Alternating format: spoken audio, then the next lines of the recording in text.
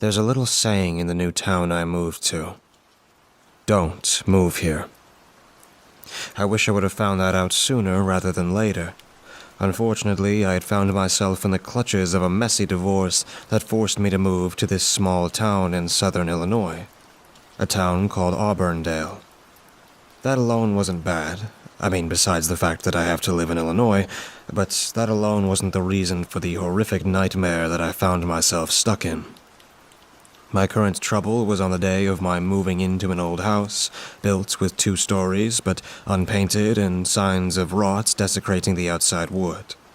I had on my hands a nasty case of the fixer-upper, but that might be therapeutic for me for the time being. I needed to stop thinking about her and how she ran off with my brother.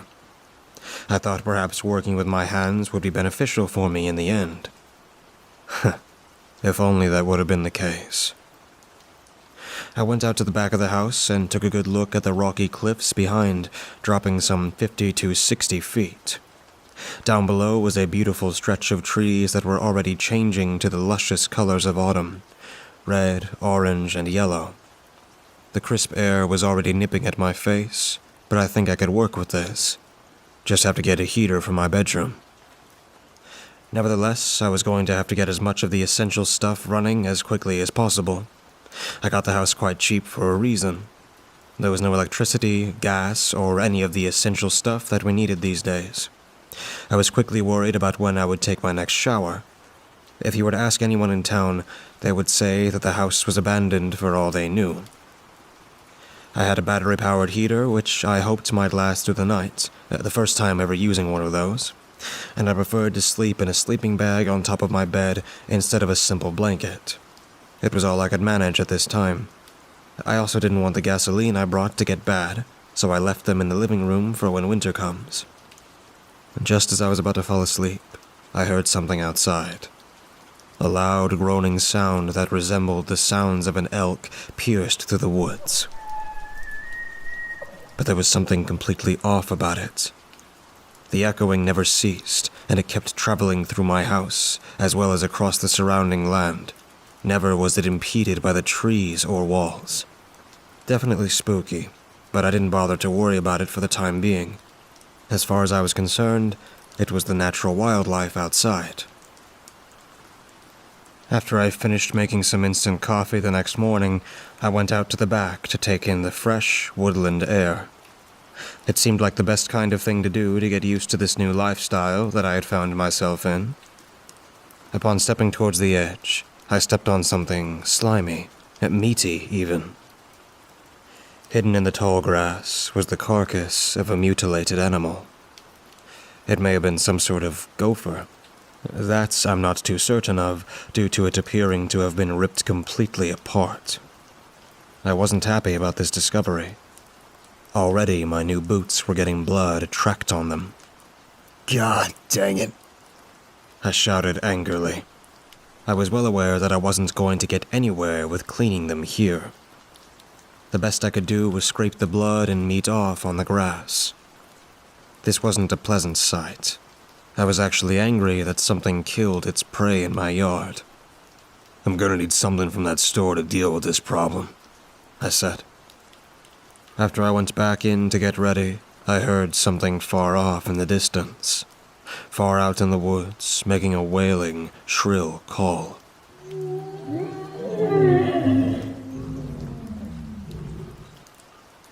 What in God's name? I went to the window and looked out. There was nothing.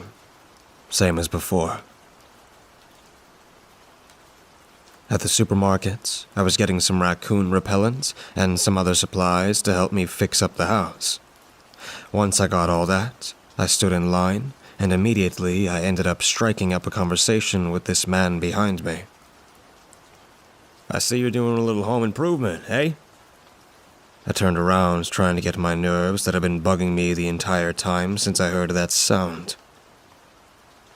There's a little something to get that water system running. I believe I have well water. He chuckled and said, "I'm Nate," and extended his hand. I did the same as we shook hands. I replied, Henry. So you mentioned that your water isn't working. Why's that? Feeling a little self-conscious about mentioning that house. The one that's all dilapidated and an eyesore for the rest of the town when it's vintage homes that have been kept nice and well decorated while mine is this rotten blight. I don't know. You don't know? He asked again. Yeah, it's just, I don't know how to say this, but I bought the wrecked house by the cliffside. His expression changed so rapidly once I said that, but he asked again, clearly for confirmation of what I had said. You don't mean... Oh my God, they're still trying to sell that place? What's wrong? I said, becoming increasingly unnerved by this conversation's sudden turn. He told me that we should check out first, before he explained further about an old town legend in the area. Once that was over, we stood outside the store and talked. He had such a grim tone in his voice that he didn't have before. If I were you, I wouldn't stay in that place for a single night.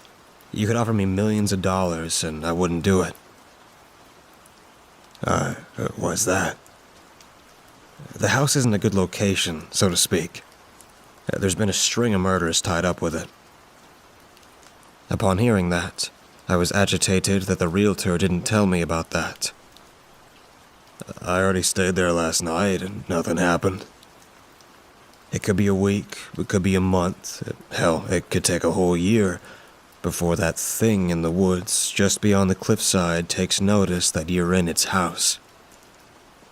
Back it up. What thing are you talking about? There's a creature living in those woods, man. And when it finds out that you're inside the house, it won't be happy. I'd say trying to get that place up and running again is going to be a dead giveaway of your presence. Well, I can't live without water and electricity. He cut me off. You shouldn't be living in that house, period. If you don't want to end up in the obituaries and an early grave, I suggest you pack up your things and book it. I can't. I have nowhere else to go. The streets would be kinder to you. But I can tell you that there's plenty of motels around here that'll let you stay. Go to the Auburndale Motel down Westshire Avenue. The guy who runs the place knows about that house, and he'll let you stay for a few days for free so you can get yourself back on your feet without worrying about your pocket change. I took a few steps back, gripping tighter around my bags, and was trying my best not to look so visibly angry at him. But my face must have betrayed me in some small detail. He could tell that I wasn't happy and said, I live here. When you're ready to get out of there real quick, you can stay here for about a day. My wife might be a little grouchy, but she'll understand the situation. He handed me a quickly written note and took a few more steps back from me, concluding that this conversation was over. We exchanged goodbyes, but deep down I was hoping I wouldn't have to deal with him again. I'm not about to abandon my home over some silly town legend. Back home, I set everything down on the floor at the front door and went into the kitchen to see if I could cook up some coffee packets. I was going to need a triple-shot espresso for this day. I had a lot of work to do with the pipes. This was easier said than done. Once I had my coffee and started working on some of the pipes down in the basement, I struggled to deal with all these weird items from companies stretching all the way back to the 30s. Vintage Coca-Cola cans, an old tire wheel that looks like it belonged to a car from the 20s, and a bunch of other garbage that I wasn't keen on keeping around. Although I think the can of Coca-Cola might be worth something. Once I got to work on the pipes, I took one off and saw that it was completely rusted through. Glad I brought the appropriate size for replacement. The real problem was how I was barely able to get any more pipes off. They were so rusted that a lot of them almost looked like they merged into one. There was also this sticky brownish goo that covered certain corners of the basement. One particularly nasty corner in the front right of the house was set with an organized circle of candles and a bowl filled with that brown goo. What exactly it was, I wasn't itching to find out. Part of me wanted to clean this stuff up, in case it was toxic, but then again, maybe I should hire some professionals to fix my house after all. I was losing motivation fast to try and deal with all these problems, and I just wanted my utilities back on.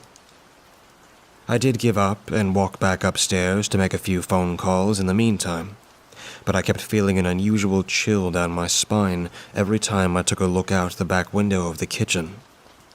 For a brief moment, I thought I saw lights blink through some of the trees. It was already dusk outside. The sun had gone down, but the light was still partially there.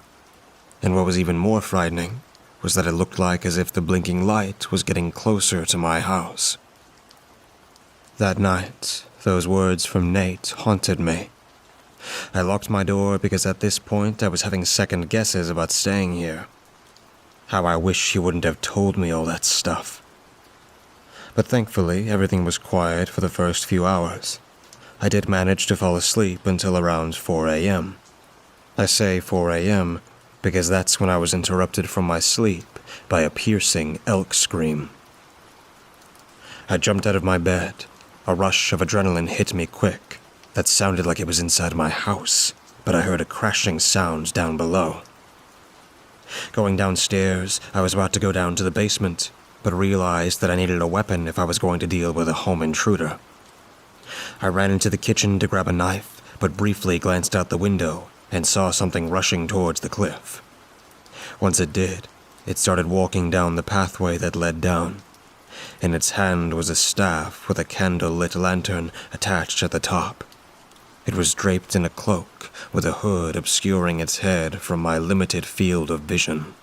From what I could see poking out from the hood, 2 long tusks that were probably a foot long each. But I could have sworn that I saw something else. Something like a mask. An animal skull mask. But it was gone before I could even process what I was seeing in deeper detail. After that encounter, I quickly called 911. As I was waiting for them, I wanted to quickly check the basement. Going down there, I didn't see any of the windows broken, but I knew that he came down here because there were pieces of paper scattered all over the place, as well as one of the shelves that was attached to the walls being torn out. Creeped out by the darkness down here, and worried about my intruder coming back, I went back up and stayed outside in the front, waiting for the flashing lights. A cop did eventually show up. He looked apprehensive with his sunken blue eyes and a large mustache like Joseph Stalin. Honestly, though, he looked as if he was the man himself, but he had 3 scars around his neck that his collar wasn't covering. Are you the homeowner? I said yes to his question and was expecting him to do a quick search of the house, but he did not do anything of the sort, but instead proceeded to lecture me, which I was not expecting. You decided to move into this house, huh? Hate to tell you this, son, but I already know that there's nothing we can do to help you. I was practically taken aback by the inaction and lack of sympathy for what I had gone through. Excuse me? Someone broke into my house, and you weren't even going to try and figure out who or how they got in? He rolled his eyes, and with a raspy voice that told me that he was already done with his conversation, he said, Did you see the suspect? Kinda. What did it look like? Annoyed. The fact that he used the word it instead of him or them told me enough that this isn't the first time that the cops have been called out to this house before, and that they are well aware of the situation. They were wearing a cloak, I believe. Yeah. So like I said, there is nothing that we can do to help you. Whatever this thing is, it's beyond our ability to handle. You're better off getting help from a private investigator, but I wouldn't count on it. A family tried that once, but they're all dead now. He spoke remorsefully. I wasn't able to talk back to this man. Frankly, He went back to his cop car and drove away. The apathy that I was experiencing was jarring, and I never expected the police to be so disconnected from my situation. But perhaps my intruder was something that the police were not equipped to deal with, and they decided that it wasn't worth the effort to even try. But that didn't make it any better, despite the rationale. Then I kept thinking about Nate. He told me something about how the town didn't like this house. Part of me felt that I should adhere to their fears about the home and jump ship. But I wasn't in the mood to try and start all over again. Maybe I should give it one more night and spend the day trying to figure out how that thing got into the basement to begin with. The next morning, I made it my mission to look around through the basement and figure out how this thing got in.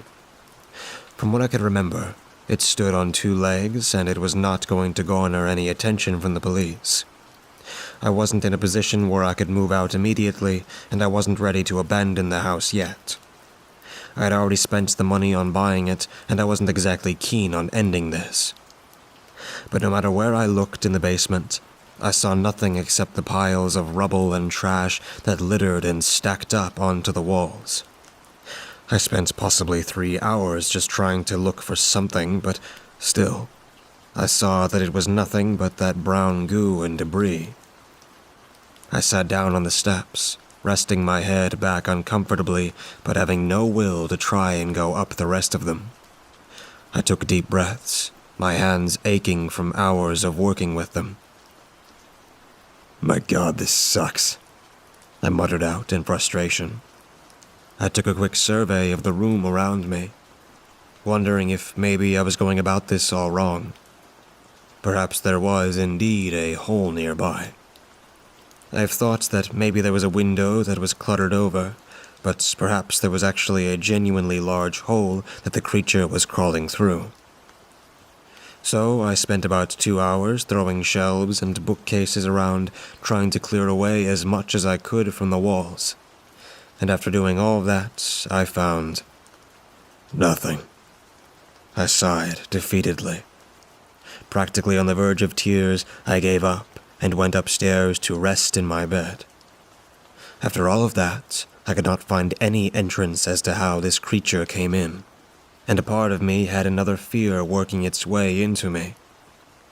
Would it be back tonight? I didn't have a gun license, so naturally I didn't have a gun. I was going to have to use anything else that could be a weapon to handle this situation to the best of my abilities. Something blunt or something sharp would have to make do. To ease my mind, I went out to the town to grab some more tools to work with, and maybe even learn a little bit about my problem. Unfortunately, I wasn't ready to confront Nate about it again, so I guess you could say I went out to get a second opinion. I saw a church and knew that I could get some information from them. They had to have heard something about the house since the building looked like it's been here for decades, possibly even a century. I never liked being in a religious building. To me, there was nothing great about these institutions. But I was desperate and needed answers. Hopefully, the next shovel I got will help with searching for holes in my basement. A pastor noticed that I was looking around and approached me. Hello? Have you come to pray? No, that wasn't the reason for my visit. I just have some questions about some town lore. I wouldn't have chosen this place for something like that. The library is always open to those who want valuable information about the town. I know, but I bought the house on the cliff. I was hoping that you'd have some knowledge about its history. His face grimaced as I could see the creases in his wrinkles folding as he looked as if he was overwhelmed with a wave of grief. His voice, at first as sweet as any friendly, sympathetic old man, deepened into a serious and slightly colder tone. Get out of that house. He practically was ordering me. Why, though? It's not necessarily the house that is the problem. It's just that it borders on the realm of something evil in the woods beneath those cliffs. A monster. A being so grotesque that it wiped out all Native American tribes in the area. I sat down on the stairs of the speaker's platform and listened as he explained further. In the late 1800s, when this town finally was going up, a rich man who was also an owner of the opium trade going on in China built one of his homes on that cliffside, the house you currently inhabit. For a few months, his staff reported that occasionally they would hear something in the basement or in the attic. Then, on one September afternoon, a gardener said he heard something at the edge of the pathway and decided to go check it out. He never returned. There was no screaming of any sort. It was just as if he wandered towards the edge, entered the domain of the woods down below, and vanished. I was curious about the Native Americans, so I asked him about their story. Reports are sketchy. From what we know, they arrived here sometime in the 1400s. They only lasted about a year before their entire tribe was wiped out. They weren't even allowed to leave because a subsequent snowstorm ravaged the area and forced them to hunker down. During that time, their numbers were being whittled away by the creature in those woods. What is it? At this point, I was thinking that it would be something supernatural. This is a church, and this was a pastor, so I was expecting something that would coincide with his faith. It is not from Earth. It came from the stars and landed here many thousands of years ago, devouring any life forms that come within the vicinity of those woods. And I hate to say, that house just so happens to be too close to its home. Well, I definitely wasn't expecting a pastor of all sorts to give me that answer. I would have expected an astronomer or biologist to give me that answer. Maybe more so a conspiracy theorist. How do you know all that? He looked away, as if he was ashamed as to how he came upon this knowledge. My father took me hunting near those woods. We happened to get too close, and, well, that thing took my father from me. It ate him right in front of me. A 10-year-old. He was crying a little. I'm sorry to have to ask. But that's not all. As it mockingly killed my father, it also knew I was a believer and told me to give up on my faith because it was not from Earth.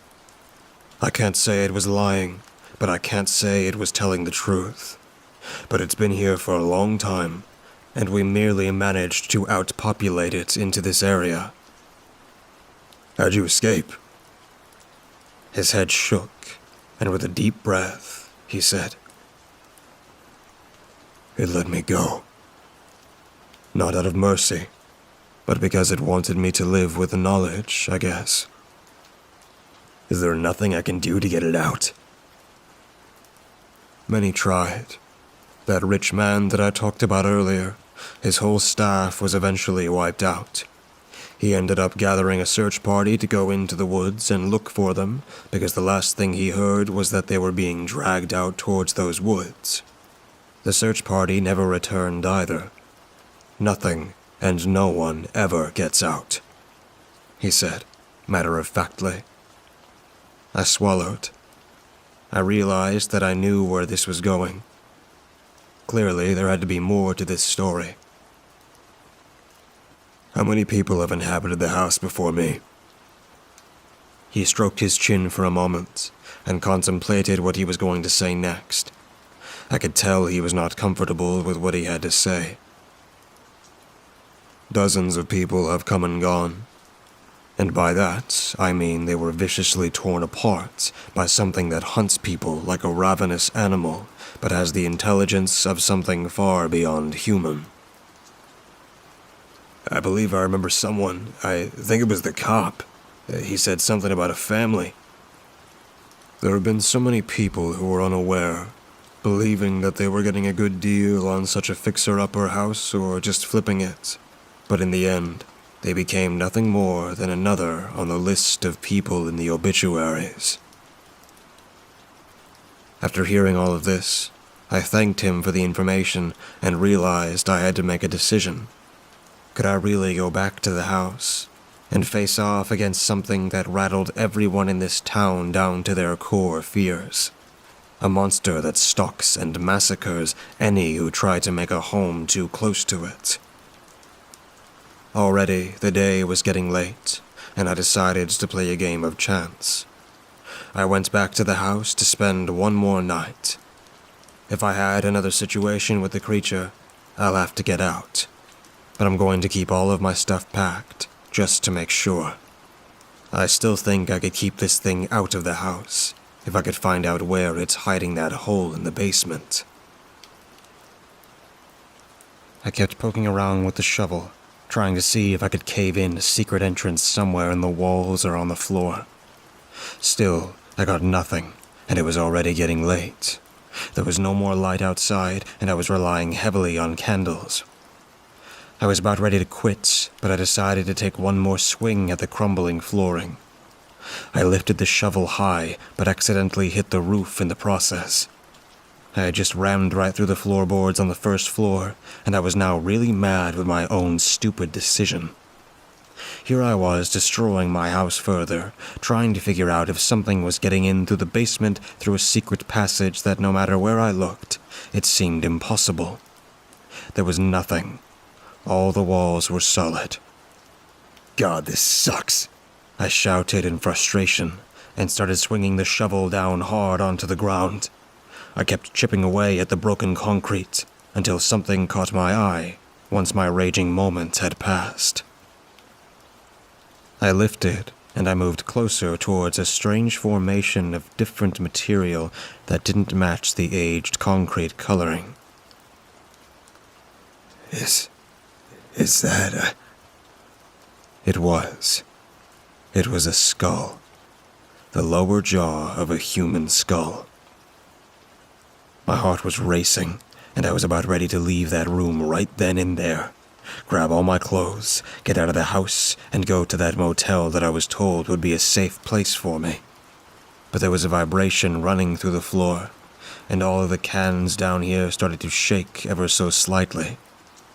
Something was moving. I quickly ran behind one of the bookcases that I had pulled away from the wall and hid. As I said, I'm not all that religious, but let's just say that I was praying for certain this time. The room started to fill with hushed whispering. I covered my ears, but came to the horrifying realization that they were inside my head. When I peeked around the corner of the bookcase, the wall facing opposite to the stairs began to ripple like water. I honestly could not understand what was going on. But then, a long, skeletal hand pierced through the brick wall. Then the rest of the arm, and then the whole body came through. I left my candles burning still, so I was able to get a good look at the monstrosity that stood before me.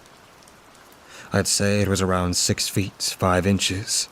It had appendages that were mostly just bones, with only a little flesh keeping them attached to one another, mainly around the joints. But I did see something else. Whatever it was strapped in black shoulder plating, a large gray robe that covered its leather underarmor, and it had large, blood-soaked black boots. Its arms were long and fingers twice the length of a human finger. But even after all of this, its face was the most hideous part to look at. I was trembling just from the sight of its deer skull for a face, and where its eyes should be, blue light was emitting.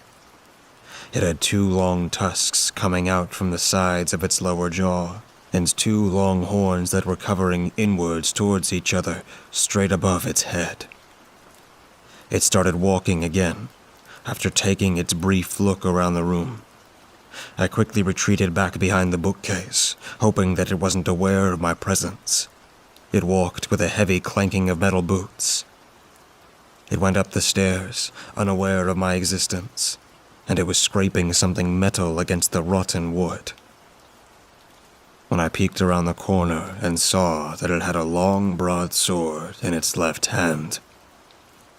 I could hear it walking around on the first floor, opening doors.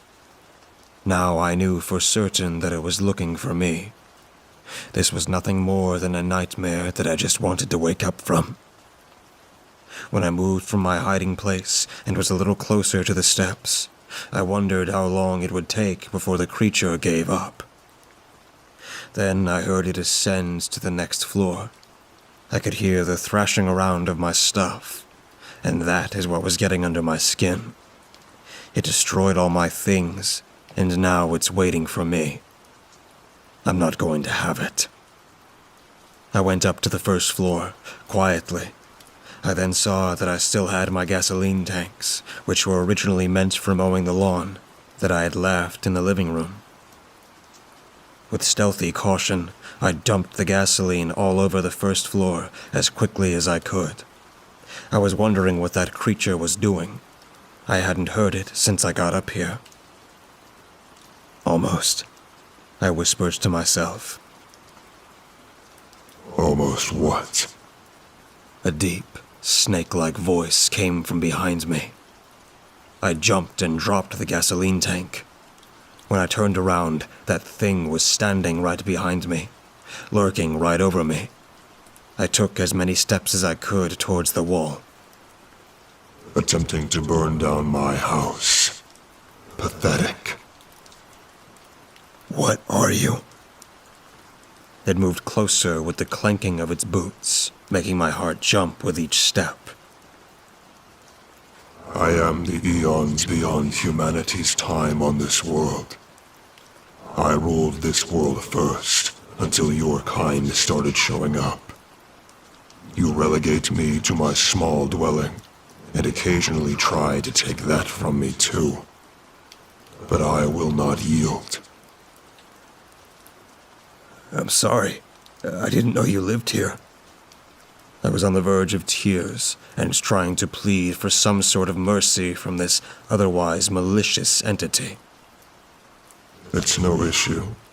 I'm an outstanding fellow, but it just so happens that I have the taste for human flesh. Realizing what that entailed, the creature opened its mouth wide and was about to take a huge chomp out of my face. But I ducked to my left, desperately hoping to find the matches in the kitchen.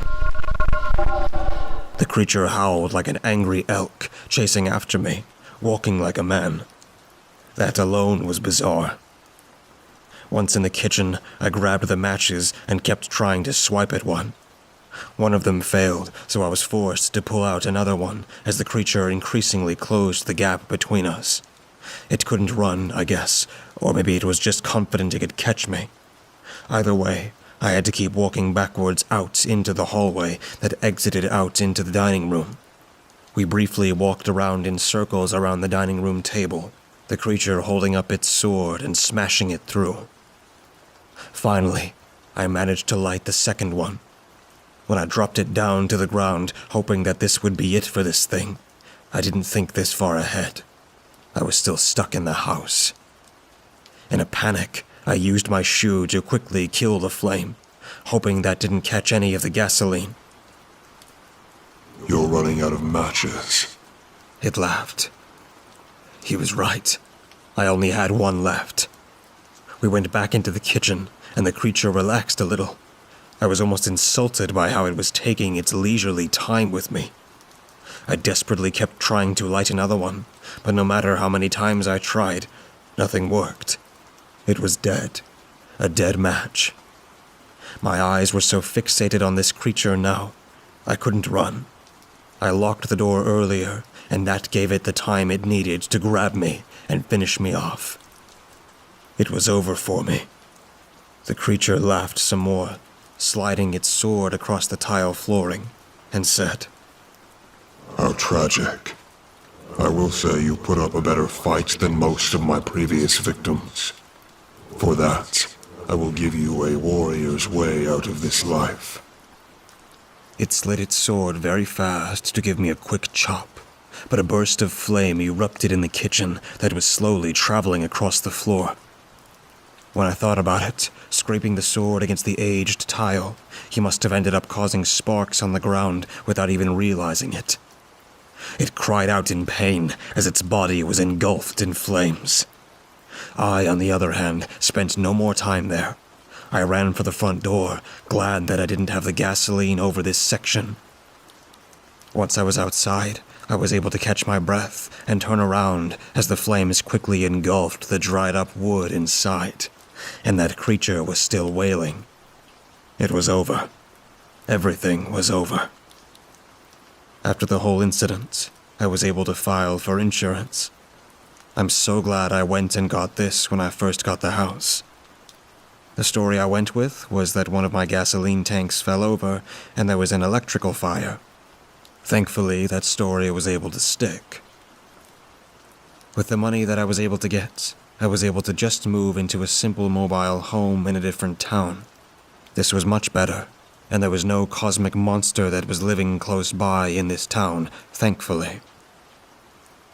Despite what I believe I saw, I don't think that the creature died in the fire.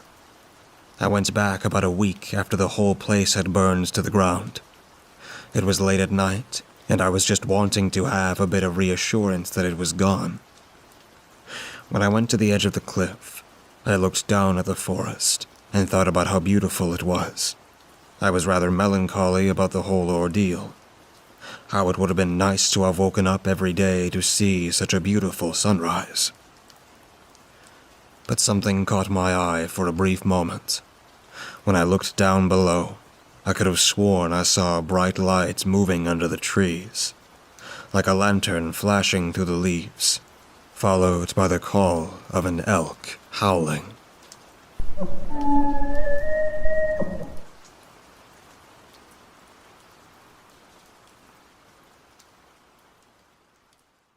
Life has been difficult since the escape from Auburndale.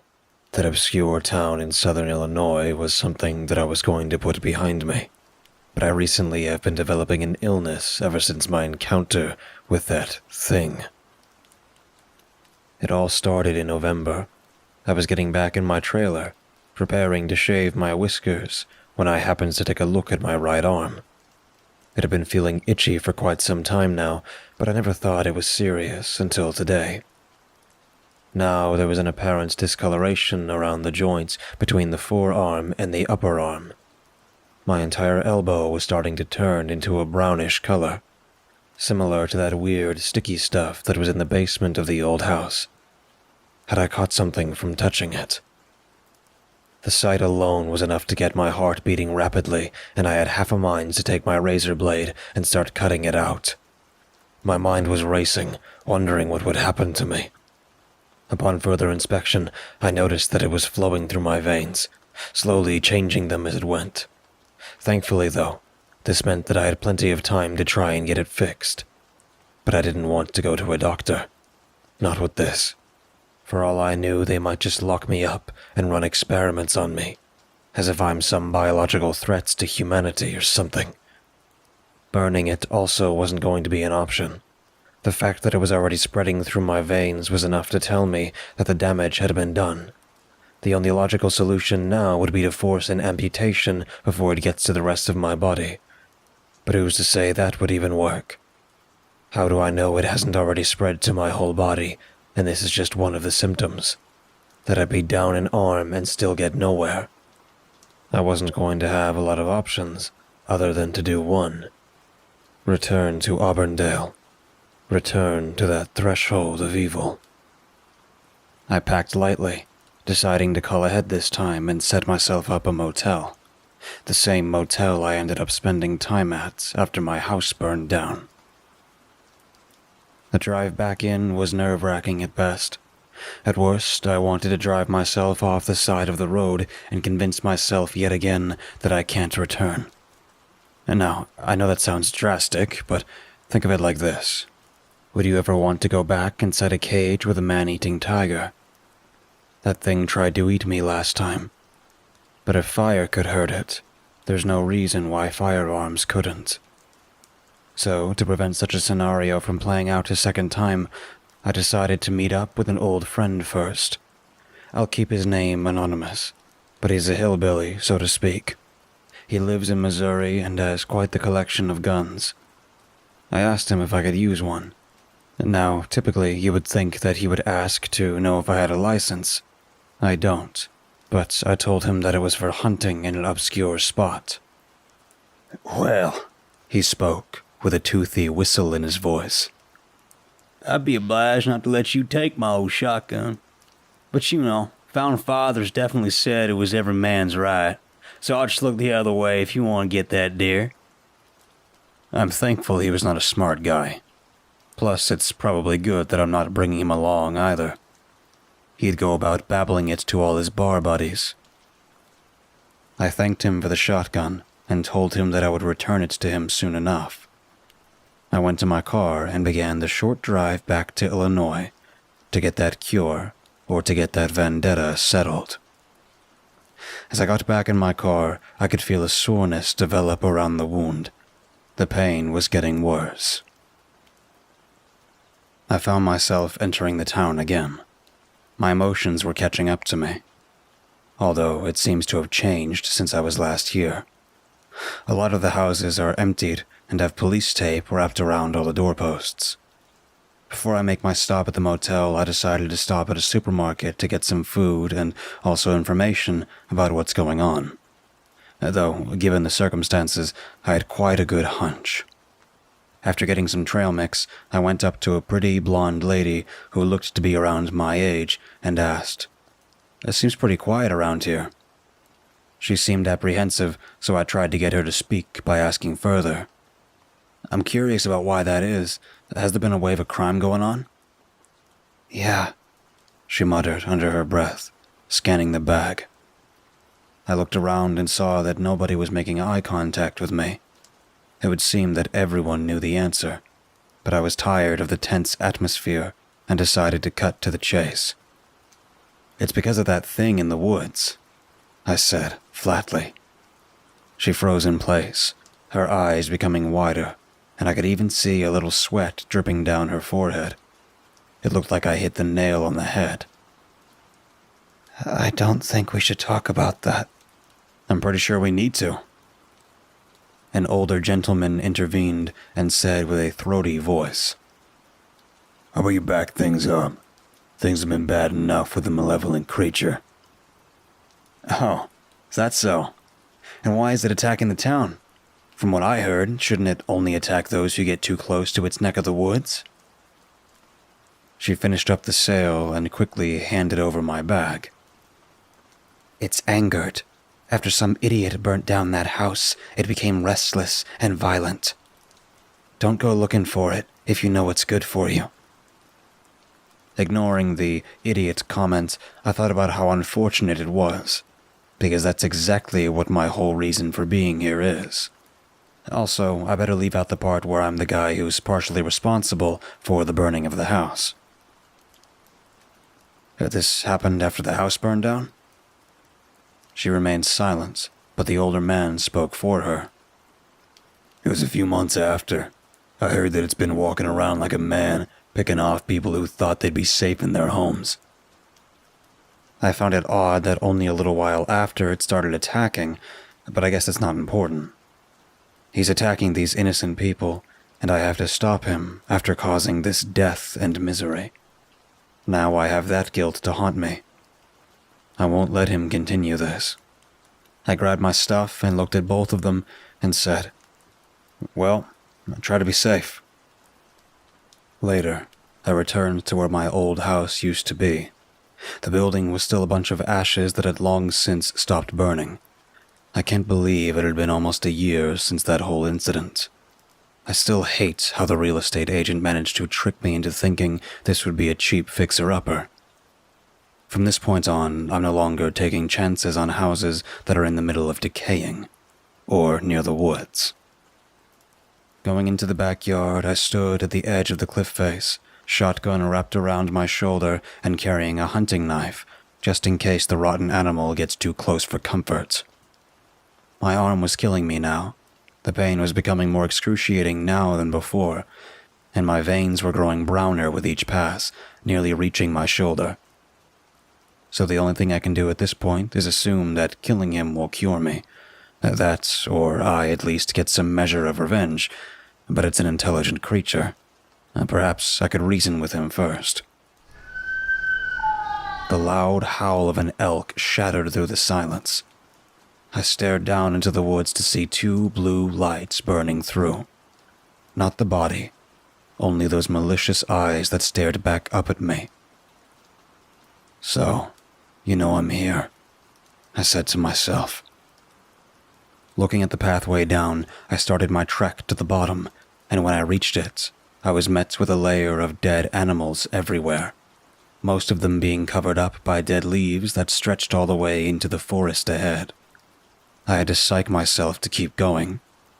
I was still having a few second thoughts to just go to a regular doctor, but again, I don't want to be experimented on. Pressing forward, my thoughts wandered towards another potential source that might help me. Perhaps that priest or maybe some Native Americans have some insight on how to handle this beast.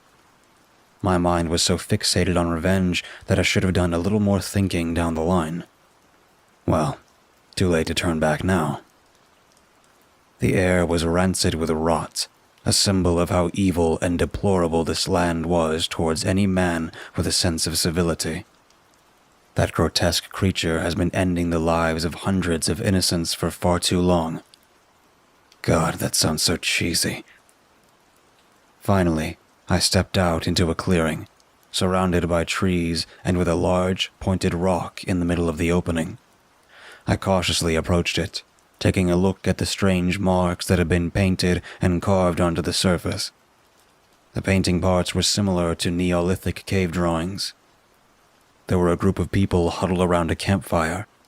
It transitioned over to some of them grabbing their spears and charging towards a being of blue, abstract paint that was featured as streaks of lightning.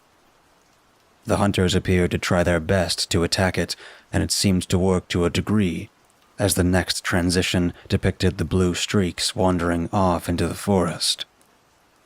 I was taken aback by all of this. What could the blue streaks mean? And why did ancient humans want to fight that of all things? I walked over to the other side of the rock, only to see that there was another depiction that had been painted in. It showed a circle and featured another circle that was much smaller, falling in towards the big one. Then the next part showed the circle erupting with blue streaks that spread across the land until it found the decayed remains of a dinosaur. I took a few steps back until I realized just what this meant. The bones and rotten flesh got up on its hind legs and began wandering across the land, collecting more body parts from the remains of the other dinosaurs. The way it had been depicted was enough to look just like that monstrosity. "No way," I said in shock. Oh, are you finally connecting the pieces? I turned around and saw that giant bag of bones standing behind me a ways off. He said, calmly, Trespassing again. How typical of a human. I tried to intimidate. "Listen, I got a shotgun, and I'm not afraid to render you nothing more than a pile of bones this time around." I got set on fire last time we met. What makes you think a shotgun stands a chance? He had me there, but I came with a little insurance, too. Without my friend realizing it, I had also swiped a few sticks of dynamite when he wasn't looking. If the shotgun wasn't able to disconnect all of his stolen body parts, I'm pretty sure an explosive round might be able to blow him back to dust. I guess we'll have to see. But I actually came back because I needed to know something. At my arm, it's infected. I may have contracted a poison from the house. It's turning brown. I rolled up my sleeve to show him. He walked with the posture of a casual villain. His arms were behind his back and had this sinister stare aimed at me with those blue lights for eyes. Oh, He chuckled. looks like you got a little too close to my bathroom in the basement. How embarrassing of you. You're infected with whatever disease I have crawling all over the remains of these animals that I use to move around in. How about you cure me? I don't fight you. That's an incredibly stupid plan. Did you actually believe that I would help save your life after you burned my outhouse down? Angered by his statement, especially since that was a house and not a latrine, I swung the shotgun, cocked it, and kept my aim trained on his general location. You know, I kind of figured that you weren't going to help me. A part of me probably already knew that I wasn't going to survive much longer after our little spat, so I'm going to keep shooting you until you're a rotten carcass on this wretched ground. He dug his boots into the dirt, reached his arm back to pull out his broadsword, and with a snarling, serpent-like hiss, he shouted, Come on over to die faster then. I swallowed hard. This was not going to be an easy duel. I wasn't an insanely athletic guy, nor was I feeling a hint of bravery overtaking my actions. All I knew was that I was dying, and this evil was killing others because of my actions. Normally, I would run away, but I'm already cornered, so this is where I have to make my stand. Without thinking too hard, I pressed hard on the trigger and felt the kick immediately throw me back. I stayed on my feet, just barely, but watched as the impact of the shotgun tore through a section of the leather armor on this beast. He howled in a rage and charged at me. I saw his sword coming right from my head, and with the sudden boost of adrenaline, I ducked down and jumped to the side as far as I could. The creature moves a lot slower than me, so I have a speed advantage. With a reload and another cock of the gun, I unloaded another shot into the monster, this time missing. From matches to bullets, I'm impressed, he said, tauntingly. Still using a sword in a gunfight? Kinda lame. I spoke through labored breathing. It's good for cutting bodies up. He sadistically laughed. Seeing that another attack was about to happen, I had to reload quickly. Just as I was finished, he held his sword high and ran towards me at a much faster speed than I expected. I was expecting him to go for another swing, but he turned his body and managed to hit me with his shoulder and sent me flying through the air and landing near the tree line. That hit alone was enough to knock the wind right out of me. As I tried to get back up, still clutching the shotgun with as much tightness in my grip as I had left in me, the creature was already on top of me again, but I took aim at close range and was able to give him a harsh punishment when another blast of shotgun shells completely took out the left section of his torso, nearly detaching off his arm. He howled, this time in apparent pain. You filthy humans. You think you own everyone else that shares this world. We were the lords of these lands, and you just outpopulated us into the obscure spots. Now you're just here to destroy us, while we are on the verge of our extinction. I wasn't interested in hearing the rest of his sob story. This is survival of the fittest, and I'm going to make sure this creature can never hurt anyone again. I had my gun aimed squarely on the head. Without any hesitation, I pressed the trigger hard and only heard a click. What? I spoke, in defeat, realizing that I forgot to reload.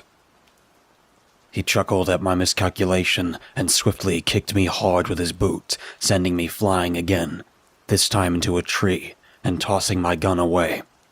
But instead of trying to finish me off, he got on 2 feet and kept holding on to his most severe injury, the torso shot that I got on him. You did a number on me. It's been a while since some humans have managed that. Whatever. You win. I know it sounds like a defeat, but I'm tired. The pain in my arms has only managed to cause me to get weaker faster, so I'm not feeling like I can go on much longer. Not unless a miracle happens. He limped over and was about to use his sword on me, but out of nowhere, a pack of wolves made of stone and covered in patches of moss came out of the woods and surrounded both of us. We both looked around in confusion, not quite sure where any of them came from. That's when I heard the clapping of someone nearby. Well, if you're impressed by the human, then I'm overjoyed, Walking out into view from the top of the large boulder in the center, a cloaked, hooded figure with long, pale, white skeletal hands pressed together got our attention. "You are another trespasser. Go back to your own land." It laughed hysterically upon hearing that, its voice being high-pitched and really condescending. "You must be out of touch about what's going on in the outside world. Don't you know that we're in a war right now?" "Don't care. The monster replied. I only want to spend the rest of my eons here." The hooded figure dressed in white cloth stepped up from the top and slowly descended towards the ground. It reached towards its head and pulled the hood down to reveal a solid white head shaped like a human, but with no features other than a large gaping hole of a mouth, the inside of which had rows upon rows of fangs. "That's a shame, you walking animal corpse. I don't know why you bother with using body parts. It's so degrading to our species." "Don't preach to me about borrowing body parts. I already know you created that skin suit out of the remains of humans." He shouted back with a snarl. The white figure chuckled. "No matter. I'm going to be taking your land anyway." As if on cue, all of the stone wolves started pouncing onto the monster. They were tearing large sections of his body to pieces, slowly eating away at him. I tried my best to get up and run away, hoping to slip out from whatever drama these two have. Holding onto my leg, I saw my shotgun nearby, grabbed it, and booked it for the surrounding woods. I went as fast as my limping legs would allow, constantly looking around in paranoia. I didn't want any of those wolves to come looking for me. "I gotta hide," I mumbled under my breath. I looked at the barrel of my shotgun and reloaded it, not going to be caught lacking a second time. Unfortunately for me, I was soon tackled and fell onto the side of a dirt mound. One of those stone wolves had me pinned and started biting at me. Going through all of this reminded me of when I was a little boy and a dog bit my leg. I remember that dog bite quite well, but that was far more excruciating to go through. It was like a bear trap had already snapped its way to the bone in my left leg. I kept thrashing back and forth, intent on tearing it out, but in my desperate attempt to survive, I quickly aimed the barrel, not giving myself much time to make a calculation, closed my eyes, and shot it in the skull. Much to my surprise, a spray of pebbles and bloody gray matter hit me in the face.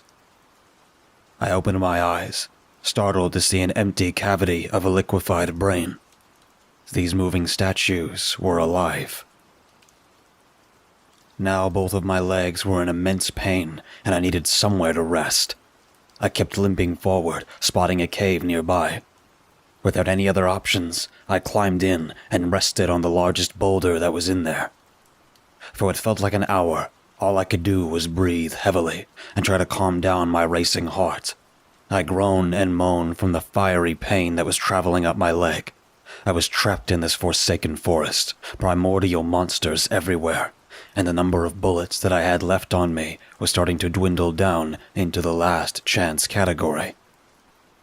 "What am I gonna do?" I muttered. There was a sudden rumbling of stones nearby, and I quickly looked to my right to see what appeared to be a mesh of raccoon, groundhog, and warthog body parts stitching together, with a skull of some unidentifiable animal. Blue lights for eyes. "Oh, just my luck," I sighed loudly. He replied, "Normally I'd kill you, but I'm hiding too, and can't afford for you to scream like a whimpering child." "Well then, consider us both cave buddies," I joked. He stared back at me, not breaking eye contact, and said coldly, "No." For 10 minutes, it felt as if a century had passed. I never looked away from him, still convinced that if I did, he would make short work of me and be able to feast afterward. "You know, I could shoot you again." I tried to sound intimidating. He chuckled and rested on the rock.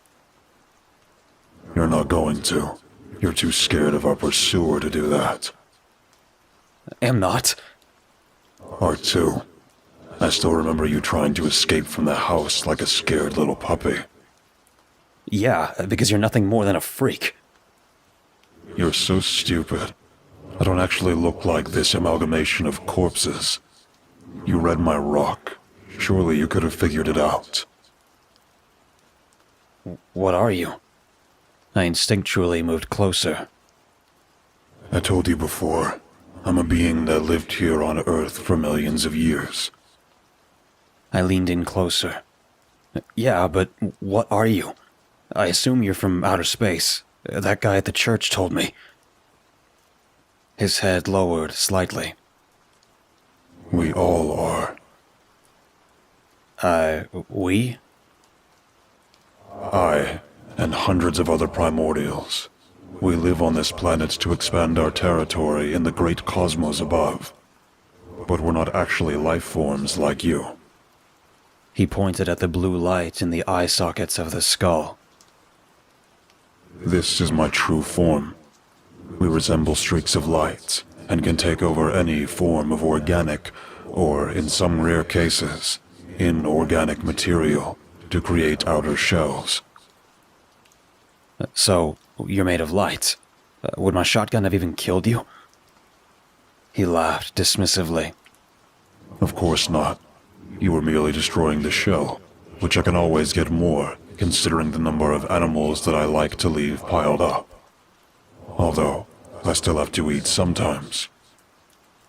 Eat people, you mean? I coldly responded. Yes, but I haven't eaten for a while due to everyone staying away. Unless a few children dare their friends here. But ever since you burned down my house, even they have little reason to come by. His comments stuck with me. Something wasn't adding up. A bunch of people have been going missing around the town, and yet he says he hasn't eaten anyone for some time. Wait, but I heard that a lot of people have gone missing recently. I thought that was you. I don't know what you're talking about. I've only been eating the animals that still come around. It was slowly growing colder as nighttime approached. There was only an hour, maybe less, of sunlight left. I had nothing to make a fire with, and I didn't want to accidentally fall asleep with that thing in the cave. I had to come up with an idea on how to get rid of that rival and escape. Just then, a spasm attack hit my arm, and it was shaking violently. I tried to hold it down, but the pain was like fire on it. I had sweat drenched over my head, and I looked to him. He took note of my pain, but said nothing. Not that I was expecting comfort from him anyway. I had to hold my breath and try not to scream, kept looking over at the monster, and wondered if I could hold out much longer. I needed to come up with a way to avoid my earthly death and be cured. Hey, how about a proposal? I gritted my teeth, really not wanting to do this, but I knew I had no choice. Oh, what kind? He looked as if he was ready to shut it down already. Help my arm, and I'll help you kill that rival of yours. He looked up and appeared to be in deep thought, but almost as quickly, he turned back towards me and said, I think I can take him. I have an extra body stashed in the back of this cave anyway. What? I gasped. He smugly said, Just watch behind me.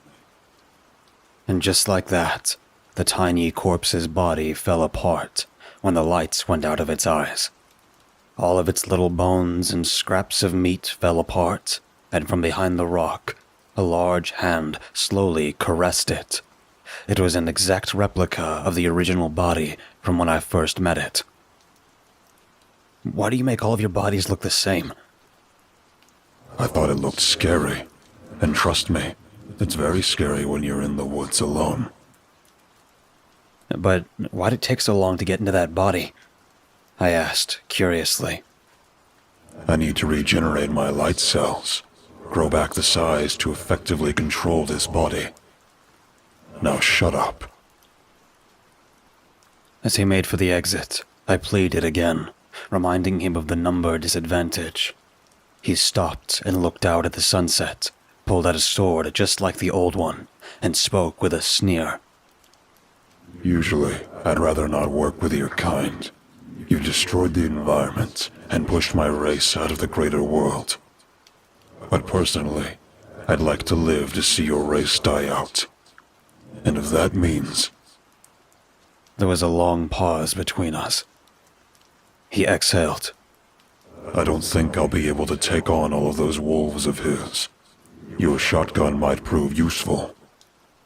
He turned back towards me and laid his hand on my arm. There were zaps of static electricity that tickled my whole arm as he caressed it. The brown ooze was retreating out of my veins, and shortly afterwards, my whole arm was fixed. A deal's a deal. Don't go running off on me. And don't expect me to spare you after we beat them and go our separate ways. I'll give you one chance to get in your car and leave me be. Come back, and I will kill you. I'll be honest, I did have half a mind to do exactly that, but he could probably find me, and those wolves would likely tear me apart. We were going to have to, begrudgingly, work together to survive.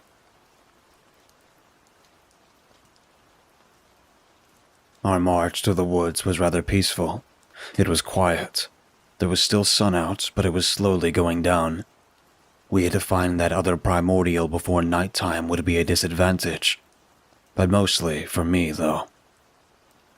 When we came back to the large boulder in the center of the woods, it was as if What's-His-Name was issuing a second challenge for the rival to notice us.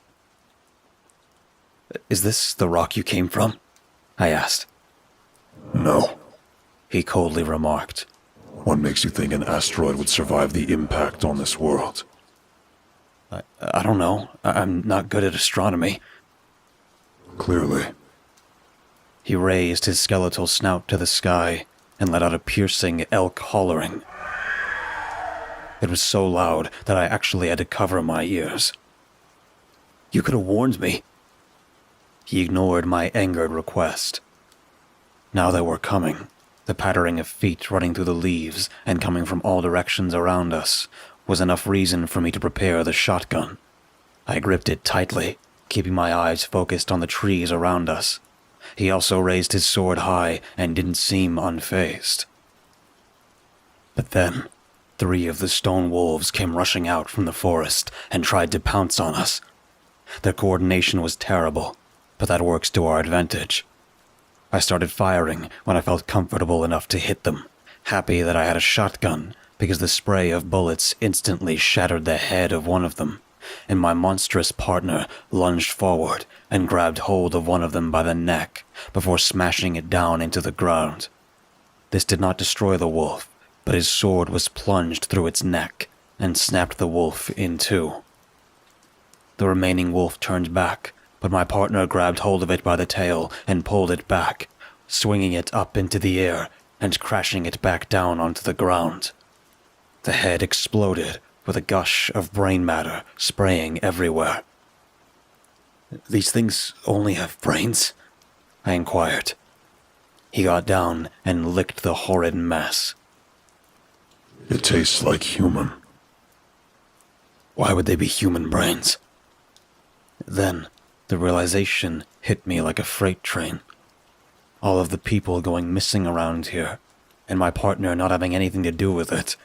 That could only mean that whatever this thing is, it was the one kidnapping people around the town and stuffing their brains inside these statues.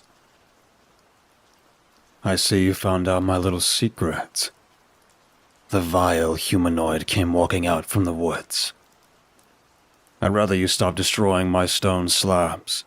It takes me some time to make one, but these human brains are especially useful in making them come to life." I clenched hard on the trigger, not pressing it just yet. But my anger was at a boiling point, and I immediately took aim. Oh, what a brave little human. Hey, Cusham, is this little human your friend? I looked up at the monster next to me and said, Cusham? That's your name? Yes, He looked at me and turned his eyes back. but how did you hear about it? The rival snickered like a malevolent trickster. You really think that I didn't read anything that you drew on that rock behind you? I briefly looked back and knew for certain that there were more secrets hidden away on this massive boulder. What other secrets did it hide? Enough talk. Let's fight. Cusham ran towards the intruder, finding myself keeping watch for more stone wolves. The two of them were battling it out. A titanic fight that I knew I would get one-shotted if I ever tried to intervene. Standing guard was my only option. Although I felt a mix of hesitation now, considering that these were humans that had been forcibly turned into mindless slaves. I was killing them. But then again, I can't think like that. I know there are human brains in there, but they're just a body to be controlled by that thing. I have to do what's right and free them from their enforced servitude. Sparks of light were exploding off of both of them. Blue and green lights were twisting around each other in violent arrays that sent shockwaves through the land and air. Cusham was an incredibly intimidating beast, a vicious animal that would not quit fighting until there was no more strength left in him. But it was clear to me that this fight was becoming more one-sided. The white-skin humanoid rival was effortlessly dodging his attacks, only getting hit whenever Cusham used his fists instead of the sword. Why was he so attached to that primitive weapon? It wasn't doing him any good, and he should just make this more of a brawl since this was proving a little more successful. I was just about ready to move in and assist when another wolf snuck up behind me, and I had to use the shotgun to block its mouth from biting my face off. It kept trying to snap its jaws more, slowly crushing and breaking the shotgun if I didn't get it off quickly. The rival managed to use lightning-fast punches at Cusham's chest, and he fell down on one knee, almost completely giving up. Then, I remembered I still had the stick of dynamite on me, as well as the knife. I pulled out the knife first, and with all my strength, I shoved it into the eye of the wolf. Imagine trying to stab a stone. I saw the blade was going to break and slice my hand in the process. The wolf released, and I quickly blew its head apart. Catching my breath, I watched as the intruder pinned Cusham to the ground. He gloated. How sad. You actually believed you stood a chance. I've already devoured 8 others before you, and they were far more powerful. He was so hyper-focused on his prey, I slowly approached from behind. He continued. No matter.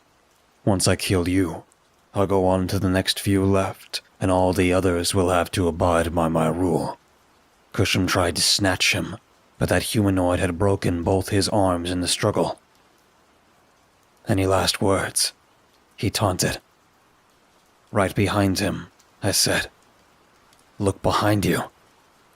He turned around, confused about how I was able to move so close up, only to stare down 2 barrels of the gun. I fired, and I managed to splinter a huge chunk of his head to pieces. He fell off, and quickly tried to pull his head together as the green light was escaping out. Cusham took this opportunity to repeatedly start smashing his foot down on top of the rival. I knew that this wasn't going to work. There was only one way to kill him. I quickly grabbed the dynamite and lit it. I yelled, Cusham, out of the way! He turned around and knew what I was doing as he saw me throw the sparkling stick. He quickly jumped away, and the stick just managed to run out of the fuse as it was on top of our enemy. He let out a tormented scream before the explosion engulfed him into a small plume of smoke and shock. Beams of light started to streak into the air and disperse into the atmosphere. I was momentarily unable to hear anything as the shock had set in. But for the moment, it felt as if I really accomplished something today. we beat it. I looked around and saw Cusham limping away. We stared at each other for a good while. He nodded at me, and I gave him a soft smile. The deal was over.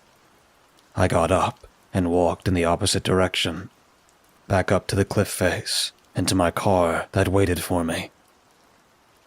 And so, last I heard, there were no more people going missing. After going through that excitement, I was truly more interested now than before in the unusual and unnatural secrets that exist in the world. Monstrous, light-based aliens that have come down to our world. A war that is brewing. An overwhelming excitement to try and stop whatever forces are gathering from plunging the rest of the world into chaos. I don't have a lot of money for travel, but there is a need out there for people who are willing to risk everything and see what other nightmares are waiting to be discovered.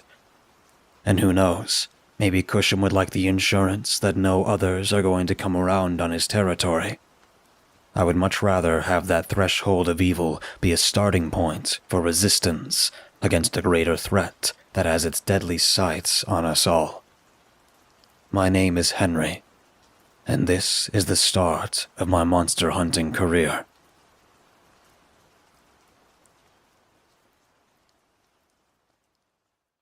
Case file, number 2, I guess. I think my fight with Cusham counts as my first encounter to file. But here's the shocking story about a recent discovery I made. Date, May 13th, 2021. I had set up camp in that little-known town of Auburndale, but now I'm a monster hunter, trying to stop a war from breaking out between humans and alien monsters. But I guess it's also because I wanted something more out of life than the normal, routine world that was offered to me. Especially since thoughts of my ex-wife still linger in my head. But just so we're clear, I'm not living by that cliffside. I don't need Cusham wanting to kill me again. This time, I bought a mobile home closer towards the town center and have been reconnecting with some of the locals that helped me the first time I had to deal with the monster of Auburndale Forest Reserve. Well, now you know why it hasn't been destroyed by the government. Recently, I'd taken up a new hobby that some would say is extremely dangerous, becoming a fully fledged monster hunter. This hobby allows me to travel around, using most of my funds in the process of buying special gear like tactical clothing, stab-resistant gloves, steel-toed boots, night vision goggles, and a variety of weapons, including an AK-47, Benelli M1014, and my favorite handgun, a Beretta M9. Just don't ask me where I got them. That being said, I still have to work a typical job just like everyone else, spending my time doing what I was always good at. Construction. Perhaps I might even build my own house one day. Regardless, I still had to prepare for that war that has been brewing. We were going to need allies if we were going to prevent humanity from being drawn into something they clearly weren't ready for. Though considering that these aliens aren't immune to human weapons, I'm confident that we would beat them. But should a war break out, the death toll would be staggering. Also, the relationship between Cusham and I has been cool. About 2 months ago, I decided to go back to his territory to check on him. He would be a great asset in the coming battles ahead. Unfortunately, he's rather distant with me. He doesn't attack me anymore, and he seems to be allowing me to inch closer into the woods. I thought at any moment he would take this opportunity to kill me, but not once has he made an attempt, not even to intimidate me. So my hunch is that he knows that more primordials will show up wanting his land and his subjugation, so he's willing to weigh his options on who his allies might have to be. Think of it as America and Russia versus Germany in World War II. We're not friends, but we kind of have a mutual reason for cooperation. But something odd happened a few days ago that I'm going to tell everyone about. I found a city underground. And let me tell you, I thought I was going to lose my mind if I stayed there any longer. There were some things down there that I'd like to never see ever again.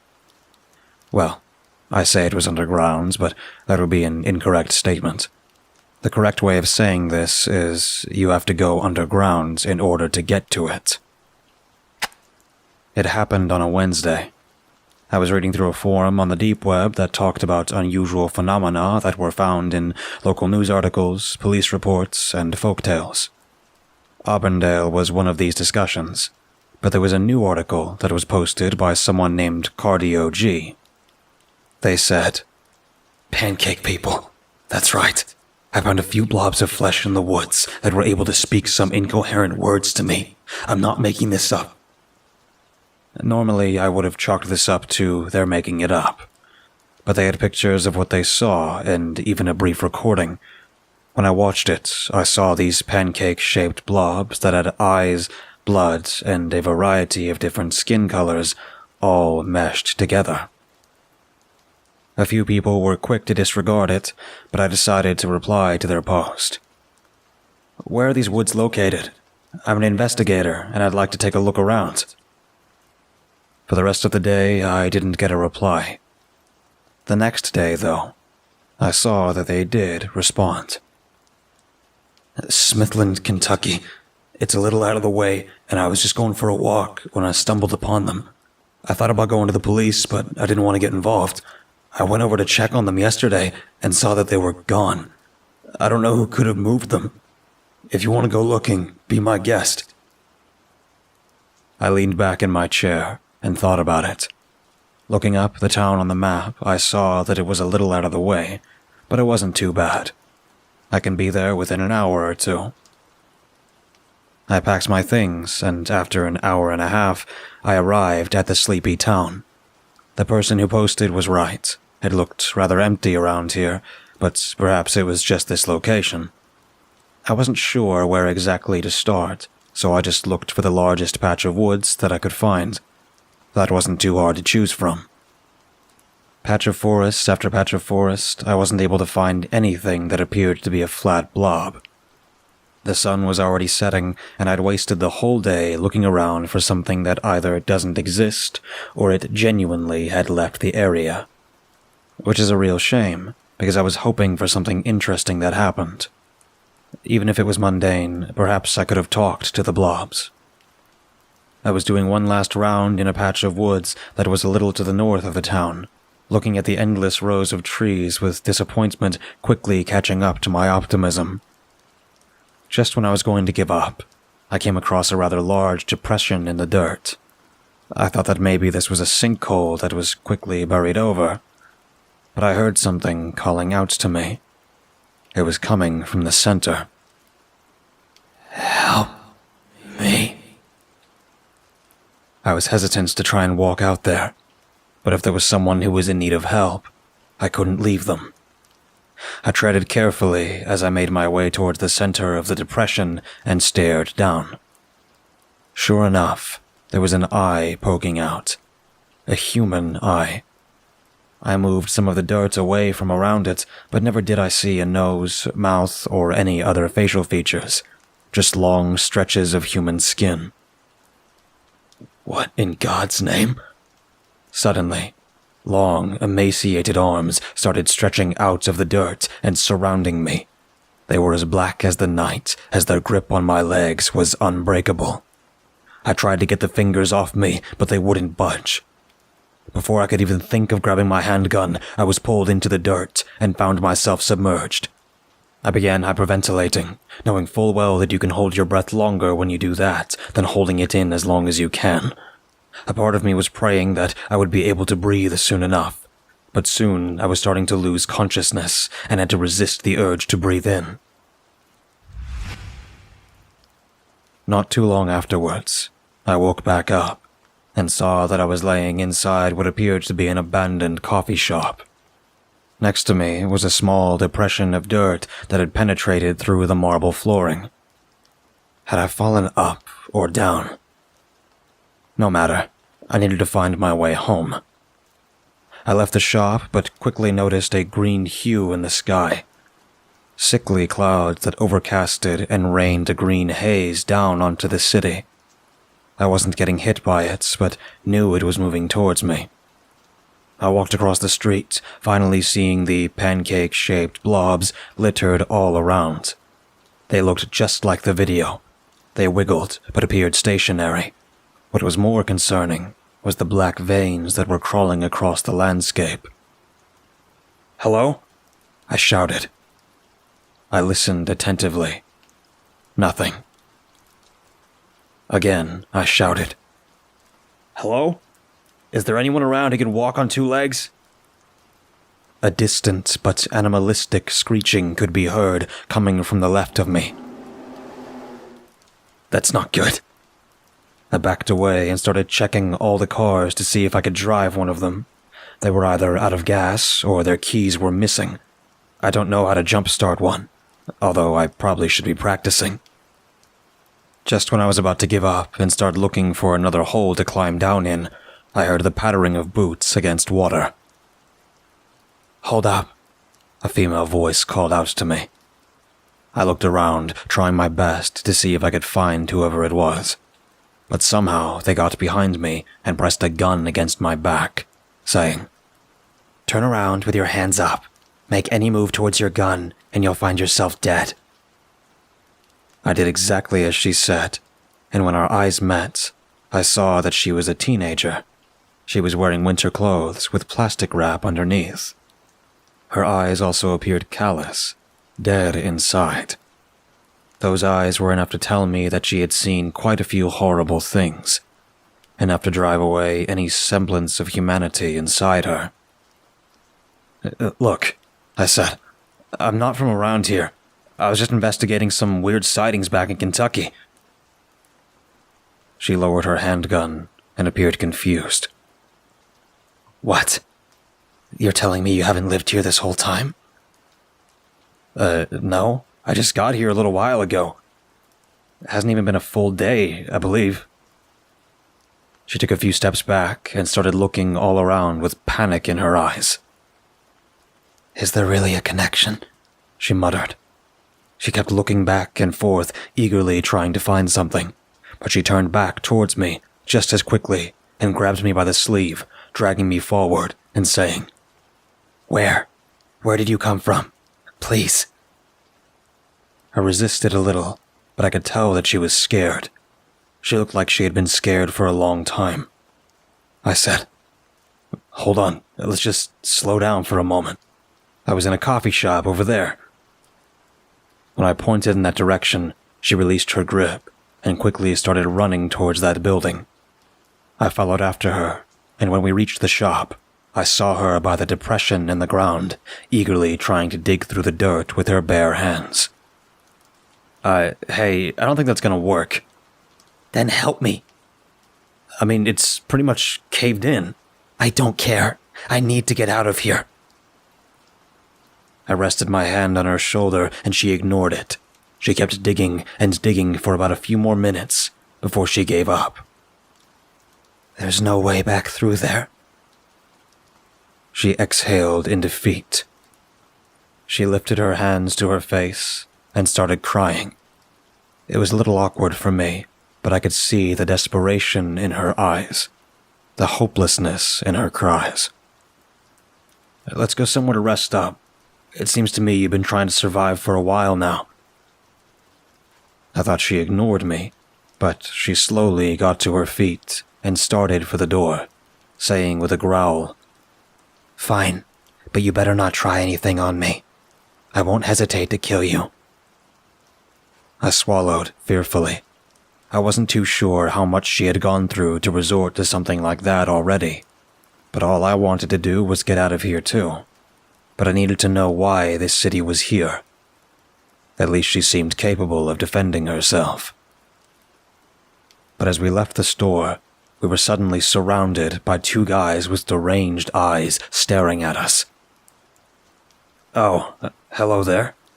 I tried to de-escalate immediately. I hadn't had my gun ready, but shooting them wasn't something I wanted to do.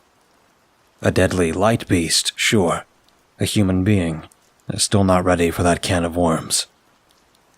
The crazy old guy cackled. "Two choice meals, Jim." The guy on the left, whose hair looked as if it had fallen out, replied, The girl will be much more useful. I guess the man will make for a full meal. Hey, guys, how about we not do this?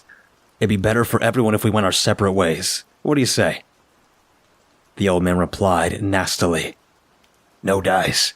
We ran out of food, and people are running out too. Can't say I'm proud, but survival of the fittest, you know. Cannibals.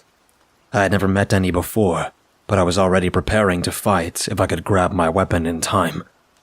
The two tried to give us the jump, but their starvation had given us the advantage. They were irrational animals and slow. They gave me time to react and missed the old man's swing of his machete. I tossed him to the ground, but the girl pulled out her handgun again and simply shot her attacker. Her straight-to-the-point attitude scared me, and I knew not to mess with her. But the no hesitation in her murder was even more frightening. But she shocked me again when she turned her gun towards my guy and shot him in the head. Jesus, you didn't have to do that, I yelled. She had a cold glare in her eyes and said, "Yes, I had to." Holstering her gun, she led the way, leaving me alone with my thoughts. I took one last look at the men, rationalizing that it was probably for the best. Survival of the fittest. His own words. But I did have one thing to say to her to make sure everything was cool between us. Need to make sure I can lower her hostilities before they turn on me. "My name's Henry." She didn't stop walking, but spoke casually back. "Samantha." At least things were calm with us now. We made it to an abandoned apartment building. We had to go through numerous back alleys and go as deep as it would go. I asked, "Why do you have a home all the way in here? Wouldn't it be safer to go for the tallest building, or is there a danger that I should know about?" "I assume you heard that roaring earlier.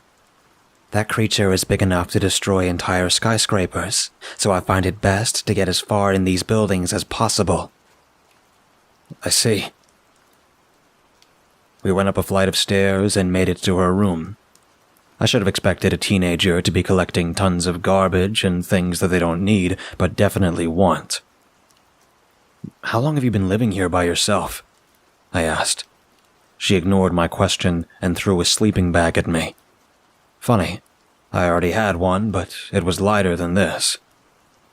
"Here, you're going to be here for a while, and don't even think about going outside at this time."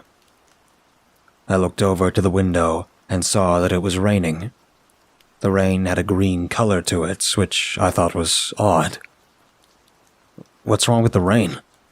I guessed if that was the issue. "It does terrible things to those who get touched by it." She looked like she was about to cry. I decided not to push it any further, but it seems like I guessed correctly. There's something dangerous about the rain here, and whatever it was, it has left a bad memory on her. I sat down on the ground and started unpacking some of my things, and she approached closer to me, having this look like she wanted to ask me questions. I had a feeling I knew what it was, so I tried to get a conversation going. "So, you want to know what's going on back on Earth?" I looked at her. "Yeah," she mumbled. "Well, we have a pandemic going on, but I'd say that's the least of our problems, especially since there's a much bigger threat lurking." "Wait, what's the bigger threat?" Corruption of government, climate change, potential war between rivaling countries. Oh, and a bunch of ancient beings that came to Earth millions of years ago are threatening to start up a genocidal campaign against humanity." She raised her eyebrows and sat down next to me with her legs crisscross. "Are you joking about that last one? I can understand the other stuff, but that one sounds a little out of the ordinary." "No, telling you the truth. I'm actually thinking about joining the side that doesn't want these things to succeed in wiping out humanity." "There's a side like that?"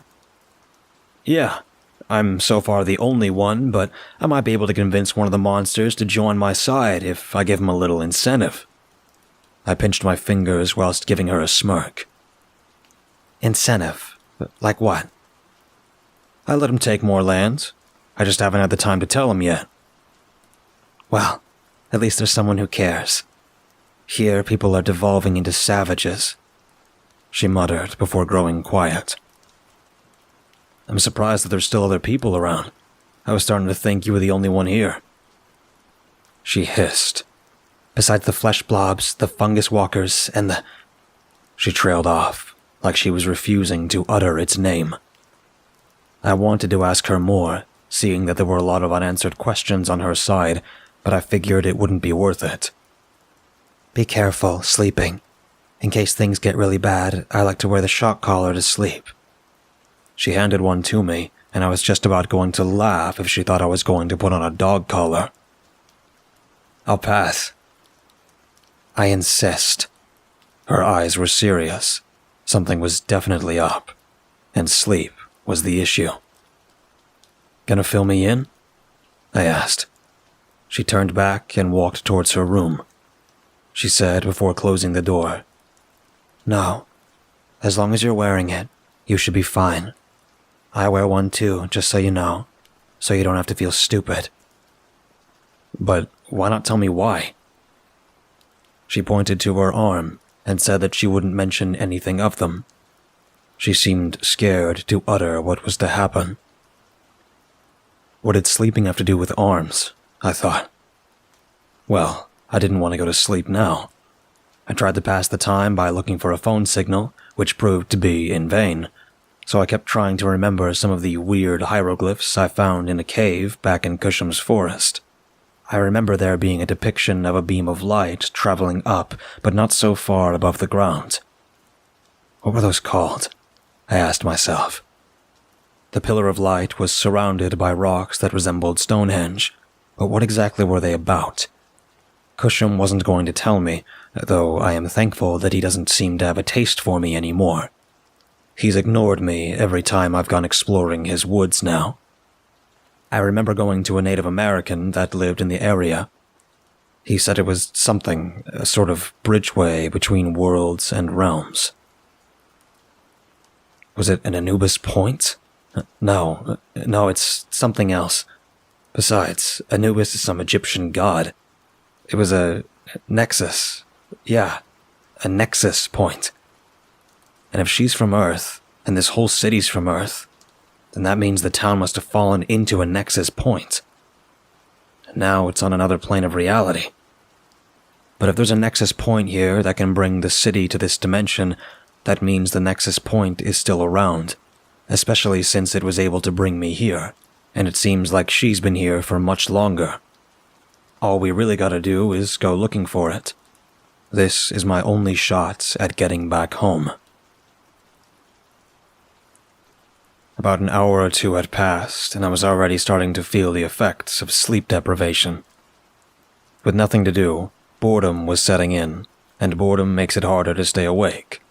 I was already tired from today, and I desperately wanted to try and keep my eyes open.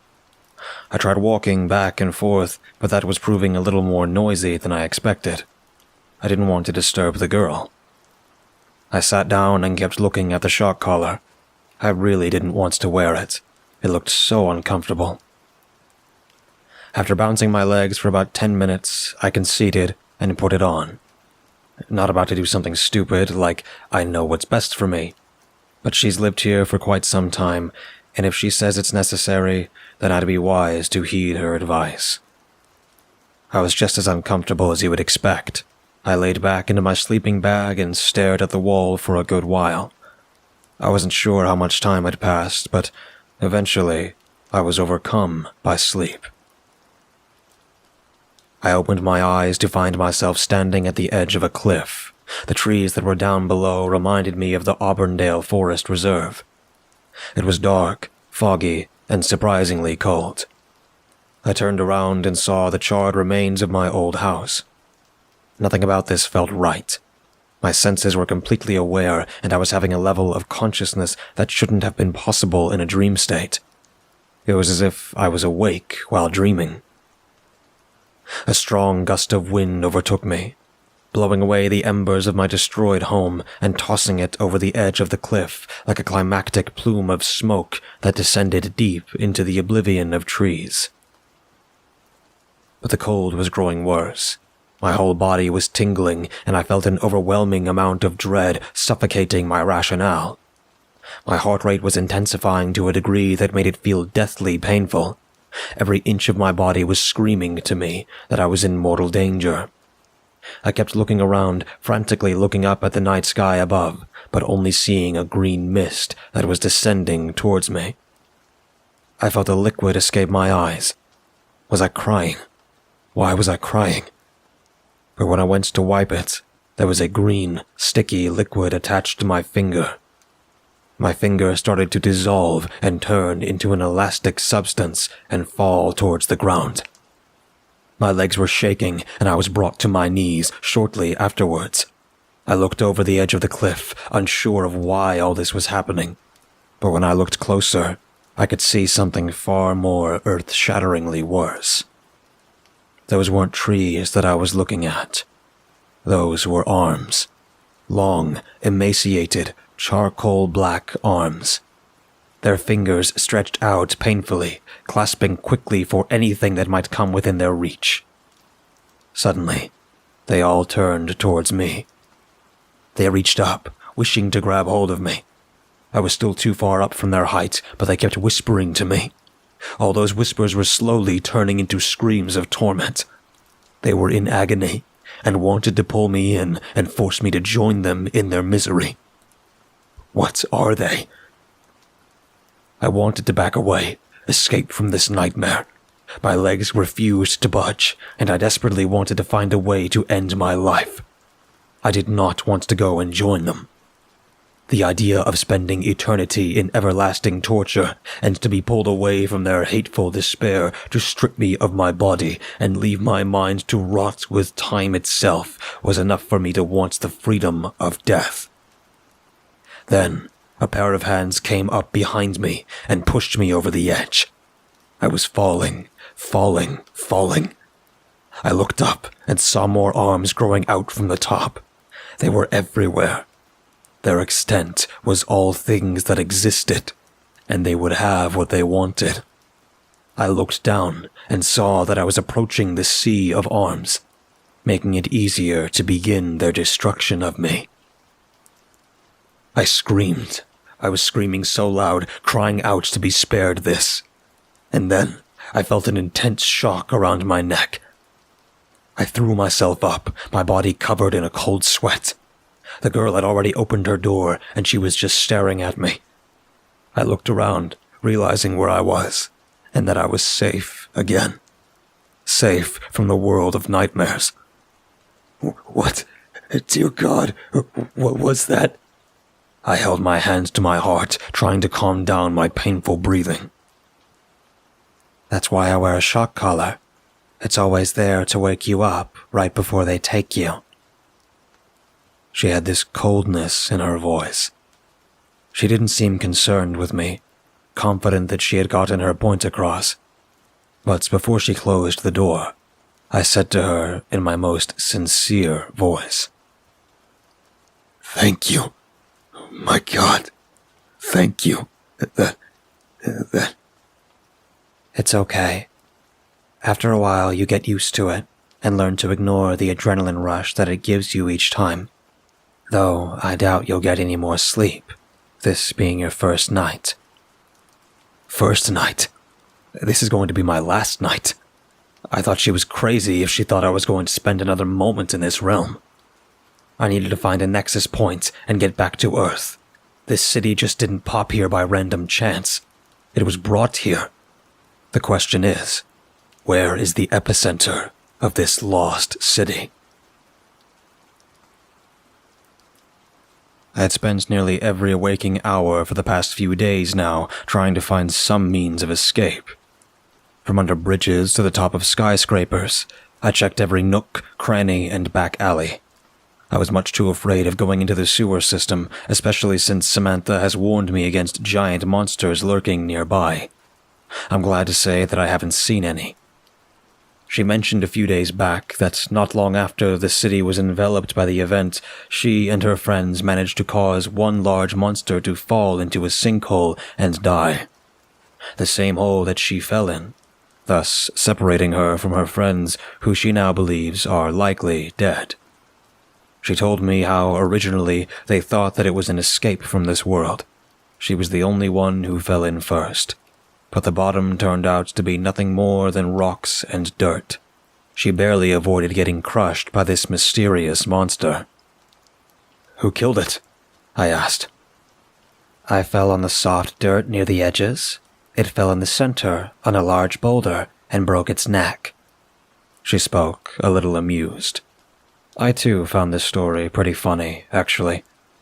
But one particularly frustrating morning, especially since I could see another round of those green clouds rolling in on me, Samantha, who had been accompanying me, said, "Just give up. It's pointless. There's no beam of light that's around here. I've looked everywhere, and I've never seen anything so out of place as that.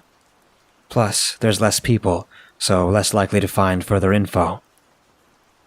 For context, I told her about the Nexus points. "Sam, don't you want to leave this place? I know it's too late for your friends, but you need to believe that you'll still have a chance. And I'm not going to give up. I didn't survive a potential face mauling just to get trapped in another dimension. I've been here for months now. I struggle to sleep at night all the time, and you're going through my supplies and not helping me to replenish. I won't abandon you, but if you think that we need to go our separate ways for right now, I understand. I'll come get you if I find the way out." I thought that maybe this was going to be the moment where she wanted to stay with me and continue our little search. I thought we had built some sort of connection. But she turned around and left me high and dry. I felt rather betrayed, but I guess I walked into that one. Regardless, she did tell me to stay out of the rain, and I made it my mission to always do so. I also tried not to step on any of the blobs. I later found out that they were humans, animals, and even some plants. Some mixed together, becoming bigger blobs. I expanded my search in the rural areas. There was no food around here, and I was already starting to get hungry. And drinking water wasn't dangerous, especially since the green rain removed all of the germs from the water. Perhaps I should have gone in and grabbed some food supplies before heading out to the countryside. That's when I came across something weird. There was a hole in the middle of the road I had been traveling on, along with a single blob next to it. 2 eyes opened and stared at me. They were human, and they appeared to be almost content with their situation. I guess after a while you have to accept the fact that you're no longer a movable creature anymore. I wonder if this sinkhole was the same one that Sam fell into. But my search had to press on. I was heading towards the large barrier that Samantha had told me about, and when I got there, a sudden panic attack triggered when I saw what the barrier was made of. I gripped hard on my heart, watching as I saw a swirling maelstrom of blackened arms that were rubbing up against each other, shrouding themselves in a black fog and creating a tight-knit wall that you wouldn't want to even try to pass through. Samantha mentioned how one of her friends went through and she was ripped apart by their menacing grip. There had to be a way to break a hole in it. Surely this isn't some sort of indestructible barrier. Although, if my frequent dreams of these things have told me anything, they were incredibly solid. The plan was set then. I needed to break through this barrier. I wasn't sure how thick it was, but it's better than staying here forever. I returned back to Samantha's home, and after using the key she gave me, I found her in her room. Her face had a sorrowful look. When she saw that I was back, she put up a dismal attempt to hide her downhearted feelings. "So," she sniffed, "ready to give up this pointless quest of yours?" Although I couldn't tell that that was what she wanted me to say, I wondered if she was also hoping that I would be coming to her with good news. news that I knew how to get out. Samantha, I haven't found the exit yet, but I do have an idea on how to get out. She looked at me with a curious expression. I could tell she was confused, and I would have to elaborate further on my plan. Once I was done telling her, she took a deep inhale and said, "That's the dumbest thing I've ever heard." What? Why? That barrier surrounds the entire city and nearby farmland. I've never once found an exit point. And that's why we test out the barrier's strength. Why should I? She turned away from me and buried her face into her pillow. I kept forgetting that she's just a teenager and hasn't had to do anything other than what she's wanted to do all this time.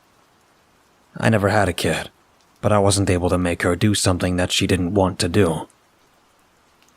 Samantha, please. I was begging. I wasn't going to leave her here, and if it meant that my dreams of stopping a war were going up in flames, so be it.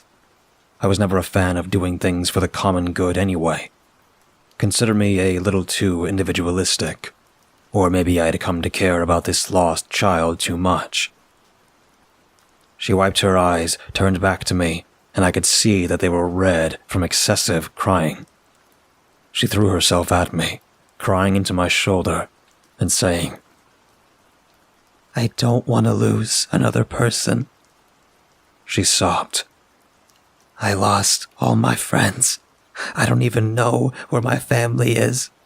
But considering what's happened, I don't want to lose the last person that I've ever seen after all these months trapped here, especially since he's a decent and kind man." Her grip on me was tight. She needed someone to be there for her. I figured it was best to return her need for someone by hugging her and saying, "I would never force you, Samantha.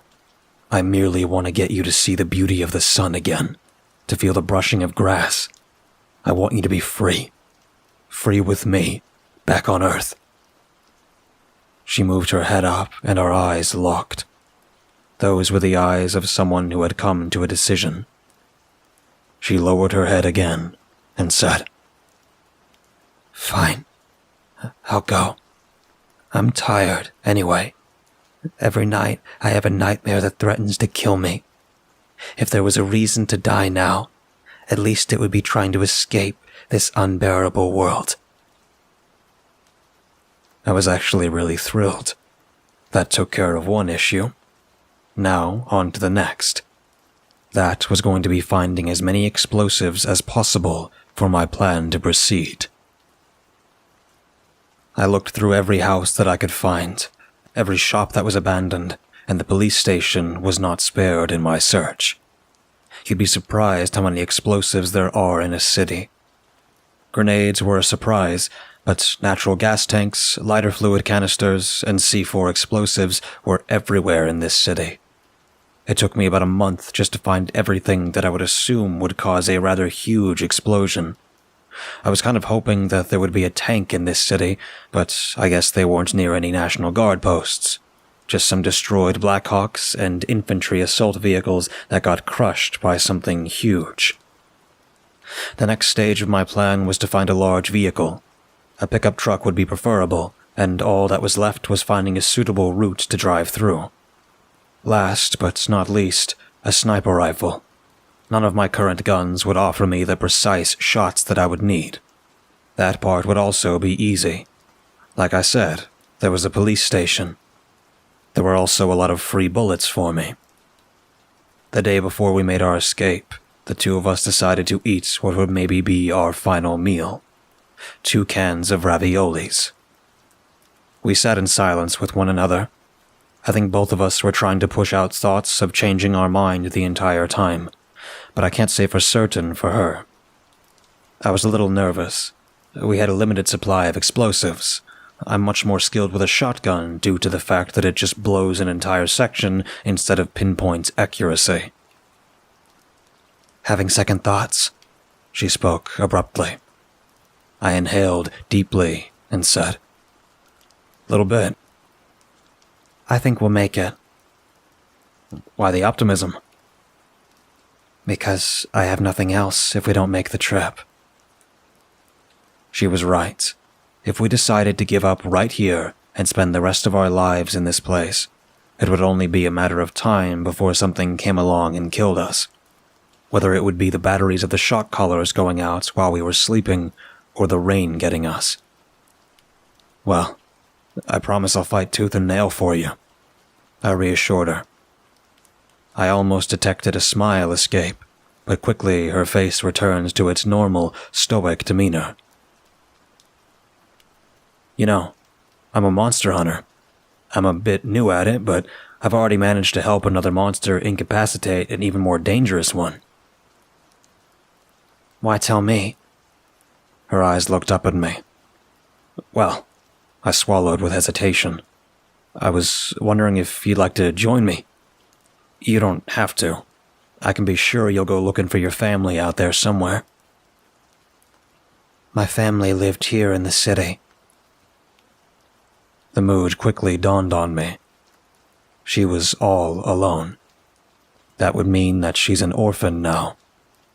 I guess I'd have to think about some things from here on out. We made sure that we did have one way out, though. We each had a handgun in case we couldn't escape. The day was set. We had arrived. We pulled up towards the barrier in a pickup truck. Samantha was driving, and I told her to move forward in a straight line and don't have a panic attack at any moment. This was risky. I had grown more accustomed to these high-pressure situations, but even if she had lived here all this time, I find it rather unlikely that she would have the mental strength to handle the stress.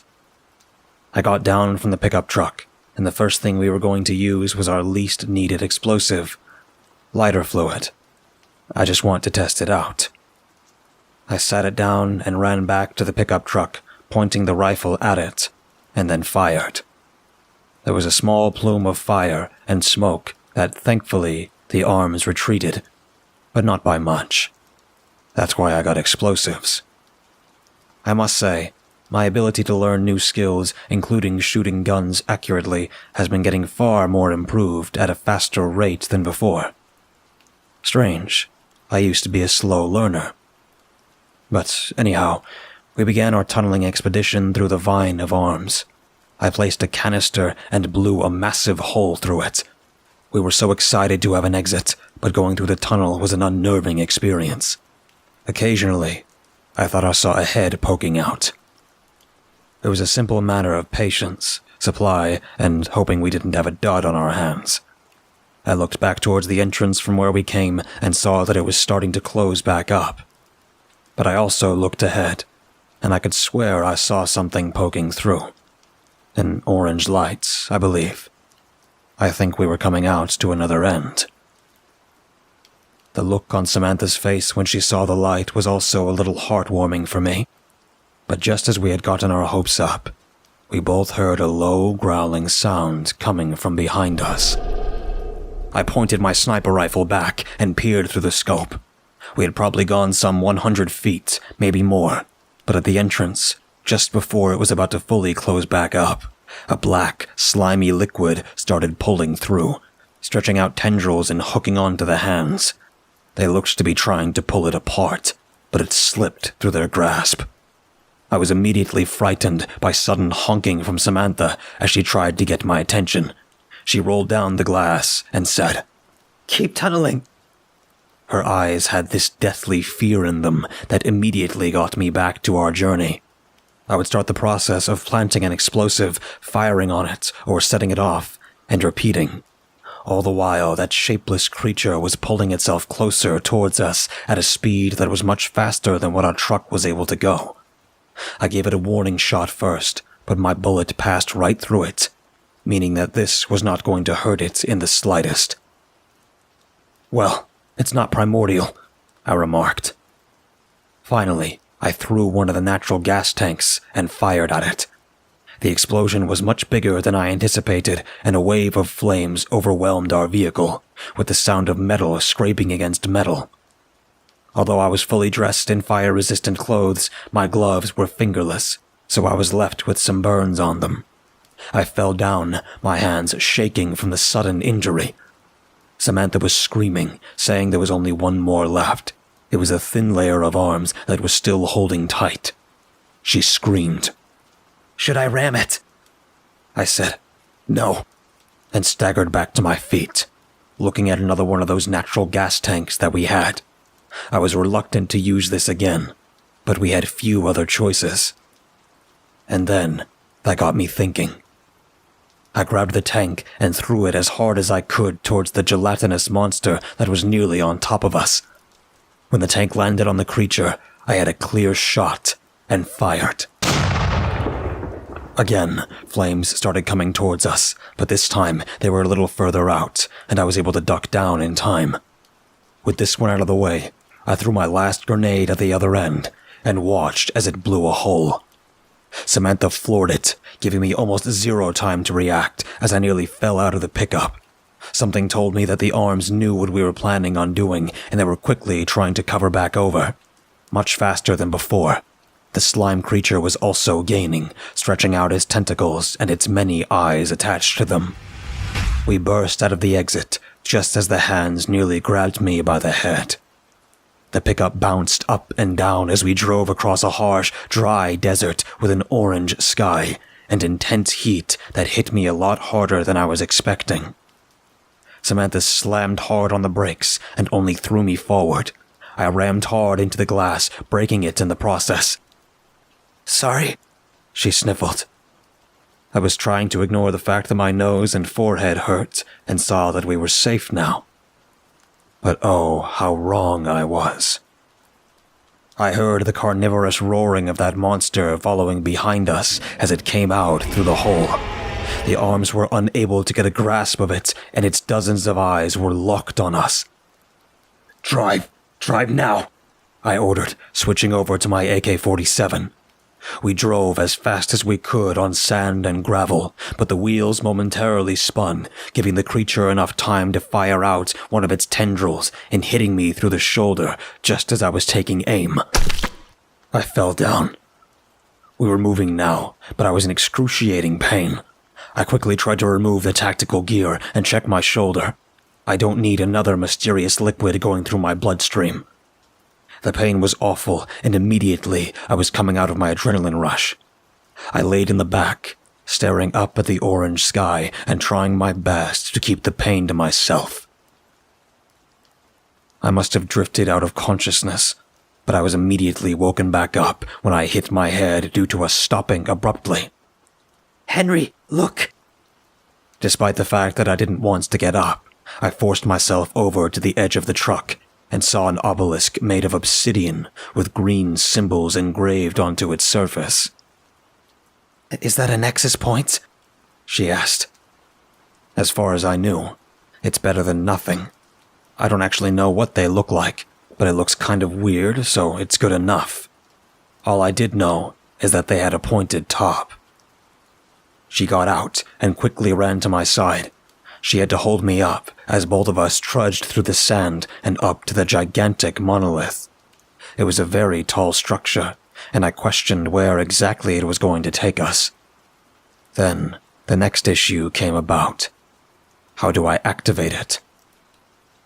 "I need a moment," I said. I placed my hand on the stone and pictured home. Yet, that had done nothing. Perhaps we were wrong about it. A rush of pain overwhelmed me again, and I fell over. Samantha quickly laid me up against the stone. "Please don't die." "I'm sorry," I said, genuinely believing that I was. She had tears in her eyes, and she quickly went to hug me. "I don't want to be alone again. Everyone I ever cared about is dead." My breathing was becoming heavier and more difficult. I can't believe this is how I go out.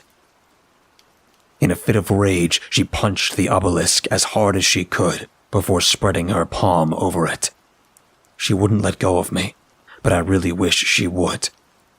I could see that monster right behind her, but I was losing strength quickly. I muttered, Behind you. With her hand still on the obelisk, she said, I want to go home. The creature was about on top of us, and it had one of its huge, gaping mouths wide open. I closed my eyes, accepting my fate, but also disappointed that I wasn't able to save her. But I was disturbed when I heard sparking sounds. Electricity was flowing upwards, and a loud crackle of thunder and a bright light that overwhelmed my eyes, temporarily blinding me. I was also weightless for a brief few seconds before being dropped down onto a concrete road. Samantha was next to me, looking around in confusion. Wait, this place looks like... Blood was still rushing out of my shoulder wound, and I was passing out again. The last thing I saw was a semi-truck approaching us on the road. When I woke up, I was in a hospital bed. Next to me, Samantha sat up in hers and was eating some of the hospital food with a lack of table manners. I couldn't blame her. It's probably the best food she's had in a long time. As for me, I pieced together that she had gotten that truck driver to bring us here. When I asked, she said that the doctors were kind enough to give the both of us a room together. She said that I was her father. I was touched, glad to see she had that level of comfort about me. Well, we survived. I smiled at her. She returned the smile and went back to eating. She looked like she could finally relax for the first time in forever. But sleep still eluded her. She seemed more restless than before. Some things came to light during my stay in Colorado. Once I had made somewhat of a recovery, Samantha and I went to look up her city to see if it ever existed. It doesn't. She says it used to be the second largest city in Colorado, and where we ended up was where it used to be. It seems to me that something deleted her city from existence in our world. And also, her identity had also been erased. She had a fresh start, with no one who knew her other than me. Apparently, this city was called Warmire, Colorado. Another shocking revelation was that we'd actually gone back a few weeks before I went on my journey. I kept this to myself, because I was afraid that she would try to go and prevent me from going into that town in Kentucky. There was that chance she might believe it would have been better for me. But we survived and made it back, so I'm satisfied. If she did that, this could prevent my own self from existing, and it would also prevent her from escaping. I wasn't sure if she would do it, but best not to take the chance. But I did find it strange that I still existed. Perhaps the time traveling has something to do with this.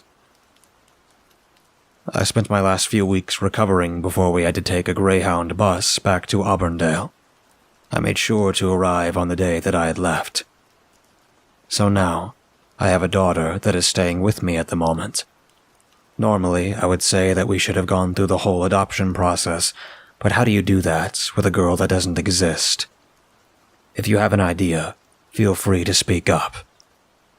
As I finish typing this out, Samantha is currently sleeping in her room. I check on her every now and then to make sure that she isn't having a nightmare. But for the first time in so long, she's getting a good night's sleep. I should probably get some sleep too. For now, take care. I look forward to my next update. This is Henry Miller, out.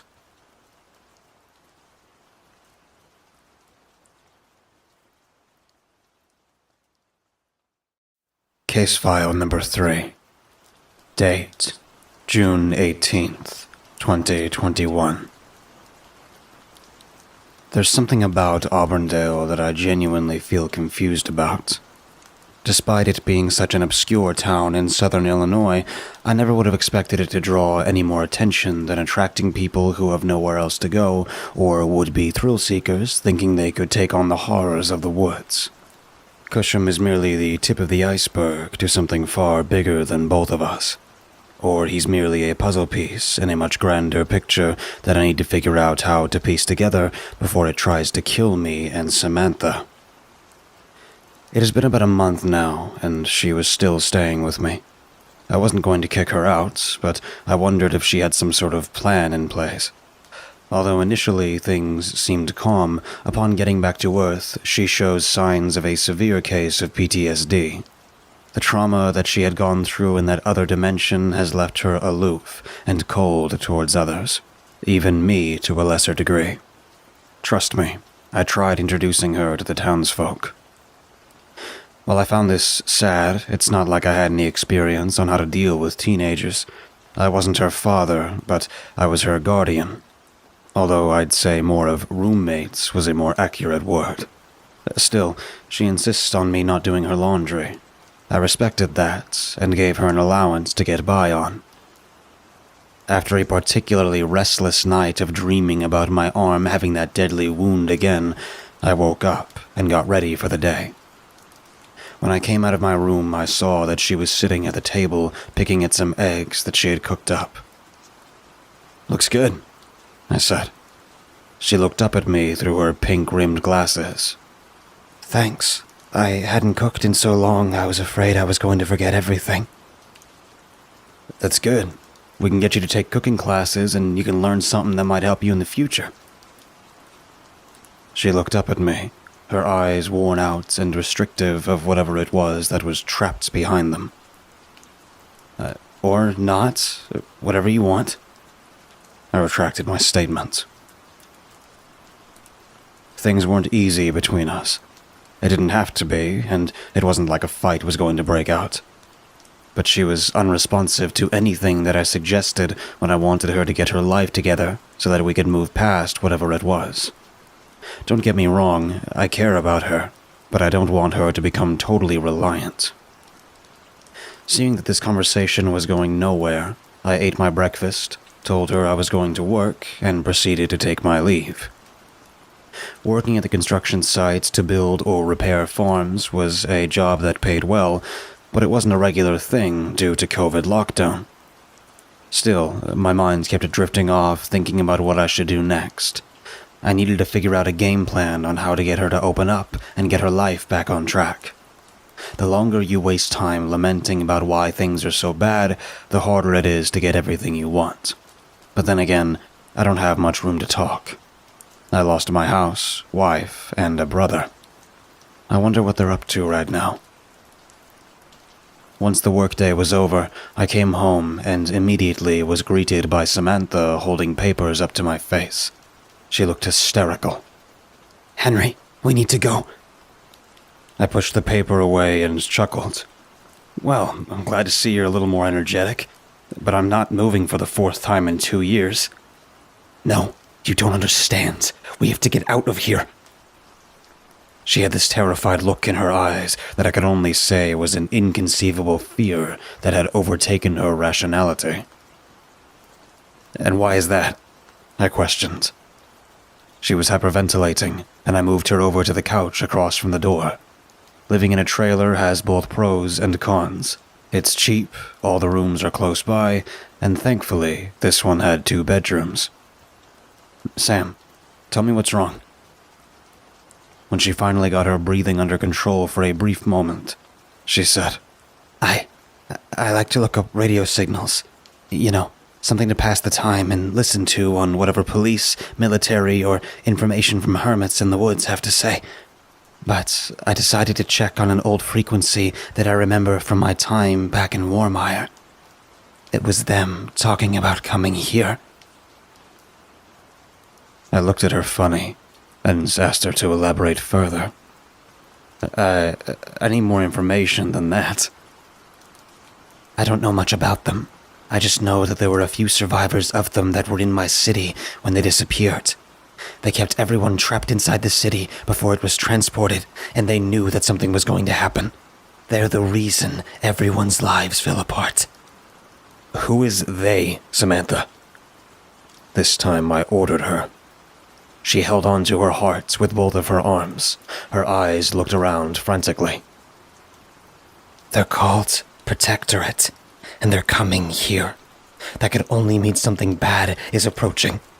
It's the Aurora Borealis. I'm sure of it. She had told me about how her city was caught under an unusual appearance of the Northern Lights. They stretched down so far that they were able to teleport the entire city. I never heard of her city, yet I went there too, and it didn't affect me. As my theory goes, because we came back before I went there, maybe due to a time anomaly, if you're still on Earth at the time of being pulled into another dimension, you still register in everyone's minds because you never left. Samantha wasn't so fortunate. But who is Protectorate? I've never seen them before. It was late at night still, but I decided to gear up and go down into the forest preserve. Samantha was pleading with me for us to leave, but I told her to look outside and tell me if there were any northern lights. Thankfully, there wasn't. She calmed down, but she was still convinced that something bad was going to happen here. Note to self, don't take her up north anytime soon. Whoever this organization is, she equates them to something terrible. They must be exceptionally important, but unless they're here to kill Cusham, I don't think it's going to be anything that I should be worried about. As much as I and our favorite monster are concerned, they'd have to burn down his entire forest before they can actually kill him, and take care of every carcass that he has. I decided to go see if I could speak with him. He still has been avoiding me, but this time I was going to have a little company with me. Samantha had never met him, but I told her about my encounter. She wanted to meet him herself. Surprising, but I guess she wanted to see what he was exactly. When we arrived at the cliff edge, I looked through the forest to see if I could spot those blue lights. About a minute passed until I realized that he wasn't anywhere to be found. Weird. He's usually always watching me from a distance whenever I get close. Samantha raised her eyebrows at me and said, "Are you sure you weren't taking hallucinogenic drugs?" I sarcastically laughed and started the descent down, her following behind and looking nervous about going into the woods at twilight. Neither of us spoke a word when we reached the bottom, but I felt that usual tension and rotten smell in the air. This was Samantha's first time, so she was exceptionally sensitive to the rancid odor. We went deeper into the trees, my mission being to reach the center. I knew that giant rock is still here, and that seems like a good spot to get his attention. I felt like since he helped me with my arm problem, and even though we already repaid a debt to each other, I thought it would be worth some form of gratitude for healing me to warn him about the incoming danger. When we got to the gigantic boulder, I started calling out his name. Samantha circled around for a bit, still appearing uninterested in my calls, until she heard the sounds of bones crunching and realigning from behind me. "Henry, behind you." I wasn't worried about this. It's not the first time he's snuck up behind me.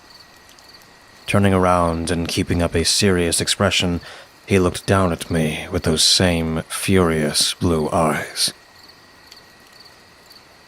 And why are you calling for me? He made sure to stand right over me, as close as possible to intimidate, but I was carrying a handgun just in case.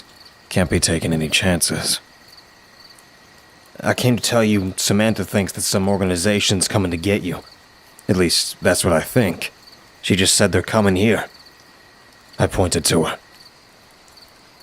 Who's Samantha, and what are you talking about? I don't know why, but I felt amused at seeing him confused. For once, I had answers that he needed, and perhaps that was the only thing that's keeping us alive at that moment. "Some military group called Protectorate is coming here. Apparently, they showed up once when her entire city got pulled into another dimension." He walked towards her slowly, with his hands relaxed. I thought that was odd, considering that he always appeared to be ready for a fight at any given moment. You confuse me, child. You smell so unnatural. and give me a feeling of familiarity. Her face looked nervous, but she almost stretched her hand out to touch his leather-covered arm. I quickly got between her and him. Yeah, she was trapped in another realm. We were able to get back thanks to a nexus point. He snarled at me when I mentioned that last part. What do you know about them? Whoa, no hostilities, please. I've just been reading about them on the deep web. Humans shouldn't know about them. But I guess it doesn't matter. You've already gotten yourself so deep into this world, I wouldn't be surprised at you finding yourself becoming a primordial at the end. He sadistically laughed. I raised an eyebrow, wondering exactly what he meant, but before we could even continue this almost pointless conversation, I heard something. Wait, do any of you hear that? All three of us remained quiet as we heard the sound of loud engines approaching the edge of the cliff. There were also helicopter blades that were cutting through the air. It would appear that our uninvited guests have arrived. All right, first things first. We need to hide somewhere, I cautioned. Cusham melted into a pile of dead bones and flesh without even attempting to help us hide. Just great. It didn't matter anyway. I knew where there were some caves nearby, but I certainly wouldn't want to be caught in one. I've heard stories from army vets talking about how they blew up entrances to trap their enemies inside. We ran as fast as we could toward the closest cave that I could remember. When we got there, Samantha was reluctant to go in. I had to practically push her to get her to keep moving in. Stop whining. You don't want to be seen by those guys, do you? I yelled. It's dark. It's musty. I don't want to get my clothes dirty. I've had these since Warmire. I'll wash them. No, you will not. Frustrated, I pushed her in. We stayed close to the entrance, watching as flashing lights danced through the trees, going in every direction. We thought that we would be safe because it seemed like they were moving a little closer to the center part. Perhaps they were here for Cusham. But we had to be extra quiet because 3 soldiers happened to walk right by us, thankfully not taking notice. One of them said, "So, you boys ready for another one of those things?" The one closest to him on the right said, "Dude, I wasn't ready to fight the one back in 2012. And the worst part was, it was only some civilian that got the killing shot on it." Well, that was a long time ago. And I don't know why you're so salty about that. We did most of the work on that case. You two, cut the chatter. We have about 15 to 20 minutes before that thing arrives. We have to stage a defense line to make sure that it's cut off and can't reach the town. They've already begun evacuations. Roger that. And, sorry. His friend nudged his shoulder against him. Don't take it personally, rookie. All we have to do is keep the thing from getting out. We can be back to base enjoying our victory cake. He chuckled. The private replied, Okay. Hey, has anybody noticed there's a lot of dead bodies around here? Like, I can see them piled up in all kinds of places. Don't know. Don't care. Let's move. The 3 soldiers moved out of the area, and it was just the 2 of us again. Well, I'm starting to get the feeling they're not here for Cusham. Suddenly, his voice crept up behind us. I'm inclined to agree. Both of us jumped back and nearly screamed loud enough to be heard, but I quickly grabbed Samantha by the mouth to prevent her. Cusham, don't do that, I said with a repressed shout. This time he did get me. Right now he was in his beaver, raccoon, and grizzly-attached duck wings body. I can't help it. I have to hide as well, and I figured I'd stick close to you for now. Us? Why us? You can hide anywhere. Caves hide my heat signature. I give off a lot of that. That was fair enough.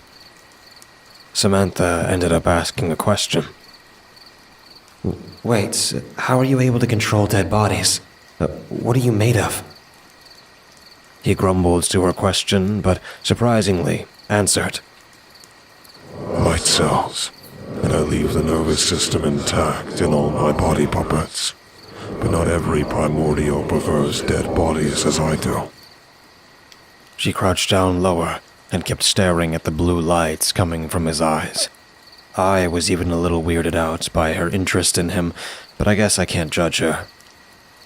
This is probably the first time a monster hasn't tried to eat her, although I'm certain he would if circumstances allowed. For the last 15 minutes, we've been hiding in this cave. The air is stale and rancid due to Cusham, but no one is brave enough to make a run for the cliff and get back home. I'm bored, Samantha whined. Too bad, I said. We aren't going to risk getting shot at. Yeah, but... She looked at the back of the cave. Can't we go further into the cave? Weren't you worried about your clothes? I retorted. She replied, It's actually not as dirty as I thought. I didn't really mind as long as she didn't go outside, but to my surprise, Cusham interrupted. No, it's best not to get curious in dark places. All I could think of was how ominous that sounded, and now he was making me a little curious too. But that would have to wait, because the air started to crackle with a loud boom. Anyone else hear that? I asked. All three of us crouched lower to the ground, but moved closer to the exit to look up at the sky. There was a bright light that was streaking closer to the ground, traveling at an insane speed like a falling star. It was just about upon us until it struck with a cataclysmic impact that sent a gigantic ripple through the ground and made all of us collectively fear that the cave was going to collapse on us. Cusham would probably survive, but if it did fall, it's lights out for me and Samantha. The shaking was brief, and the loud explosion was quickly able to dissipate past us. I stood up a little, taking a look outside to get a better view, and saw at least a few more of those soldiers' lights moving in towards the impact zone. I think they're leaving. We can make our escape, I said. Samantha got on her feet, and the two of us were just about to take off running for the pathway back up the cliff, but she pulled on my shirt when she looked back at Cusham. What about him? What about him? I thought, but instead said, He knows how to survive. I'm sure it's fine. She removed her hands and approached him and spoke softly. Want to come hide with us at our house? I really didn't want his rotting corpse in my house again. I already lost my last house because of this monster, and the last thing I need is for his stink to ruin the new carpets. I live in a beautiful vintage 1950s trailer house. They don't make those anymore. Oh, I'm sure Henry here would appreciate seeing me inside his home again. He couldn't smile, but I'm certain he was.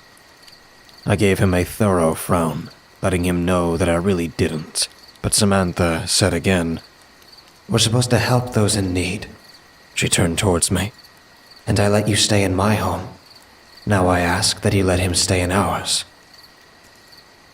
This girl has no idea how close this creature nearly killed me. Plus, she lives with me now, so frankly, she has no room to make this request. But I could hear those soldiers getting close again, so I wasn't about to spend all day debating about this. I told her to bring him, and we both started off back to the path. She grabbed hold of his ugly, rotten self and piggybacked him. I don't think he was expecting that either, and I'm sure if it wasn't for the fact that the head was an entire skull, he'd be blushing from embarrassment. Still, it wasn't going to be an easy trip back to home base. We saw that the pathway up the cliff had one guard who was walking back up the same way as we needed to go. I reached into my pocket and grabbed my brass knuckles. Crouching low to the ground, I stealthily approached him from behind and tapped his shoulder. I moved in the other direction so as to confuse him when he looked. He turned again to the other direction, where I swiftly gave him a quick punch to the face. He winced from the impact, and I proceeded to punch him a few more times in the face to make sure he was definitely knocked out. I was still practicing. I grabbed his radio, knowing full well that you want to have information of what's going on in order to survive. He didn't seem to be carrying any heavy weapons on him, just a Desert Eagle, but I already have one myself. "We need to keep moving," Samantha whispered to me. "I know." When we reached the top, I heard an insane amount of chatter breaking over the comms. Then, a sudden barrage of gunfire and explosives started illuminating the woods behind us. They had started engagement with whatever it was that had crash-landed. Cusham watched with a somber look as he saw his home being set ablaze by this military group. I tugged on Samantha's shirts and said, "Come on, we need to get back to the trailer." And so we left the forest to be scorched by whatever purposes that were being conducted. I was going to have to learn why they would go to such lengths and how far it would escalate. I was the first one inside and immediately sat down at the table where I started listening in on their conversations. There was too much screaming, as if everyone was panicked, and I found it hard to distinguish any particular person talking. Samantha had dragged Cusham to her room to do who knows what. I wasn't particularly concerned, and I was sure that no harm was going to come to her. Though he better not leave any of that brown slime anywhere. I am not getting an infection again. Finally, after a few moments, I heard the voice of someone who was coordinating the attack. The target is moving erratically through the woods. It's also larger than the previous one and has a different base form. New hostile. I repeat, a new hostile. Another soldier sharply interrupted. Tanks and anti-armor personnel are having difficulty in this forest. Helicopter flamethrowers are ineffective as it moves too fast through the trees. We'll need to resort to large-scale bombing. I listened intently for anything else to respond to what he was insisting upon. I didn't want my town to be destroyed. Negative, Staff Sergeant. We cannot proceed with large-scale attacks until military personnel have been evacuated to a safety zone. Target is not stationary. I slumped back in my chair, relieved that they weren't going to resort to that. At least, not yet. I decided, though, that I needed to check on Samantha and Cusham. I went to the door, and when I opened it, I saw that she was in the middle of painting him on one of her many canvases. He was sitting on her bed, practically staring daggers at me when I walked through. Having fun in here?" I asked with a wide smile. She looked back at me happily, something that genuinely took me by surprise. She had been so gloomy for so long. She must really enjoy this freak's company. "Yeah," she said, joyfully. "I finally have something else to draw about besides gloomy cities covered in slime." I scratched my head, not really one to be concerned about her art projects because there were much bigger things to worry about. But if it makes her happy, I won't stand in the way. Well, we might have to pack up some things and head out of town for a while. This seems to be a little bigger than what we can handle." She looked upset, but it was Cusham who spoke harshly. I am not leaving my forest. "Suit yourself. I'm not holding you back, but I'm not about to die for this place." Oh, we both know that's not true. You've been wanting to catch other monsters for some time, and I already know that you have a different reason. You just want me to lose my home. I thought to myself, thought hard about whether or not that's true. He's the biggest pain for me, but I also kind of don't want to deal with big creatures without his assistance. Even though he comes off as big and tough, considering that I've already seen that there are primordials stronger than him, I figured he'd still be good enough to deal with them if we came at them as a team. But he's not one for team play. Cusham. Suddenly, 3 sharp knocks came at the door. All 3 of us looked at each other, and quickly we grabbed our weapons. I grabbed my shotgun, Samantha her 9mm with a laser pointer, and, well, Cusham is his own weapon. When I got to the door, I hesitated, but another few sharp knocks came, and a man's voice on the other side said, "Open up. I know you're in there." If it was just one of the soldiers, it should be safe. I put my gun down and opened the door. Samantha and Cusham retreated back into her room. "Evening, sir. Are you aware that there was an evacuation order?" I looked at him, nervous about what to say next. I wasn't. I'd just gotten back home after going to the nearby woods." He had a black face mask, so it was hard to tell how he was emoting. "Down the cliffs." I had to lie. No. I was by the railway a little further south of here. It's not too much of a walk back. I did notice that the streets seemed a little quieter, except for all the, I nodded towards the sound of gunfire and explosions happening towards the local forest preserve. He seemed to understand what I was saying, and said, "Well, that's the issue going on. You need to evacuate now. Mind if I come in? Make sure you pack what you need." Sure. I don't mind." I did mind. I did not want this guy to find out about Cusham. He looked around my double-wide trailer, checking out all the things that I had collected over the past few months. "You best start packing, buddy. At some point we're going to have to start authorizing harsher orders." He said that so nonchalantly, but for me it was no big deal. I wasn't about to let this guy hurt Samantha or me, and when I walked over to my room, he followed after. "So, who are you guys? And who are you fighting?" I asked. "Not important. Just hurry up," he ordered. I noticed that he was starting to grow curious about Samantha's door. When he wasn't looking, I quickly grabbed my taser strike light. "Is there someone in this room?" he asked, appearing to already go for the doorknob.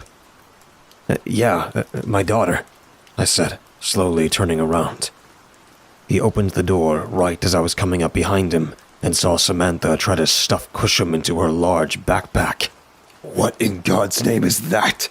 he shouted, getting ready to pull out his M16. Without a second to lose, I shoved my taser into his neck and pressed the button, sending a horrifying jolt of electricity through his body. He dropped like a fly, and his body was twitching all over. "Well, I'm guessing we're gonna have to tie him up now," I said.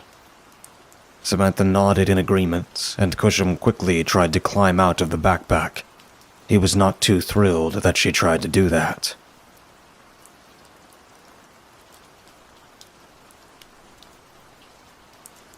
The poor sap was in the middle of our living room. When he started stirring, his eyes flickered back open, and once again he started screaming the moment he saw Cusham. "Whoa, chill, man. He's probably not gonna hurt you." "Alien space creatures I'm used to, but that's just a dead corpse." Cusham approached on all fours and said, We don't have time to deal with your panicking. Either you tell us what's in the woods right now, or I'm going to wear your body next. Sam and I had the same look on our face. For the military guy, I assume he thinks that that's going to be quite painful. In actuality, Cusham always kills his prey first. The guy took a few deep breaths before saying, "Okay, I'll tell you what I know. I'm just a private anyway, so I don't expect much." We leaned in closer. "Yesterday, one of our satellites near the moon got a signal that one of those metallic orbs was coming back to Earth." "Back?" I asked. "Yeah, this isn't the first time they've come to Earth. Anyway, we were mobilizing at a moment's notice, and we saw that it was coming to this town in particular. It wasn't just some random shot in the dark like they always were before, but it was specifically aiming for this area." I wondered why a UFO aimed for this spot. "Honestly, this isn't even my first time dealing with this type of alien," They tried to kill me and my ex-wife back in 2012. Oh, you're a divorcee, like me, I said in surprise. Listen, I'm just trying to save people. You gotta get out of here, quick. Samantha chimed in. We can't. This is where he lives. She pointed at Cusham. The soldier looked at him, and then back at us. And why should any of us care about whatever that thing is? I spoke up. He's an ally. Besides, you'll probably need us to deal with the alien. He stared at all three of us and had this look of disbelief, but I didn't care about his opinion of me. Besides, how tough could this alien be? But at that moment, there was a sudden shaking that was getting worse with every passing second, like the sound of gigantic footsteps approaching us. Cusham whispered, Oh, that doesn't sound like an easy kill. There was a brief few seconds of quiet, and in that moment, I looked at Samantha. Her eyes met mine. And then, that's when the entire trailer began to shake violently. The flurry of bullets was ripping holes through the walls and ceiling, and all of us tried to get as low to the ground as we could. Then, the trailer started to tip. We were being flipped by whatever it was outside, and I quickly had to reach out to Samantha. Cusham dug his sloth-like claws into the floor, but after another roll, he was thrown away along with the soldier to be buried in the wreckage. What felt like an endless spiral of eternity was actually a few minutes of trying not to get killed by any of my silverware. I tried again to grab her. Our hands briefly connected before I got thrown away. When the next flip came, I jumped towards her and reached out further, grabbing hold of her palm. I pulled her close, and she held on tight as we were hoping that whatever it was would stop. We were constantly being tossed around, but I was able to get a brief look out one of the windows. It was trying to roll the trailer off the cliff.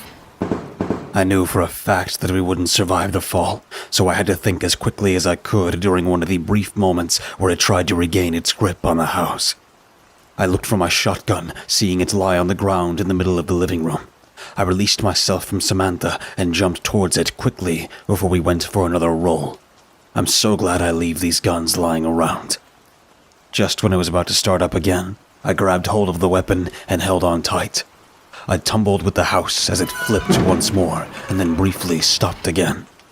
Now was my chance.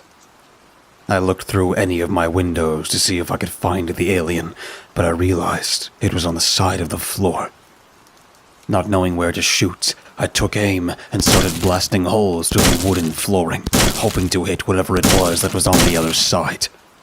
After about 5 shots, I heard a thunderous roaring. I was just about to cheer, thinking that I had heard it, only for the floor to start splitting open as 2 large hands spread them out.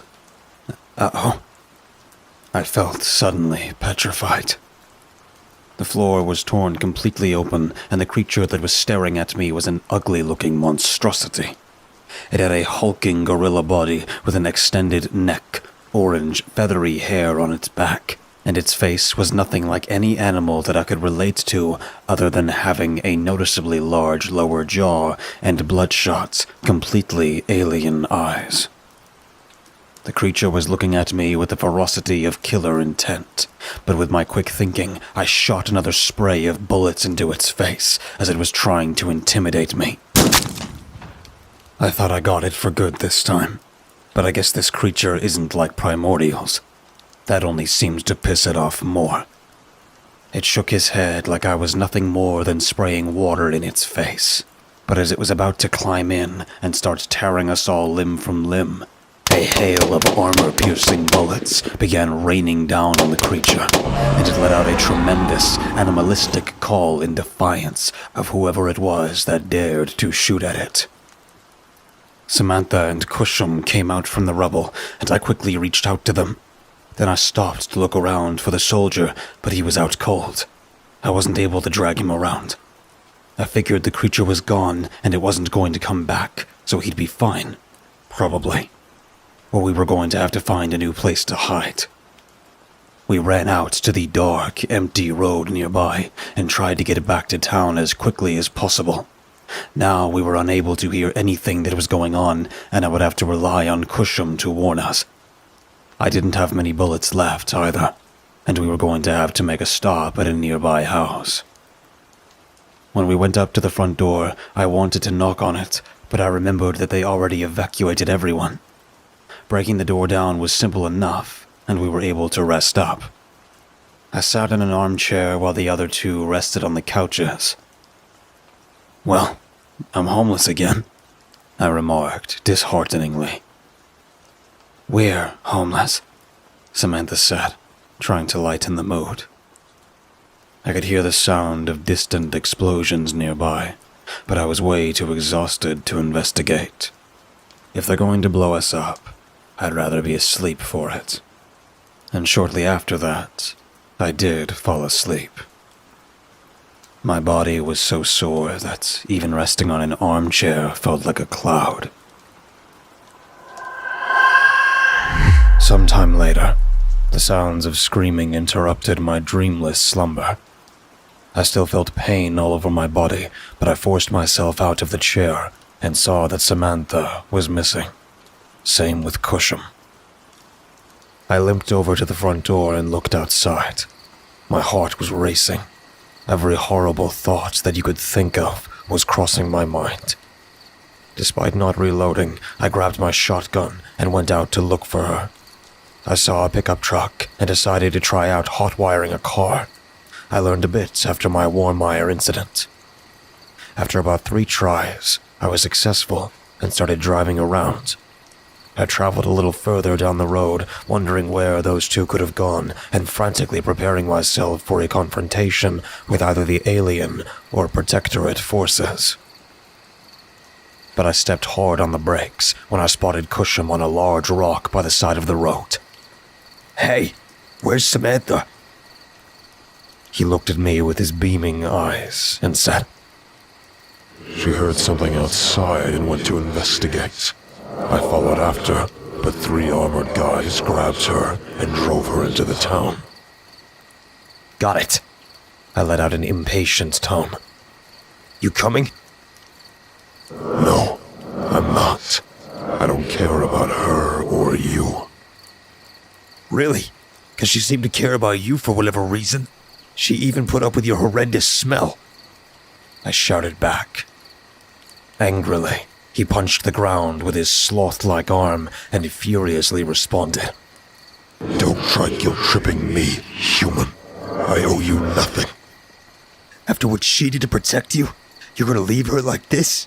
She's probably the only human who genuinely was interested in you, and you're just gonna turn your back on her." We stared at each other for a few long seconds. I thought maybe something with Samantha had gotten to him, making him see that humans aren't just this infestation that he sees them as. But I had to go get her. I was wasting my time with him anyway. I rolled up the window and drove on into town, leaving the coward in my rearview mirror. I was going to have to abandon the truck when I got close to the entrance. There were still military vehicles everywhere, and I couldn't risk getting caught. If anything, they likely had drones that were already watching me. Well, here goes nothing. I stepped out of the vehicle and ran for the closest building, a barber shop. When I looked inside, it was empty, and I broke the window to get in. Going into the back, I found myself in an alleyway and had to traverse through the dirty, garbage-filled back area to try and get towards the city hall. I came to an opening and saw a dumpster at the end. Hiding behind it, 3 tanks made a complete stop just in front of me. I thought maybe they had spotted me, but they appeared to be taking a defensive position. Then, I heard her voice. I peeked out and saw Samantha being dragged along by one of the soldiers. "Miss, you need to go to the evacuation zone," he said sharply. She kept squirming from his grasp, replying, "I don't have to go anywhere with you." They kept fighting about this until someone who I assumed was a higher-up approached both of them and said with a deep coldness, Where was she? he replied, By the cliff. We saw that a mobile home was destroyed close by, but we only found one of our boys inside. He had to be taken to a recovery station. He looked at her with callousness. Well, if she doesn't want to go, just shoot her.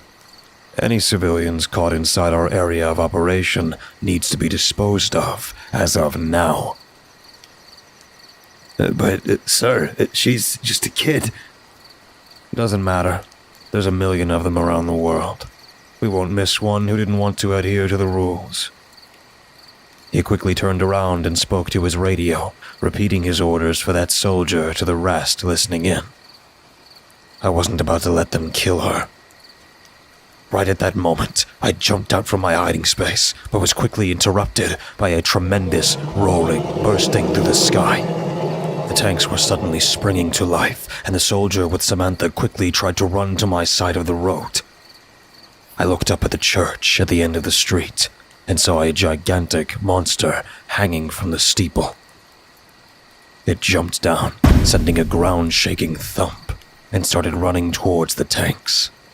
They opened fire, shooting whatever rounds of ammunition they had, and despite taking each of their armor-piercing rounds and explosives, its skin was regenerating. A dozen soldiers were coming out with their rifles, firing as many rounds as they could alongside the tanks and 2 Black Hawks that were flying overhead, firing flames down onto the creature. Now was my best time to get Samantha. I ran towards her, and with the soldier that was guarding her releasing his grip, I grabbed hold of her other arm, and at first she was going to fight until she saw that it was me. "Run!" I shouted in haste. We turned and ran past all the soldiers who were too busy on the alien. It stormed towards the tanks, and much to my sheer shock, it flipped 2 of them on their sides, looked up towards one of the Black Hawks, and shot out an appendage from its mouth, latching onto the helicopter, swinging its head back and forth so that it could disrupt the copter and cause it to start spiraling out of control. Both me and Samantha were trying to avoid the hail of bullets raining down everywhere. It was insanely chaotic, and I got distracted by the 3rd tank that was chunked into the air over our heads as if it were a crumpled piece of paper. This abomination had an ungodly amount of strength. We ducked low for a moment, trying to avoid shrapnel pieces, when the Black Hawk finally collided with the ground, sending a shockwave from its explosion and separating me from Samantha. I was tossed to the farthest end and immediately went into shock.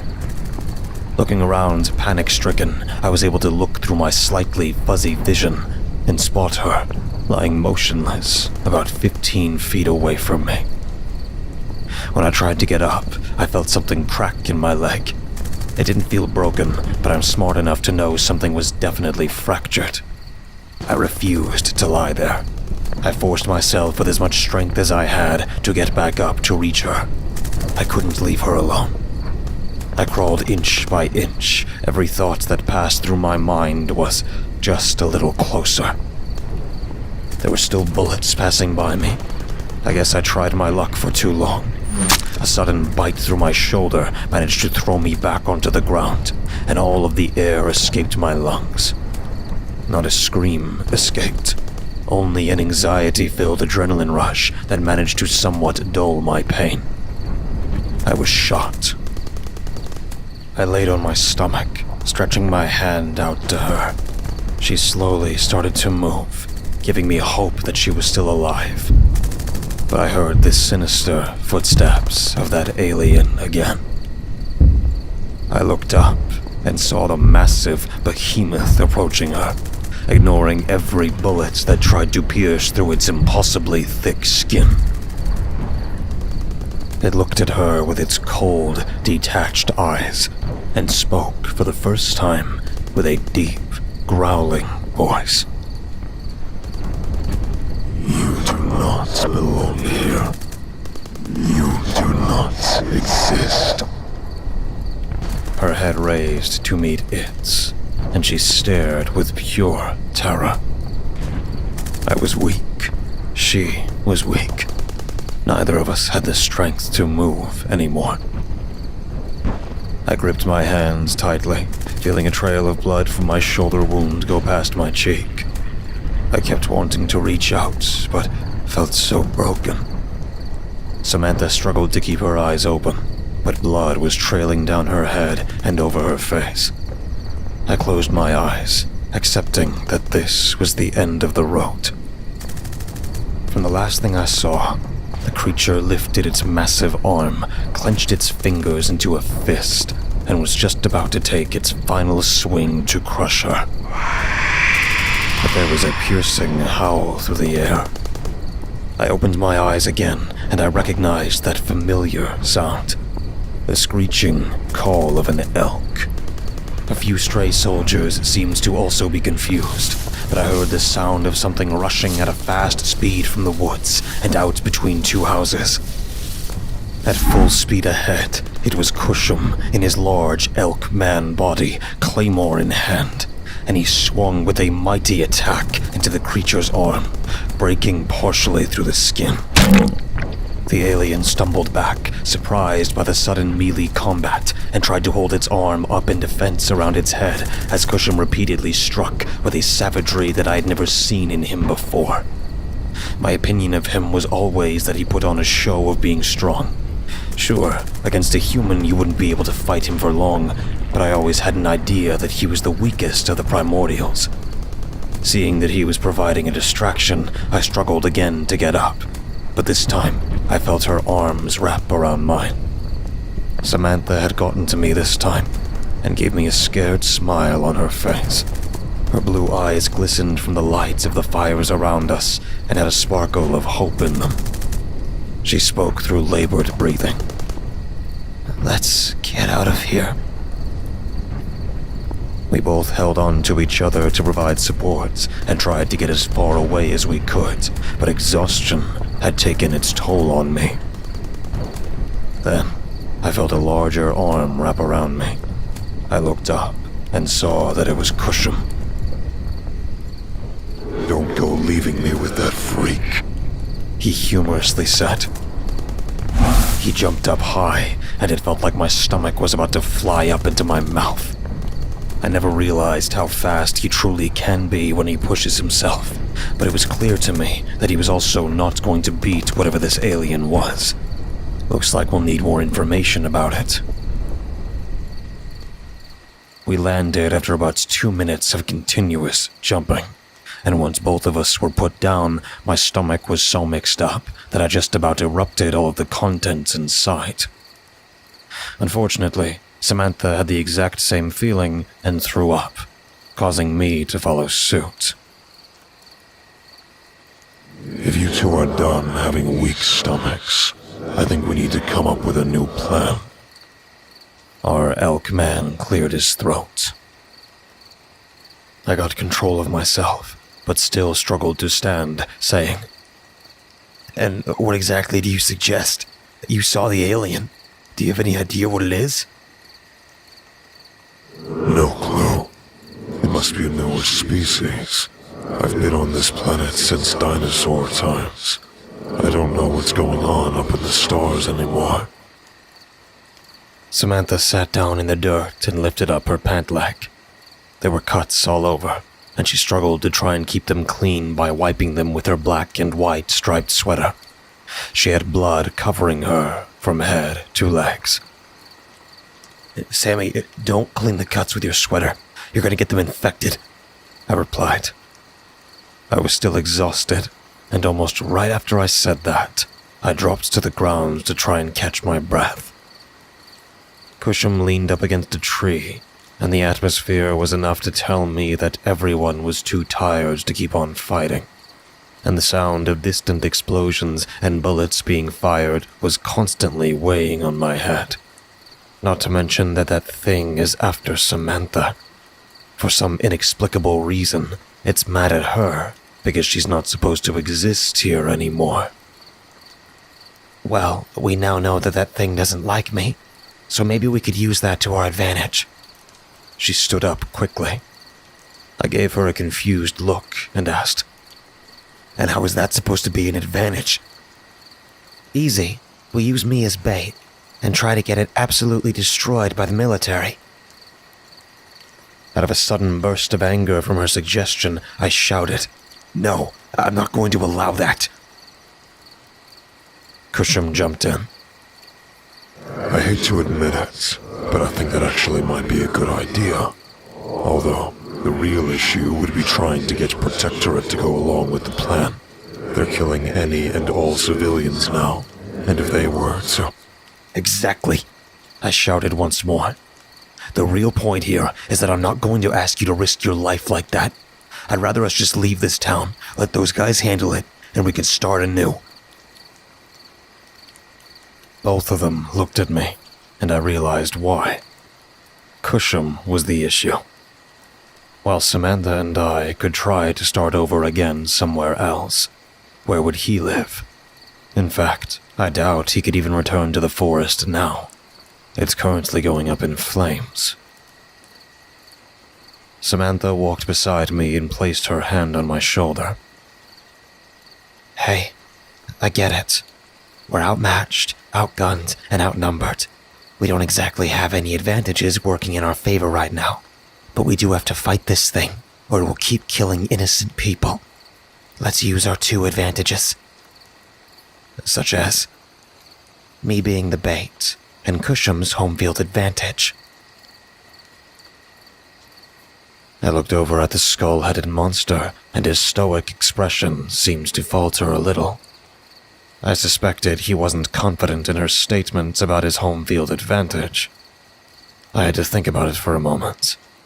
I pulled on my beard hairs, thinking about the other option to just run away and start over. I was prepared to fight other primordials, but never did I expect to be in a situation where I was being hunted down by a killer alien and shadowy military groups. But I looked up at Cusham and asked, "Why did you come and rescue us?" Again, he had a stoic expression and remained silent. "I'll only go along with this plan if you admit that you've grown a soft spot for us."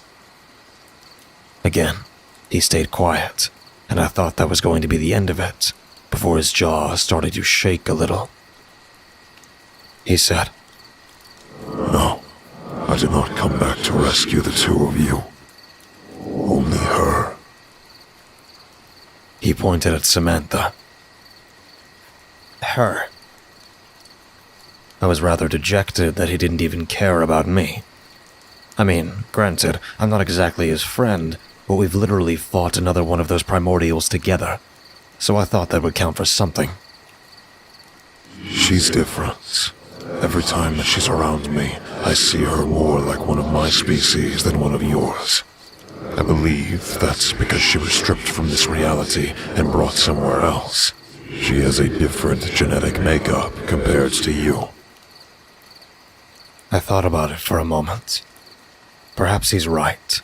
Samantha was in that other dimension for, from what she's told me, months. And being there so long may have had a change on her body. But I guess we'll never know to what extent, but a deal's a deal. Well, alright then. But we better work on a way out in case we fail. Perhaps a cave could be close by. Cusham's head lifted when I said that, and chimed in. I just remembered something. This is a way better idea. The two of us raised our eyebrows. We returned to the war zone. We had to have the whole thing set up so that she stood in an open area, while I salvaged around for some weapons from the lots of the dead soldiers. Sadly, I had plenty of choices. There were so many dead young men, but I wouldn't let their deaths go to waste. I was smart enough to know that they were protecting humanity, but I was needed for this one. I found one that I was quite excited to use, an M203 with a grenade launcher attachment. It was my first time seeing one of these in real life, and I was going to have to learn fast how to use one. I also found a med pack on one dead man, a vial that read, Pain Nullifier. I figured that would help me forget my leg pain. Cusham said this place would be the best place to launch our trap, because there is something underneath the dirt here that was going to help us completely destroy the space menace. Thus began the waiting game. I stood close by, keeping my eye on Samantha as she grew bored standing all by herself. Cusham patrolled around the nearby area to cut down any soldiers that came too close.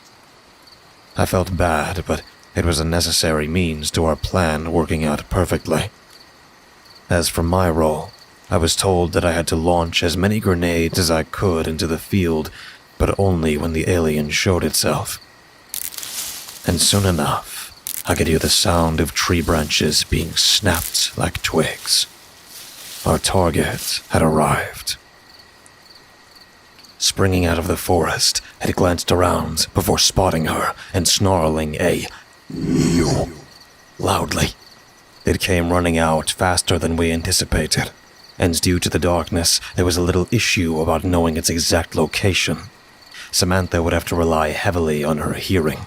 She turned tail towards me, and seeing that this was our golden opportunity, I struggled with the weapon for a moment before firing a grenade right out into the middle of the field.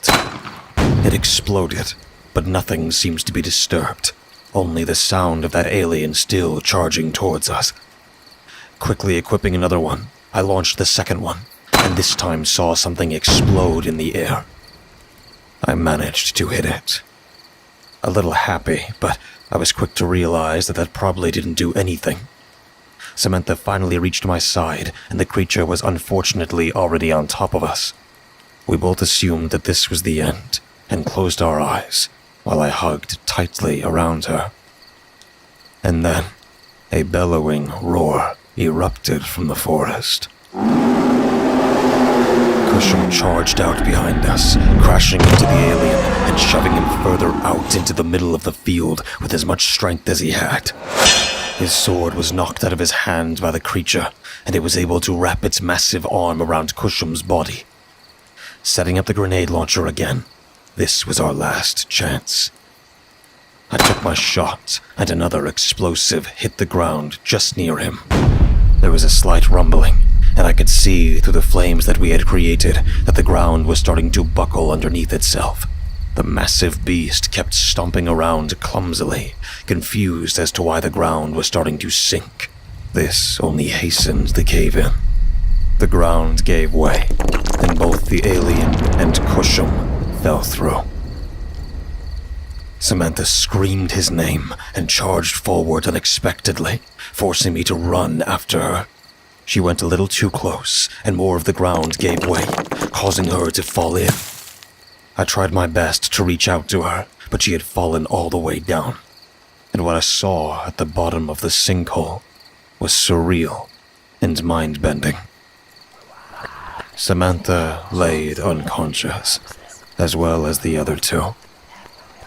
Next to them was a strange rock formation that was floating around a stone ring and clumps of dirt hovering over it. Small holes were going through the floating rock, green fire erupting from inside of it. Long veins wrapped all around, green in color, and the sound of whispering that I couldn't understand emanated from it. A massive monument to something that I can only guess that Cusham knew of. It almost seems like a nexus point. I contemplated what I was going to do. It was a 90-degree drop. Not wanting to leave her alone down there with those two, I took a deep breath, trying to psych myself up, and jumped. Big mistake. I hit the bottom, hearing a sudden cracking in my legs. I believe that was a 30-foot drop, so not exactly something that would kill any of us, but definitely painful. Looks like those painkillers aren't able to dull this one. I couldn't stand. My legs were screaming with intense, hot pain that pierced every inch. But with breathing exercises that I knew of, not to mention the life and death situation that I was in, I tried to hold in my agony. Cusham started stirring awake and pulled himself up, but some of his bones were broken as well. Not the alien, though. That creature was just shaking its head like it was waking up from a quick nap. Its mouth gaped open with its razor-sharp teeth pointed in Sam's direction. Out of grenades, I shot at it, survival instincts kicking in despite all logic telling me that this was nothing more than an annoyance, more likely just irritating to hear the sound of the gunshot. The creature walked slowly towards us, but I noticed that Cusham was holding the narrow, floating rock. I figured this was the plan. To try and stall for time, I shouted at it. "What are you?" It almost seemed like it wanted to ignore me, but it answered anyway, much to my relief. We are the ones who will conquer this planet soon. We merely sent exo-beasts like myself to cause havoc before the real invasion begins. I replied. "Why come here? This is literally a nowhere town." As it slowly approached me, it responded with a hiss. We have detected a Nexus gateway in this vicinity, and they sent me to investigate and destroy it. A Nexus gateway? I've never heard them be called by that name before, but questions for a later time. "Okay, but why attack my..." I looked at her as she remained asleep. "Why attack my daughter?" She's an abomination that is a disruption to my senses. She does not make sense to exist. Much like those primordials, all non-domestics must be killed. I glanced over to Cusham as he placed his hands on the rock. I lifted an eyebrow and smirked at the creature. "A freak of nature calling my daughter an abomination. That's rich. Anyway, you should have been paying attention to my friend back there." Right as he was about to kill Samantha again, he looked to where I was pointing to, and its eyes went wide, realizing what Cusham was doing. My friend declared, Have fun burning forever, intruder. The rock lit up with an insanely bright light, green electricity exploding out from it, and a strong wind lifted the alien off the ground. It thrashed around and tried to reach out to me, but it was already too late. The light focused in on one single point above the monstrous alien and shot up into the sky. It being slingshotted up until a flash exploded overhead, followed by a loud bang. The wind suddenly died down, and I knew it was finally over. I rested my head down and took a deep breath before letting out my own cry of pain. The adrenaline was keeping me from noticing, but after all of that, I think I'm about done with anything else. My legs were hot and swollen, and I couldn't hold in my pain anymore. I took a few more deep breaths before blacking out. I felt a disturbance hit my head, realizing I had just been dropped clumsily. "Ow!" I shouted, looking around and seeing Samantha and Cusham staring down at me. She was happy that I was awake. Cusham was placing his hands on my lower leg, releasing a blue glow that was removing the pain slowly.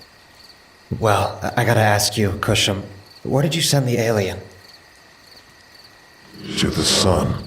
I used my Nexus gate, but I don't think I'll be using it again anytime soon. "Wait, so they're called Nexus Gate by your kind?" I said. "I thought they were called Nexus Points." That's translation error between my race and yours. Nexus Points refers to an area that's affected by a dimensional flipping by the Nexus Gates or gateways, which are the structure itself. Samantha pulled up my pant leg to check my injuries. Long story short, I would have to rest a little. Healing bones takes longer for him. And so, That's the end of our story here, for now. My house is destroyed again. All I had left was my Jeep and a few $100s in my bank account. As for the town, I'd say it's in much worse shape. Cusham can't go back because the military group has seized his woods after finding the Nexus Gate. The whole town is closed off from the outside world, and it was just a pain trying to sneak my car out. For now, Samantha and I stay at a few cheap motels until I get my bearings together and buy a new place.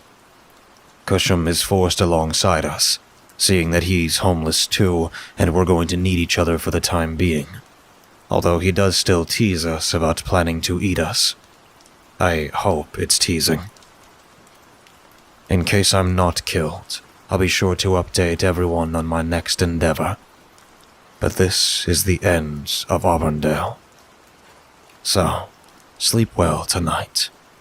I could be in a town near you.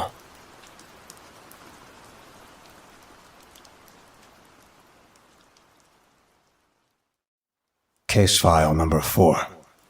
Date, July 8th, 2022. It's been about a week since this incident happened, and my heart races over it. For clarity, I'm Samantha, and I help my guardian Henry monster hunt. Although I guess we're technically a couple of supernatural explorers who get occasionally attacked by aliens. He really jumped the shark when it came to monster hunting, considering they seem to be looking for him, if anything. In an unexpected turn of events, both Henry and I have found ourselves homeless, and due to the quarantine, of which I was not aware due to being trapped in another dimension, he hasn't been able to find new work to support us. Seriously, he doesn't seem to bother to ask a friend or any family. He just keeps to himself and his odd jobs. And no wonder he hasn't gotten married. My current residency is in a motel, and sleeping arrangements are as annoying as they possibly could be. You see, I like to go commando. One of the benefits of my naturalistic lifestyle. The only problem is that when I go to sleep, I typically wear a long shirt or nightgown. That's a little unnerving when there's a fully grown guy sleeping in another bed near yours.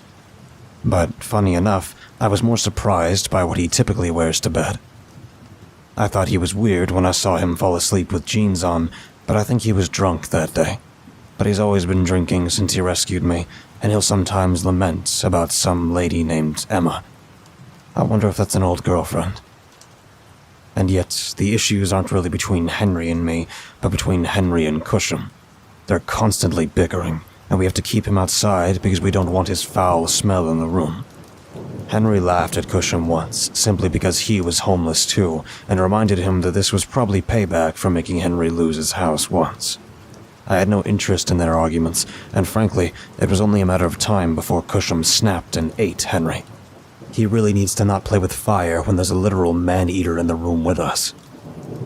I sometimes wonder if I'm the only thing that keeps those two from killing each other. But hey, it's a little interesting, to say the least. I know how much he despises me for bringing that crabby old monster along, but drawing Cusham is pretty fun. On this one particular rainy day, there was a knock at the door, and got Henry on high alert. We had a secret knock for Cusham, so we knew this wasn't him. This was an uninvited guest that we weren't prepared to deal with. Opening the door, there stood a man. He was tall and wore a long, brown trench coat and fedora. I personally thought it was tacky. "Can I help you?" Henry asked, one of his hands reaching for his back pocket where his handgun is. The weird man, who had a strange facial structure that resembled a cross between a man and a goat, had this strange, inhuman voice when he spoke. I was looking for Henry Miller. I have some questions to ask him. "I'm Henry. What brings you to me?" A soft boom of thunder erupted from outside. It had been raining for the last 2 hours now. I was initially begging Henry not to let him in. Alarm signals were going off in my head, and I was already making a discreet move to the bathroom where Henry had kept his M203 and M16. Glad we robbed those Protectorate guys. Thankfully, Henry wasn't opening it up further to let him in. He still kept his hands close to his back pocket the entire time as he listened to the man talk. I went to a Native American reservation, and they talked about you. They said that you were familiar with Nexus Point. Henry scratched the back of his head, nervously. Am I in trouble? No. I'm not here to arrest you. I just need some information about where I could activate one. Now I was intrigued. Both Henry and I exchanged glances, and this time I was a little okay with letting him in, but I was going to have my pistol ready at least. Henry stepped back a little bit, offering the man to sit at the table. I decided now would be the best time to make the tea that Henry and I always liked to drink. As I was making it, I listened to the man's story. I'm a researcher in this field. Most of my colleagues are too afraid to investigate them because of a certain meddlesome organization. I wondered if he was talking about Protectorate. Henry said, "So, why exactly are you coming to me?" You frequently visit that Native American reserve that was near Auburndale, correct? Yes? They mentioned to me that you told them that you were able to activate one, but you never mentioned how. Henry looked over at me and saw that I was glaring at him. First of all, I was the one who activated it. He was dying from blood loss. Secondly, I tried to send him nonverbal signals to not tell this guy that I was the one who did it in the first place. He can tell him how to use them, but leave me out of this. Something about him made me uncomfortable. He looked a lot like how one might picture Scrooge from A Christmas Carol. He was hunched over, and his body didn't seem to fit quite right from within his heavy clothing. And for a moment, I thought I briefly heard something slimy wriggling from underneath his coat. I don't know how much I can tell you, Mr. Wilbur Walbrook. Well, Mr. Walbrook, I'm not too certain I can help you with much else. I did go to another dimension once. I ended up finding a Nexus gate when I was injured. I placed my hand on it, and during my confusion, it activated, and the next thing I knew, I found myself in Colorado. He glared at Henry. When I took one look into his eyes, I swear I could almost see madness incarnated. A frightful, menacing evil that was trying to escape from what was behind the face of this grotesque, goatish man. Are you sure? I am willing to give you some money for this information. I wasn't too certain as to why Henry was lying. We had a rough idea about how to use one. Frankly speaking, you merely have to put your hand on one and think of a place. Saying home will apparently be enough, even though that's rather vague. I guess in some strange way, these gateways can latch onto our minds and take us to where we want to go through thought. Hey, I'm not saying that it isn't impossible. Perhaps they activate it randomly, or maybe the technique is lost on us. He threw up both hands. I almost felt an urge to go for my gun. Wilbur looked like he was ready to pounce and savagely maul Henry right then and there. He stood up from his chair, tipped his hat, and said, Thanks for your time. Then turned around and exited out into the ferocity of the storm. I relaxed when the door was closed, and Henry looked far more exhausted after that interaction. I started pouring water from the kettle, and Henry spoke up. Jeez, that guy was insane, and he smelled pretty bad. What was he like? I asked, setting down his cup.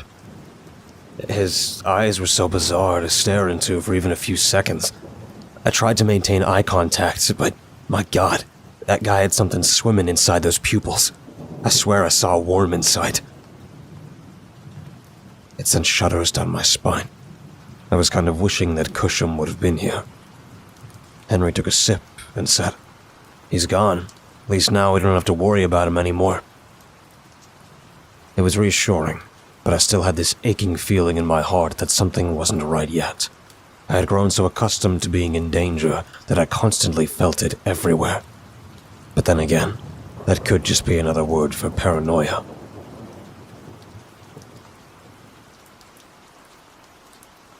The rain had stopped, and it was getting pretty late. Still, I had to go to the laundromat and pick up some food for us tomorrow. I really wish we would leave Illinois. I never liked this state very much. As I left the convenience store, I accidentally bumped into an old man that was standing suspiciously in my way. Instinctually, I said, "I'm sorry." He turned around, showing off a gray 5 o'clock shadow. It's alright, miss. I was actually waiting for you. I raised an eyebrow and quickly wanted to reach for my pocket knife. "For what reason?" He had a genuinely warm smile, which for some reason put me at ease, even though it shouldn't have. He said, I noticed that you and your friend display traces of primordial radiation. You especially have a higher dosage. This guy knew about primordials. Also, what is primordial radiation? "Hey!" I shouted abruptly. "What are you talking about? And how do you know about that primordial stuff?" He held up his hands with a smile still unbreaking from his face. Calm down, Samantha. I'm actually on your side. My eyes widened. How did he know my name? How does he know about me? He speaks as if I never disappeared from this world. How? He cut me off and spoke with authority. You best go back to your apartment. Henry's in the middle of his kidnapping. What? I panicked, dropping my groceries, with only caring about Henry at this point. Whoever that guy was, he better not have had anything to do with this. But then it struck me as to why did I just leave him. I stopped to take a look behind, but he was already gone. I had made a terrible mistake. But I guess I have to get back to the motel and stop whatever is happening. Running through the parking lot, I stopped right outside of the room we were staying in. The door was kicked open, practically torn to shreds. I did not bother to go looking inside, because I already knew he was gone. Now, I was alone again, and I couldn't help but feel a sense of despair overwhelming me. But then, I heard the thumping of footsteps from behind. What's going on? Where's your daddy? Cusham's voice boomed. I turned back to him and said, "Don't say it like that. It's weird." He chuckled a little. I know. I wasn't in the mood for his unconcerned views about Henry's whereabouts. I didn't know where I was going to go, but I knew I needed to find my guardian. Looking around in the parking lot, I noticed that old man again standing near our Jeep. "Hey, you!" He still had that smile on his face. I stormed over to him, Cusham trailing behind. "Where's Henry? Tell me right now." He exhaled with irritation and said, Wilbur's taking him. I knew it was gonna happen, which is why I went to you first, because I need your help. "Wait, you knew he was going to kidnap Henry? Did you put him up to this?" He took a few steps back and said, Goodness, no. I wouldn't work for that thing. He's an outer thing. Cusham tilted his head in confusion. An outer thing? What are those? The man lifted an eyebrow and said, How long have you been on this planet? My God, the primordials of Earth are so out of touch with the multiverse right now. I could tell that Cusham felt like he was being looked down on, and he was growing more aggravated by this. "Well, do you know where we can go?" I asked. He looked pleased that I wanted to go out and find Henry. He stretched out his arms and handed me a piece of paper that said, "Go to Welshton, Illinois. There you will find Wilbur Walbrook." I looked back up at him, and I couldn't help but smile a little. This was near the town we were currently staying at, so I think I could get away with driving for a little while. "Cusham, we have to get moving." He looked up at the man, then back to me, nodding. Fine by me. Let's go save your daddy. "Stop calling him that." We were pulling up to the town, hoping that cops wouldn't notice my terrible driving.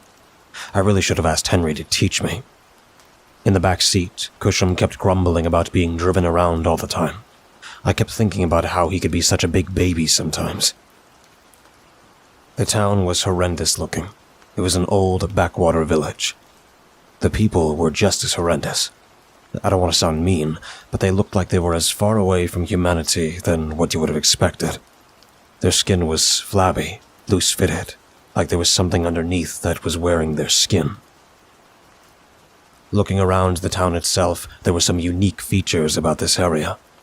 The town itself looked like it was trapped in the 1800s, but the centuries have not been too kind to any of the buildings. They were rotten, unpainted with blackened wood, and glass windows were either cracked or broken entirely. We were surrounded by open fields of tall yellow grass, and a little further out were thick, dead pine trees that were constantly trapped in orange and brown shades of color. While I thought that was unnerving, I took notice of the many domed hills that surrounded us. This wasn't uncommon in the middle of Illinois, but I happened to glance over and noticed that one particular tall, rocky, and jagged hill had a circular design of boulders with a single obelisk in the center. I can feel it. Cusham looked in the same direction as me. That's a nexus point? Gates. Whatever, I muttered, before returning my focus to the road. We kept driving further until we reached an old general store. I got out of the car and went inside, where I was greeted by at least 3 people who were loitering about. The clerk also seemed to be an older man who wasn't as affected by whatever it was that was making the people of this town look sickly. Well, aren't you a new arrival? He spoke with a Bostonian accent. I take it you guys don't get a lot of new faces around here. The other 2 patrons ignored my presence, so I had the opportunity to have a one-on-one conversation with the clerk. Not usually, no. For the most part, we got the same old faces for the last 3 decades, which makes me wonder why you decided to show up when you did, considering the strange things that have been going on. I moved further to the counter and leaned up against it. I did a quick glance around to make sure the other 2 weren't getting in any sort of attack position. I could feel that there was a little tension building up the longer I stayed. And what strange things might that be? He leaned in, revealing a rancid odor to me now. Monsters in the woods, creepy lights from the sky, stuff that only happens here in backwoods country. Now, why would you want to be all the way out here? I got lost. I was hoping that you could help me find my way around here. He smiled, revealing his rotten, green teeth. I swear I saw a worm crawl through one of the holes. Well, we're not exactly an altruistic town here. We don't like outsiders asking questions about our town. This raised an eyebrow, and also made me quite concerned. And why exactly is that? Well, you see. His eyes wavered like he was giving a signal. I could briefly hear the light footsteps of the 2 others trying to approach me from behind. We're not as human as we once were. Now we do Wilbur's bidding, and he doesn't like outsiders snooping around here. My heart started racing. I knew exactly where this was going, as it was a common thing that they would threaten me back in Warmire. I'm thankful I found a way out, and thankful now that I still do, unlike what happens to... Well, anyway. Well, I suggest you reconsider. I tried to sound intimidating, but the anxiety was growing because of my past trauma. And why should we do that? His toothy grin flipped to shocked terror. I felt an immense measure of relief when I heard the clanking of heavy leather boots hitting the wooden floor. Because I don't like my future meal to be damaged. Cusham said from behind the 2 inhumans. I was a little offended by his statement, but I guess he still harbors those carnivorous tendencies. I told him not to kill anyone, so he lifted up both of them and bit off the arm of the one in his right hand, making the other gelatinous human freak try to make a plea for his life, while the other cried out. I would start talking now. I smirked at the clerk. Inside, I was still freaking out because that was cutting it a little too close for comfort.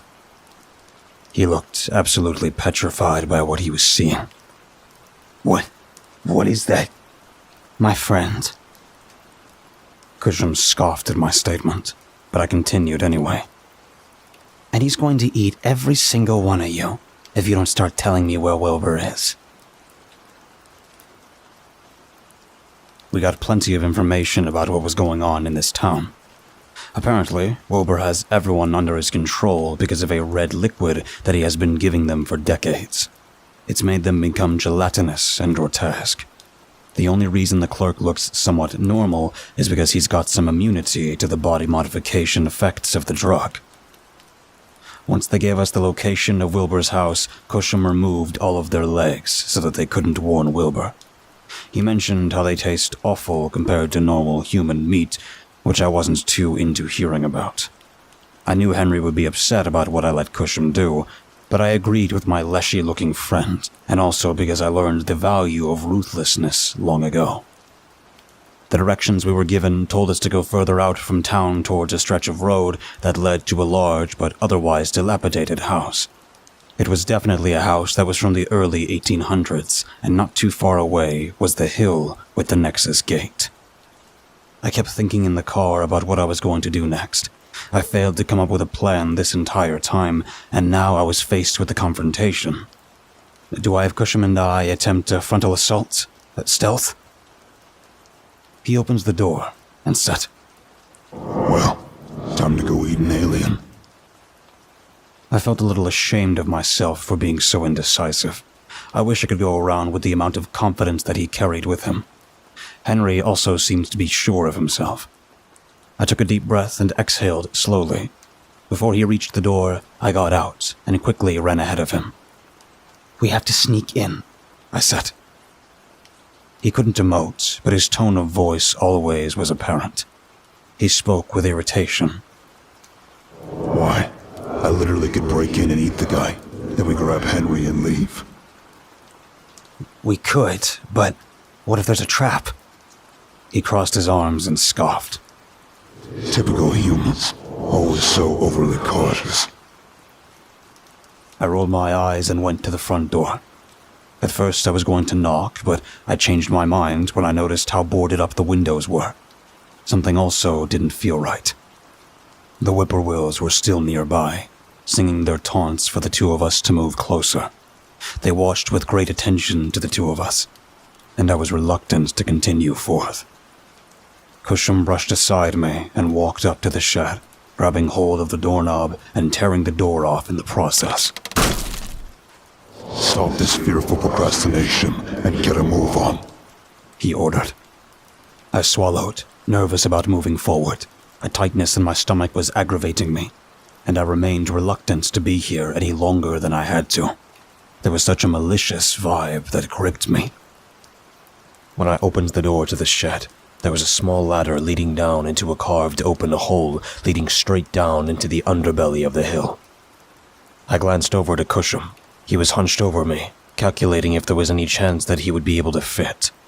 It was an unusually large hole, so it's not like he had much of an excuse. "Let's go," I said, getting ready for the descent. When we reached the bottom, we were at first baffled by the darkness, forcing me to pull out my flashlight, but moving further in. I saw lights in a small chamber, fully constructed and furnished into a workspace. There were some old computers from the 90s, newspapers, and photos plastered all over the walls, and books that littered all over the floor, and any desk space that they could be put on. But I saw a chain. I followed the chain over to the back of the room, and when I tugged on it a little bit, I heard the sharp screaming of a man rushing me. I held up the flashlight. It was Henry. "Henry, wait!" He was holding up a big rock, but stopped in his tracks when he saw it was the two of us. "Samantha? Bonehead?" Cusham growled. There was a nickname that Henry had recently come up with for him. "We're here. We came to rescue you," Cusham said. Yeah, no gravel and gratitude to me. Henry's body looked like it had been clawed up by something. He already seemed like he was losing his mind. We have to leave this place. It's no good. No good. I put my hands on his cheeks to look into his eyes. There was something wrong with them. They were dilated, even though there was little light. He had seen something that no one should ever lay eyes on. Cusham broke the chain and carried him. Something I knew he disliked, but I wasn't going to be able to do it. Right as we were about to leave, something caught my eye. There was one particular book that was opened on the desk. I took a closer look at what it said. The History of the Nexus Gates. Grabbing the book and stuffing it in my bag, the three of us quickly climbed back out. But what was waiting for us on the surface was far worse. We ran out of the shed and saw that the entire sky was starting to swirl erratically. Clouds were spinning on each other, forming a vortex that was swirling at a rapid speed.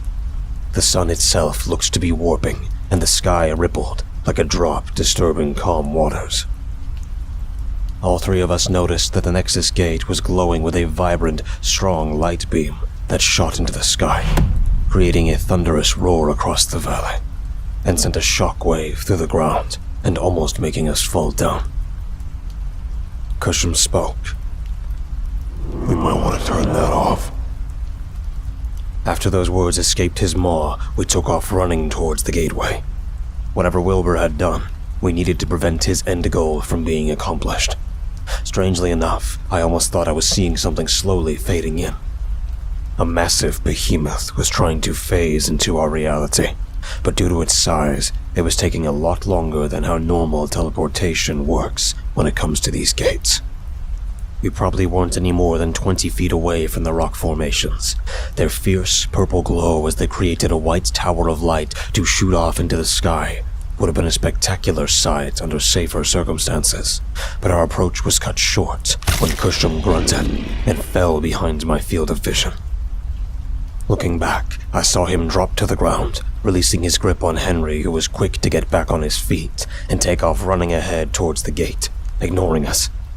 His insanity had not disappeared, but I was still more concerned at the fact that there was a shard of metal sticking out through Cusham's chest. He coughed. That hurt. Falling down completely, my attention looked further back of us to our assailant. It was Wilbur. He was approaching me, pointing his skeletal finger at Henry. I just got it working, and he's trying to ruin my hard work. His voice had changed to a deeper, authoritative tone. I stood up tall, puffing my chest out to look intimidating, but inside I was feeling an incredible amount of butterflies in my stomach. We can't let you bring whatever it is you want. It looks kind of big. The goat-faced man chuckled. I don't care. I'm bringing my father here. Father? Yes. I know humans don't usually point it out, but haven't you been curious about my appearance? He pulled back his trench coat, revealing what was underneath all those layers of clothing.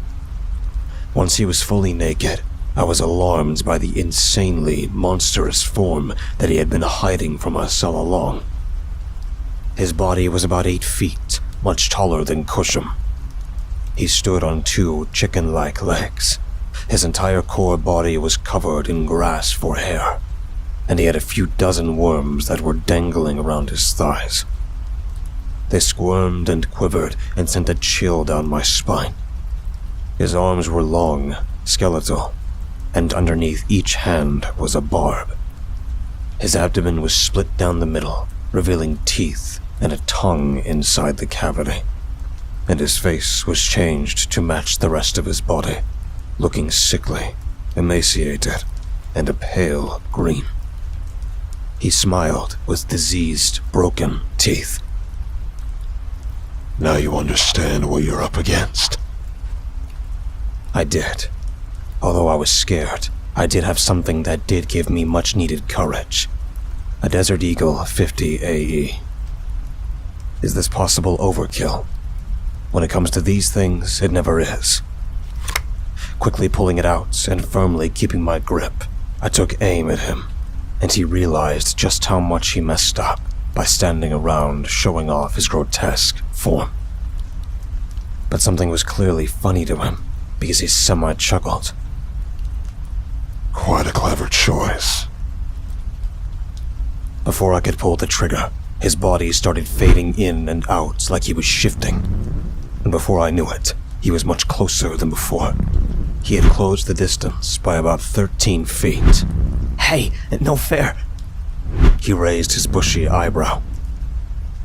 In combat, never expect any fairness, child. I knew this was going to be loud, so I prepared myself and took the shot. The recoil wasn't something that I was unfamiliar with, but I still hated hearing the loud bang. It didn't matter, because he dodged my shot, and I had to aim again. I fired 2 more times, but still, he was able to maneuver around them. It shouldn't be possible. He weaved back and forth, throwing me off my game and forcing me to constantly readjust. I couldn't stand fighting a teleporter, and the fact that he was moving gradually closer to me, potentially moving right past me and going straight for Henry, was really starting to get me to lose my nerve. I had to protect Henry no matter what. Before I could fire another shot, he grabbed my arm and neck, lifting me up to eye level and making me drop my gun. How annoying, He said. to think a teenager would have this much gall. I needed to get information out of him. By appearing as a non-threat, I knew how to manipulate these types of guys into monologuing their plans. This had to be something he had been waiting for so long, and this was the best way to get it. Why are you doing this? What do you mean your father's coming through? Sure enough, he let out a few chuckles before saying, I mean, I finally found a way to bring my father here. He's a creature known only as High Colossus, an animalistic, trillions-of-year-old race. And you? He took a few steps forward, probably preparing to make me watch as he kills Henry. I'm his son and servant. For decades I've been trapped in this town and had to pretend to be a normal human being. I had poisoned the town with a special fluid called Argotox. Makes them subservient to me. Why not go to wherever your dad is? Why bring him here? His grip tightened around my neck, and I knew I was starting to get on his nerves with the questions. Quit being such a pest already with your questioning. I'm bringing him here because we're going to obliterate your wretched planet. Your disgusting race, and all the other lesser beings that call this world home. Humans, primordials, and all the dozens of other aliens living here. The only thing that interests me in the slightest is that great monolith you call the sun. I was unable to cough out the words. What did you do to Henry? Unfortunately, I was unable to recall the words needed to activate a gate. I was so young when I was taken away from my father. I had gone through numerous books written by so many of your ancient civilizations, from the philosopher King Cyrus the Great to the relatively wise Native American chiefs of this land. I had to travel all over the world for the answer. I barely managed to survive the lost great city of Astabad in Iran, but the answer always eludes me, with nothing more than rumors, freak accidents, and surviving records of missing cities, countries, and whole continents. So, to get my answer out of him, I had to effectively break his mind. He growled with such venomous hatred. I smiled, feeling the blood sinking between my teeth as the grip was starting to become unbearable. Bet you weren't expecting Henry to be such a tough nut to break. He moved me away from his face, relieving me to some degree of that nightmare face that not even a mom could love, and prepared his other hand for the striking blow against Henry's back. But thankfully, I'm never truly disarmed. With my one hand free, I reached into my pocket and pulled out my hunting knife. Henry was completely unaware of Wilbur coming up right behind him, too focused on whatever it was that he was doing to the Nexus gate. Wilbur taunted. I want you to watch as I kill your daddy. Fed up with hearing that for the third time in the last 10 hours, I popped open my knife and swung my hand into his chest, driving the blade deep in. His eyes widened from shock, and with not a second left to lose, I twisted the handle to inflict even more damage. His hand released me, dropping me to the ground, and I was quick to get back on my feet. His eyes had a blazing hatred in them as he shouted, Never mind. You die now. Talons slid out from his fingers, and I prepared myself to block yet again. But this time I was unarmed for real. But I still had to buy Henry time. Although I was absolutely petrified and believed that this would be my end, I was able to mostly not choke out the words. Do your worst. Thanks to my poor choice of words, he slashed upwards across my abdomen, all the way up to my face. Falling on my back, I felt a splash of a warm liquid all over the front of my body and face. There was a crippling, fiercely sharp pain radiating from where he struck me, and on top of that, I felt a breeze dancing across my now exposed chest. Great. My clothes got ruined in the process. What an embarrassing way to go out. Dying feels rather different than what I would have expected it to be. There was no out-of-body experience or a bright light. Instead, it felt like there was only oblivion slithering all over me, slowly wrapping around my body and pulling me into something as non-existent. I almost heard the great screeching of a bird in my ears. Was it those whippoorwills again? But my left eye still saw, even in my deathly state. Some measure of consciousness was left for me to witness how this would end. Wilbur, still holding on to his bleeding neck, attempted to get by me and finish off Henry. But surprisingly, I noticed a blade shoot out from his chest, Cusham latching onto his back and driving his sword into the goatman. I was so happy to see my leshy friend get the killing blow. Pulling the sword out, Wilbur took a few steps forward before dropping to his knees and uttering, This wasn't supposed to. He took a few more exhaustive breaths, but ultimately lost his strength and collapsed to his side. Cusham fell back as well, barely able to keep himself sat up as he tried to keep the light particles from slipping out of the hole in his chest.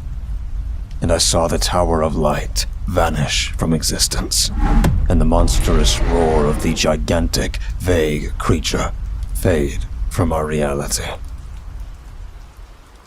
I smiled slightly as blood flowed from my mouth. I got the words, "He did it," out. Then, I felt a calm, alluring sleep take hold of me. The slithering wrappings of death were calmly putting me to rest as I slowly closed my eyes. But before they were fully shut, I thought I saw that old man from earlier walking towards me, right before I was gone completely. A sudden jolt of breathing shot through me, my heart jumping back to life. My eyes were frozen in place, and I was still trying to process what was happening. Where? What's going on? Putting his white gloves back on, the old man said, "I restored you." When I got up, I felt a breeze where my shirt should have prevented that. The old man noticed and promptly turned his head, saying, "Oh, how unfortunate. Perhaps you should wear my jacket." I looked at my shirt, more upset that it was ruined than the fact the middle was completely exposing me. I actually liked this shirt. It had a green flannel design. I took him up on his offer, putting on his tailor-made gray suit jacket. He walked over to Henry and placed his hands on my now insane friend's head. Henry's head bobbed back and he fell unconscious. I was about to protest what his actions were, but he replied. Calm down, Samantha. Wilbur showed Henry glimpses of what his father looked like. I had to block out the memories of the insanity-inducing effects of a high colossus. Those animals are too much for a normal human mind to retain. Cusham walked up, seemingly recovered now, after taking parts of Wilbur's body to cover the hole in him. So, who are you exactly? Seems like you could have handled all this on your own. You're more perceptive than I initially believed. That's good. I was afraid you were all brawn. Well, Cusham didn't like hearing that, and attempted to grab hold of the old man, but was shocked when, instead, the senior citizen grabbed hold of his arm and twisted it completely off, like it was paper. He let out a painful cry, seeing that part of his light was attached to that arm still. Don't ever think you're a match for me, Primordial. You're a relic, even to your own kind, that still lives in the stars. I would get off my high horse if I were you. He tossed the arm to the ground, and the light was allowed to leave it and go back to Cusham's core body. I suggest we go somewhere else to talk about work, he informed us. Rings of light appeared around all four of us, and we were quickly flashed into a trophy room. Except the taxidermy heads and bodies were not animals of Earth, but various alien animals. Henry stirred and quickly regained consciousness. When he saw what was going on, he got off the ground and said, Wait, did I miss something? Why are we here? The old man gave us a bright smile. I'm glad you asked. My name is simply Mr. Ensley. I'm a governor of sorts over Earth. I snickered a little bit. A governor over Earth? Correct. And I've been observing you three ever since your little incident in Auburndale. At first, I thought Henry was going to be the run-of-the-mill adrenaline junkie who tried to take on the deadly creatures of Earth and die shortly afterward. But then he was able to go to another dimension and return with you, Samantha. Then I saw that all three were able to stop that Evo kind. Quite a feat. Henry looked a little bashful, but I was still on the suspicious side. I didn't trust this guy one bit. Get to the point, I demanded. Temper, Sam. I want to hire you three. You see, even though I can see just about everything going on in this universe, I can't be everywhere at once. I need extensions, skilled professionals of various races to keep Earth protected. I can give Samantha a new lease on life by providing her with a new identity. Cusham, I can also help you grow stronger, since it seems like old age is starting to catch up to you. He scoffed, but kept staring at his severed arm.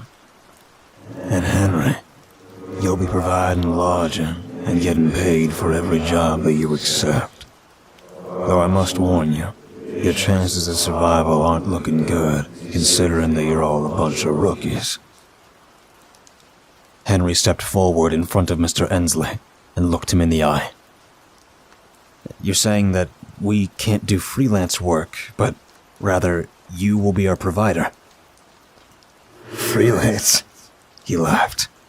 You three were living in motels and getting nothing done.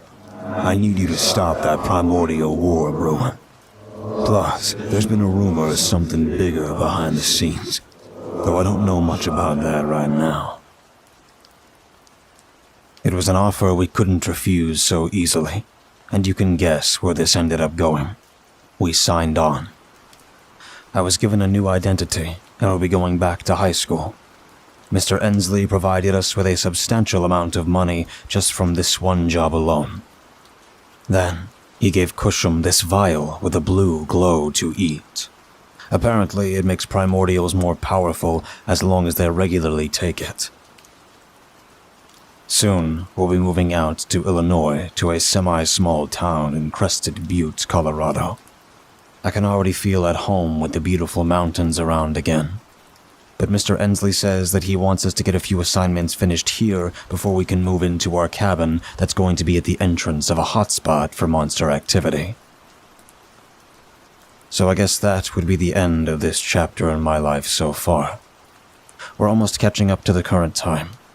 It's 2022. I'm hoping things can be a lot easier. But who knows? I still don't trust that old man. But so far he's been quite generous at getting us back on our feet. Let's hope this wasn't some treacherous deal that may cost us our lives.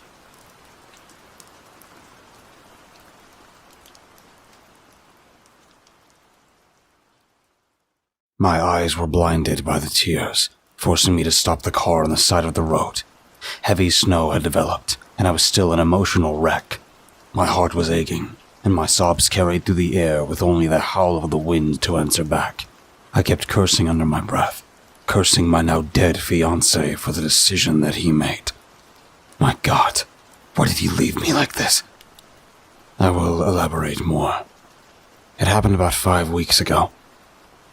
My boyfriend and soon-to-be fiancé told me that he offered to go to some small town near the border of Missouri. It was a southern Illinois town that had reports of livestock being mutilated by what was thought to be a wild animal at first, but had later reported that it was something far more intelligent. He was a statewide investigator for the Springfield Police Department. Because of the nature of the killings, it fell upon him to uncover who was behind all of this. And after a week had passed, I was told that he was dead. My heart still feels like it's collapsing into a void of cold, unfeeling darkness. I know that sounds dramatic, but at the end of the day, grief is different for most people.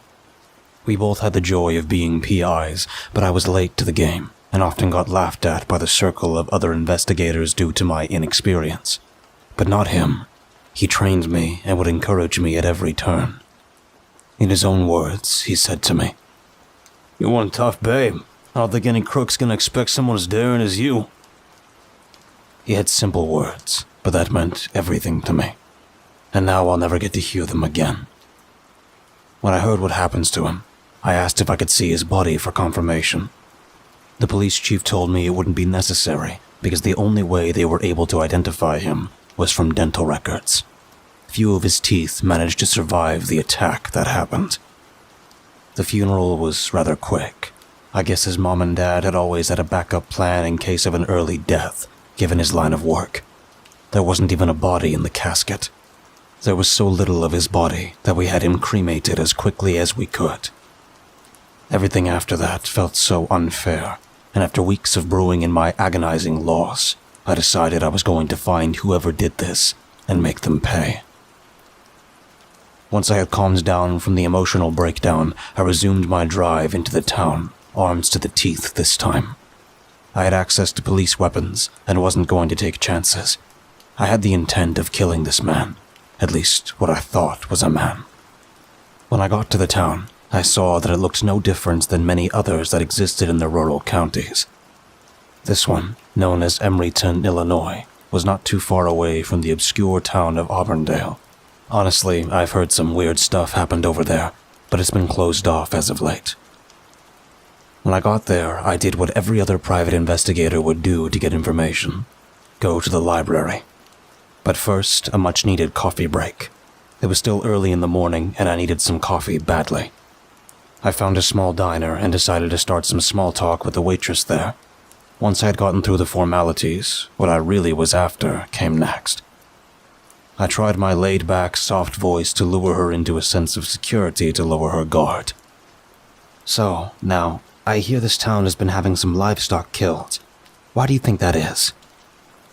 She was an innocent-looking girl who clearly seemed less guarded than how all the other older folks in this town appeared. She said, "It's really strange. I haven't had any issues with it, but I have heard some strange noises coming up from the hills. The next day, the farmer who lives next door to me said that 3 of his goats got gutted."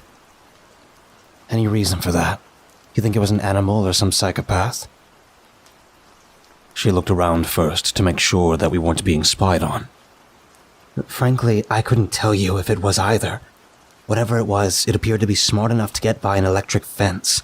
but the manner of its killing of animals is rather gruesome. It's eating them, but smart enough to disable electronics like that is frightening. What if it decides to start going after people in their houses? She was looking quite distressed by all of this. I could tell that whatever fear this thing was causing, it was starting to grip more and more of the locals. Not much else happened past that, and I quickly thanked them for the coffee and continued on my way. At the library, for more information on the town itself, I used my position as a private investigator to get into the locked documents in the library vault. Searching through the numerous papers, I was constantly being watched by the librarian. He had this stern, gruff expression that wanted to let me know that I wasn't wanted here. I looked through everything, from the 90s, 80s, and so on and so forth down the decades. Nothing stood out, and there was hardly any information about other farm animals that had been killed other than what was confirmed to be a coyote or fox killing. Now I was entering the 1800s, and things were getting a little more obscure and vague about news reports. Finally, after hours of searching through everything, there was a similarity between the current attacks and ones that happened in the year 1881. There was a much darker turn than what had been going on here in recent times. The news report stated, local farmer and his family were found dead. An official from Chicago had been ordered by the state to investigate a string of disturbing murders on a local farm with the entire family having been brutally killed late at night. All farm animals had also been killed similarly to the family, and a curfew had been enacted by the local city council. Volunteers have been patrolling all known roads in and out of the town, and reports of a monstrous, deep howling could be heard in the McCann Hills area. As of today, the curfews are still extended, but no further attacks have been reported. So this has happened before, I whispered to myself. Find everything you need? The old man said. Almost. I just need to ask you a few questions, old-timer. And that would be? His deep voice spoke back harshly. You know what's going on here? Or perhaps you have a good idea about what's going on around these parts? You're a perceptive investigator. If you're as aware of other people's knowledge, you'll be a smart lady and go back to where you came from. I'm afraid that I can't. Whoever it is, they killed my fiancé, and I don't intend on letting them get away with that. Suicide mission. I hate to see such a pretty guy like yourself commit to such a vain effort, but I guess it can't be helped. I'll give you some advice. He waved his hands to me to come closer, and I did. He leaned in and whispered, It's an old legend. A grisly beast with an appetite for anything that breathes. If you go up those hills, you may be able to find it. My granddad said that it lives in the caves and attacks anything that gets too close. It's just surprising that it's extending its reach this far towards the town again, after all these years. He gave me enough information that I needed. I had a heading, and I had a purpose. But what struck me odd is how he referred to it as a beast.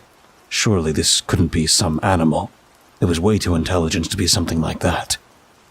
I said thank you, and before I departed, he asked me, Should you die, I'd like to be able to make a report of you going missing.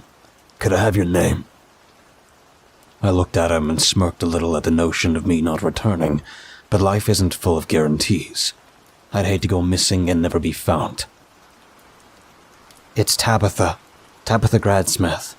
Make sure to let the boys at the department know that it's Private Investigator Tabitha. I winked at him, keeping up the facade of a confident woman. I desperately could not show any weakness or alert anyone about how personal this was. He looked at me, confused, but wrote it down on a piece of paper that he had on the table in front of him. He said indifferently, Noted. So, there I was again, heading towards something that had not been identified, has lived in the region for more than 100 years, and I was only armed with an AR-15, a 9mm Glock, and an off-road Jeep that was full of melancholy memories of when I and my boyfriend would go on hiking trips in the summer. The trip over the hills wasn't so bad, despite trying to drive through 4 to 5 inches of snow. Honestly, I've been through much worse conditions than this, but the snow kept coming down, and I didn't have much gas left on me. I stopped for a moment and checked the area where the newspapers said that it was supposedly stalking around. Stepping out of my Jeep, I walked around through the snow, thankful that I was dressed for the occasion. After about 20 minutes, I was growing anxious about my remaining sunlight. Wintertime means that the sun goes down much earlier than before, and it was starting to look a little too close for comfort. I didn't want to be caught out here at night. Despite searching for caves, I saw nothing, so I figured it was the best time to call it quits. When I got back to the Jeep, right as I opened the door, I heard the terrible howl of an animalistic screeching that sent a chill riding up my spine. My God, it sounded so sickly and made me feel a perpetual sense of paralyzing dread. Sounds shouldn't be able to do that, yet I felt every sense of bravery that I originally had that got me up this hill, draining out of my body. In a panic, I got into my Jeep and sped back down the trail that I took. I never stopped, but I did look in my rearview mirror. I peered a little too close, spotting something with atrociously long arms extended over its body. Its movements were erratic and aggressive, but it was too small for me to pick apart any thorough details. I never stopped until I made it back to the town where I would try to regain some nerves. Now that it was nighttime, I chose to stay at a budget motel for the night. I sat on my bed, replaying those events up on the hill, and trying to discern what exactly went wrong. I had come there with the intent of hunting this killer, and just when it was within reach, I got cold feet and ran off like a coward. I was at a loss for words about my actions. Whatever sound it was able to utter, it made me fall apart in fear. I would have to try again tomorrow if I was going to enact my revenge. Still, there was no reason to let the night go to waste. Perhaps a drink at the local bar was needed to calm my nerves. I found myself being hovered over by a bunch of truckers who looked like they hadn't seen a woman who was capable of holding down her drinks. Of course, they'd hit on me, something I was disinterested in, especially since my heart still is tied to my late fiancé. But overall, I was able to drink away some of my sorrow. I vaguely remember asking a young farmer about the creature in the woods. I still had my investigative skills working for me, and the best way to get information is to ask as many people as you can. He looked visibly shaken by my question, but answered. "Why would you want to go looking for that livestock killer?" "It killed my fiancé," I said back with a cold tone. My response must have made him feel awkward, though I was determined to get more answers. "I see," he spoke cautiously. "You seem like you're on a quest for revenge. I guess I could tell you a little bit. I know that it comes out around midnight, and the howling that it screeches throughout that time always seems to end around 4 a.m. "It doesn't seem to stay out very long now, does it?" I said. "Afraid not. That thing only goes after a few animals before retreating back into the hills. I couldn't tell you where it was going to strike anyway. We keep all our farm animals locked up in the barn, then I stand outside with my gun waiting for it at night. My father does most of the farming now during the day." He took another drink of his liquor glass and let out a loud burp and said, "Take care of yourself." I thanked him for his concern and went back to my own drink. I was always more of a vodka drinker, finding many other alcoholic beverages less appealing. I briefly overheard two guys who were talking from behind me.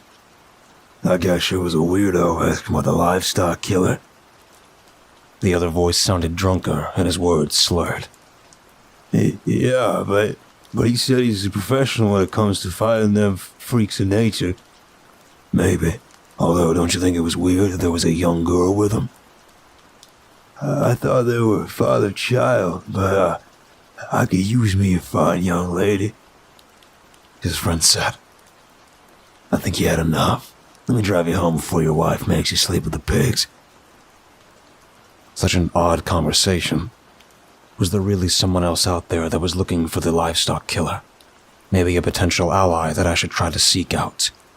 They did say they were professionals, so I should take this into consideration as well. But soon after, I was feeling the effects of the alcohol already starting to cloud my judgment and disorient my movements. I figured it was time to quit and quickly went back to the room where immediately I passed out on the bed. I couldn't stop spinning, and everything felt heavier than usual. I broke down into tears, and I don't think I quit crying until I finally passed out. The emotional burdens of my loss had caught up after maintaining focus on my mission for this long. When I woke up, I had a pounding headache. I threw up violently in the bathroom and thought about just calling it off for today. Just standing up alone was nauseating enough, but I knew some things that could help with the hangover. Fruit drink and crackers. Thankfully, there was a convenience store nearby for just those items that I needed. After a little bit of shopping, I drank and ate and proceeded towards the bathroom for the hardest cure of them all. A cold shower. I made this one quick, and after getting undressed, I stepped into the frigid sting of the water spraying down on me. I'm not getting drunk ever again. I whimpered so much in the 10 seconds I spent under that shower head. Once that was over, I pulled on some snow pants again, a warm pink jacket and gloves, and proceeded back towards those hills for another day of searching. When I got up there, I was taken in by the natural beauty of the land. Some place like this didn't deserve to have such a devastating attack, and the townspeople were kind. They didn't deserve any of this. That is why I'm also here for them. Who knows? This monster might try to attack someone like the pretty young girl at the diner, the helpful old man at the library, or that handsome but kind-hearted farmer boy. I needed to do this if I was going to move past my loss. I took my first step and heard the crunch of the snow beneath my boot. There was a change in the air. Everything felt so much more sinister than usual. Making my trek up, I briefly heard the sound of an elk hollering at the top of its lungs. I wasn't aware that there were any elk around here. Then again, I'm not an expert on their migration patterns. The only animals I assumed lived here were deer and bobcats. At any rate, I would have to remain vigilant. Not for the deer or whatever elk had stumbled around, but a potential bobcat that might want to take a swipe at me. Or worse, an extremely hungry wolf. Moving around was difficult in my snow clothes. This was in part at how clumpy the snow was, and that it was starting to reach temperatures of single digits. I also was growing more anxious as I kept moving up. With each step, there was a fear growing inside me. A human sense had activated within me that was telling me that I was being watched from not too far away. But by what? I still hadn't found any cave to search in. Giving up and going back to the town was starting to look like the only option. But there it was again. That inhuman, grotesquely insanity-inducing howl that overshadowed the strong breath of the wind. I held on tightly to my gun, my eyes darting back and forth in a panic. There was a tree branch that broke left and right, behind me and in front. I was certain that it was coming for me. I held my gun up to my eye and kept looking back and forth, keeping my focus trained through the scope. Something moved in the corner, and almost by reflex, I fired my gun. But instead of hearing that atrocious roaring, I was met with the painful whimper of a coyote that I had accidentally shot. It scuttered away best it could before dropping. It kept thrashing around, and I was already in shock over what I had done. I never wanted to harm an animal on my way up here. I wasn't a hunter, and I cared for animals. This was more heartbreaking for me, and I saw that the poor creature was suffering. I knew what I had to do, and I fired another bullet at it, this time aiming for the head. No, I was feeling even more awful than before. My loss, my guilt of not being there for him, and now this. I needed to go back to the motel. I wasn't cut out for this, and I wasn't in the right mindset. When I was going to begin my descent back to the jeep, I heard another flurry of branches breaking and held my gun up again. But I was much more on the cautious side. If it was just another coyote, I'd rather not be responsible for another irresponsible killing. But I was caught off guard, and something crept up behind me. I turned around as fast as I could, but its outstretched arm hit me so hard that it sent me flying back down the steep end of the hill without any walking needed. With a hard crash into the snow, I was practically buried in a mound of it. I guess this provided to be a blessing in disguise, because I was already losing consciousness, but had just enough of the snow to cover me up and allow me to breathe. The last thing I saw was something blurry and dark approaching where I had landed, only to let out another one of those abhorrent growls and walk away. Another elk call erupted, and I passed out. When I came to, I felt so cold that I felt truly like a dead body. My arms and legs had stiffened, and I was almost fearful that frostbite was setting in, but I could still move them. Looks like the extra layers were a good idea after all, but I knew that I couldn't stay out here for too much longer. Using what little strength I had left in me, I forced myself out of the mound and felt a jarring pain in my left leg. It didn't feel broken, but it wasn't something that you could move fast on. I was still disoriented, and everything kept spinning. My vision was turning red, and I could briefly see that it was already nighttime. The winds were picking up more intensely, and the snow was coming down harder than before. The cold was even worse, clearly entering the negatives. It's probably a good thing I woke up now instead of later. Moving around would help warm me up a bit, but I needed to get back ASAP. I heard an owl nearby and thought that it was odd. It's freezing outside. I wouldn't expect one of them to be around here. But then there's nothing normal about this place. I saw the butt end of my AR sticking out of the snow nearby, and quickly as I could, got a hold of it. This was by no means an easy task. My joints were aching with each swift movement. Continuing my descent, I could still hear that rugged, deathly howl around me, the crunching of snow being kicked up and drawing closer towards me. Now I was truly in fight-or-flight mode, and flight was not looking like an option. I just froze in my spot. Yes, I was shaking, but I wasn't able to move anywhere. And like that, it was gone. Whatever it was, it seems to have moved on. I thought I was in the clear, so I kept walking on until, after about 5 minutes, I came across a small opening in the trees. When I was getting around a few, I heard the sound of something cracking. Again, I froze, but I peeked around the side of the tree to see what it was. There was a munching, slurping sound coming from around, and when I looked over, I felt my heart quaking with fear.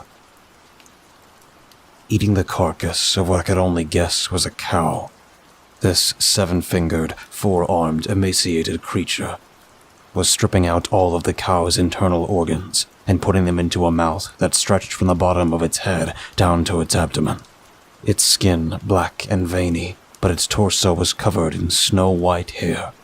It had an indistinguishable skull head and 4 ram horns that bent and split in different directions. Instead of legs, it had 4 large tentacles that were outstretched. And as for the 4 arms, they actually were 2, but split into 2 at the elbows. And lastly, 3 eye sockets glowed with a red light. I started taking my steps back, not wanting to get to my revenge anymore, but it all made sense now. My fiancé must have come out here just like I did, and met a horrible fate with this thing. Now I needed to get out. But as I took my first step, the creature became rattled and started looking around. It's not like I was fully hidden, but it acted like it couldn't see me. I took a wild guess and figured that it couldn't see anything that doesn't move.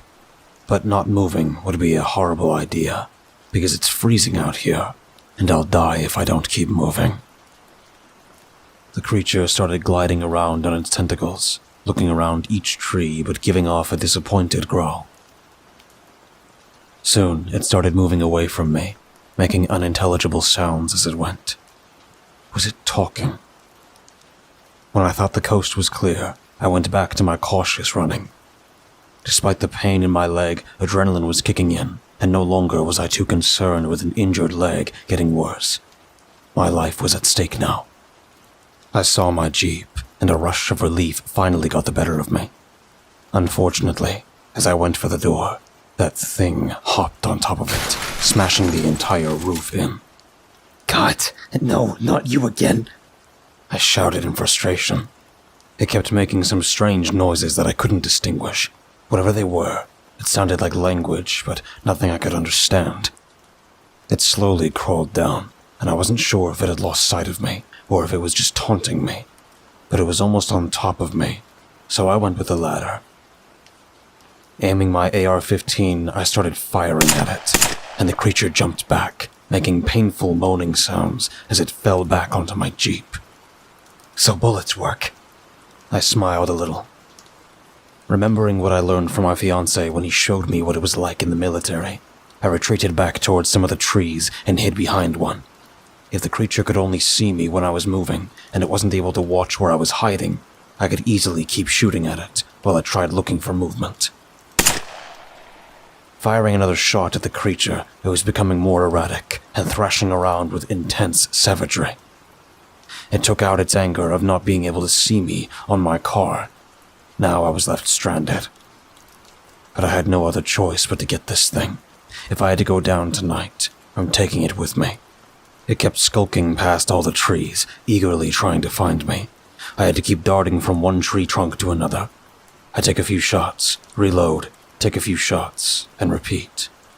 But I had become so hyper-focused on the creature that I didn't know I was standing near a cliff. It was a small one, but I lost my footing and felt everything fall from under me. I tumbled onto a frozen pond. Now I had another issue. If that creature saw me here, no doubt it would have me cornered. I had to quickly but carefully slide my whole body over to dry land. In this negative-degree weather, falling into frozen water would be a death sentence. Unfortunately, the creature saw me moving and jumped straight into the pond, causing it to shatter underneath me, and I fell into the water anyway. The brief few seconds in that water were agonizing. My body was freezing, and shock kept creeping up on me. But I pushed through with unimaginable strength until I got to land. I ended up losing my AR, but now I was on solid ground. Despite my body begging me not to, I ran as fast as I could. You'd think a creature that only had tentacles for legs would be a little sluggish, but this thing was by no means slow. It raised its body height and was constantly a shadow over me in the moonlight. My body was right at the moment where it could no longer move. I was wet, cold, and tired. I didn't bring my 9mm, so now I was defenseless. But I saw a fire nearby, a campfire. Who would want to be camping out here? Nevertheless, I thought maybe I'd be safer if I went toward them. Perhaps they were hunters. There was a small incline that I had to get over, but right as I was about to reach the top, the creature came landing down on my legs. It had me pinned, and it moved its grotesque skull head towards me. I felt drips of drool on my face, and tears were starting to fall. At least I'd be with my love soon. I just hoped this doesn't have to be too painful. Its vertical mouth opened up in a row of teeth, and multiple tongues stuck out in front of me. As it was about to take a bite, I heard the caulking of a shotgun, and someone say, Hey now, show some manners, buddy.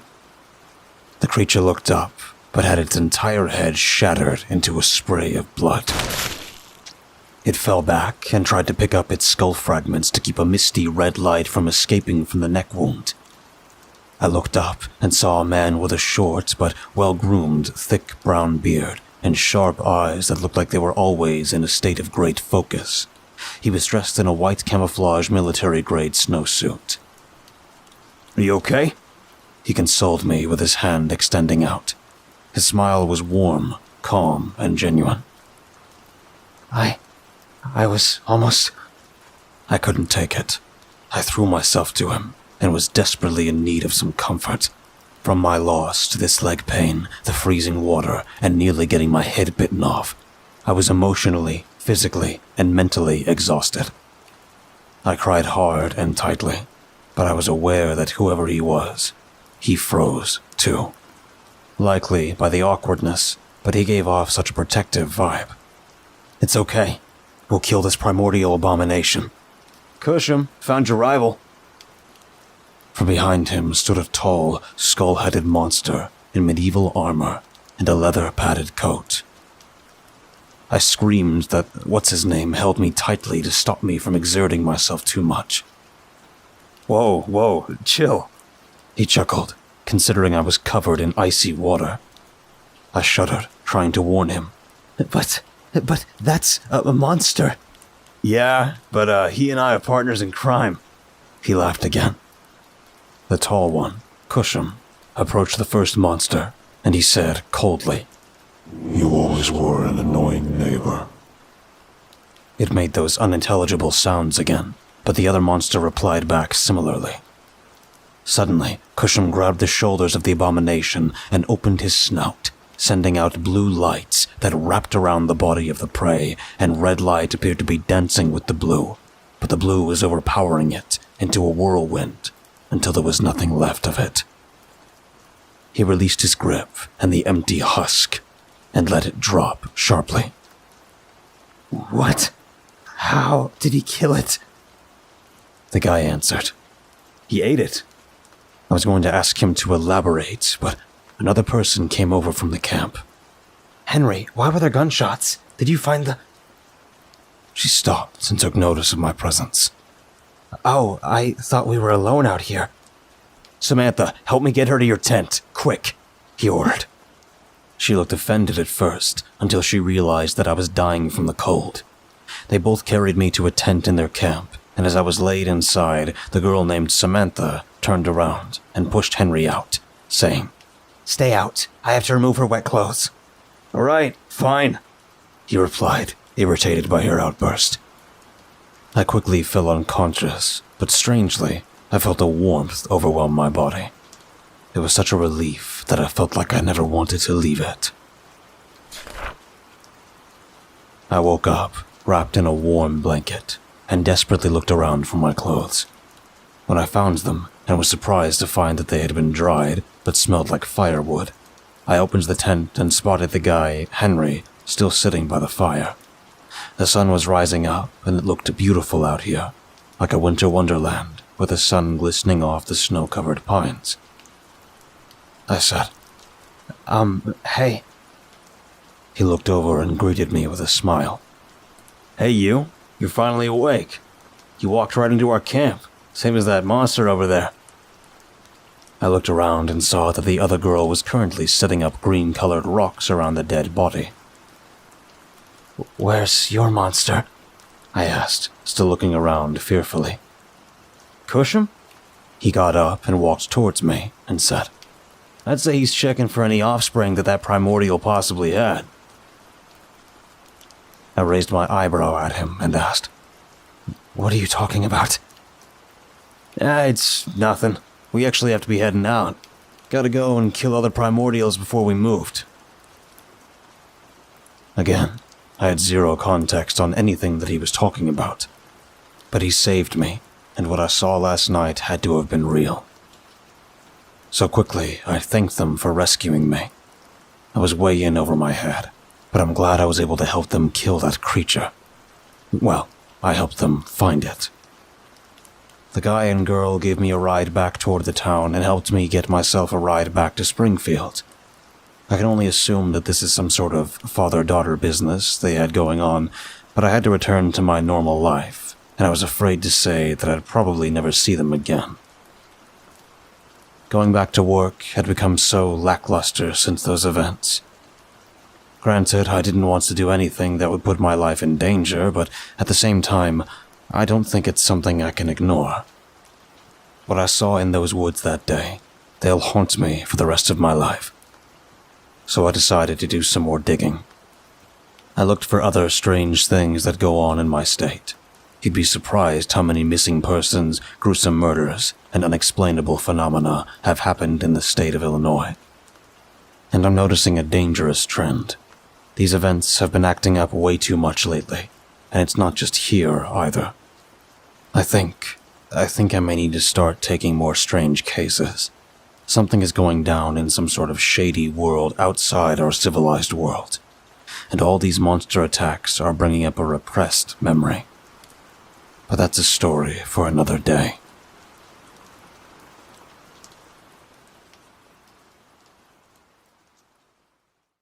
I wasn't sure where else to tell anyone about this, but it's killing me if I try to keep it in any longer.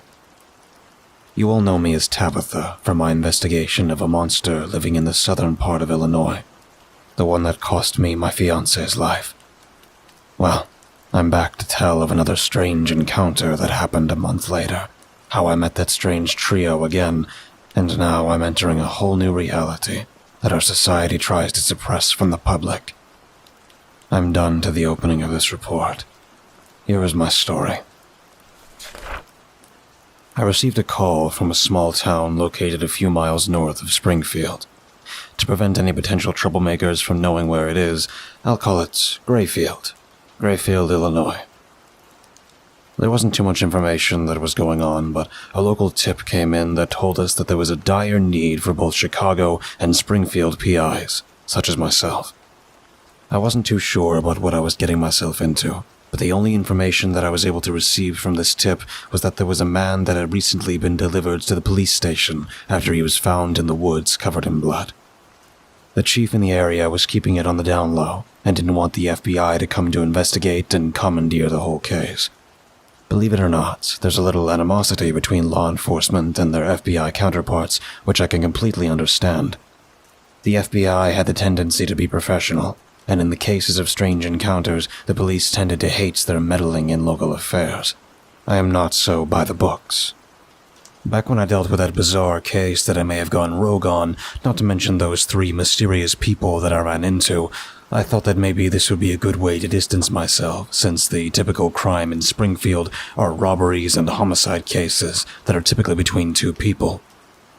When I arrived at the town, I was greeted by one of the police officers who led me into the station. He had this nervous tick, like something was itching on his neck. "Are you okay?" I asked. "Yeah," he jittered.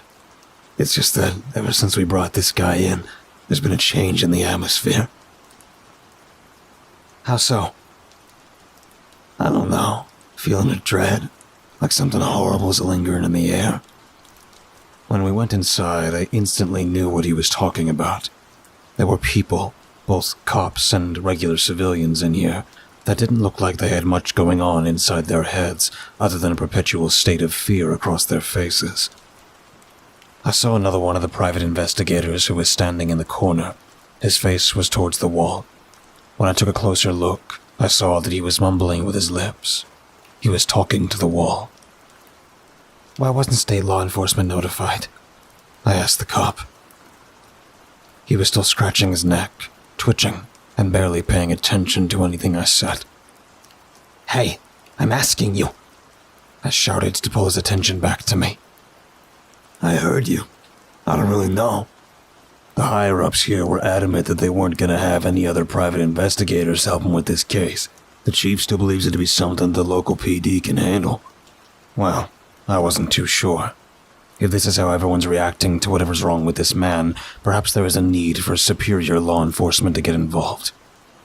When we got to the interrogation room that they seemingly had locked the man in, I was greeted by the chief of police. He had a bald head and a thick gray mustache.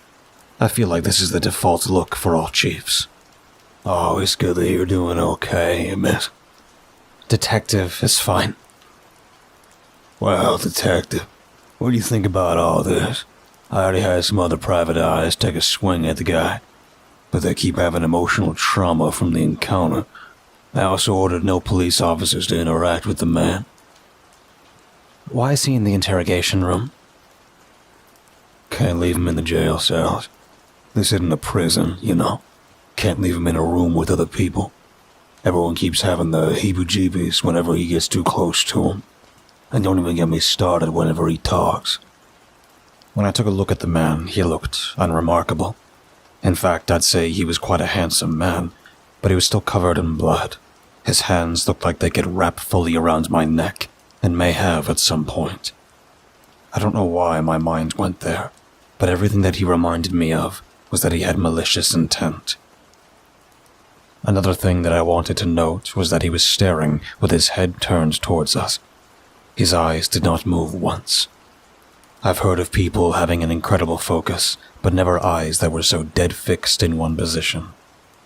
They never flinched once, and that was the part that was starting to get to me. I could feel my heart rate increasing rapidly, and the direction that he was staring in was also unnerving. He was looking straight ahead, at me, despite this being a one-way window. It felt like he knew I was in here. "Anyway, if you want to give him a go, you're free to interrogate." I was having second thoughts, but I already drove all the way up here. It'd be rude to back out now. I went into the room and saw that his eyes were already looking at me. He knew I was here the whole time. He was waiting for my entry. "So, I'm told that you were found in the woods." He gave me a grim smile. I was a little nervous, wondering if he was going to talk. What the chief said about him talking had gotten me on edge. I knew this was an interrogation, and talking was natural, but at the same time, I didn't want to be staring at a wall like a delusional mess. "Well, if you don't feel like talking, how about you write something down on this?" I pulled out a piece of paper and a pencil. If he even tried to use the pencil as a weapon, I'm pretty sure my 9mm would prove to be enough to kill him. I'm not afraid to put a bullet in a killer. He looked at the paper, and again his eyes stared blankly. I was wondering if maybe he was crazy, but somehow he had an unusual ability to make everyone else become unhinged. "Not going to write anything?" I asked. Again, interrogation requires talking, and I was still having an internal disagreement with continuing on. He looked back up at me with those blank, black eyes. We locked, and I kept peering further into his eyes, and thought I saw something inside the pupils. A small spark of yellow light. If you don't want to, I can just leave you to think about when you want to fess up." As I turned around and tried to reach for the door handle, I was having another internal monologue in my head. I was disappointed in myself. Usually I'm good at getting hard to crack suspects into confessing, or at the very least trying to explain their alibis. But this man had gotten me unnerved by his presence alone. I was sloppy, and moved too quickly with this. Are you wanting your fiancé back? I stopped in my tracks and felt my heart freeze up in my chest. It was like solid ice was in my blood. "What? Did you?" Oh, you do not like that? Or perhaps would you rather join him in his grave?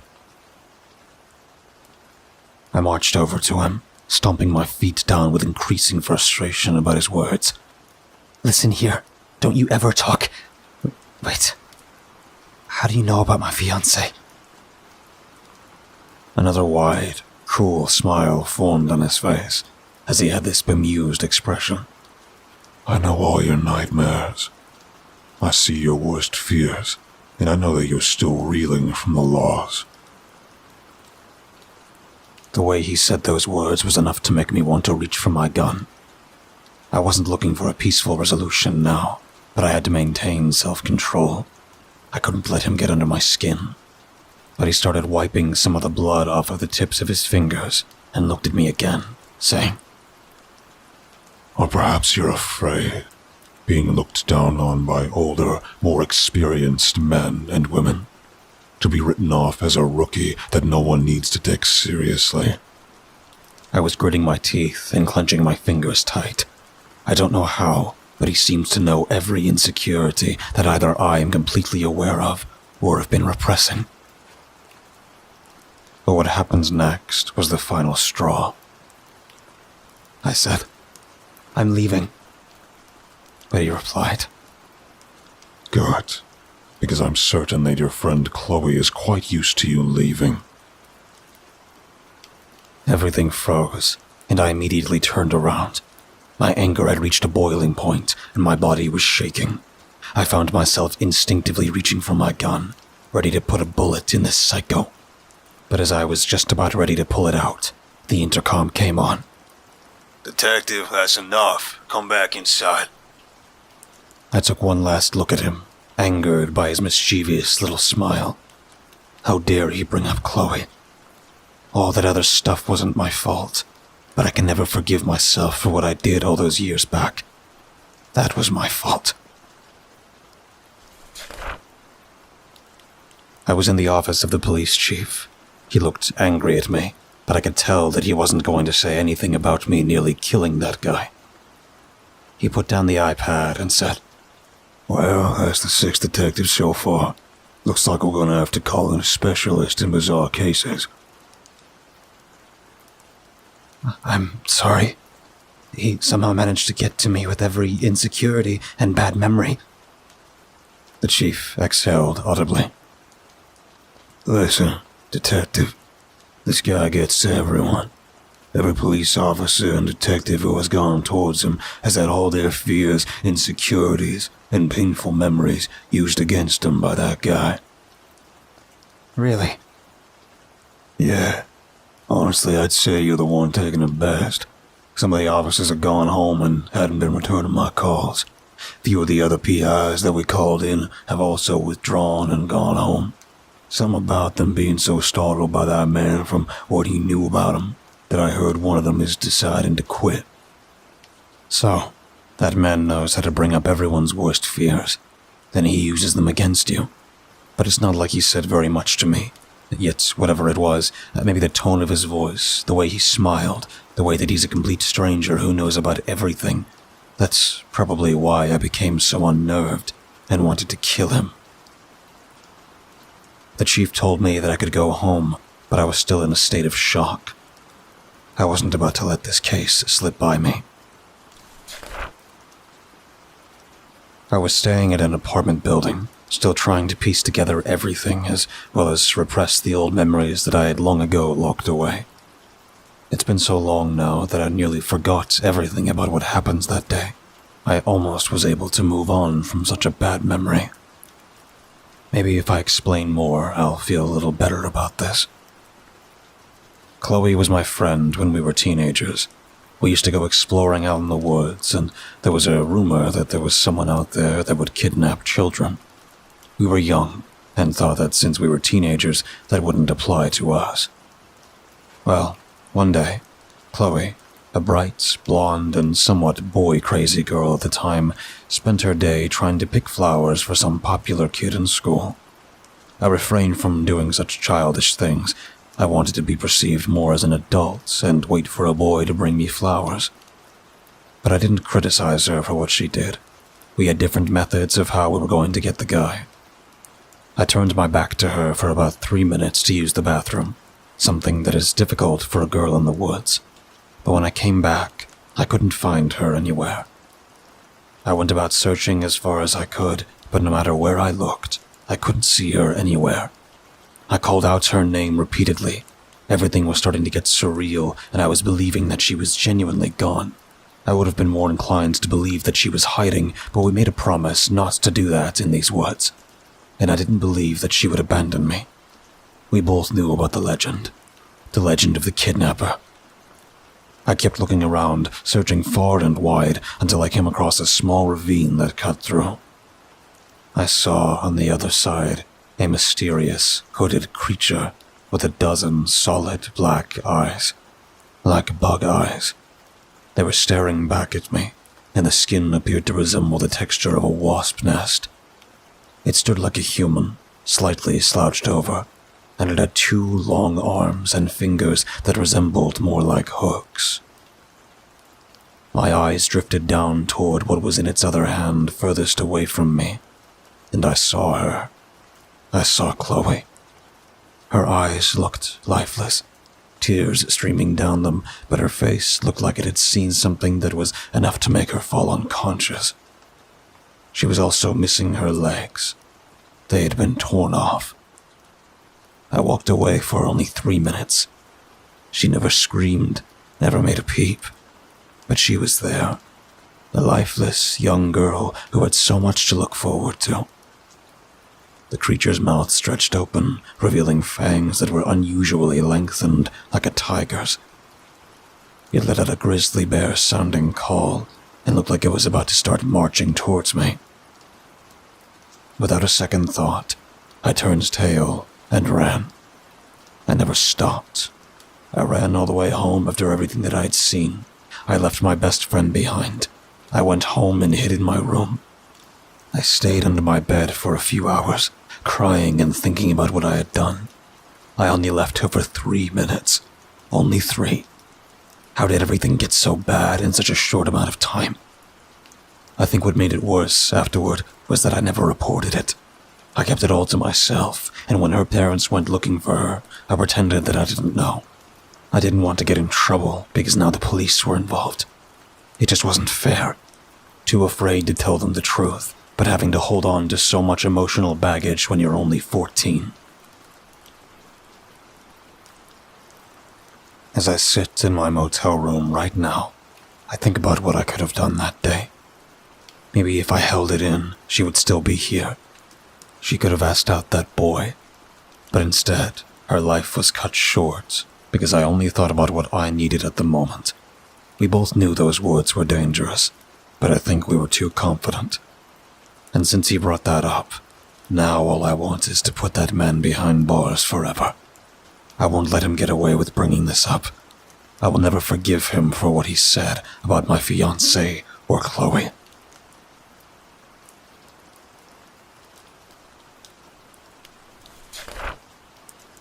The next morning, I arrived back at the police station. I was going to get him to talk, and I wasn't going to listen to him bring up any more of my issues. But as I walked up to the building, I noticed a familiar-looking vehicle that was parked nearby. Hold on, that couldn't be. Now I was running as fast as I could into the building.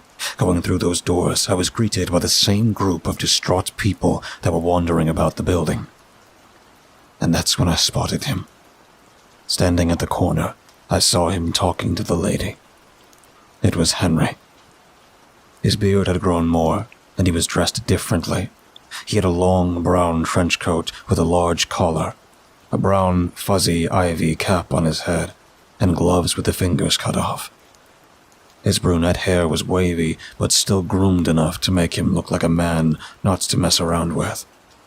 But still, those eyes had a sharpness that could send a chill down anyone's spine. The lady at the counter said, "All right, everything is in order. You may proceed to see the chief, Mr. Miller." "Thank you," he spoke softly and walked away. I followed after, quickly showing everyone who tried to stop me from continuing my badge. I wasn't about to let him escape me once again. I had questions, and I needed to know what the deal was. He moved through the crowd with a distinct phantom-like grace. It was like everyone was ignoring his existence and paying me all the attention. I had to constantly tell an officer who would cut me off that I'm a detective and I was here to see the special suspect. How could they forget me so quickly? I was here yesterday. By the time I reached the end of a hallway, he was gone. I knew where he was going, to see the suspect, and in all likelihood, he was still in the interrogation room. My first stop would be there. When I opened the door, I saw that the chief was staring out the glass, listening to a conversation take place on the other side. He did not look happy. I approached the chief from the side and said, "Where is he?" He's talking to the suspect. But then he took closer notice of my presence. Wait, I thought I sent you home. "I'm ready to give it another go with the guy." The chief chuckled a little, but I nudged his shoulder, realizing what he thought. "You know what I mean." I know that you're taking this rather personally. Why don't you just watch and see what the specialist has to say about this? The way he said specialist told me that he had a certain amount of contempt for Henry. I don't think it was personally aimed at him, but I think the police chief doesn't like how there is a specialist here who can basically boss around everyone. We both watched Henry as he sat on the opposite end of the glass. He didn't say anything, but started using hand gestures. I believe he was using sign language. Unfortunately, I never practiced sign language, so everything was lost on me. To my surprise, the suspect began speaking back with similar sign language hand movements. They were having a conversation, and I could tell that the chief was getting a little irritated. The suspect would never smile. He smiled when I was in the room, but he had a serious stare when dealing with Henry. Henry said, "So you're one of them?" The suspect replied calmly, Of course, but I can see that protection hiding in your nervous system. "I deal with your race all the time. Being around your kind has made me immune to your influence. That, and my boss doesn't want to lose a good worker." Smart. I would have never guessed a human could have survived an interaction with a primordial. Typically, we just wear your kind as a skin suit. I had heard all this before. Henry was only here because the suspect was not an ordinary man. Judging by how his presence had had an effect on everyone around him, he was some sort of man made of nightmares. A walking terror that could break even the strongest of wills. But Henry seemed immune to the effect. Now tell me, where are your victims? Said Henry suddenly. I moved closer, pressing my nose against the glass. The suspect cackled abruptly. I'm surprised you know they were victims. Are you a telepathic human? Henry leaned in. No, but I know that there's been a string of disappearances in remote off-the-grid homes in the area around here. How could you have possibly found out about that? He looked smugly at the suspect and gloated. Radio. These isolated people are notorious for using them and informing each other. You just have to have a connection, too, like my daughter does. I was infuriated. He was stealing my case so effortlessly. I couldn't believe it. But everyone stood still and got unexpectedly cold and quiet when the mysterious man slowly stood up. Henry backed up in response to this change of events. The suspect announced. Well. I guess I have to congratulate you on knowing just enough to be a real pain. I thought I could have more fun here spreading, but you just painted a bigger target on my back. So I'm afraid it's time I leave, but I shall honor you with my name. It's Knox, and I will be leaving now. Henry looked like he was going to protest, but Knox's eyes flashed a different color, burning a bright yellow. But then a black slime leaked out in a horrifying display that made me think I was in a horror movie. It was so surreal, and I didn't want to believe it was real life. Glad I'm not... I stopped myself when I turned around and saw that the police chief was also pointing his face up into the same black slime leaking out of every orifice in his head. I checked my face, out of fear that I was going to change with him, but everything appeared to be fine. I turned back towards Henry, and he was already rushing for the door. Right as it was opening, I blocked him, and he jumped back a little upon seeing my face again. Whoa, wait a minute. Have we met before? I looked at him in astonishment. He really couldn't remember me. I thought for sure he would remember me after the monster attack that was no more than a few weeks ago. Regardless, I grabbed hold of him by the hand, and we both escaped from the room. When we got out into the hallway, there were a few people in the crowd who were also having that black slime leaking out from their faces. There was so much panic going on, and people were screaming and rushing all in the same direction. Some were too terrified to move because they didn't want to get close to those who were infected. I looked down both ends of the hallway and saw that there was no way out. We moved a little further toward the back end, but then the wall behind us blew out from behind us. Both Henry and I fell to the ground, and we were partially buried by rubble. All I could hear was screaming in my ears. Their terrified, frantic panic was about to start a panic attack in me. Memories of everything that I had gone through were now flashing before my eyes. I cried out under my breath, hoping that I could suppress the memories for a little bit longer, at least until the terror in the room had stopped. But I felt someone's hand wrap around mine. I was lifted up suddenly and almost fell onto Henry's chest. "Hey, you still with me?" he said, as he grabbed my shoulders and gave me a gentle shake. I mumbled and groaned, trying to collect my thoughts, and snapped myself out of my confusion. My breathing had not subsided just yet. Walking was difficult, and I kept losing my breath.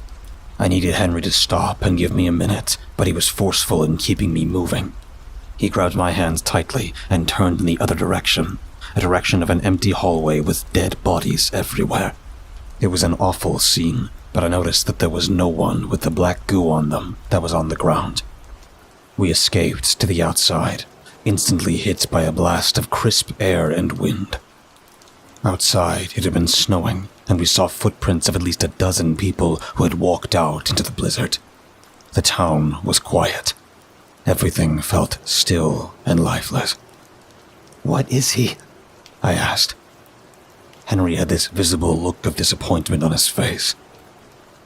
Nothing good. It's a primordial, but there's something different about it.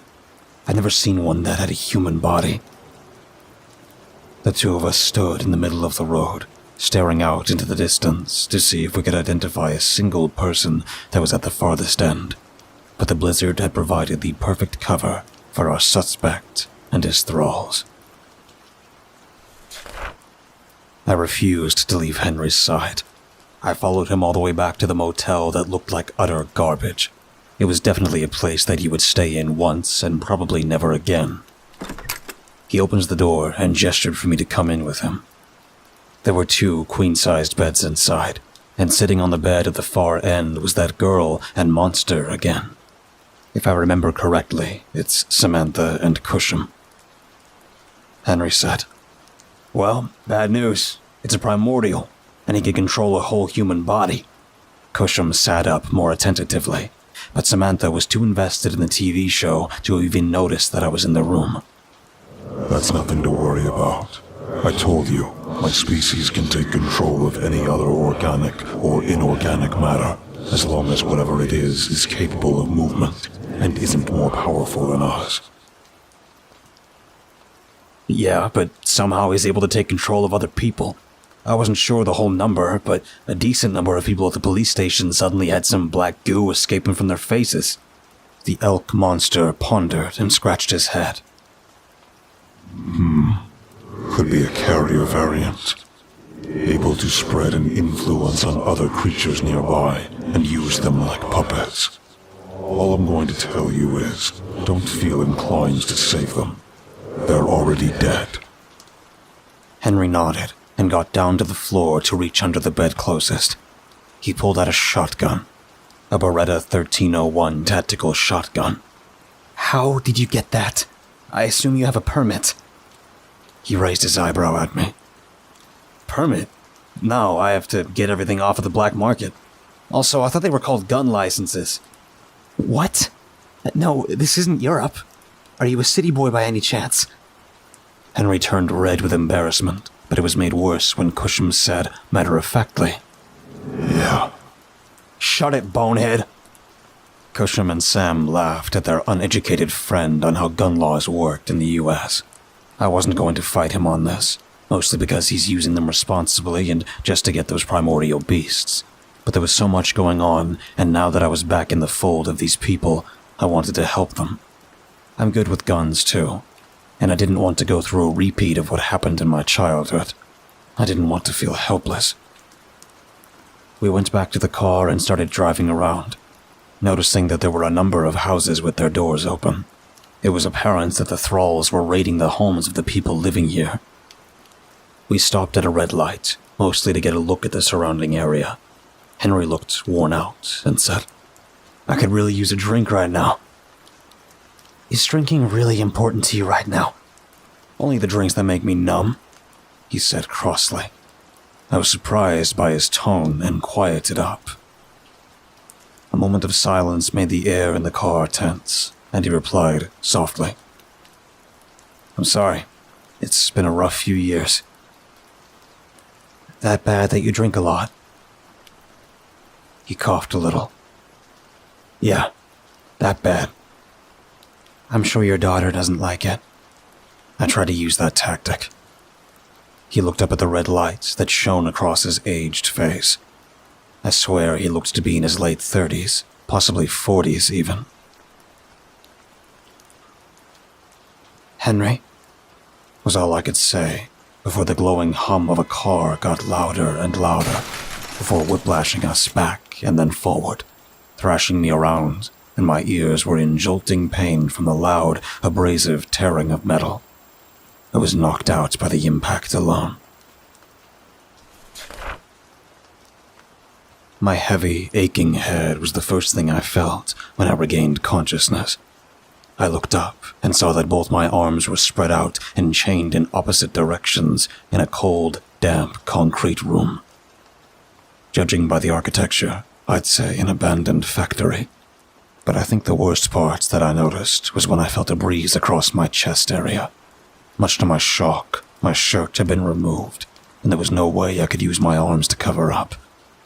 I looked ahead and saw that Henry was on the other side of the room, also shirtless. My face grew warm when I saw that he had some muscles and thick chest hair, but I immediately had to shake off my attraction because now was not the time. A metal door creaked open with a loud groaning. Out stepped our suspect. He saw that I was awake and smiled grimly. Oh, good. His snake-like voice echoed in the room. You're awake. Sorry to take off your shirts, but torturing you is a lot easier when it's off. He walked over towards Henry and slapped him on the back of the head. This immediately jolted him awake. Hey, where am I? I was still embarrassed, and unfortunately for me, he did notice me from across the way. His eyes widened and his gaze shifted to the floor, but he muttered, "Oh, you work out? Shut up!" I snapped at him. My captor cleared his throat. If you two are done, I hate to break it to you that this is the part where I start tormenting you for my own amusement. Henry had this smug expression on his face and looked up at him. "Or what? You're gonna beat me up?" The suspect chuckled and turned back towards me, saying, Don't you worry.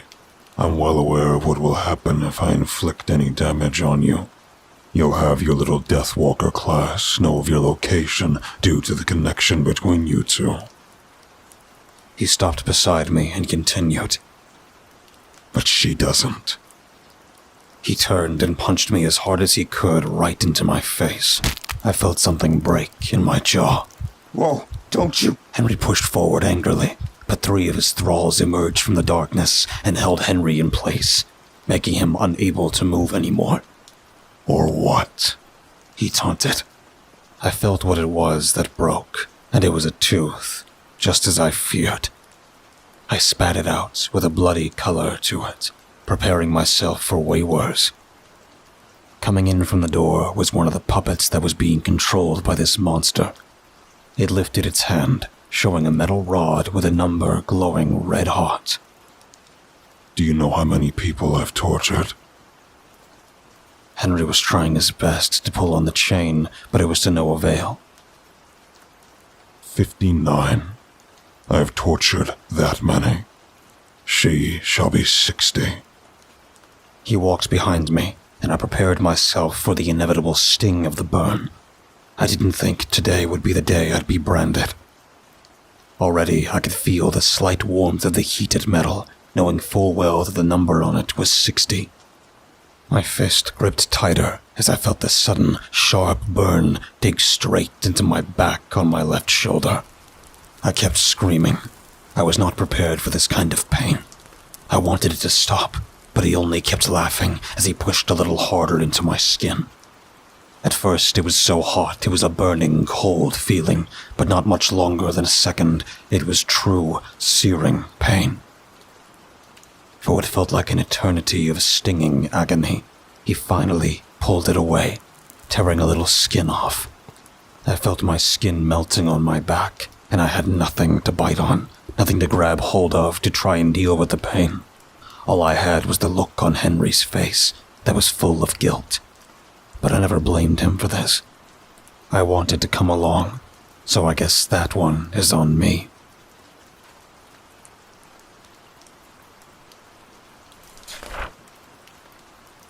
My head hung low. It, whatever that thing is, he did not stop with searing my skin. The other things he did were just as horrible. After he was done burning my flesh, he reached towards my mouth and forced it open with unusual strength. I was afraid he was going to break my jaw, but instead, he pinched 2 of my bottom front teeth and crushed them with ease. Never once could I even come close to describing the unimaginable pain and agony that put me through. But then he did something I was not expecting at all. Sure, I was expecting anything from physical pain to sexual degradation.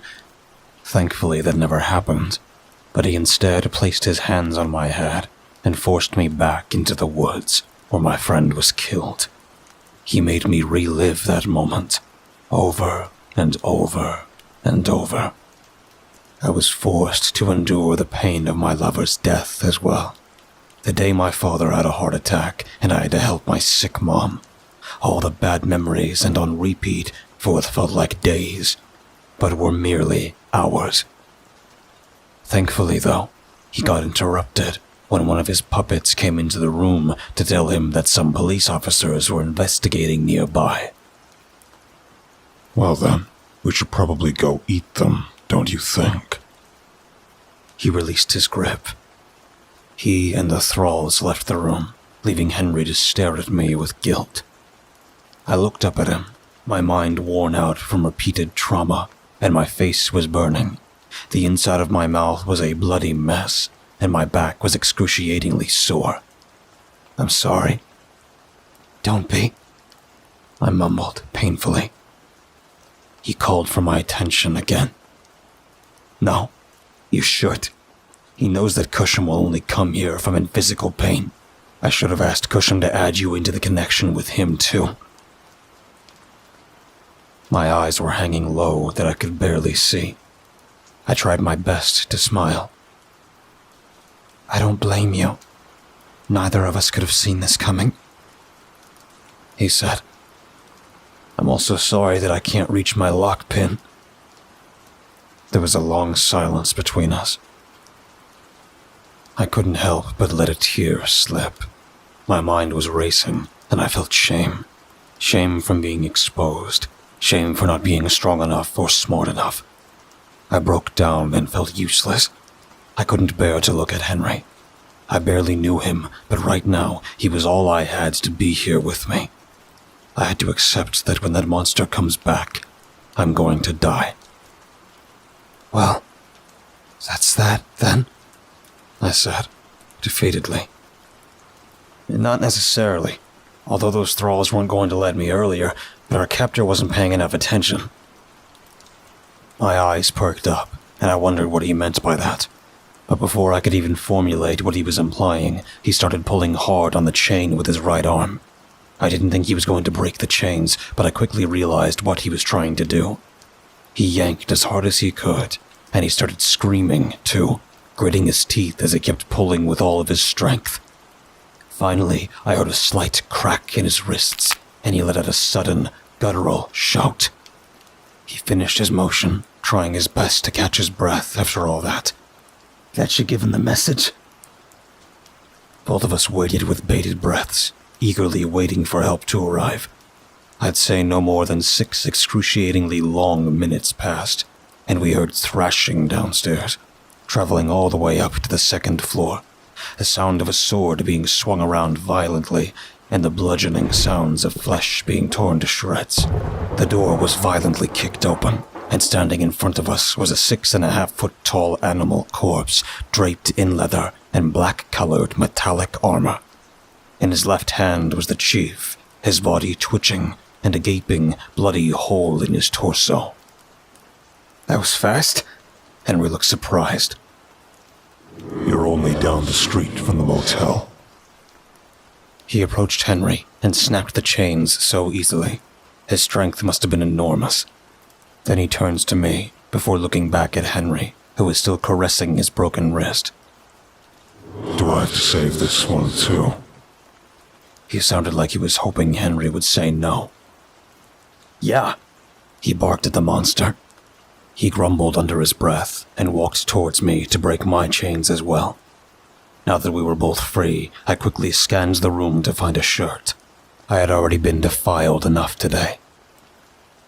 Henry insisted that I be healed first, and Cusham complied, laying his hand on all the injuries I received and even eased a little of the trauma that I was just inflicted with.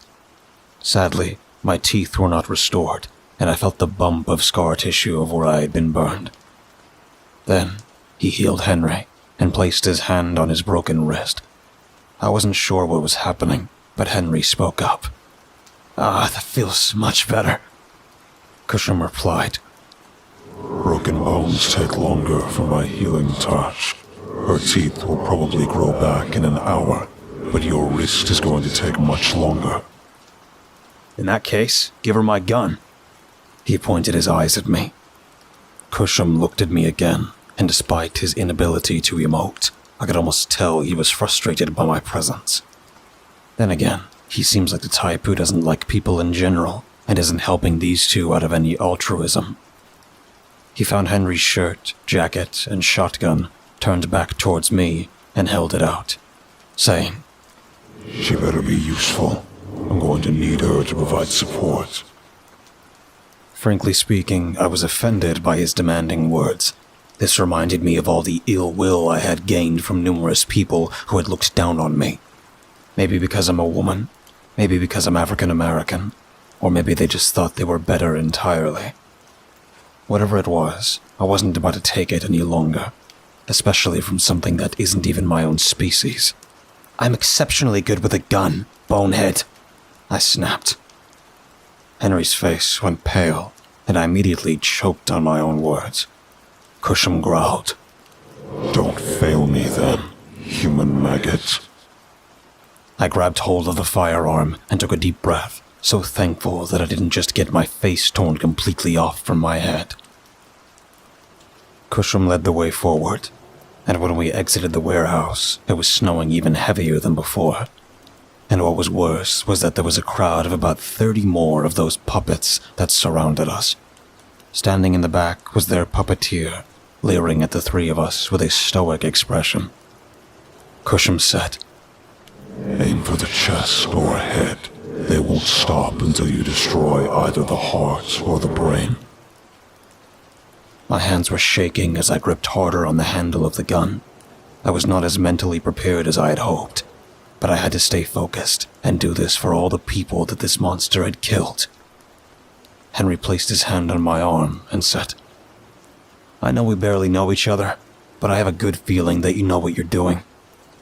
Those words of encouragement were what I needed. I took in a deep, cold, air-filled breath, and with an elk-sounding shriek from Cusham, the two of us charged forward, and I started shooting at any thrall that got too close to me. 1 down, 2 down, 3, 4, 5. They were relatively easy to deal with when you have a shotgun, but I was starting to feel overwhelmed when 6 of them all at once tried to gang up on me. Cusham came out from the right and rammed his sword through all of them, slicing them all in half in a gruesome display. I almost wanted to throw up, but such unsightly handling by his dealing with the enemy, but I guess it can't be helped. The puppeteer pointed his finger at us, and I noticed that the skin around his hand was starting to unravel like bandages. It was crawling down his arm. The rest of the thralls ran towards us at full speed in a desperate attempt to blitz us with overwhelming numbers. I kept firing, scoring shot after shot, and thankful that I always went to the gun range to practice. Cusham wasn't nearly having as much of a hard time, but he did find himself getting tackled a few times. One woman tried to punch through his leather armor, and I took aim and managed to headshot her, leaving a red spray on Cusham. I felt terrible each time I had to do it, but I had to keep it in my head that they were already gone, and their bodies were being used as nothing more than slaves by a creature that had no respect for human life. After fighting for quite a few minutes, we managed to thin out the herd and had to go fight our main target. But he was a whole different beast by the time our fight with him had arrived. The snow had intensified, and he was walking slowly toward us. The entire bottom and left side of his body had completely started to unravel. Black, muscular flesh was underneath, and his eyes were glossy, deadened, and unbroken in their focus on us. I said, "What in God's name?" The menace had nearly completely transformed into something abominable, inhuman in every sense. It had turned into nothing I could have prepared for. Its skin was thick, dark brown, and sparkling like it was covered in glitter. It had 4 absurdly long arms, which were as sickly and emaciated as the rest of the body. 5 human skulls were impaled all over its torso, with one being melded to the right side of its head. And speaking of the head, there wasn't an actual face attached. There was only a massive mouth filled with thorn-shaped teeth, and above that was a single gray orb. I could only guess that it was an eye, but the worst part was that it had to be at least 14 feet tall, with 8 massive tentacles to fight through. Cusham remarked, This just isn't my day, is it? I began firing at the tentacles as we moved in closer. The snow was getting hard to move around in, but I had to stay on full alert and not let it slow me down for a second. Cusham couldn't get closer. Each time he did, one of the tentacles would sway in his direction and nearly hit him. And when he tried to cut one of them, it merely moved out of the way faster than he could swing. Long story short, it was only up to me at this point. I never stopped my barrage of bullets into the morbid beast. It would attempt to subdue me, but a shotgun blast was way stronger than its thick skull. Unfortunately, this did little to effectively destroy the tentacles, and we were going to need another plan. Looking up, I saw one of the massive tentacles getting ready to slam down and flatten me, forcing me to do a barrel roll and take another shot. I was getting down to my last bullets. Cusham tried to move in and perform a sneak attack, but the creature's skulls were rattling, and he got swatted away. The creature was about to come for me next, and I wasn't sure what else I could do. I wouldn't get my chance because one of the tentacles managed to slip from behind me and quickly wrap around my legs and throw me up towards the mouth of the primordial. I looked at those teeth and mentally prepared myself for how absolutely painful this was going to be. "Hey!" Henry's voice echoed from across the parking lot that we had been fighting in. Our adversary took one look at him before turning his attention back to me. "Hey now, you too, stupid!" I looked back at him with a confused expression. What was he trying to do? He was slowly walking out with his left hand behind his back. The monster replied, How about you wait your turn? I would, he said, as he stood right in front of the creature. But I'm rather enthusiastic to get back into the fight. With that broken wrist, I highly doubt you're much of a threat. It remarked. Henry chuckled a little bit, and his eyes moved to the right. This spooked our adversary to look back and see what it was. Was it Cusham with a sneak attack? But I maintained my eyes on Henry, and he looked at me, holding out a grenade with his other hand. He threw it to me, and I caught it, my heart nearly jumping out of fear of dropping it. When the head turned back towards Henry, he said, Playing tricks. He smiled. Yeah. When the monster looked back at me and stretched its mouth wide open to prepare to swallow me whole, I had already pulled the pin and quickly threw it into its mouth, going right down its open throat. It panicked and quickly dropped me as it tried to reach in and grab the explosive from its throat. I fell onto the soft snow and quickly tried to crawl away. Henry was turning around and jumping into the snow himself. I heard a loud bang go off from behind me and felt liquid splatter all over my back and head. It was so cold now, and my hands were already starting to freeze up. The heat of the battle was coming to a close. I turned around and saw that the entire head, down to the upper part of the torso, had been blown up, but there was a light escaping from the body. It was a bright orange color, and Cusham came running up fast from behind me and jumped on top of the much more massive rival. His maw opened wide, and he started to suck in the orange light, with his blue light flowing around the entire enemy's body. After a couple seconds had passed, there was no more of that orange light, and the blue light retreated back inside Cusham. There was a long silence that followed, as we tried to get our bearings together. I don't know where I had dropped the shotgun, which I don't think Henry would be too happy to hear. He was still holding on to his injured arm and said to me as I was getting up, "You were awesome out there." "You too," I said, flattered by his compliment. Cusham came walking up to both of us and said, She's a way better shot than you are. Henry got defensive and said, "So what? I'm still practicing." Cusham chuckled and sheathed his sword before bowing his head to me and walking away with heavy clanking. Henry said with a smug look, "I think he likes you now." So, I guess this is where I end things. We went our separate ways, but this time Henry was kind enough to give me a phone number and his address of his new home. In fact, he wants to employ me in future jobs should he be in the area at some point. Despite what I went through today, I felt obligated to help. He saved my life twice now, and I wanted to know more about his work.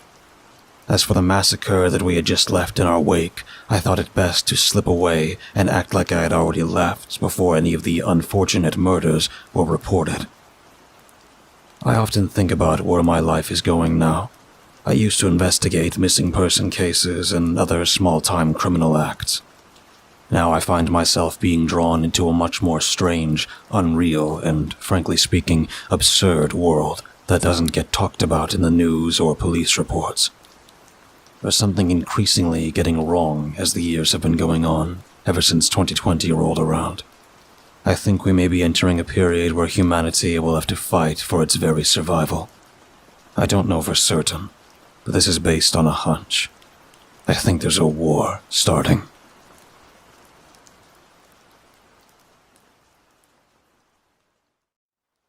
Case file number 7. Because we finished number 5 and number 6 in the 2 entries by Tabitha, but the date, March 10th, 2023. I never thought that I would go through such a scenario again. Going back to school wasn't something that I was planning on since I managed to get back to Earth, yet after the little helping hands that Henry and I were given, I found myself being reintegrated back into society. And I have to admit, I was terrified. I had many reasons to be. I had lost all my friends back in Warmire. Now imagine you're having to start yourself back from the bottom, become a new student, and you can't help but think to yourself, maybe I should just close myself off from everyone. But I made a promise to Henry that I would try my best to enjoy my school life. Standing less than 100 feet away from the school, I closed my eyes and tried to remember who I was before. I was Samantha, a teenage hobbyist with a knack for making art. I had great grades, but nothing that would make me a student of the year. I was always a hard worker, and I loved getting male validation. I took a few deep breaths, remembering that I was way more confident, upbeat, and generally everyone's friend back in those days, but I don't think I would do that this time around. When I approached the front door of the school, there were dozens of the other teenagers rushing past me. It's strange. I'm 17, yet I feel like I'm an old woman already. I moved through the hallways as if I was a phantom that no one could pay attention to. Blending in was so easy when everyone is so preoccupied with their own agendas in mind. I retrieved my schedule and went to my first class, AP Calculus, as a start, mostly to put in some extra hours for when calculus becomes a real issue. In there, no one noticed me, but I guess we were all just trying to get some extra time in. The real change to everything came about when I went to my second class, history. When I walked in, nobody seems to take notice of me yet again, so it was easy to slip into my seat and listen to the teacher talk about human history. Now, class, we're going to the museum tomorrow, so I hope you all have your permission slips from your parents today, because this is your last chance. But then she looked at me, and her face brightened like she had just remembered something important. Oh, that reminds me. What startled me is that she made a beeline right to my desk. Samantha, I'm well aware that you're a new student here, and you weren't aware of this. I'll make a special exception for you due to timing, so if you could bring it tomorrow, that would be fine. I nodded quietly, and noticed that the girl next to me heard everything. So you're new? She said. Again, all I could do was nod. I can't believe I'd become so incapable of socializing. My name's Brittany. Samantha. Don't worry, girl, I'm not going to bite. Well, probably. She ended with a little laugh. I understood that she was joking, but even the idea of being bitten brought up a few bad memories. I couldn't believe how hard this was. This nice girl was talking to me, and I couldn't muster up the strength to be my old self. At this point, I was under the belief that the old me is dead, and that I can never return to who she was. After class was over, Brittany came up behind me and had a good few inches over me. She was dark-skinned, with long, puffed-out hair, and had the cutest pink skirt. Then there's me, a pasty white girl with large glasses and aqua green shorts. Our fashion senses were definitely going to differ by a large margin. So where'd you live before? Warmeyer, I said weakly. She scratched her chin, trying to think of the name, but I kind of knew she wasn't going to get it. Warmeyer, that's some sort of small town, she asked. It doesn't have a big population anymore. Well, regardless, I'd like to welcome you. I like the artist style that you got going. I was flattered. It was nice to finally get compliments again, and not just from Henry. Come on. She pulled ahead of me. Come meet the rest of my crew. Her bright smile and cheerful voice carried in the hallway.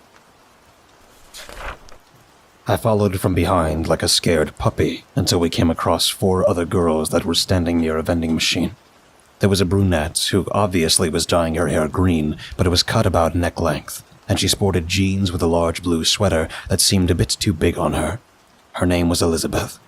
There was a lighter, dark-skinned girl with flashier clothes than Brittany was wearing, and her hair was tied up in a ponytail that stretched down to her back with a few red highlights hanging from a few loose strands on the sides. Her name was Lully. And of course, there was a taller, brunette girl who seems to have a much more muscular build, which suggested that she did some sort of sports, but she was also highly intelligent when I happened to notice her large handbag had a Calculus 2 book in it. Her hair was also much longer, coming past her shoulders, and she had a wide smile that put me at ease. Her name was Megan. And finally, the girl who stood in the back was a Middle Eastern girl dressed in a hijab, but wore a skirt that only came about the knees. She also had a scooter leaning against the lockers. Her eyes were a lively green color. I would later find out that she's actually Kurdish. Her name was Aaron. Hey! Brittany hollered to them. I watched with curiosity as the girls interacted, not really sure what I was supposed to do, since back then, most of my friends were boys. I hardly ever had many girl friends, except for the few that were in my art classes. Those girls were nice, and that memory only served to depress me further. Introductions were in order, and that's how I learned everyone's names. Brittany appeared to be the leader of this group, and she explained to me that they were outsiders to the school. When I asked her to elaborate, she explained that every girl except for herself was a new girl throughout middle school and high school. Megan was the first friends that Brittany ever made in middle school, with Lully being the youngest, only having a few months over me.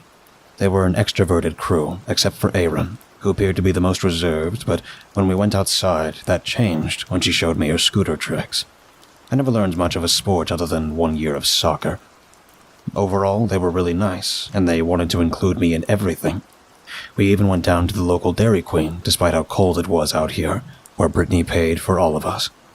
I found that she's actually pretty well off compared to us, although I'm likely the most broke of the group. I opened the door to the cabin and felt amazing. My hands were a little shaky, but I think that was the excitement of finally making friends again, although I'd still like to have my old ones. Henry was at the dining table with a bunch of papers thrown about and a laptop opened, along with a bottle of gin. Working another case? I said. Yeah, Cusham was supposed to help me, but he's off in his little dungeon downstairs. I think he's mad because he can't seem to sense this entity. What is it?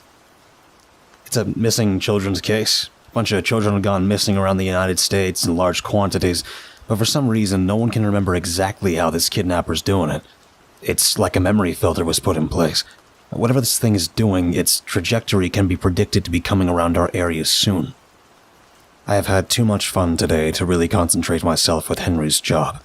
Granted, it's my job too, but I also have school now, which means I would have to take a back seat. Which is good, because I still haven't quite recovered.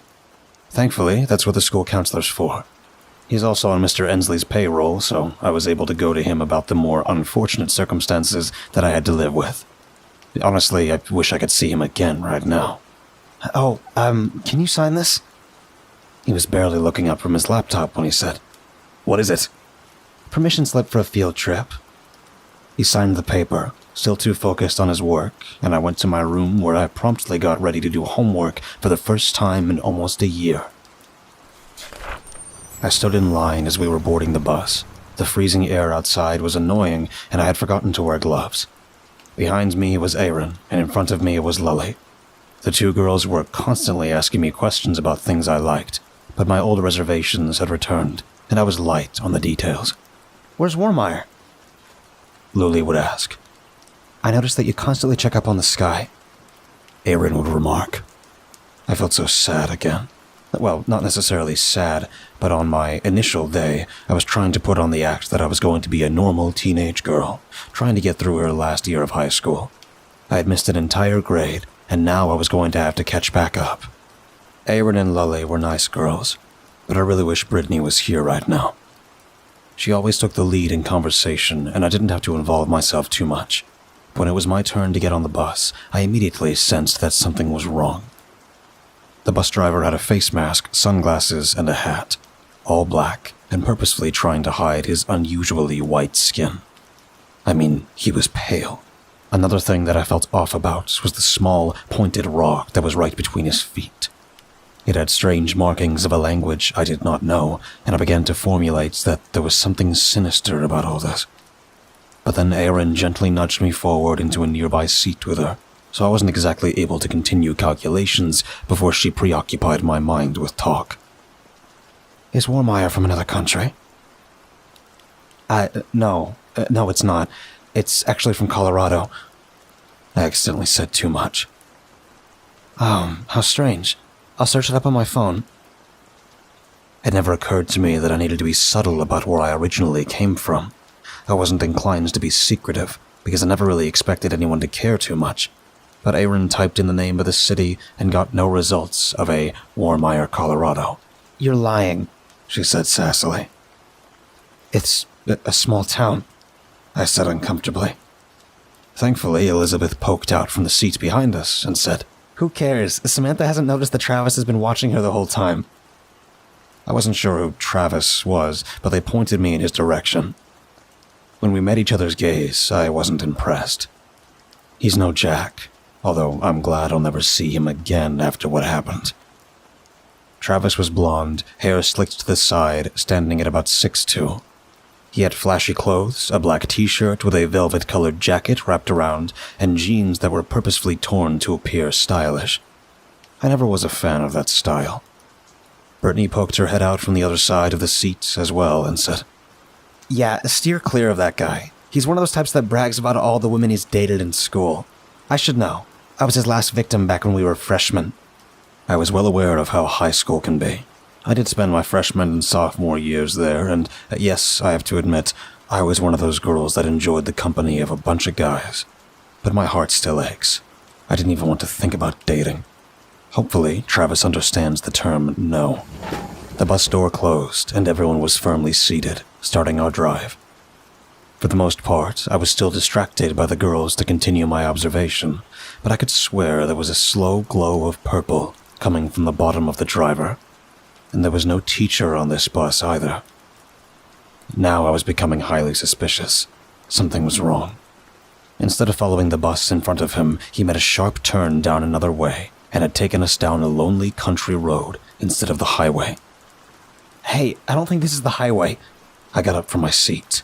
He replied, All students should remain seated while the vehicle is in motion. He sounded inhuman, and alarms were ringing in my head.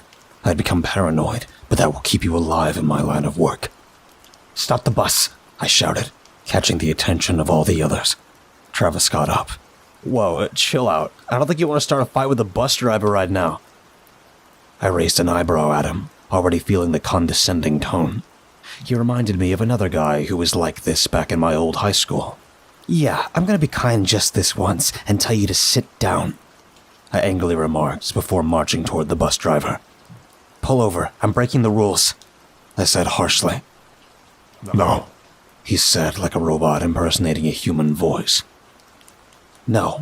What do you mean, no?" The sacrifice will be made. His voice distorted. Immediately, I knew something was wrong, and I spotted the stone at the bottom glowing yet again, this time much brighter than before. I said, defeated. Oh no, I have Henry's luck. The glass on the windows started to get painted a strange color. Purple light flashed in, and everyone was screaming. I was tossed away, trying my best to hang on to the driver's seat until I ended up being thrown into the seat of two guys. I couldn't see anything, but the screaming wouldn't stop, overwhelming me and triggering some bad memories about the day Warmeyer vanished. We were briefly weightless, a familiar sensation, until there was a forceful jolt that threw everyone up from their seats briefly. Everyone was trying to get their bearings, and I was trying to overcome my disorientation until I heard the door of the bus open suddenly, and the trotting of feet far off outside. Wait, don't let him... I reached out my hand, but fell to the ground hard. He was gone. Our bus driver had vanished. Are you okay? One of the guys who I previously was stuck on said. I'm fine, thanks. When I got to my feet, everyone was looking out the windows. I turned and saw that we weren't in Colorado anymore. Outside was a beach, but there were dozens of shipwrecks and planes that had washed up on the shores of this island, and there were quite a few other school buses and cars that surrounded us as well. Well, I wasn't expecting a trip to the beach today. Brittany made a nervous joke. Travis got up. Where are we? I don't know, I said. Right, you get into a fight with the bus driver and then suddenly we end up here and you have no idea why. Don't give me that. He got angry. I swear I don't know where we are. I don't know if we're still on Earth. What do you mean by that? He started to get hysterical. Brittany and Elizabeth got up from their seats, quickly maneuvering themselves in between Travis and me. Brittany, what are you doing? He suddenly changed to a much cooler head. Don't try your sweet talk on me. I'm not going to let you hurt my friend after you used me for your own bragging rights with the boys in the showers, since getting attention from girls is all that you're good at. He clenched his teeth and looked like he was about to raise his fist at them, but surprisingly, another boy grabbed hold of his arm. Knock it off. I don't think we're on Earth, he informed. He was a lot shorter than Travis, but he was way more handsome and had a good build to contend with. He had these sharp-looking emerald eyes with a yellow blend near the pupils, which I felt was a unique thing to see. But he also had an apathetic expression. Wait, how do you know that? I asked, realizing what he said. The sun isn't blue, right? He pointed out towards the ocean. There were thick clouds, but somewhere there was a clearing far off in the distance which revealed a dark blue star. It wasn't bright either, having a brightness only comparable to the moon. You could even see a bunch of solar flares exploding out from its surface in a wispy spray that danced across the skies around. This is weird, but we need to get that rock back, I said under my breath. I was the first one to exit the bus, with my new friends following, but in a way where they were definitely hiding behind me. Travis stepped out from behind them, followed by the rest of the class. Already, I was distinguishing myself. My natural instincts for this type of situation were kicking in, and I was feeling more at home than I'd liked. The others were definitely catching on to this mannerism of mine, and were being drawn in by whatever decision I chose. To the left was a beach, a rocky shore with a few patches of sand here and there, and gigantic monoliths made of black marble and shaped like hexagons that slowly shrunk near the top into the tip of a pyramid. But to the right, dense jungle of palm trees and large ruinous structures of an unknown design. In fact, I would say it was almost headache-inducing trying to understand the weird shapes that these broken pillars, bridges, and walls were even supposed to create. One girl who was near the back started to cry. Then a few more, including one of the football players, also started to cry out, receiving scorn from Travis, who called him a big baby, even though I could see that he was having a hard time keeping his composure at the sight too. I pulled away towards a rock that had a strange symbol carved into it. It had a purplish glow, emanating from inside the curving, and I almost felt like I could hear the sounds of a call. A wailing call. I was about to reach out and touch it, but quickly felt someone tug at the back of my shirt. "Don't do it," Arian said. "Don't do it," Aaron said, on the verge of tears herself. "Sorry, I almost heard something calling to me."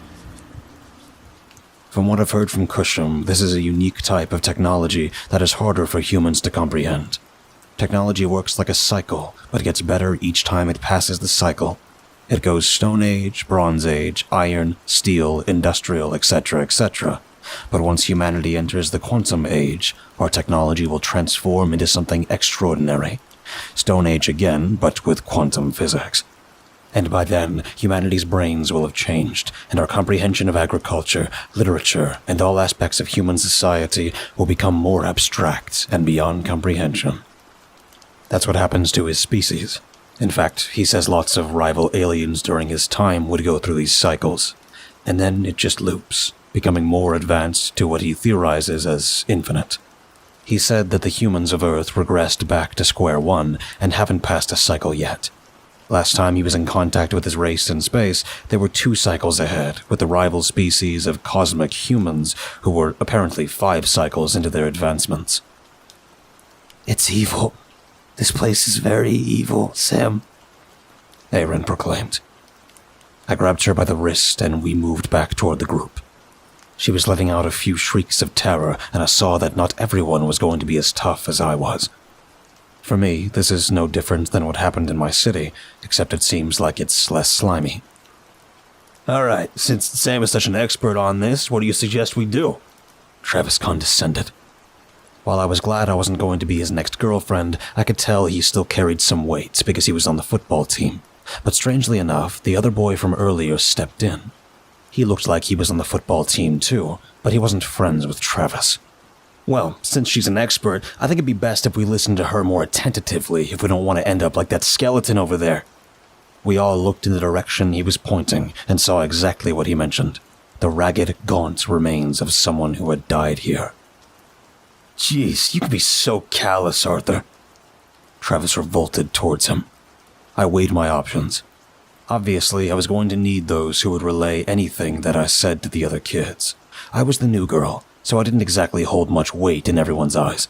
It's the same thing. We'll get distracted by our own thoughts eventually, and the situation at hand will become less and less important. It happened to Jack, of course. I too fell victim to that mindset when all we could think about was whether or not we were going to get out alive and possibly date. Teenagers will be teenagers. Arthur, I called to him. He turns to me, his face stoic, and those eyes had become colder than before. Let's try to keep everyone together. He nodded and quickly told the rest of his teammates to follow along with my plan. I talked to Brittany about what I wanted to do, and she said, "So you want to go look for that bus driver somewhere out in the jungle? Why? He's the only one who has the Nexus gate. Although I'm surprised it can travel. It must be a portable variant." She laughed and said, "I don't know what you're talking about, but as long as you know what you're doing, that's fine by me. You must be some sort of survival girl." I smiled at her statement, thinking that she has no idea about the horrible things that I have done to survive. Before any of us did anything, a few pebbles made a disturbed sound, and we all jumped when we saw a tiny creature in a burgundy-colored cloak standing on top of the rock that I saw earlier. "Who are you?" ordered Megan, with her fists up. When he pulled back the hood, I saw that it was a creepy, red-skinned man. He had a long but thin nose, a single eye above it, and a mouth full of crooked teeth that were broken and stained green. His fingers were long and skeletal, the nails extended far out, and frankly speaking, he kind of resembled a goblin. But I knew this was an alien. "Oh good, more children for the feast." There was a long silence between us before Travis joked. "He's British?" Megan, Brittany, and I had all our hands up defensively. I wasn't sure what the other 2 could do, but I knew I had the best shot at fighting him. Henry always said, assume your enemy is capable of moving the stars themselves. Always assume. Never underestimate anyone. And always have a place to run away. Oh, please do not fight, children. I am not the one you are seeking." This was already getting annoying. He's one of these types. The cryptic, borderline, if not entirely insane, informer to the actual threat that we're looking for. He's even talking like a crazy goblin. "And what exactly is it that you have to play in this?" Megan questioned. He cackled. "Nothing of the sort. I merely love eating your remains after he sacrifices you to his delusional rantings of a being that exists inside his head." I got up in his face. Who's he? He is the last of that silly order of mind jumpers. I'm simply the last of my race, enjoying the plentiful bounty of humans that he brings here. I had many questions, but there was a disturbance in the air above. A plethora of furious cries approached us from the ocean. A dozen or more of these flying, faceless humanoids with skin as black as oil, bat wings that were silent as a breeze, paws that resembled that of a lion, and a tail covered in the only strands of hair on them. And with a darkness on their face that was so deep that it was comparable to staring deep into a black hole. That sounds they made wasn't coming from any visible mouth, which only terrified me more of how we were hearing shrieks from these creatures. For the time being, I would say that the slender-limbed creatures should be called night gaunts. This sent a few of my classmates to rush back to the bus in hysteria. I'd say about 5 of them managed to get on before one of those creatures landed in between the rest of us and the bus door. "Everyone, grab a weapon and protect those who don't," I ordered. My group was further away from the rest of the class, so Megan, Brittany, Elizabeth, Arthur, Travis, and 2 other football players whose names I wasn't aware of each grabbed a stick that we thought was thick enough to be a good enough blunt weapon. Stick in hand, I led the charge over to the rest of the class as we started waving our sticks high in the air. I hoped that these creatures were more animalistic and would be intimidated by what we did, but already there were flaws in my plan. Travis wasn't exactly looking like he wanted to go forward and save the rest.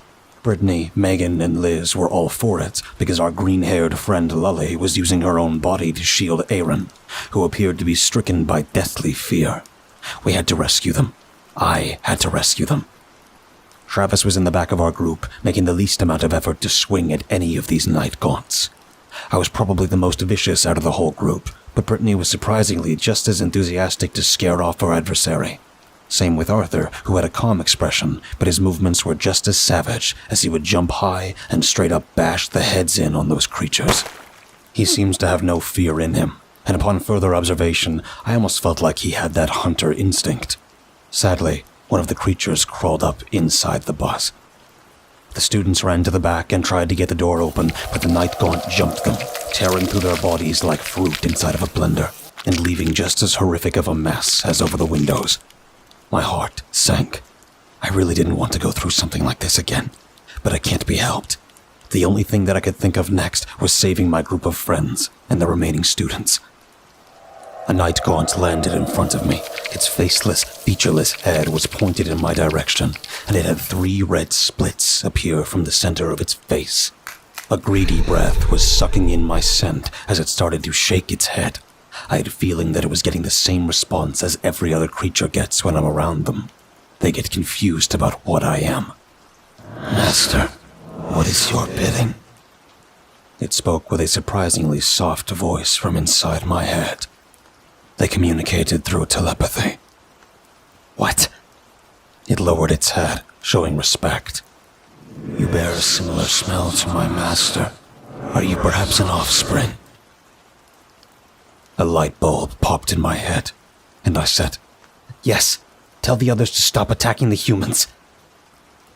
"It will be done," he said, turning back to the others and flying up to inform them of his supposed revelation of my identity. But shrieks rang out from behind me as I saw one of the flying alien creatures grabbing Travis and pulling him high up. "No!" I shouted, but I guess this one hadn't received my orders. I heard the joyful chuckling of that little red alien again. "Oh, I can't let any more of my potential feasts get taken away. Take this." He dragged out a long, bizarre-shaped weapon that resembled a gun. It was actually a laser cannon, but it had green-colored lettering of a different language and was made of stone. Not asking him any questions, I took the cannon, holstered it on my shoulder, nearly falling backwards due to the weight, and looked through the scope. "Got you," I whispered, as I heard the humming of the weapon, and a huge kickback that I was not prepared for sent me to the ground, but the ray of green light shot a hole straight through the flying menace, instantly releasing Travis, who only fell about 20 feet. Not good, but also not bad, because he landed close to the soft dirt section of the beach, brushing up against some of the palm trees. I turned back to the little alien and said, "Thanks." "Don't mention it. I want to make sure I have plenty to last me later. I'm well aware he wanted to eat us, but help is help. Cusham likely is wanting that same thing, but the current circumstances are more favorable toward him working with Henry and me. Another one of the football players rushed over to Travis, who had a bloody nose and a few cuts. Thankfully, other than that, he was fine. The rest of the night gaunts scattered and flew away, giving us time to recuperate. There was also the case of the dead inside the bus, as well as 2 other students who had been torn apart outside. I did some basic first aid, tearing off sections of my own clothes to make bandages. Thankfully, my friends and plenty of the other students were willing to take turns ripping off sections of their clothes, too. I, for one, have become accustomed to this sort of environment, and since I was the one who actually managed to kill one of those creatures, besides Arthur, who apparently had bashed the head in on one of the creatures. Well, we should be safe for tonight, but I suggest that some of us stay up and take turns keeping watch. Everyone agreed to my plan. Even Travis, who seems to be out of it. He wasn't being his snobbish, arrogant self anymore, probably still shaken by his close encounter with death. I was perfectly fine with taking the first watch, but I was interrupted while staring out at the ocean by the footsteps of Arthur. He had his hands in his pockets, and the wind was blowing his chocolate-brown hair around his eyes. You seem to know a lot about survival in these situations. My dad trains me, I lied. Is that so? He spoke, lost in thought. And is it possible that training also included taming those beasts? He saw that, I thought, freaking out internally. But his face changed, and he said, "Don't worry, I'm certain it was a case of mistaken identity, but I suggest you not let the others know about this development. People are quick to turn on those they don't trust, you know." I did know, as much as I really wish I didn't. I knew all too well what happens when people turn on each other. Quite some dark things happen. He walked away, his steps barely making a sound despite the rocky surface, and like that, vanished into the forest area. I was surprised by how relaxed he was, as if he knew there was nothing in front of him worth worrying about. He told me that I need to stay quiet about the bizarre encounter, and I would be wise to heed that advice. I don't know Arthur, but something about him has already got me suspicious. I wish there was more I could ask him, but he has mental guards up that I could only dream of having. When it was my time to speak, I thought I heard the sound of soft sniffling by the bus. When I went to investigate, I saw Travis resting on the ground. When I looked closer, I saw that he was looking at a picture of an old woman holding a young boy and cat. "Travis." I revealed my presence. He jumped, clearly startled by my interrupting his alone time. "Don't sneak up on me." "Sorry." "Whatever. You coming over to brag about saving me earlier?" He grumbled, and quickly put the photo in his pocket. "No, but I did see the picture. I'm guessing the little boy is you." He looked like he didn't want to say anything, but relented. "My brother and Grandma." "That's nice," was all I said, but I had a feeling that the crying wasn't because he was trapped here away from them. "You'd think that, wouldn't you?" he said. I moved closer and said probably the one thing he wished I didn't suspect. "They're dead, aren't they?" "Why do you care?" He turned from me to kick a rock. "I'm quite sure I can relate," I replied. He looked at me funny before standing up quickly, appearing to want to run from the situation. "Is that why you always flirt and date around?" I said to get something out of him. He snapped back at me. "How about you do everyone a favor and get us off this island or beach or whatever it is? I don't need to explain anything about myself." I shouldn't have butted in, but if it's one thing I've learned, most people aren't bullies because they're naturally terrible people. There are always circumstances that led up to them becoming the person they are. I was never truly offended by anything he said. I remember back when I was a popular girl in school. I had dozens of boys pining after me, and I loved the attention. Of course, that makes me wonder if I ever even loved Jack. Or perhaps I loved the idea of having that level of devotion from a boy like he showed. At first, anyway. Am I really different then? I guess Travis and I are the same in that area, although I always used charm and was never quick to become hostile. But everyone's different. Plus, Travis will never have to deal with the events that happened when I found Jack again. "You're right," I said. "I'm right?"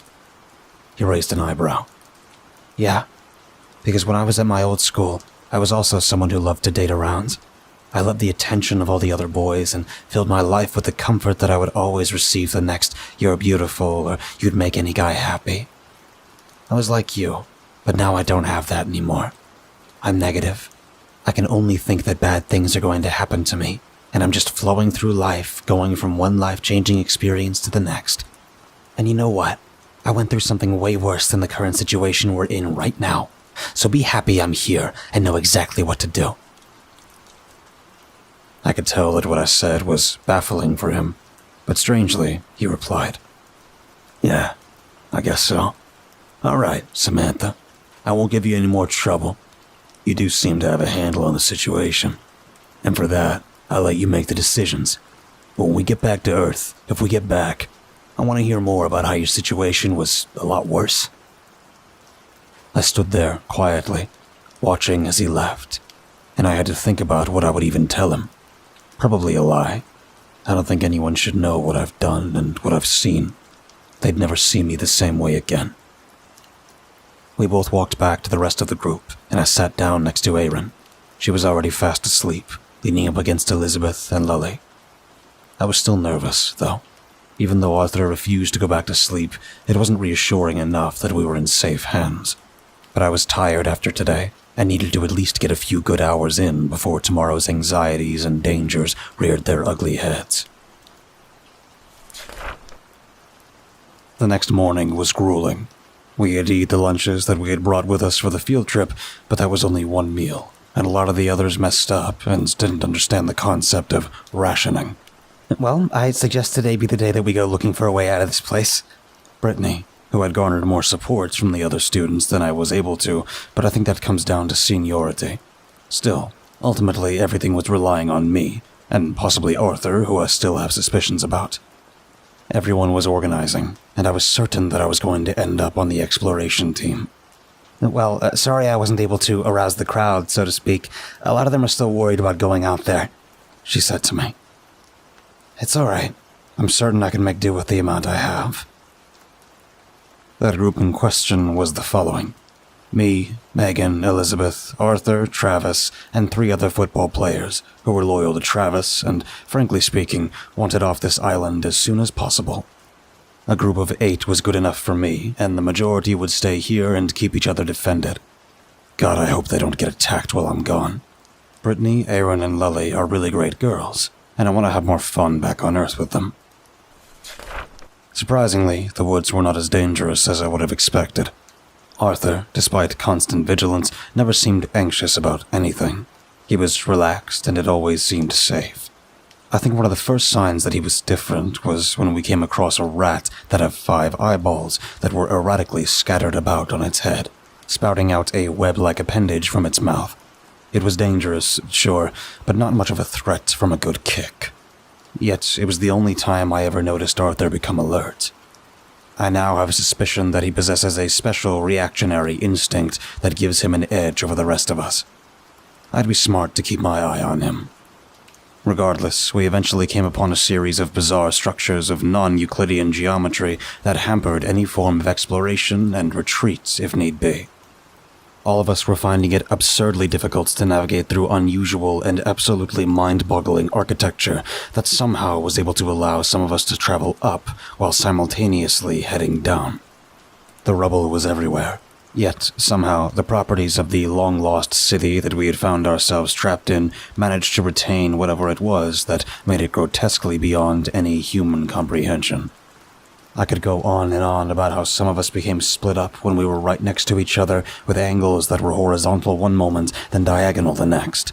Spires that pointed up towards the sky, yet to go inside any of these buildings would result in one falling into a deep pit of an upside-down spire. All of this was too much for my first cycle human minds to get around, and I saw to it that most of us keep our heads preoccupied and not think too hard about it. It comes off as random mumbo-jumbo because the words to describe any of it are much too difficult for me to grasp. Strangely enough, despite some of us getting separated and calling out to each other, you'd find them suddenly on your left and then the next underneath you. So we made it a rule to keep trying to go in the same direction until, after a few minutes of moving forward, we found ourselves walking out of the same hallway that was shrouded in a thick blackness that receded when we reached the exit. Arthur was first to reply.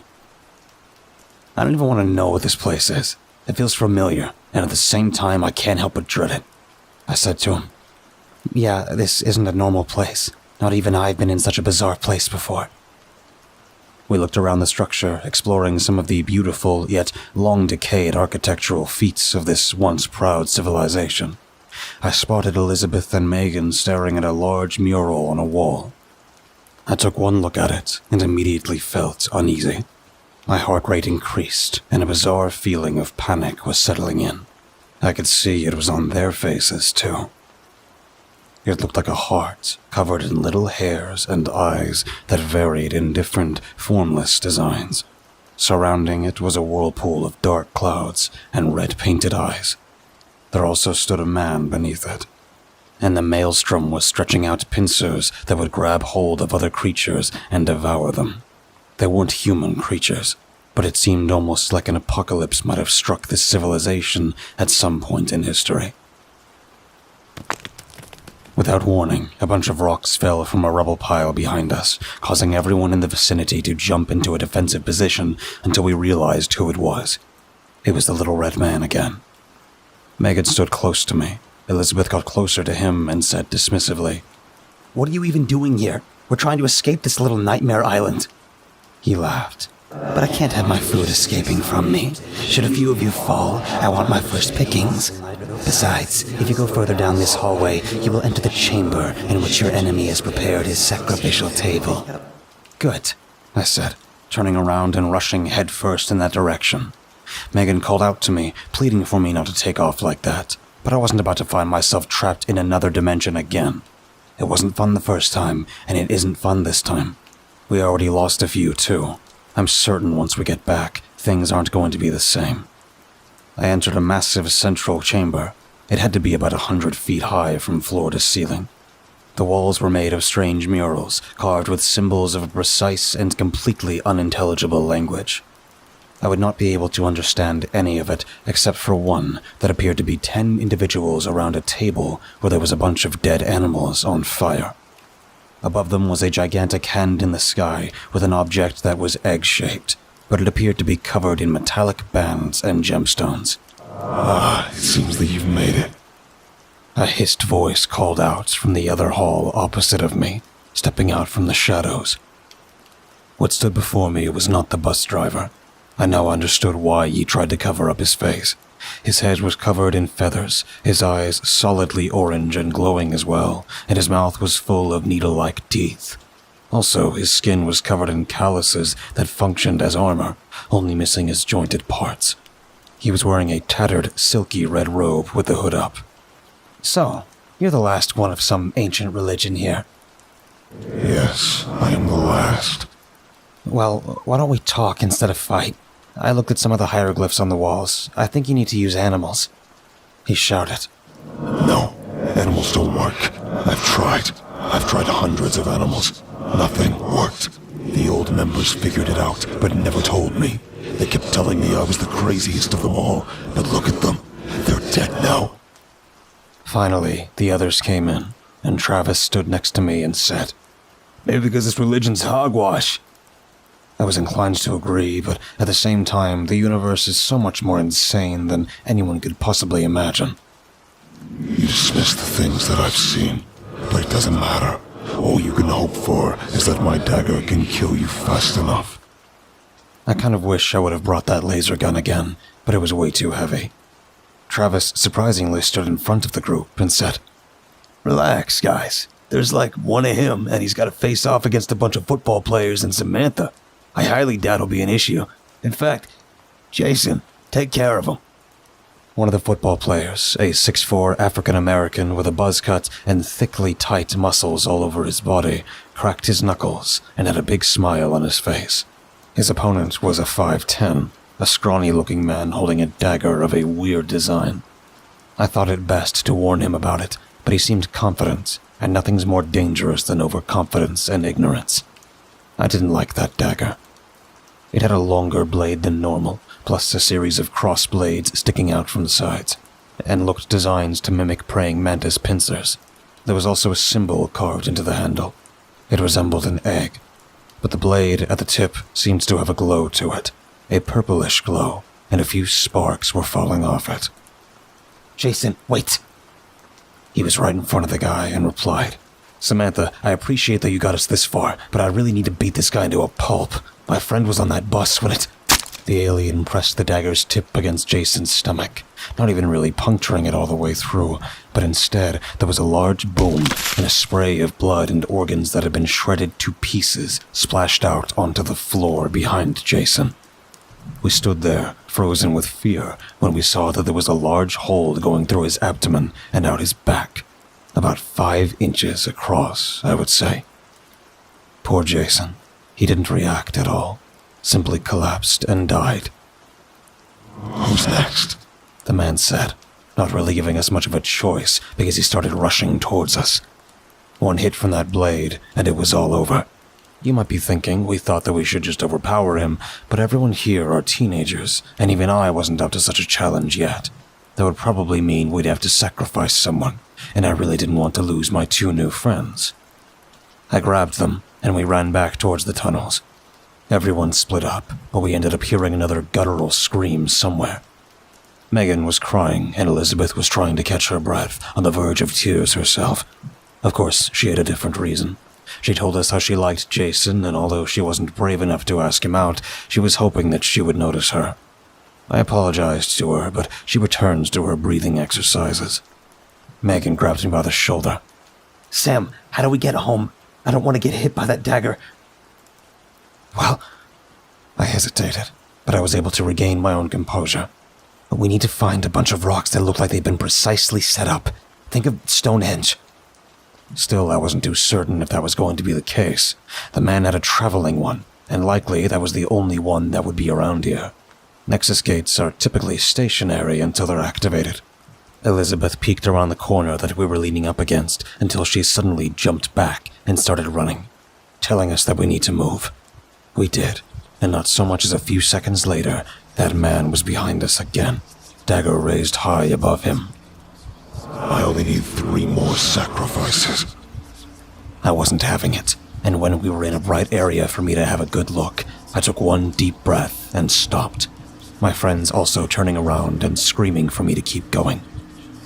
"It's okay.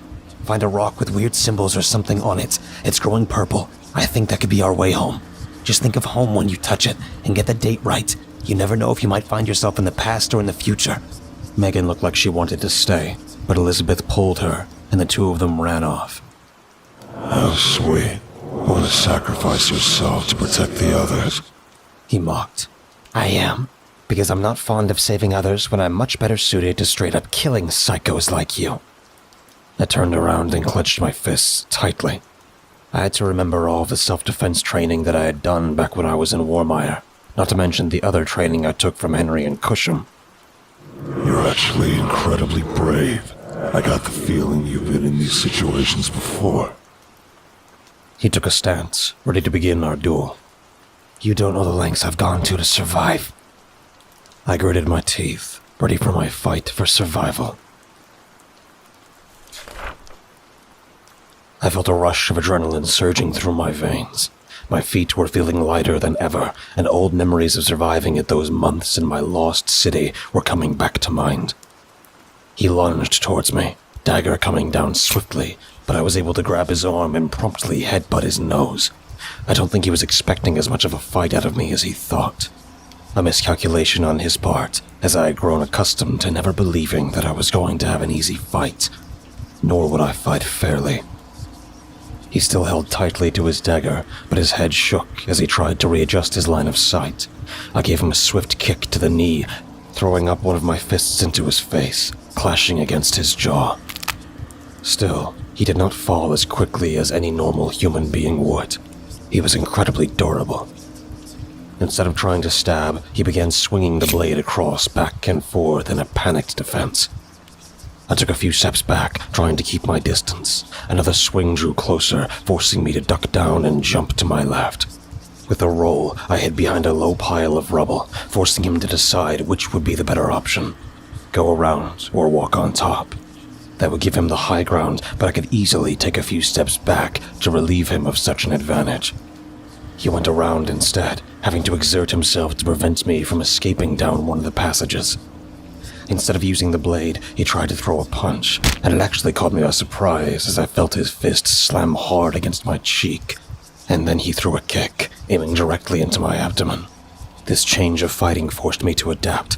Now I was on the defense as I tried to block his empty hand and legs, waiting for the moments when he would try to use the dagger again. Getting tired, little girl? He chuckled. I said nothing, swiftly waiting for the opportunity when he would be open to an attack. I waited, blocked, and waited. With his right leg resting after trying to kick me, I seized my opportunity and drove the heel of my foot into his knee, feeling something crack upon impact. A sharp cry escaped from him, and he dropped the dagger. When the tip hit the ground, a large hole, 5 inches across, exploded and dug its way down into the planet. The shock wave was enough to throw the dagger away from it and land a dozen feet away from us. I ran for it, only to feel those callous hands wrapped around my left leg and pull me back. He crawled on top of me and tried to wrestle my arms down. What followed next was a headbutt from him, hitting the back of my head against the ground and leaving me confused. You're way too good of a fighter. I hate it when they struggle. He hissed. Both my arms were knocked down, but now we were trapped. He couldn't reach the dagger, but I couldn't go anywhere. And then I remembered he had those teeth. Opening wide, he rushed towards my neck, forcing me to squirm to my right, sacrificing my shoulder instead. I felt his teeth dig straight through my skin and shred through my muscles underneath. I felt a warm spray of liquid, and I could barely even make a sound at that point. Almost instinctively, I was able to lift my right leg up and knee him in between his legs, which apparently works on alien men too. Now was my chance as he clamped up, clearly seized by the sudden jolt of pain. Unfortunately, that did nothing for me, because I also found myself unable to move. The excruciating pain from the bite and the dirty floor getting in caused a severe stinging sensation and a sudden emptiness in my stomach. My body was shaking all over, and my attacker slowly tried to get back to his feet. Enough. I won't put up with this any longer. He stood over and grabbed me by the shirt, causing it to stretch and tear as he held me up high so that my face was up against his. Now I couldn't help but worry about ending up shirtless after all of this, but also I didn't want to die. You're done now. He said, opening up his mouth again with his new, bloody teeth in full view. With a loud breath in my face, he prepared to finish me off with a face chewing before I felt a sudden spray of warm liquid splash around my pants. His face also froze up, and he looked down at his abdomen. When I looked down myself, I saw a 5-inch hole that had just bored itself through him. Blood was dripping down his mouth, and I was certain that it wasn't mine this time. His hand trembled, and he released unexpectedly, and I fell on my rear rather hard. Sitting back up, I watched as he dropped to his knees and fell backwards. His lungs rattled with death, and he died. It was Travis. He was holding the dagger. Are you okay? His voice trembled. I was breathing hard and still in shock. Yeah, I'm fine. He placed the dagger down and ran to my side. He held onto my arms and helped me get back to my feet. Thank you, Travis, I managed to say in between breaths. I happened to see you fighting that thing, and I couldn't help but get him with the blade when I saw it was on the ground. He wrapped his arm, respectfully, around my torso and helped me up.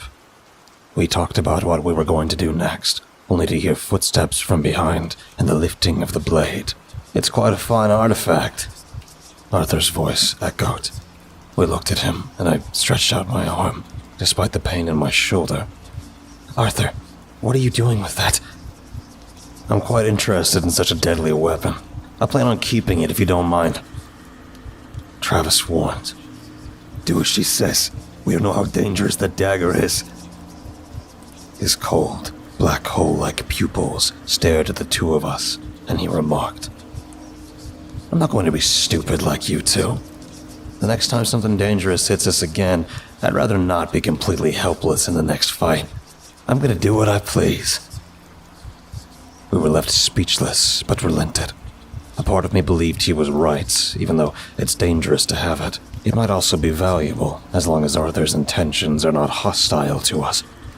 I still wish I knew what was going on in that head of his. He had a unique darkness about him that seemed so inhuman. The three of us walked around for a while, picking up some of the other survivors. Although most of them survived, we all shared in the pain of losing two of the others.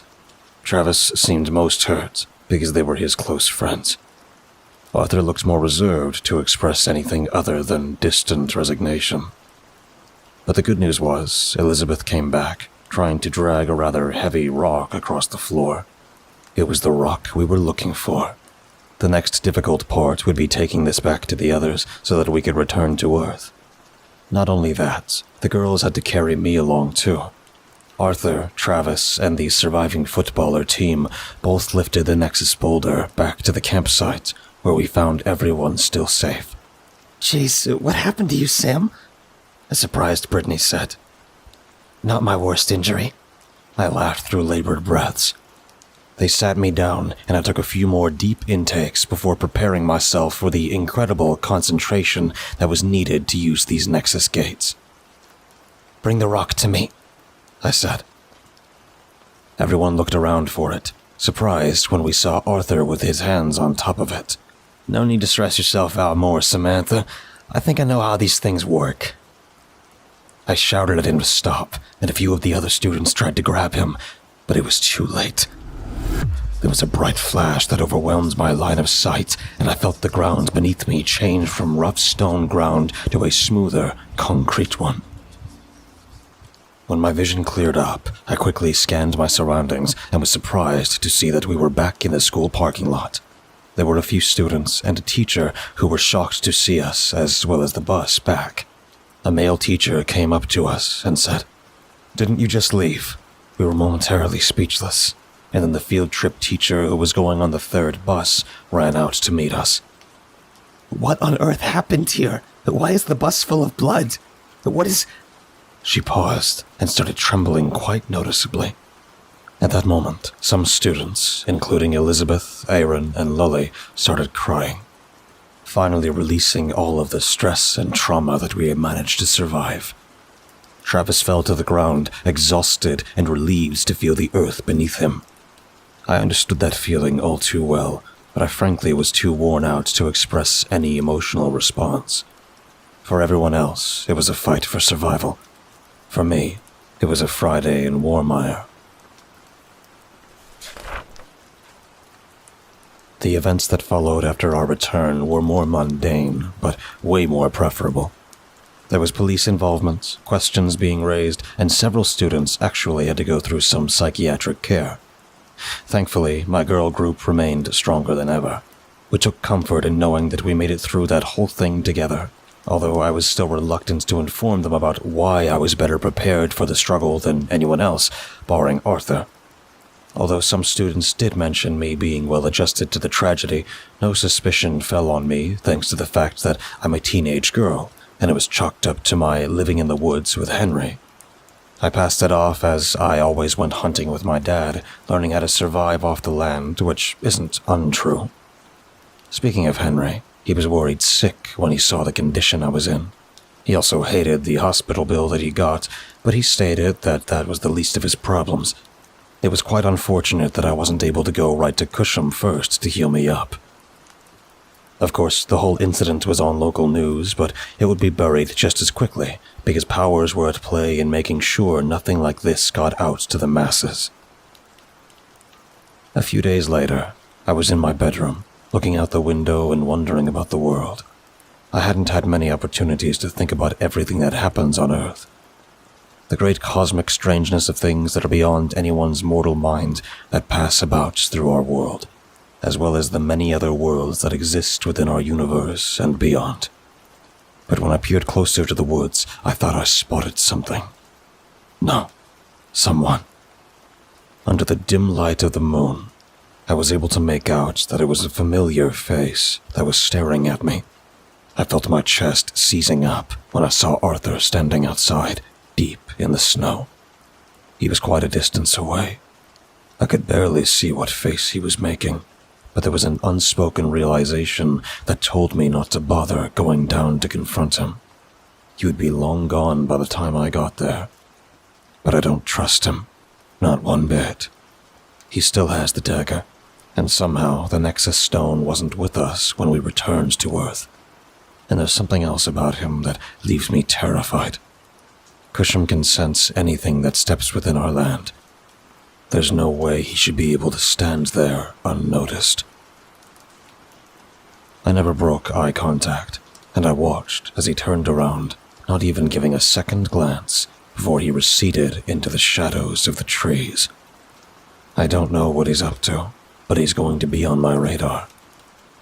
And judging by what he's doing here, I'm pretty sure I'm on his, too.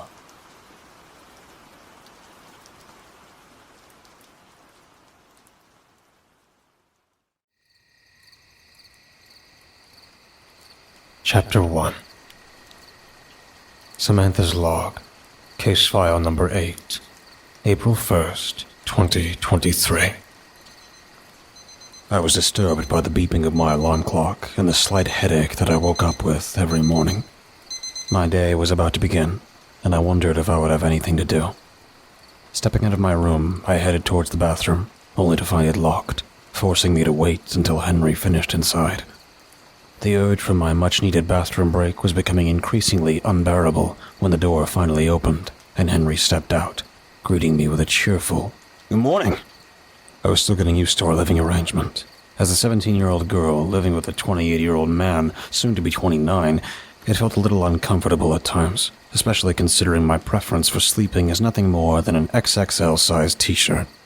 Despite the age difference, Henry was a far better person than my biological father ever was, and I appreciated having him as my closest friend, but I don't see him as a true father figure. I realized I wouldn't have time to make breakfast as I heard a few knocks at the door.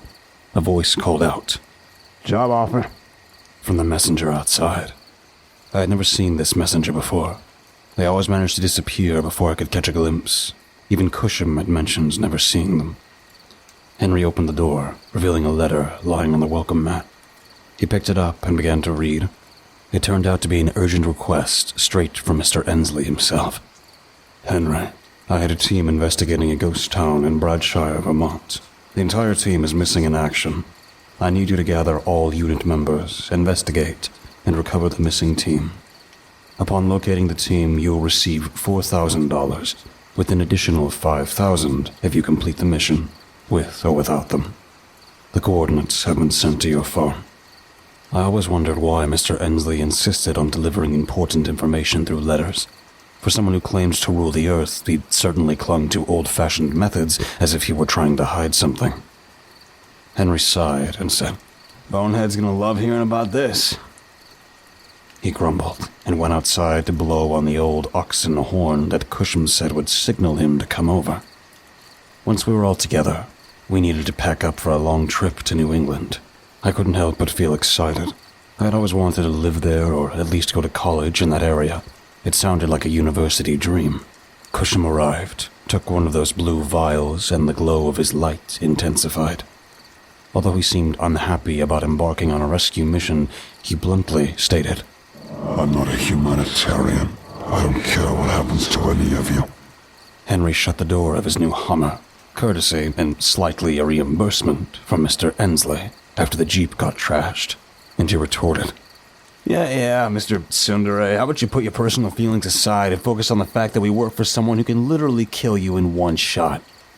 Cusham glanced at me and asked, "What's a tsundere?" I replied, "We'll have to introduce you to anime. We made our way to a nearby airfield, where a large cargo plane was waiting for us. Cusham crossed his arms and appeared reluctant. Sensing his hesitation, I tugged on his cloak and asked, "You coming?" He looked down at me, his glowing eyes flickering. I don't like flying. "Neither do I," I replied, understanding his fears. With our shared dislike for being high up in the air, I held onto his hand, and together we walked towards the ramp, where Henry was patiently waiting. Curious about our hand-holding, Henry raised an eyebrow and asked, "What's with the hand-holding?" Cusham squeezed my hand a little tighter, clearly unwilling to admit his fear of flying to Henry. I quickly chimed in. "I'm scared of flying. He makes me feel safe." Henry shrugged, accepting the explanation, and we boarded the plane, embarking on our journey to Vermont. However, Henry requested a quick stop to Illinois, as he intended to recruit a recent addition to our group.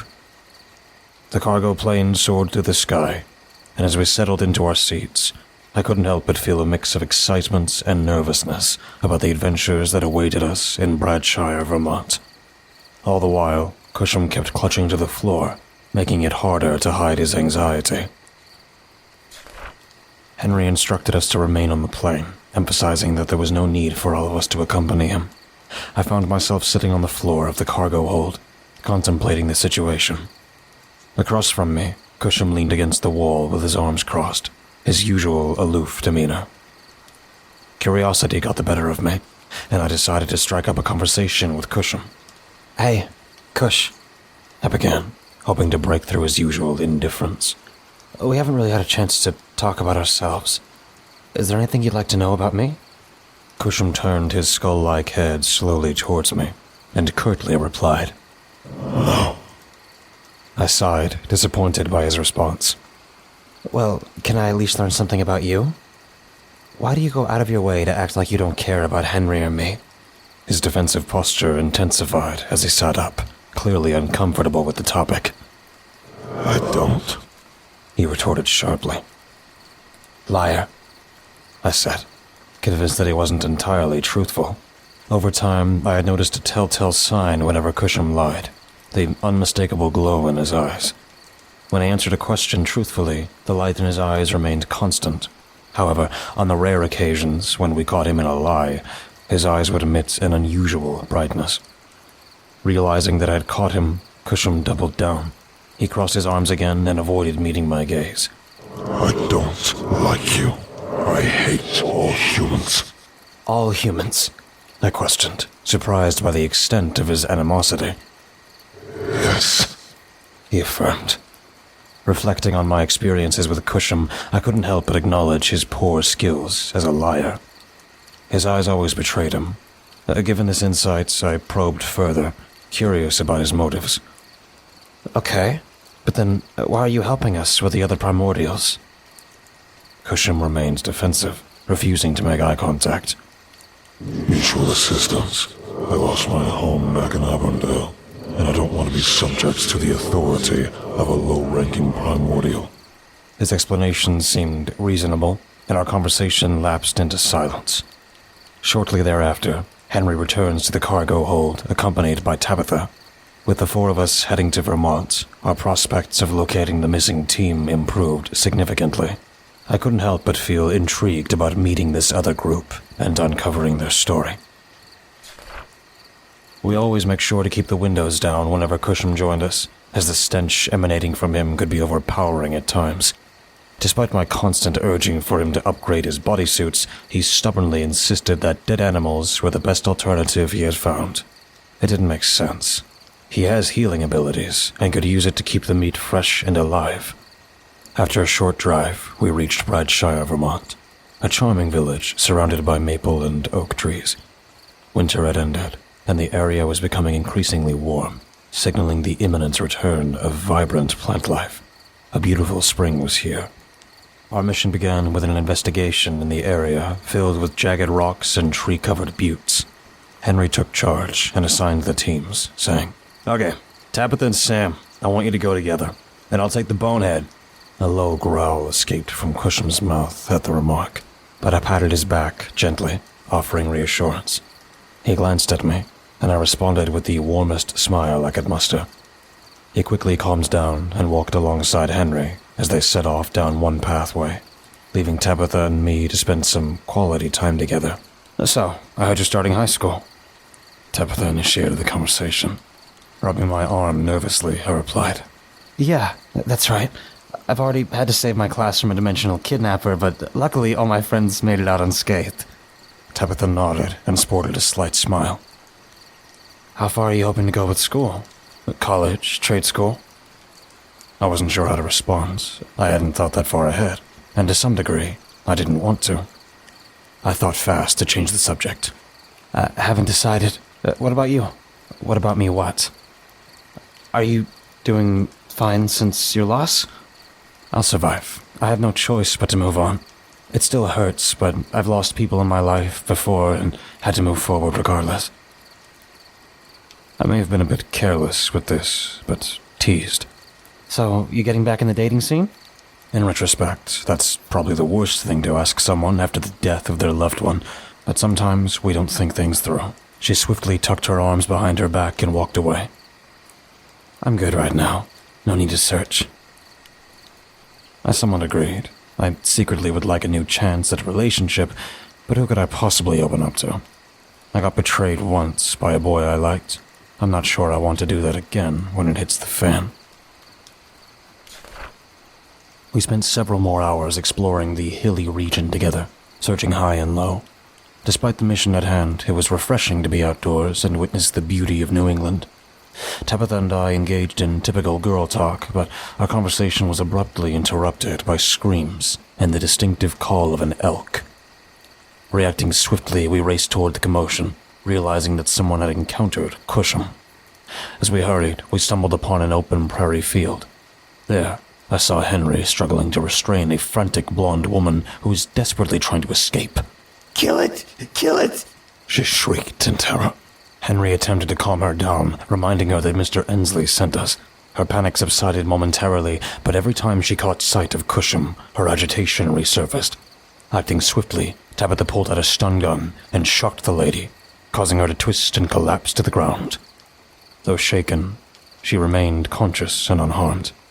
"Ma'am, please, try to calm down," Henry urged, trying to reassure her. When she noticed the three unarmed humans standing beside Cusham, she began to regain some composure, although she was still upset about being shocked. We helped her to a large boulder where she recovered. Through sobs, she introduced herself as Roxanne, explaining that she and her boyfriend were associates of Mr. Ensley. Henry inquired about her boyfriend's whereabouts, causing her to momentarily lose her breath, her tears intensifying. I had a sinking feeling that I knew what she was about to reveal. Through her tears, Roxanne informed us that her boyfriend had been killed in the encounter with the primordial they were pursuing. She had managed to escape. Cusham sniffed the air, remarking, Yes, it's somewhere nearby, and it's a formidable one. Henry pulled out his cell phone to contact our boss and relay the news of the fate of the investigation team he had sent. However, before Henry could inform him about anything, Cusham assumed a defensive stance, brandishing his large claymore. Get ready. It's about to attack. I thought it wise to engage in an open field with sunlight still bathing the surroundings, and armed with firearms, Henry's shotgun, Tabitha's 9mm, and my trusty AR-15. Fortunately, Tabitha never questioned how we obtained these weapons. I doubted she would see looting from deceased clandestine military groups as a justifiable reason. Roxanne's panic intensified, drawing our attention. She kept repeating, "In the ground!" We looked down and initially saw nothing amiss. However, upon closer inspection, I noticed strands of grass slithering by. Suddenly, a blood-curdling scream pierced the air, jolting us around. We formed a defensive circle around Roxanne, yet even within our protective barrier, she remained in peril.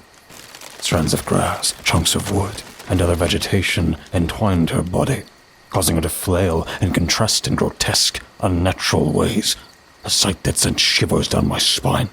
In horror, we stepped back, unable to prevent her body from being mangled under the onslaught of plant life.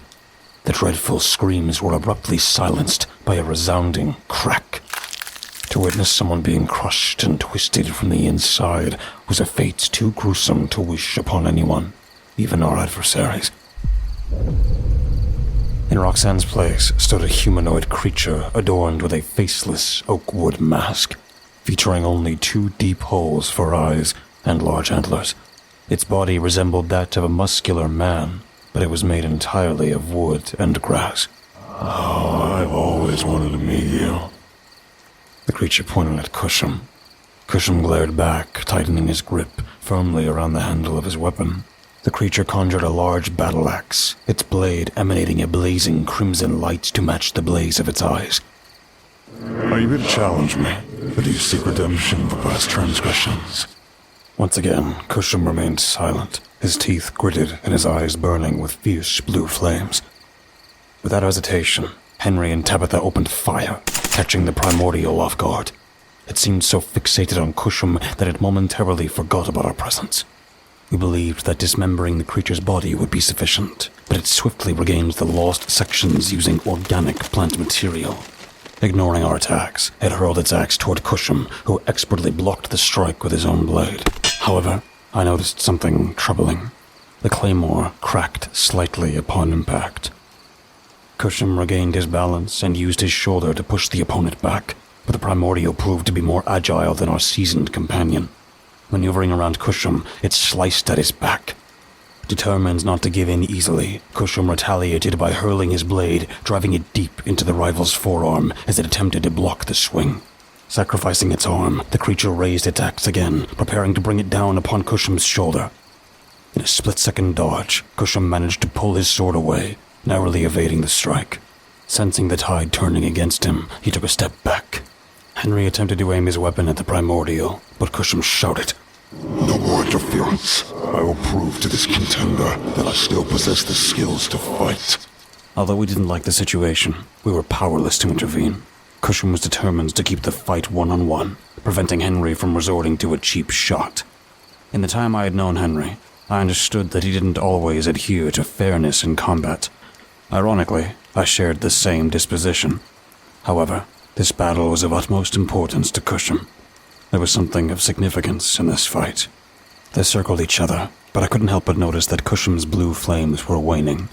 Fatigue was setting in, yet the rival creature still burned brightly with its red light.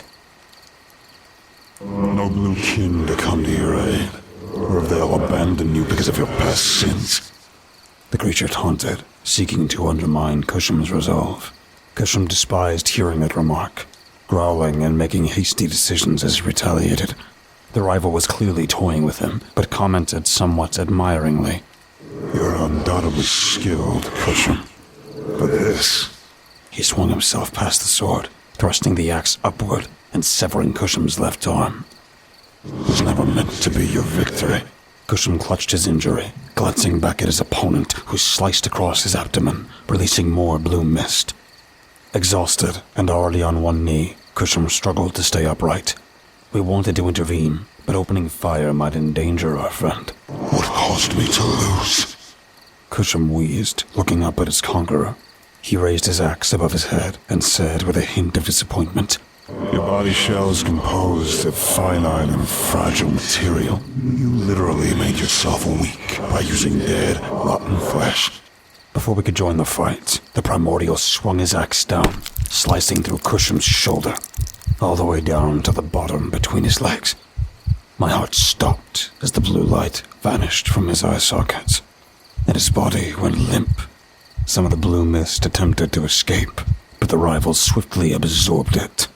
His red light began to suffocate the blue. I couldn't bear it. I began firing multiple shots at the creature, disrupting the absorption process. Some of the blue mist dissipated, but most of it was absorbed into our target. He chuckled. That was a delightful meal. A little old, but good enough. Without Cusham's assistance, and with our adversary capable of using the surrounding vegetation to mend his body, we no longer had much of an advantage. Henry grabbed me by the shoulder and pushed me towards Tabitha, continuously firing at the creature. It emitted a piercing roar with each shot, but managed to break apart its body and retreat into the grass. His final words were, Fools, I don't have time to deal with maggots when I have a war to win. Henry continued shooting at the ground, attempting to prevent the individual strands from escaping. I couldn't believe what had just happened. Cusham was dead. Tabitha appeared bewildered and screamed at Henry to stop firing, fearing that he might accidentally hit someone or himself. I can't believe he's gone. That was so stupid of him, he said bitterly. Tabitha remained silent, while Henry paced back and forth, constantly checking over his shoulder to ensure we wouldn't be attacked again. "We need to leave," I said, as a chilly gust of wind made me shiver. "I'm not leaving until I kill that thing," Henry asserted. "How?" Tabitha questioned, leaving Henry speechless, because it seemed he didn't know how to accomplish such a task. We had to accept that we had lost the powerhouse of our team, retreat to a nearby motel, and devise our next course of action. The creature refrained from attacking us again, and I couldn't discern the reasons behind its sudden change in behavior. It could be that it wanted us to suffer from the loss, or simply considered us inconveniences in the grand scheme of the primordial war. Henry was devastated, because he understood the value of Cusham, our most effective weapon against the primordials. Cusham possessed the knowledge and skills to fight them, making him the heavyweight in our group. He was adept at eliminating the light cells, which made his loss even more significant. However, I sensed there was more to it. We lost more than an ally. We lost a friend. Although Cusham never explicitly acknowledged us as friends, he chose to stay by our side, accompanying us on our journeys, taking on the same assignments, and silently enjoying our company. Moreover, I shared a personal bond with him. We would watch TV together, and he even assisted me during my workouts to improve my strength. He'd slap Henry when he was drunk and dump cold water on him to sober him up. We went to a motel, where Henry informed Mr. Ensley about the unfortunate demise of our primordial ally, as well as the deaths of the 2 other investigators. Mr. Ensley was disturbed by the heavy casualties we suffered and advised us to leave, assuring us that he would contact Protectorate to handle the situation. He had a tendency to use those guys as cannon fodder when his organization couldn't handle the threats themselves. Eventually, things settled down, and Tabitha retreated to her room, while I lay in bed, contemplating the difficulties that lay ahead. I couldn't help but think about Roxanne and her partner, who didn't have a primordial with them.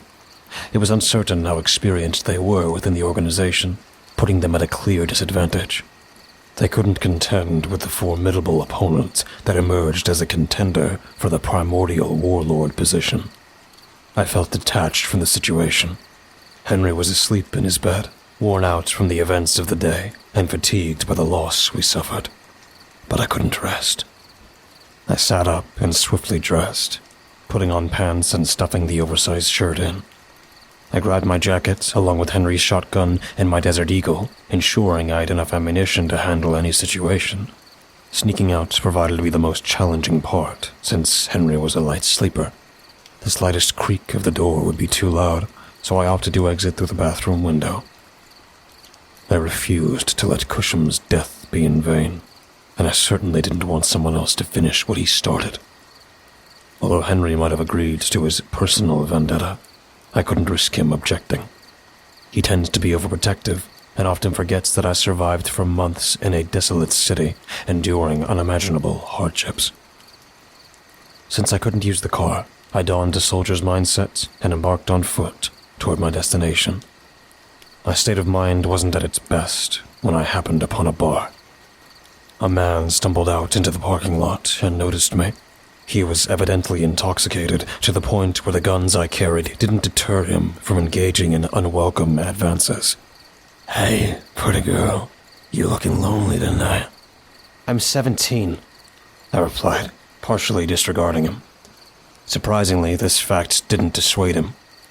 He persisted, saying, "Come on, I don't bite that hard, pretty girl. You looking mighty fine under this moonlight." His creepy and whiny voice alone was enough to repel any woman. "I'm not interested. Please leave before I make you. His tone deepened, and he swayed back and forth as he followed me near the edge of the parking lot and onto the road leading to the forest. I don't appreciate the way you're treating me. Show a little respect. Feeling his hand grip my shoulder, I swiftly pulled away. This only further aggravated him, and he attempted to assert himself in an intimidating manner despite his average build. Why are you walking past bars? Looking for attention? I tried to create more distance between us, but he persisted in closing the gap, hurling slurs that I refused to repeat. Yeah, whatever. Doesn't matter, 'cause at the end of the day, you're nothing more than a little whore. A deafening bang shattered the silence of the night. He stared at me with lifeless eyes as blood trickled down his forehead and nose before dripping onto the pavement. A large hole, running from front to back, marred his forehead, and I lowered my gun. His lifeless body slumped to the ground, and without a second thought, I turned around. There was no time to waste. When I reached the woods, I braced myself for the fight of my life, or just another Wednesday in Warmire. I scanned the surroundings, calling out for the rival to reveal himself. Insults spewed from my lips, labeling him a coward, a freak, and a weakling. Growing increasingly agitated, I clenched my teeth, grateful that I had chosen an open field as the battleground.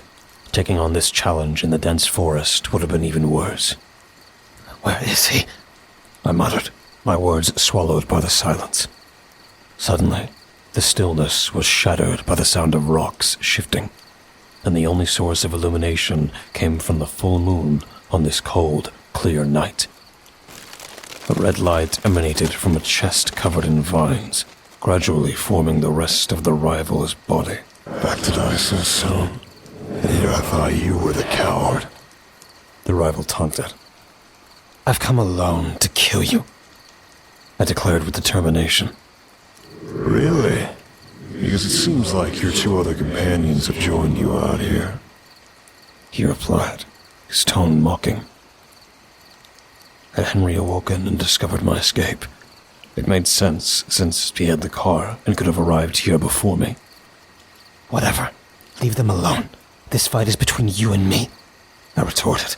The rival circled me, his fiery red eyes locked onto mine. Why do you humans care about that old-timer? He wasn't anything special anymore. Just a hermit, like so many of my race have become. I raised my shotgun, glaring back at my adversary. He was my friend. He may not have shown it compassionately, but he was always there for us when we needed him. And now I'll be there for him. The rival scoffed. You humans squandered your chance to escape. Once I'm done toying with you, I'll capture your dad and mom. His choice of words wasn't exactly accurate, but that didn't matter. A few seconds elapsed, and I seized the opportunity, taking the first shot. Though the creature was not impervious to a hail of bullets, it regenerated quickly enough. I fired a few more, but when I ran out of ammunition, like a true gamer, it was faster to switch to my sidearm. Stepping back, I switched to my Desert Eagle and fired off several rounds. They proved less effective than I had hoped, revealing why Henry favored shotguns against these creatures. I sprinted away, maintaining my aim on the creature to slow its pursuit, reloading my shotgun in the process. Finally, I discharged another round, tearing a gaping hole through its abdomen. Some of the red light seeped out, clearly displeasing the rival. Don't get cocky. He charged, ready to impale me with his antlers. Reacting swiftly, I leapt to my left and rolled, simultaneously reloading the barrel. Another shot rang out, tearing open a portion of his back, releasing more red light. Humans and their guns. Why can't you fight with honor? He sneered. Get with the times, I growled in response. My species can live well over 1 billion upon billions of years. Time is something we have in abundance. His battle axe emerged from the ground and hovered beside him. Gripping it tightly, he leapt toward me, swinging it with remarkable speed. Instinctively, I used the shotgun as a shield to deflect his attack. I felt a sudden jolt as his blow struck, launching me several feet away, and I tumbled onto the ground. The shotgun was irreparably damaged, and as I reached for my handgun, his foot slammed into my chest, knocking the wind out of me. You have spirit.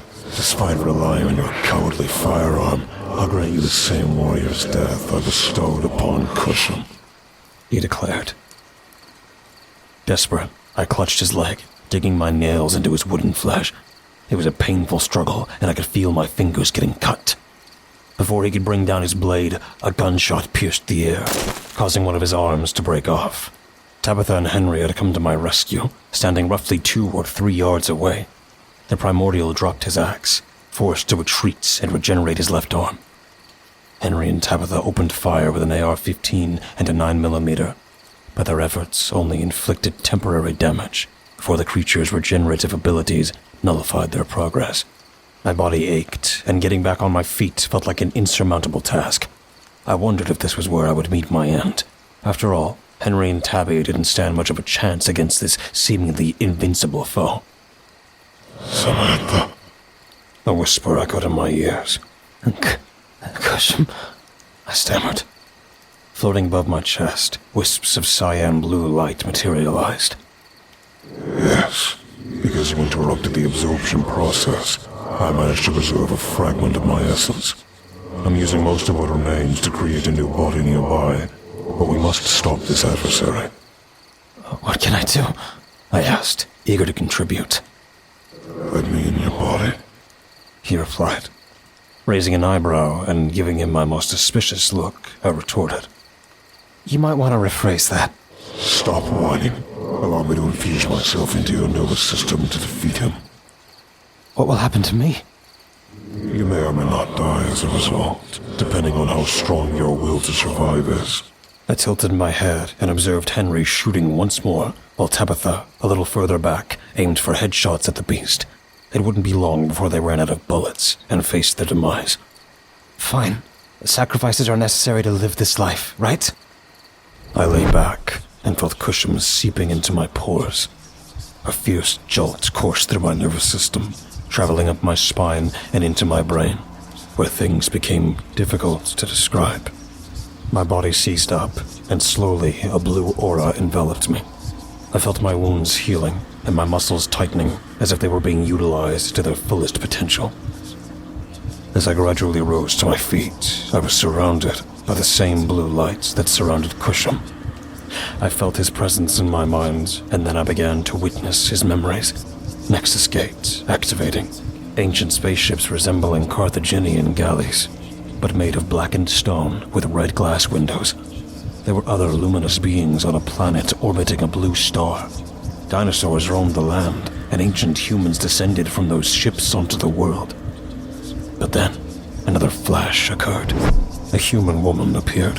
Her skin was dark. She had beautiful, wavy hair, and her eyes were a caramel brown. She looked back at me, at Cusham, that is, and extended her hand as they walked in the woods.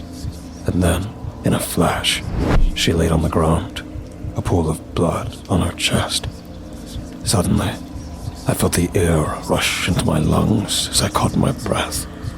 Wow, I didn't know all that about you, Cusham. That's ancient history. Focus on the present, because that's all that matters. Right, I replied, glancing at the battle axe laying on the ground. Picking it up, I felt an overwhelming surge of speed that propelled me towards the primordial creature. He had completed his regeneration, and the bullets were now less effective, but he was taken aback to see me charging at him, wielding his axe. How are you? I didn't give him a second to react. I hurled the battle axe into his chest, and he tried to reach out and grab me simultaneously, but I managed to dodge him, retrieving the axe and swinging it towards his back. Utilizing the momentum, I propelled myself over him, using my leg to knock him down, an unexpected feat for a young teenage girl. Henry and Tabitha were astounded by what they witnessed. I twirled the axe to the other side of my body and slashed it downward across his legs, rendering him vulnerable. Then, I brought the axe down into his back, precisely wedging it in to tear open his entire torso, revealing the glowing red core within. My hand instinctively gripped it without hesitation, and strands of blue light emanated from my arm, entwining and strangling the red core. Wait, I am a contender for the title of Warlord. If you kill me, the other two will not rest until they defeat you. Good. Let this send the message. I and Cusham's voice echoed in unison. Clutching tightly, I removed the core, and the light was absorbed into Cusham. The creature's body went limp. Thus, victory was ours. The sun was rising, and I was utterly exhausted. Cusham had finally left my body. I received a scolding from Henry and Tabitha, who were displeased with my impulsive decision to run away and handle the problem on my own. However, they were also amazed by the teamwork that Cusham and I had displayed. "Do this again, and I'm leaving you at home.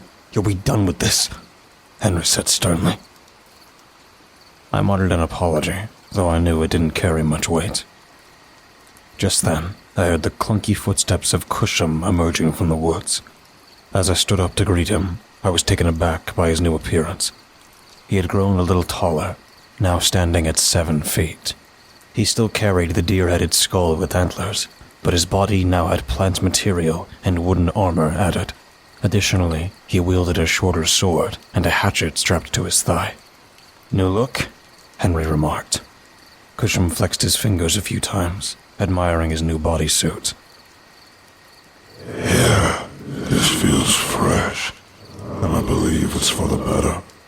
Having witnessed the advantages of using plant life, this upgrade is necessary for the battles to come.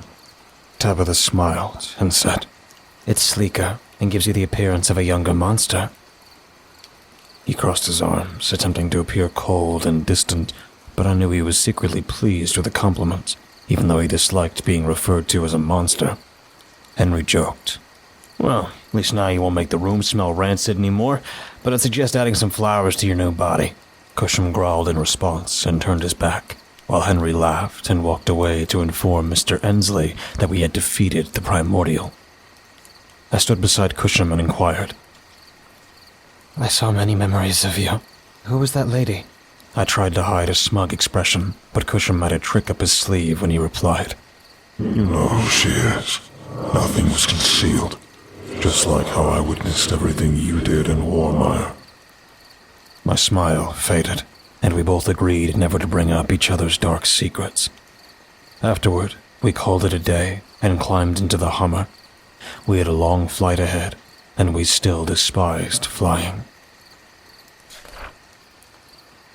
Tabitha and Henry occupied the front seats, leaving me alone in the back seat as Cusham had to squeeze into the trunk.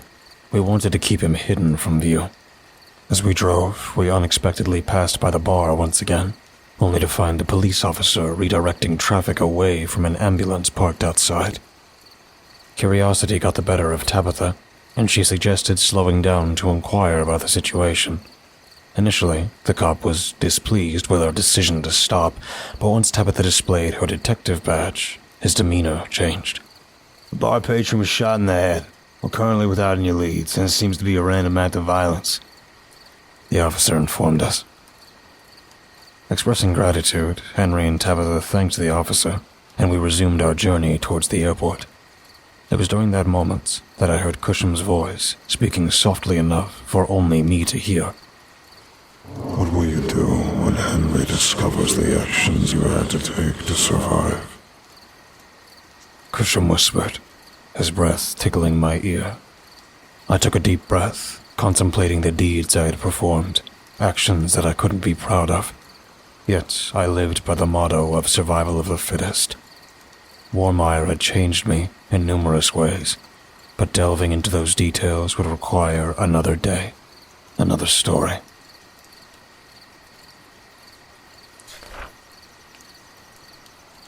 Chapter 2. Henry's Log, Case File Number 9, April 2nd, 2023. I pulled into the airport preparing to say our goodbyes and for Tabitha to return to Illinois for her detective work. She persistently urged me to join her, claiming that with Samantha's survival skills and Cusham's brawn and brains, we would be an unstoppable force against the ceaseless wave of crime. Honestly, I don't entirely agree with giving Cusham credit for his intellect. He can be quite dense at times.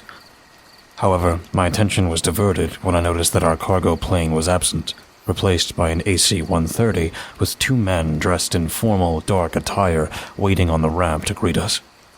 The one man at the back was clean-shaven, blonde, and his face was unremarkable.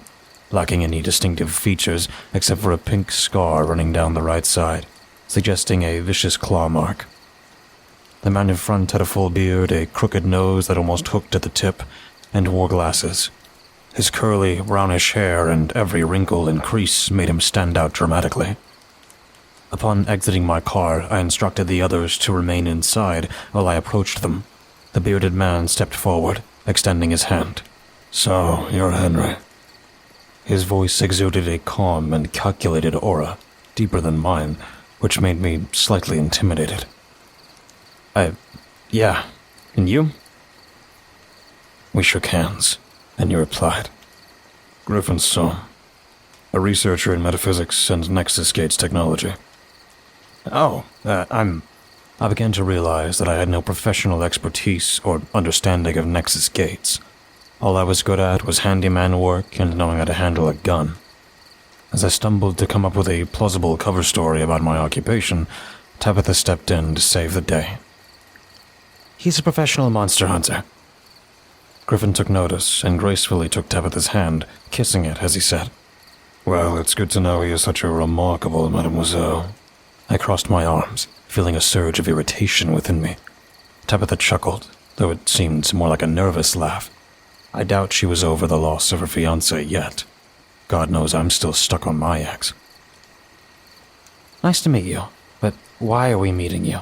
She swiftly changed the subject. The blonde man at the back stepped forward and explained. We were instructed to meet you. Mr. Ensley wants to discuss a new assignment with you and your team, including us.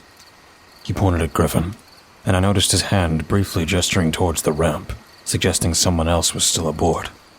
We conversed further and discovered that there was another contender currently on the loose. Once I realized who these two guys were, I sighed to Samantha and Cusham that it was safe for them to exit the Hummer and join us. Cusham remained fixated on the plane ramp, seemingly uninterested in the two men who were enthralled by his presence. Griffin was the only one to explain their reaction to me. Cusham is ancient, he said. I chuckled at those words, but before I could say anything, he continued. No, I don't think you understand just how old he truly is. According to the data, he's approximately 1 billion years old, far surpassing the usual life expectancy of his species. I looked at Griffin with a bewildered expression, almost glaring at him.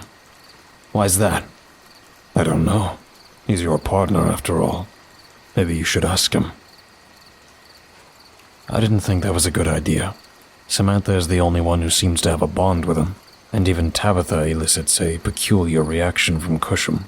As for our relationship, we always bicker and tease each other mercilessly. I can't say he particularly likes me, but something clearly prevents him from wanting to harm me.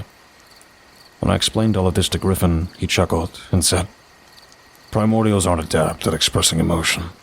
That's why they rely heavily on that stoic yet angry mindset. But I know how to handle them. He signaled to the unidentified person on the plane, and out stepped someone I was unprepared to see, standing at the top of the ramp. It was a short primordial, approximately 5 feet tall, adorned in a hoop-skirt dress of purple and white, reminiscent of 18th century aristocracy. However, she had the head of a white ram and human hands. Ornate decorations dangled from her curving horns, and I caught a glimpse of 2-toed hooves at the bottom of her skirt. Her eyes blazed a vibrant green as she gracefully approached us. Cusham appeared, perplexed at her, and as she stood in front of us, her voice turned soft and motherly. Greetings. We could discuss further, but we must confront the next contender for the warlord of this planet. Griffin snapped his fingers as if he had just remembered something. Rightio, let's go. We were guided onto the plane and gathered in a compartment where a monitor displayed Mr. Ensley, our employer. Oh good, so everyone's here. I had to make a last-minute change of plans for you, Henry. The situation arose shortly after you dealt with that first primordial. Samantha grumbled, her tone expressing annoyance. I have school, and I'm currently trying to navigate my friendships. It's really tough for a new student in their senior year to get everything in order, you know? Ensley raised an eyebrow and then smiled. Alphas, quite amusing. Although suppose that even the correct term to use, considering how much time you spend with your little fleshy friend. We glanced at Cusham before returning our attention to the screen. You're headed to Egypt. There have been disturbances reported, and a satellite recently captured images of a massive pyramid that mysteriously appeared in the depths of the desert. It stands apart from all the others. As he displayed the pictures, I beheld a four-sided pyramid, black as the night sky, with intricate gold lining. Surrounding it was a structure resembling an ancient temple. It became evident that the wheels of war had already been set in motion at our next destination. We also learned that the Protectorate forces had initiated engagement in the area. We were being called in to assist them, but in reality, we were to take full control of the operation and sideline them. All of our plans, Samantha's, Tabitha's, and mine, had been put on hold. At least I didn't have to worry about the school giving me a hard time anymore.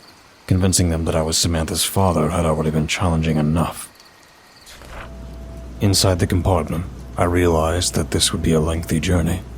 I sprawled out on the bunk bed, contemplating what awaited me in the upcoming mission. Suddenly, the door creaked open, and Samantha walked in, taking a seat at the end of the bed, prompting me to move my legs. "What's wrong?" I inquired, noticing her troubled demeanor. She remained silent, her gaze fixed on the floor. It wasn't her usual pensive expression. She seemed distant. I couldn't quite grasp what was troubling her. This was how she often acted at home. Are you real? She finally uttered. What do you mean?"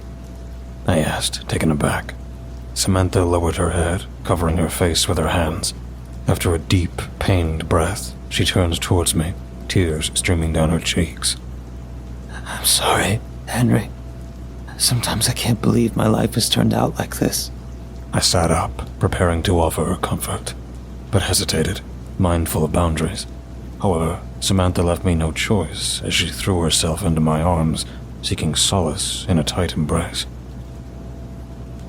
I'm tired, she sobbed. I was unsure how to navigate such situations. While I had experienced my share of hardship, I knew Samantha had faced unimaginable difficulties. Me too, I whispered, holding her tightly. She looked up at me, her breathing quickening. It seemed like she was on the verge of a panic attack, something she had battled when I first rescued her from the desolate city. However, with time, she had made progress and avoided being pulled back into that pocket dimension, psychologically speaking. I'm scared. I'm being thrown into a war zone. I've been through a lot of death this year, and I'm getting sick of it. I enveloped her in a bear hug, giving her all the support she needed. She was just a frightened child who needed someone to be strong for her. Of course, I could never reveal that I, too, felt compelled to be strong for others. We had willingly embraced this life, but the possibility of returning from all this seemed uncertain. We'll make it. Want to know why? I reassured her. She listened intently, her eyes fixed on mine, a glimmer of hope amidst her fear. It's because we've endured before. I never told you this, but my wife left me. She chose my own brother. And to make matters worse, my parents didn't seem to care. I had no one on my side. I ended up in a rundown house, hoping to build a new life, using my handyman skills, only to have it burned to the ground. It's a miracle I didn't get caught for insurance fraud. Samantha chuckled weakly at this revelation, her hands gripping my arms. And, back in Warmire, I killed people. Many people. And I was betrayed and abandoned. She stepped back, exposing her scarred limbs, rolling up her pant legs and sleeves to reveal the remnants of her experiences. I had never seen them before, but she always tried to hide them. I was even surprised when she lifted her shirt up enough to show her stomach, and I saw distinct scars there. Stab wounds. These scars are everywhere. I was nearly killed in an explosion, stabbed, beaten. Someone I used to care about even slit my left wrist. She showed me the long scar that traversed her entire forearm, and I marveled at her resilience in the face of such adversity. How did you survive? It sounds like you shouldn't even be standing here. I wondered aloud. She averted her gaze momentarily, deep in thought, before answering. It was something I can't explain. We both settled back down, and exhaustion overcame her. I gently laid her on the bed, but as I moved away, she suppressed me by grabbing my arm and uttering words I never anticipated. Thank you for being a good friend. I felt a giddiness, but maintained my calm demeanor. You're welcome, Sam. She leaned back, resting her head on the pillow.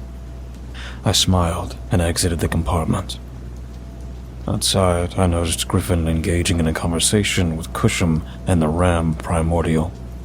They quickly ceased the discussion upon seeing me, as if it were a private matter they didn't want me involved in. What was that about? I inquired, curiosity piqued. Cusham leaned against the wall, responding nonchalantly. They were telling me about that group. Oh, I replied, realizing my assumption had been off. I thought you might be attempting to flirt for once with another primordial.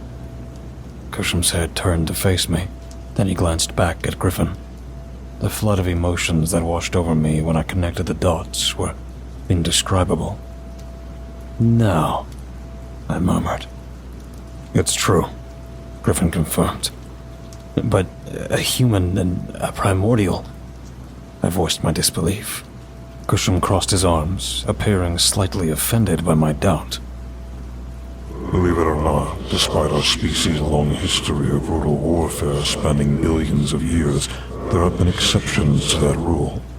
Plus, the children born from such unions possess extraordinary power. You witnessed that potential when I inhabited Samantha. We were practically unstoppable, because her consciousness remained intertwined with mine. I stared at him, a mixture of emotions coursing through me, before firmly stating, "Well, don't ever do something like that again. It worried me immensely." Cusham chuckled. That's what being a dad is all about. And you are her daddy. I shot him a disapproving look, knowing full well the significance behind that word. He understood, and he knew it bothered me. The rest of the flight went swiftly. We flew through a few thunderstorms, but eventually arrived in Egypt. We were given clearance to land at a forward operating base, or FOB. When we landed, we decided that we should change our clothes. We changed into more militaristic clothing and extra padding. Samantha looked more comfortable in a soldier's outfit than me or Tabby. We were stepped outside. We were greeted by an escort of black armored men. Their helmets covered their whole faces, allowing only a small, black-tinted visor. The man in front of the soldiers was Colonel Rasper, a bald, sun-tanned man with a thick, bushy mustache. He was a bit on the heavier side, but I knew he could pack a punch if he wanted to. Griffin introduced us, and we quickly got underway with our operation. What we didn't tell the Colonel was that we were planning to seize the entire operation from under him and use his forces as nothing more than cannon fodder. Does that sound cold? It is, but these guys also threatened Samantha's life. Let's be real, they probably committed a few atrocities of their own. I happened to notice that many of the other soldiers around here were eyeing our two primordial companions that trailed behind us. The Colonel reassured us that they were informed that these were our allies, so we didn't have to worry about any complications. As we crested a fairly tall sand dune, the entire monolithic structure came into view. It was a sight to behold, a pyramid with a top that reached 2,300 feet in the air. It was made of obsidian and had a few large bands of gold wrapping around it at the top and the base. However, red light could be seen escaping through the cracks between the bricks. The ground fell silent as the sound of heavy machinery sneaked up from behind us.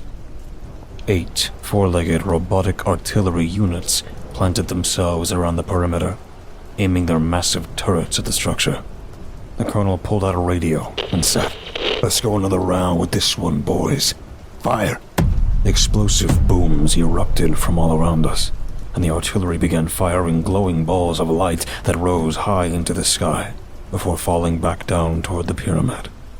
But just as they were about to make contact, they would explode, revealing a shield protecting it.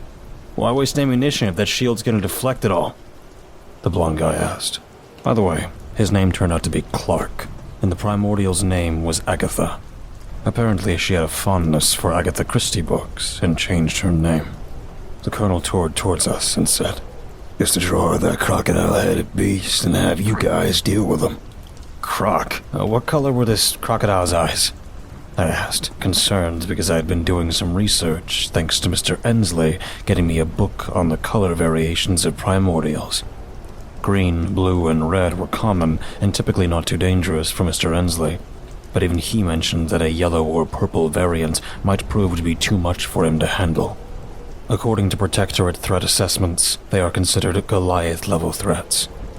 I was worried because green, blue, and red are common in North and South America. Africa, Europe, and Asia seem to have the other two. And there are other colors beyond them, but apparently they're not native to Earth. I believe they were blue, like a cyan color, similar to your friends over there. A wash of relief reigned over me. At least this was something Cusham and Agatha could handle, and something we could kill.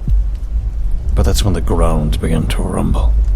The entrance to the sandstone structure shook violently and even started to crumble in a few areas. Out stepped an outrageously tall monstrosity. His head was a crocodile's head. His massive hands could grab a human, but instead, he held an Egyptian sword made of bluish-black material. He wore traditional Egyptian battle armor like those of the ancients, and he had the same glowing blue eyes as Cusham. I looked over at Cusham and saw that he was a little nervous, not because of the color variation, but because this thing was 20 feet tall. I just got this new and improved body, only for it to probably get torn to shreds again. I nudged his side and tried to maintain a smile. You can have some of his parts after we're done. I'm sure you'd like something.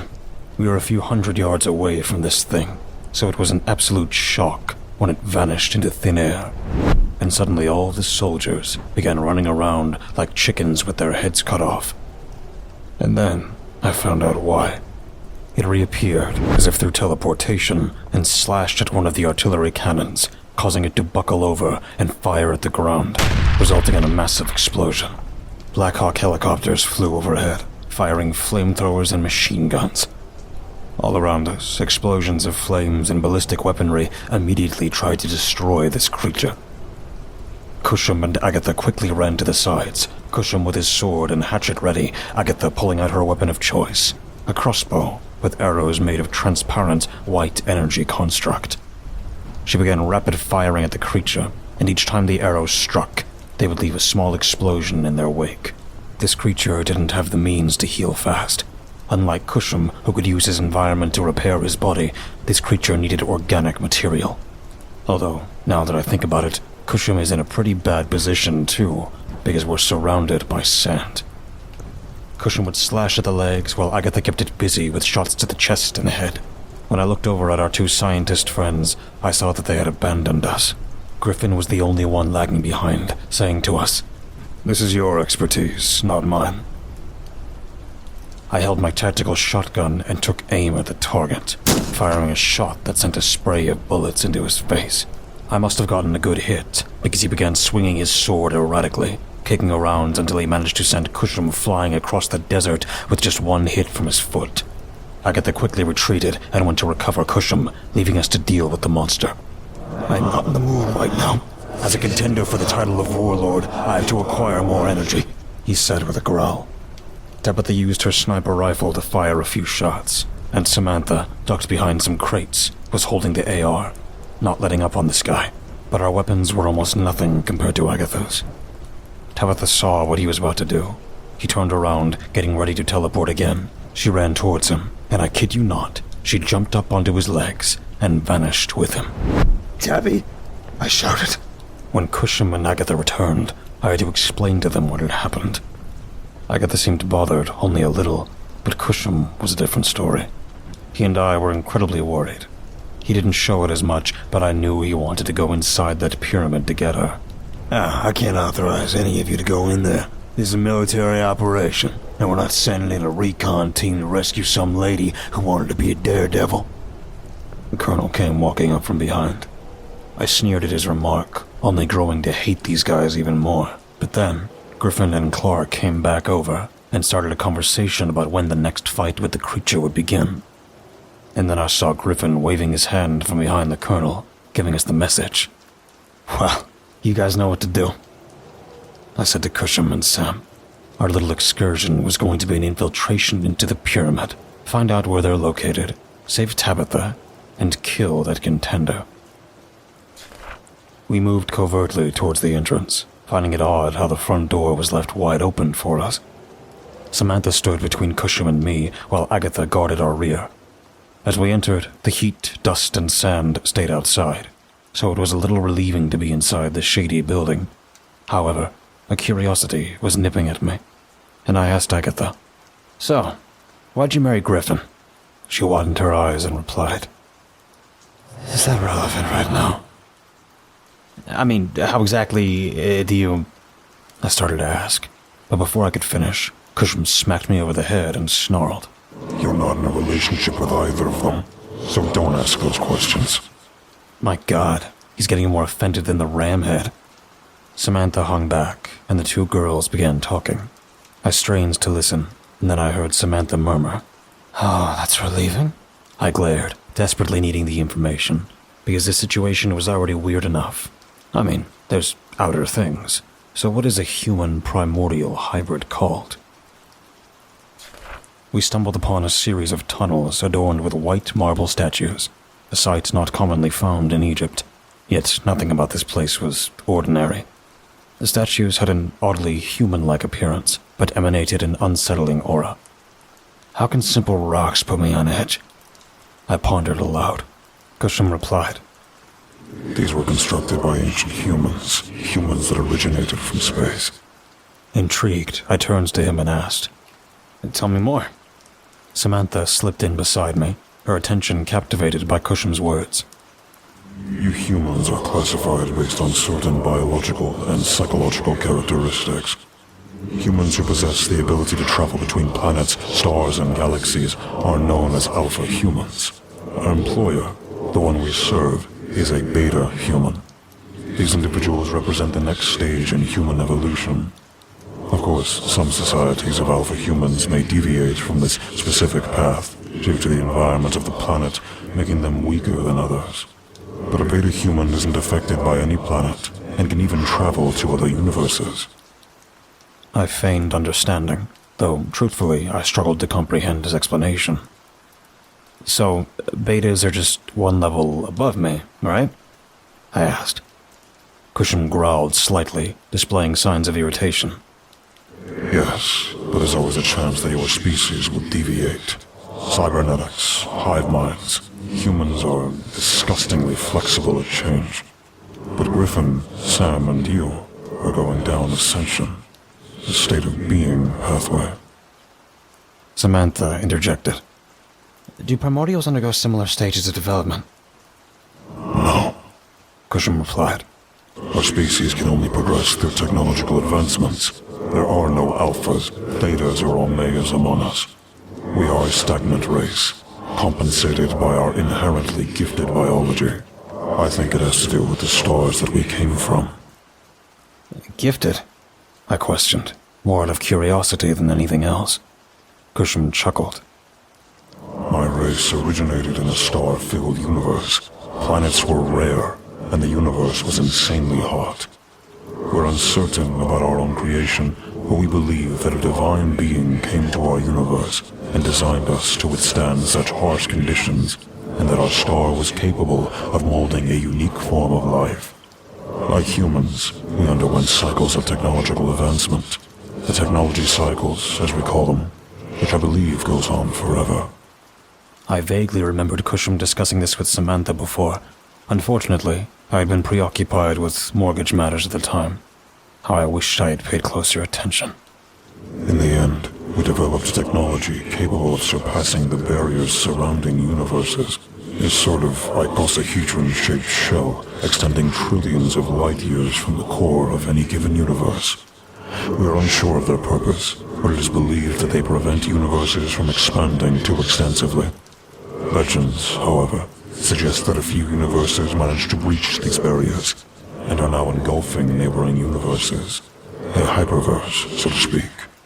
As we turned a corner, convinced that we were on the right path, Agatha walked past me and positioned herself next to Cusham, her gaze fixated on him, resembling the admiration a daughter holds for her father.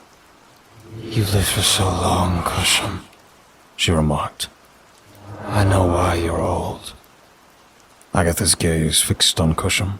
He averted his eyes, displaying an unusual timidity that I'd never seen before, except for that one time when Mr. Ensley snapped off his arm. You've absorbed so many lives. The pain must be unbearable. Agatha continued. Intrigued, I leaned in, giving Cusham an inquisitive look. What does she mean by that? Cusham sighed and began to explain. You've seen me. When a primordial defeats another, we absorb their essence. It doesn't grant us a significant power boost, but it helps to prolong our lives. Unfortunately, the process is excruciating, because they aren't technically dead. They continue to burn within me. Burn? I asked, my panic rising.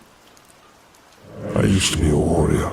I slaughtered dozens of other species, millions of humans, and engaged in a brutal form of combat known as... Well, it's a word in my native language that you wouldn't understand. Let's just call it gladiatorial combat. It was done for entertainment, but there was also the added benefit of gaining an extended lifespan, and I relish in the thrill of battle. So, you killed members of your own race just to prolong your own life? I questioned, a mixture of shock and disbelief. We reproduce rapidly, so it didn't cause a significant decline in our population. In fact, it was encouraged. Unfortunately, few knew the truth about what transpires when one consistently emerges victorious.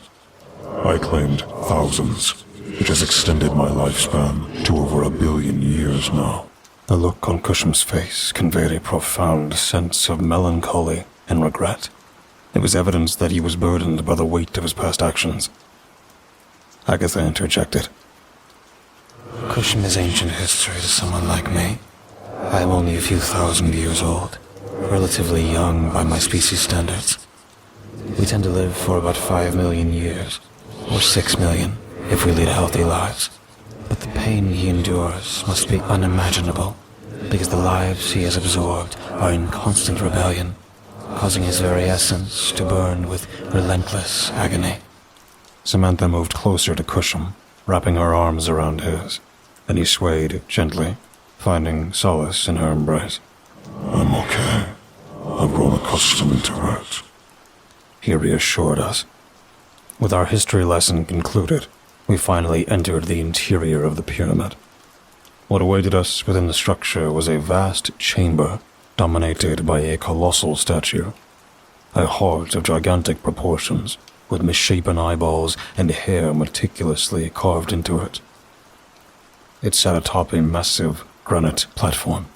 The chamber itself was immense, and there was an ominous quality about it that gave me pause. It felt as though the very room itself posed a threat. So, you've come into my domain. Ready for round 2?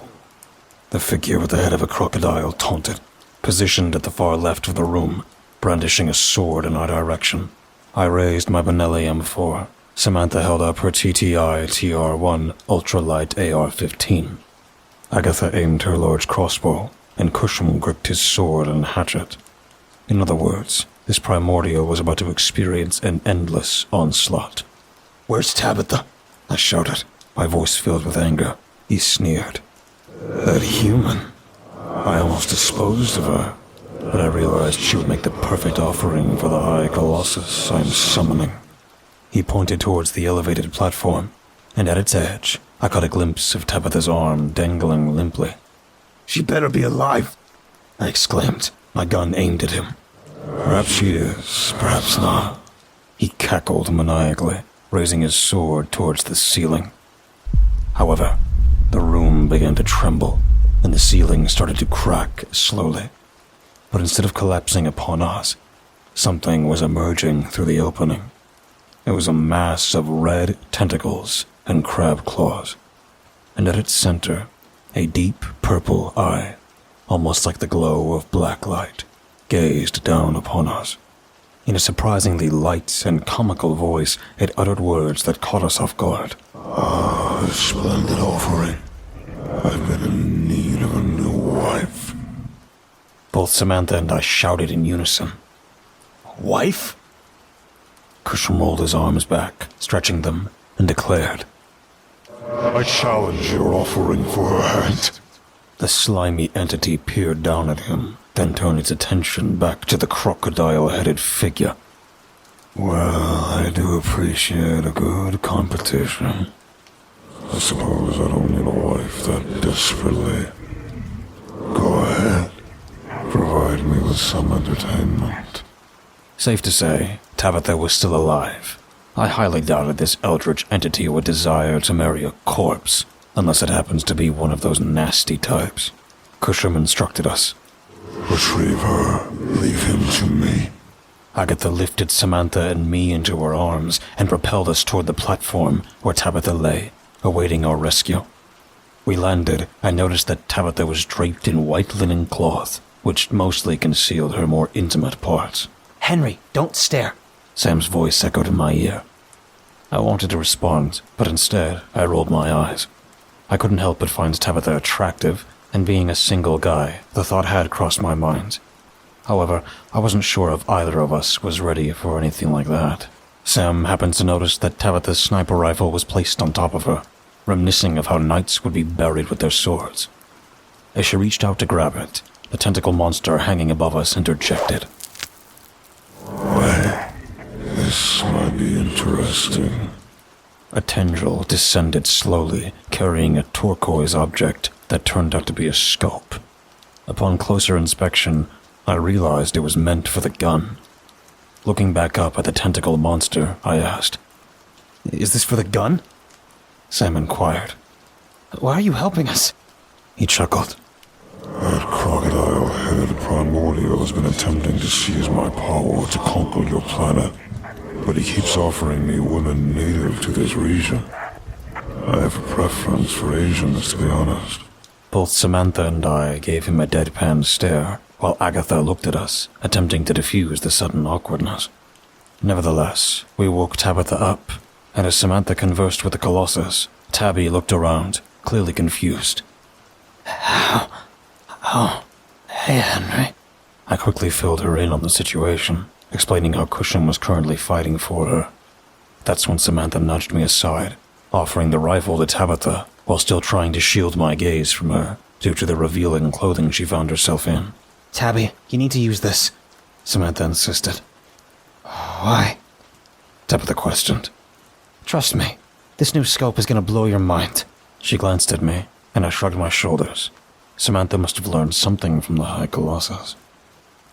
When Tabitha sat up, she realized that her attire had been changed and hastily covered herself, now realizing how inadequate it was. Hey, where are my clothes? We had no answer, and reluctantly, Tabitha raised the rifle, taking a quick look through the scope. I don't see. She fell silent for a few seconds, capturing our attention. Lowering the rifle, she said, If Cusham is fighting for me, then I need to be down there, fighting with him.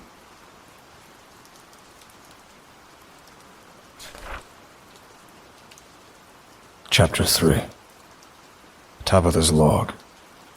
When I clung onto that leg, it felt as if I ceased to exist for a fleeting moment, only to find myself in a dark, arid, and undeniably lifeless chamber. What are you doing here? The crock-headed adversary turned around and noticed me. I might have acted a bit prematurely. I attempted to joke. He didn't seem amused by my comment and made an attempt to attack me.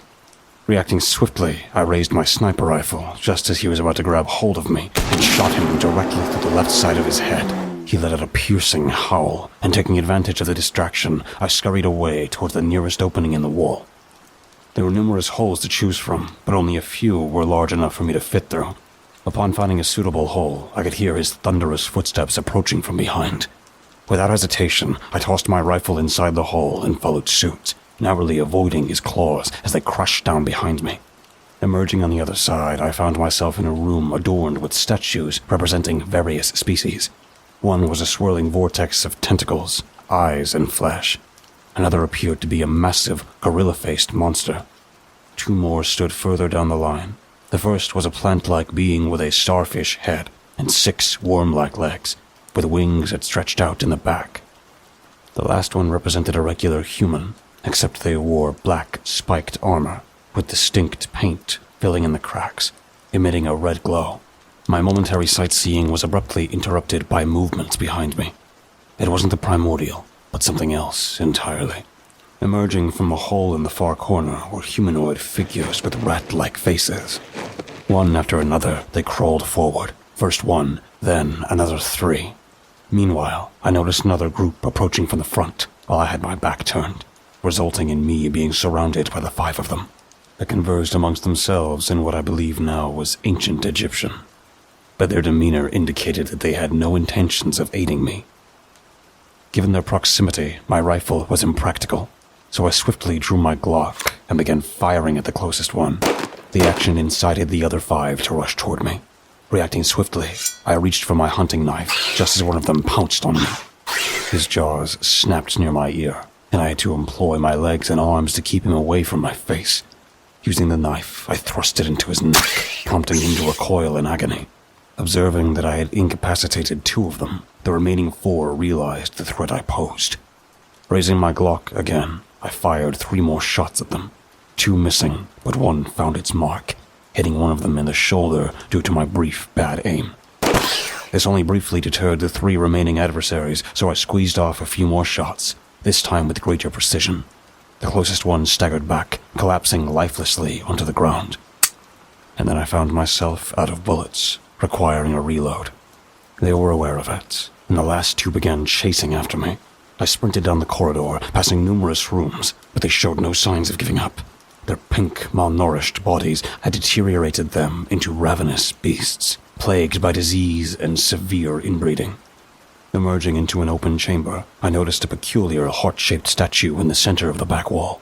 Standing tall 50 feet into the air was a large altar big enough to accommodate a human body. Finally, the 2 rat men caught up to me, and once again, I had to rely on my knife. I swung back and forth, desperately slashing until I managed to pierce through one of their chests. The wounded creature stumbled backwards, while the other hesitated. Seizing the opportunity, I swiftly lunged at him, driving my blade into his chest. The remaining rat man witnessed the fate of his comrade and turned his gaze towards me. Covered in the blood of these savages, I could see fear creeping into his eyes. He took slow steps backward, uncertainty on his face. Thinking it was all over, I watched as he entered the hallway, only to be forcefully slammed into the ground by a colossal hand. Well, you're actually quite tough, he remarked. You might serve as the perfect bargaining chip for the High Colossus. What are you doing here? I shouted. He approached slowly, dragging his sword across the floor, and as he stood before me, my knees weakened. I crave more power. The High Colossus will grant me the strength I seek to claim the title of warlord on this planet. I will rid this world of you humans and finally earn the recognition I have always deserved. The excitement in his voice made me question his maturity. Why is that so important to you? I asked. My father banished me here long ago. Thousands of years, to be precise. I will show him I can become the warlord of an entire planet. Okay, but do you really have to eradicate humanity to achieve that? I pleaded. He looked back at me, puzzled. Oh, I simply despise your kind. Most primordials do. But humans reproduce so rapidly that you won the colonization race for this world. I intend to reclaim it. Raising his thumb to his face, he smirked and continued. Or my name isn't Amit, the devourer of the dead. He erupted into maniacal laughter, and I realized I needed to escape quickly. He was like the embodiment of daddy issues among the primordials, evidently present in every race. As I backed away, aiming for the exit, he noticed my retreat, and the last thing I saw was his enormous hand swatting me across the head, causing me to black out. When I regained consciousness, Henry, Samantha, and Agatha surrounded me. A monster hanging from the ceiling had provided them with a green scope that they attached to my sniper rifle. Initially, considering it a mere cosmetic addition, I peered through the scope and observed the primordials battling below. To my surprise, their bodies shimmered with sparkling lights, indicating vulnerable spots. The room was filled with these weak points. Understanding what needed to be done, I ensured I had enough ammunition, positioning myself, then focused my breathing. Kushum made a slash, but it was blocked. He followed with a hatchet attack, only to be parried. Amit proved to be stronger than he appeared, with a massive, muscular build. Without warning, Amit vanished momentarily while Kushum swung at him. He reappeared behind Kushum and swiftly slashed his blade through Kushum's back. Unable to bear it any longer, I pulled the trigger, and one of my bullets struck a sparkling weak point on Amit's body. The area exploded into a burst of light, distracting him from the injury I had just inflicted. Meanwhile, Kushum had already risen to his feet. God, wait, mate. Amit exclaimed. Kushum taunted. Feeling nervous about humans. Shut up! How could you side with humans against your own race? They're annoying, and they burned down my home. But the ones I've been traveling with have shown me kindness. Kushum replied. Kushum launched 4 more strikes, and as I shot Amit in the back at the same time, hitting another weak spot, he cried out in anger. Amit began teleporting around Kushum, attempting to disorient him. Unexpectedly, the crocodile-headed primordial appeared above all of us, causing Agatha to hastily grab Samantha and Henry, leaving me isolated. Amit grinned menacingly, taking a swing at me, which I narrowly evaded. However, his attack still sent me tumbling off the edge. Looking up, I realized this might be the end. I closed my eyes, preparing to experience the impact of the fall. Suddenly, I felt 2 arms wrap around my body, and I was whisked away into a different direction. The abrupt movement caused whiplash, but the landing was much gentler. Kushum? I looked up and saw his face. I've got you. He reassured me, gently setting me down. Standing just inches apart, we exchanged a meaningful glance, silently acknowledging our shared commitment to each other's safety. We both held an unspoken respect, recognizing that this would be our second time fighting side by side. Amit crashed down on the opposite side of the arena, emitting a piercing roar, then charged toward us with his sword raised. Kushum glanced at me, and I nodded, offering reassurance. He said, Let's finish this. I hung back while he lunged forward, engaging in a clash of blades with our adversary. I took aim and fired, a bullet creating a large hole in Amit's upper shoulder, causing him to lose his grip on the sword. For a moment, Amit pinned Kushum down, but Kushum retaliated by headbutting him, creating some distance between them. Amit attempted to overpower Kushum, but their strengths were evenly matched, and they exchanged punches. Amit struck Kushum, sending him flying into the air, but Kushum rebounded off the ceiling, driving his fist into Amit's gut. Knowing what came next, because I had anticipated it, I rushed in from the side at close range, and in a split second, fired a shot into Amit's torso, hitting another weak spot. Kushum landed another kick. I followed with a shot to Amit's right leg, and despite his smaller stature, Kushum delivered a powerful blow to Amit's face.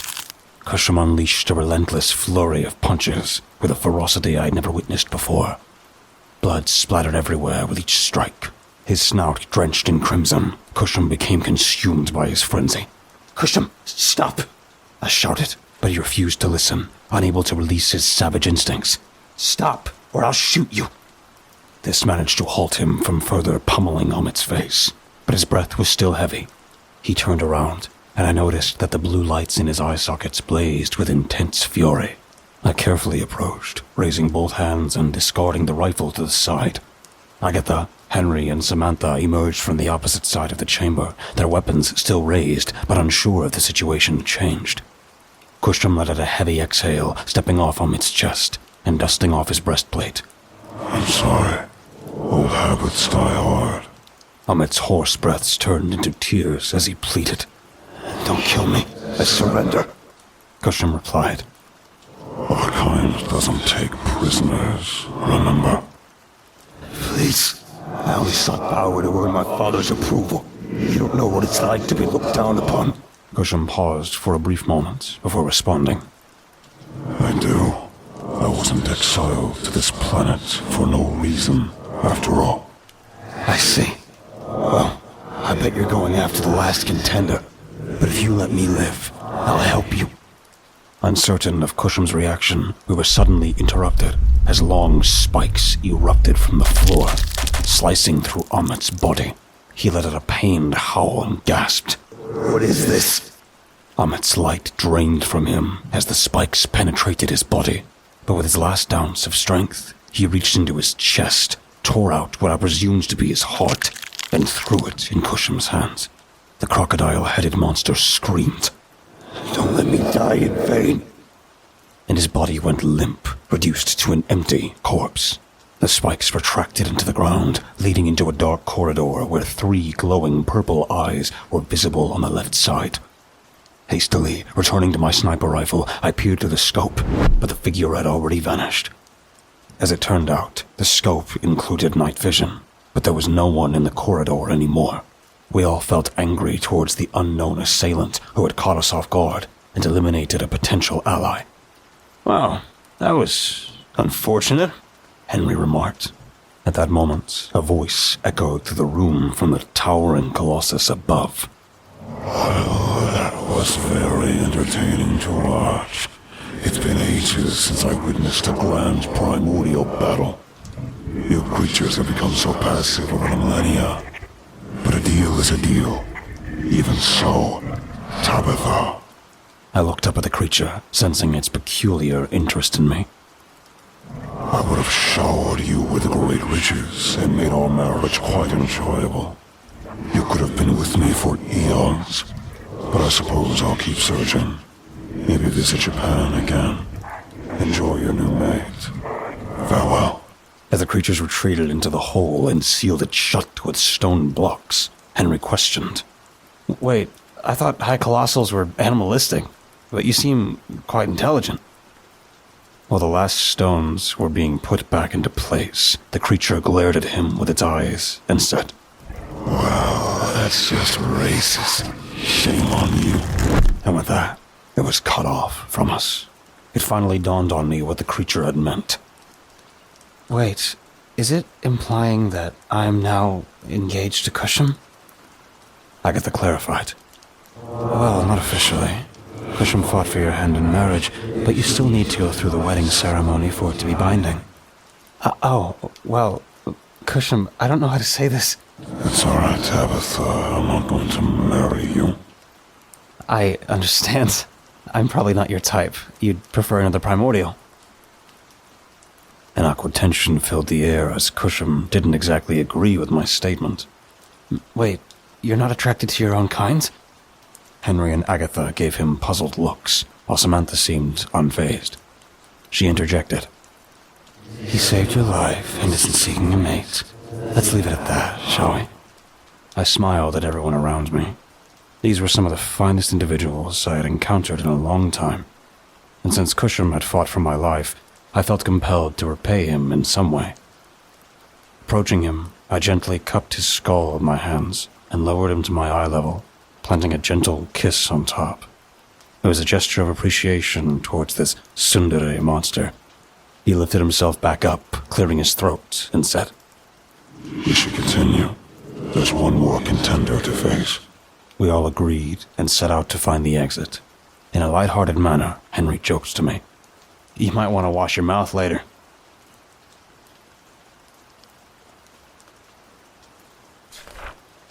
Chapter 4. Samantha's log. Getting back to the plane proved to be more challenging than anticipated. We had to navigate around the Protectorate forces. They would certainly want to know where we were. But before we left, we needed to find Tabitha new clothes, which presented a difficult task. When we reunited with Griffin, we briefed him on the situation, and he was overjoyed that we had succeeded. However, Agatha and I insisted that Griffin help us get suitable clothing for Tabitha from the Protectorate. Sensibly, Henry stayed on the other side of the airplane while I kept Tabitha company. In one of the rooms, it was just Tabitha, Agatha, Cusham, and myself sitting together. Tabitha spoke up. So, I think I need to be filled in on everything. Cusham did his best to bring her up to speed, but to our surprise, he added some additional information that he had neglected to mention earlier during our walk. There's one more thing I forgot to mention.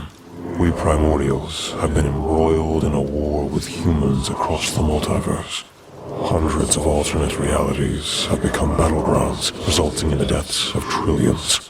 Humans are instinctual colonizers and have built many footholds. Leaning against the wall, I remarked. Well, I certainly hope we emerge victorious. Cusham and Agatha exchanged glances, and Tabitha joined in, asking, But we're not at war now, right? Cusham replied, Not to my knowledge, Agatha.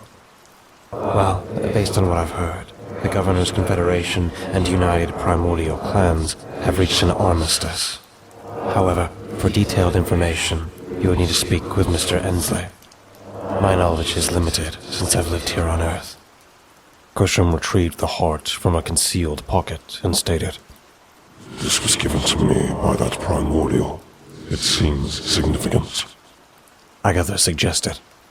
Perhaps it provides a power boost, enhancing your speed, strength, and other attributes of our kind. Maybe, but I'm hesitant to use it at the moment. Anything from another primordial is likely to have undesirable side effects. Maybe not, I said. He considered his options, and with a deep breath, opened his chest up and attached the heart to a tangle of veins, vines, and tendrils of blue light. I said, Now you're more of a threat than those aliens. Tabitha received her new set of clothes, a military uniform, while I opted for a black sweater and jeans, and Henry sported a brown trench coat and cap, attempting to channel his inner noir detective. Only Tabitha truly looked like a professional monster hunter. My clothes left me hearts, but I didn't want my scars showing. Our next destination was Mr. Ensley's house in Massachusetts, as he had expressed a desire to speak with Henry. As we took off once more, flying over Europe, we encountered a thunderstorm. Sitting in the cabinet with Henry, I gazed out the window. He occupied the lower bunk, engaged in a conversation with Tabitha, the details of which I was not tuned into. A tightness gripped my chest when I noticed the clouds turning green, and the rain streaking across the glass took on the same eerie hue. The sight made me lightheaded and dizzy, amplified by the disorienting feeling of being so high up in the sky. I climbed down and staggered a few steps, my knees weakening until I found myself sitting on Henry's left side. "What's wrong?" Henry inquired. I kept my eyes fixated on the green cloud outside. From my peripheral vision, I could tell that Henry shifted his gaze in the same direction before returning his attention to me. My body felt heavy, and each breath became a struggle. Then, I felt his arms encircling my torso, pulling me closer. Tabitha also leaned in, wrapping one of her arms around me. Henry said, "Don't worry, Sammy. I won't let you be pulled back into that dimension." I couldn't admit this, but I loved being called Sammy. I'd always wished that my father called me that. You have nothing to fear. You've survived so much, Sam. Tabitha reminded me, acknowledging my trauma and resilience. If only she knew the half of it. I couldn't tear my gaze away from the window, witnessing flashes of lightning streaking through the green void. God, I hope we wouldn't be struck. Sam, you're not alone anymore. You have me, you have Cusham, and you have Tabitha. Don't you also have friends at school? My breathing accelerated further. What they said was true. I couldn't deny it, yet the panic continued to grip me. I longed for the green color to dissipate, replaced once again by the serene blue of the sky. Henry and Tabitha held me tight, their warmth enveloping me, despite my heart pounding in my chest. Eventually, almost as if on cue, we emerged from the storm, and the green clouds vanished. Tabitha spoke in her gentle, soothing voice. There. We're out of it now.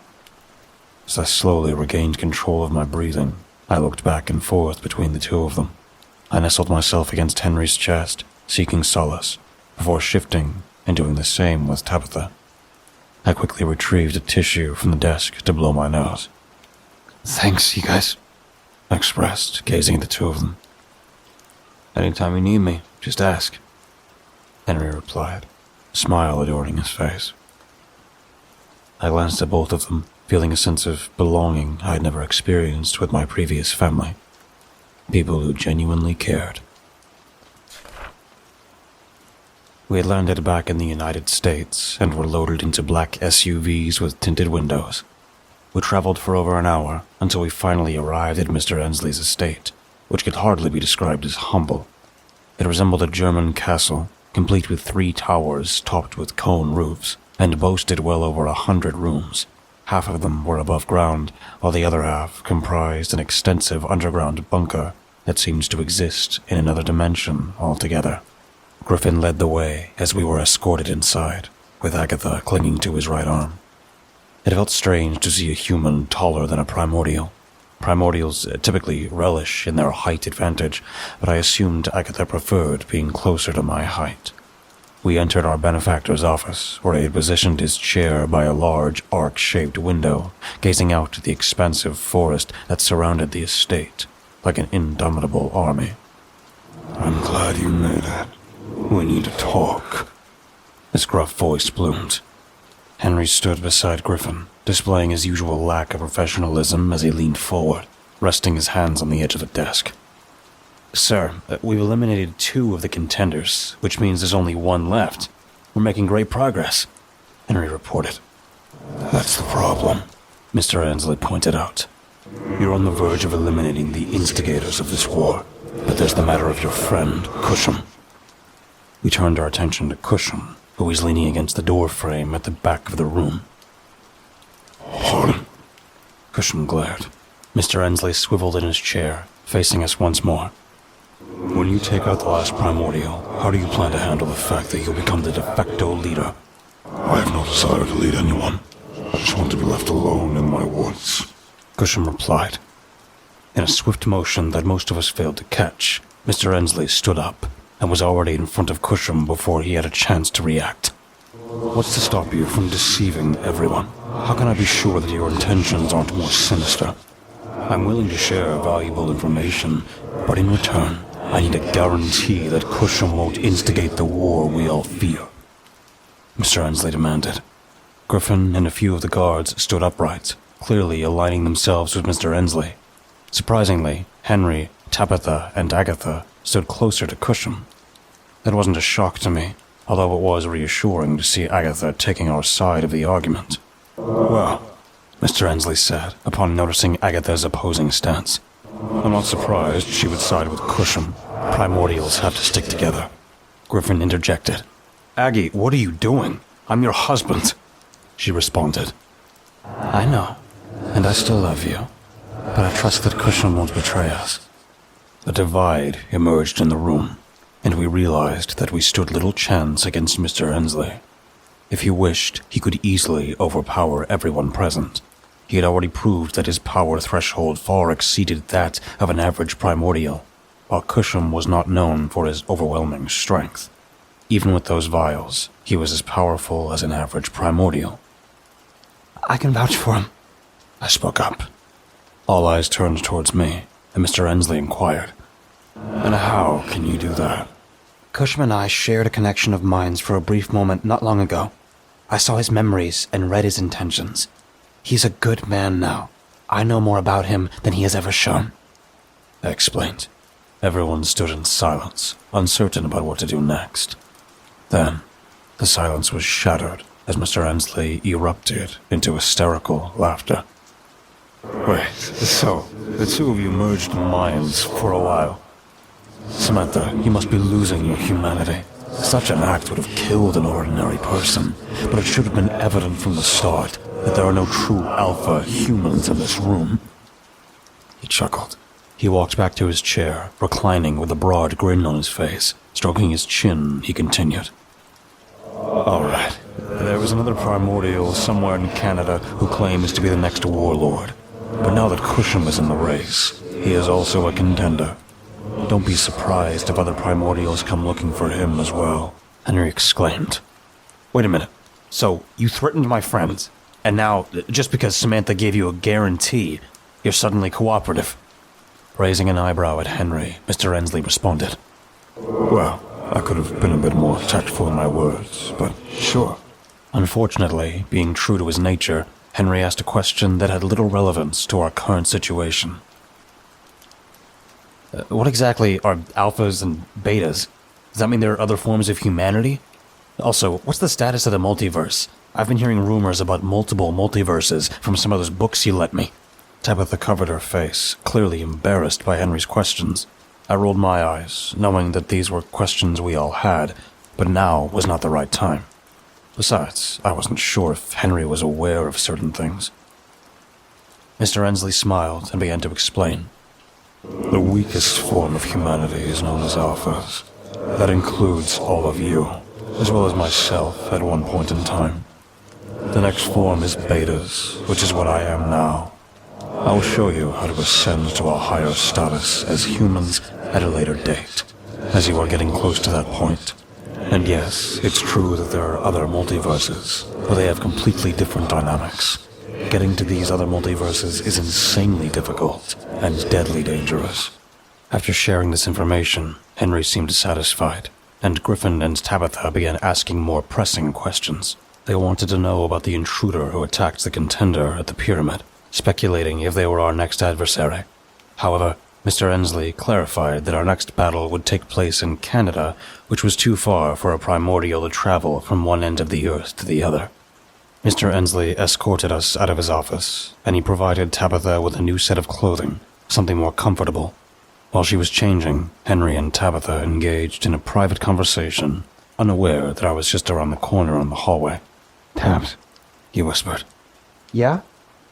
I'm sorry. Cusham managed to slip in next to me, causing me to jump in surprise.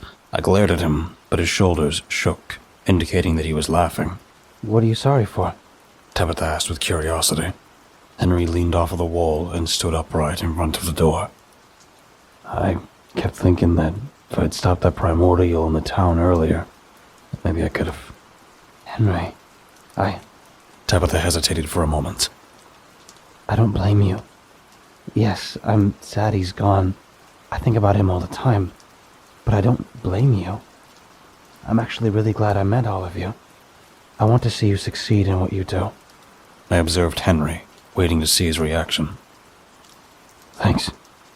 Still, I should have been quicker. The door opened, and Tabitha stepped out. I miss him a lot. He was supposed to be my whole world, but I guess life doesn't always go according to plan. I wish it did. Henry sighed. She shook her head and playfully poked him. I'm grateful that life was kind enough for me to meet you, Samantha, and Cusham. Being monster hunters is a direction in life I never expected. As they walked towards us, Cusham grabbed my arm, propelling me down the hall with incredible speed, yet not a single sound was made. Sometimes I forget just how fast Cusham can be with those sudden bursts of speed. Outside, Mr. Ensley gave us a farewell. Sort of. Stay safe, as best you can.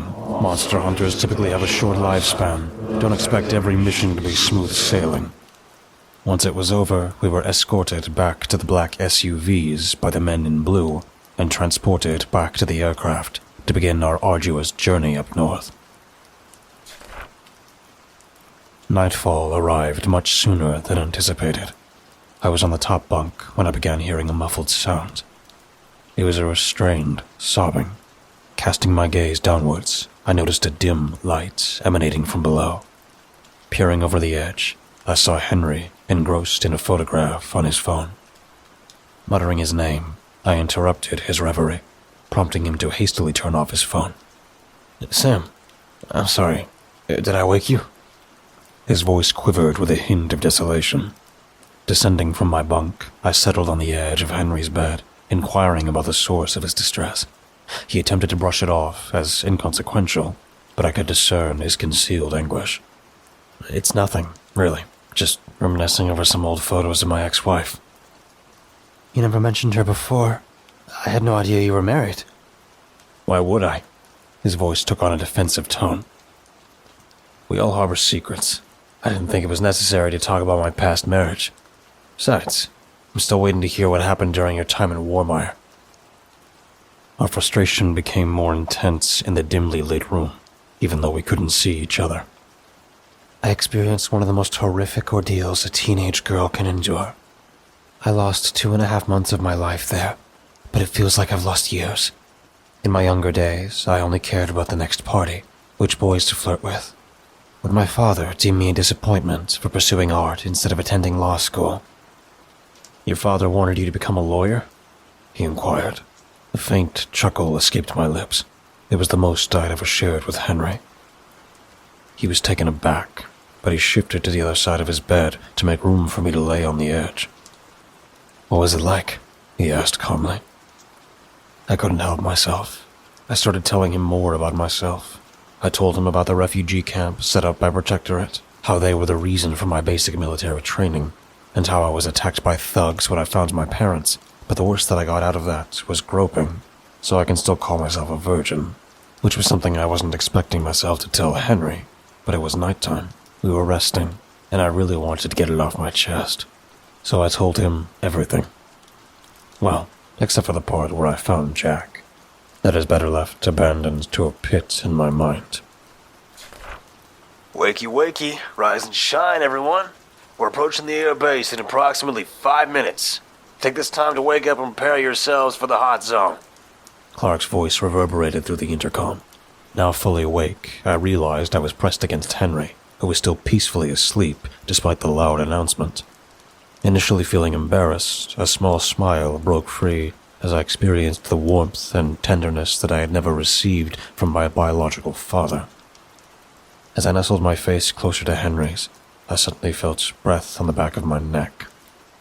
Startled, I turned around to find Cusham crouched down, fixated on the two of us. Spending the night with your daddy, He whispered. I had reached my limit and wasn't going to tolerate it any longer. Without hesitation, I swiftly aimed a punch at his snout. Though it left a burning pain in my knuckles, the sight of him stumbling away, taken aback by my unexpected strike, brought a sense of amusement. After landing, our entire team assembled, except for Griffin's colleagues who, curiously, had played a minimal role throughout the entire ordeal. Cusham looked down at me, arms crossed. you better remember that I'm a man-eater.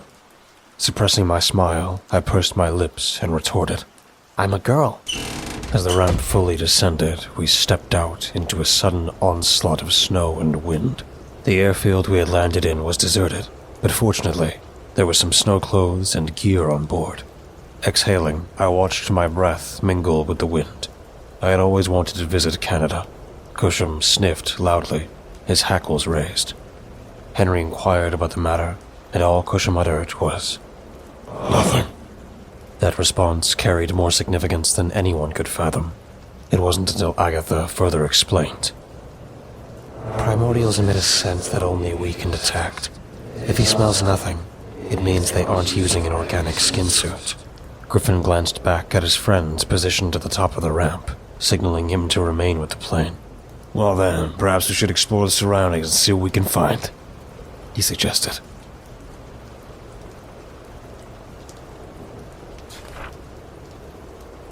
Chapter 5. Henry's Log. April 14th, 2023. Frost collected around my eyebrows, and Cusham stepped out to take a look. He appeared completely out of his element, unable to detect the presence of our next target. I almost felt sorry for him. Cusham, despite having faced numerous near-death experiences, exhibited an unusual amount of anxiety that I had never witnessed before. Cusham, why is this getting you so worked up? I inquired. If I can't smell them, then they shouldn't exist. But I know they're here. Cusham replied, his voice tinged with frustration. I can feel residual primordial radiation in the area. It usually dissipates after a day, and primordials rarely venture far from their territory. The one who fought back in Auburndale ventured out? I asked, seeking clarification. He was expanding, attempting to seize control over the surrounding territories. He believed he could control me and others. Cusham explained, a note of disdain in his voice. It was almost pathetic how short-sighted he was. Well, let's hope our next enemy proves to be just as short-sighted, I remarked, expressing a flicker of optimism. We proceeded further towards the abandoned buildings near the runway.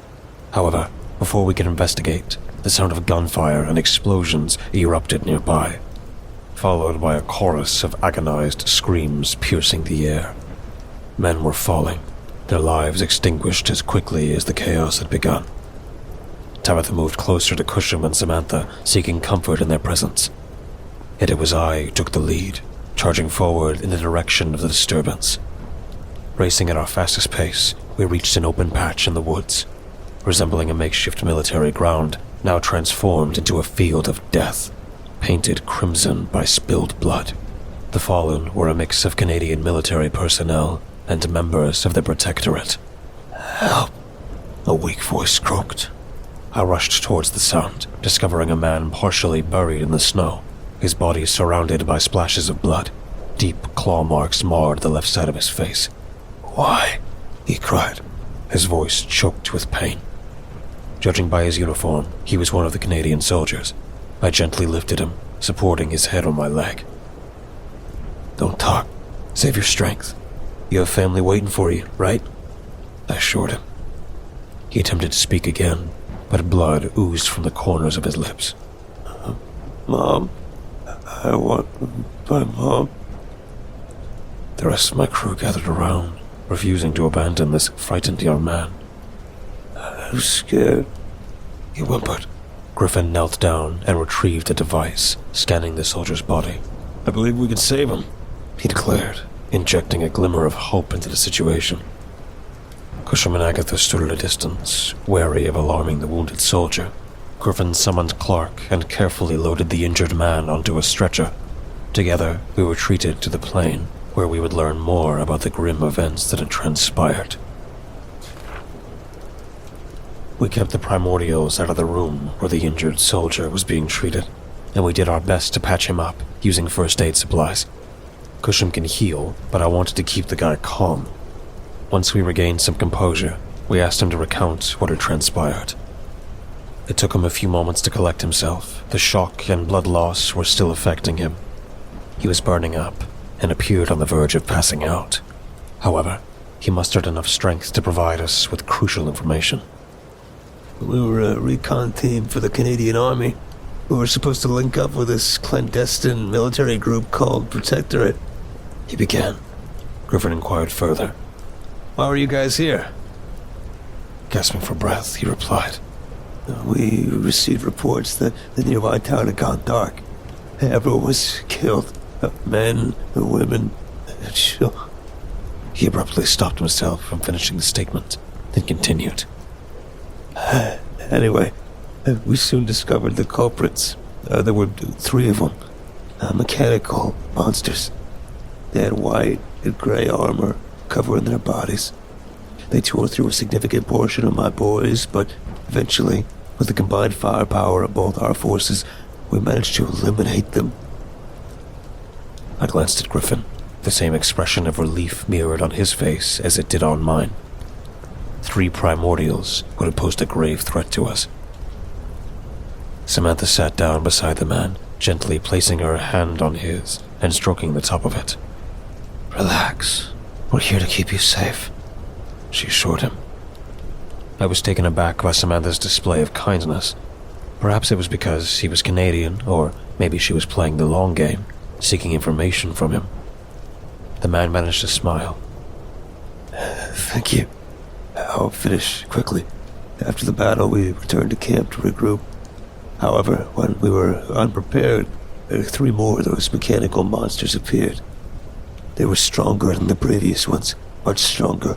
One of them seemed to be the leader, with a slightly feminine appearance and massive tentacles that ripped through everything. The tentacles were made of gray, sand-like material that could detach and split into multiple forms. He took a few deep breaths, coughing harshly, and then he finally settled back into his pillow, closing his eyes. And he's asleep. Clark said, still attaching medical equipment to the man. I turned to Tabitha, who was leaning against the doorframe, and remarked, "Looks like we're gonna have our work cut out for us this time." Work? What about the fact that we're fighting in an alien civil war? She chuckled. I returned her smile, but my expression couldn't hide the distress I felt at that moment. Wars are temporary. My household bills, on the other hand, are forever. We regrouped with Cusham and Agatha, explaining the situation to them. Both of them displayed deep concern. Agatha seemed relatively calm compared to Cusham, but I wondered if it was due to her being less experienced than him. That would explain why I'm unable to sense them. They've progressed further in this cycle, Cusham said.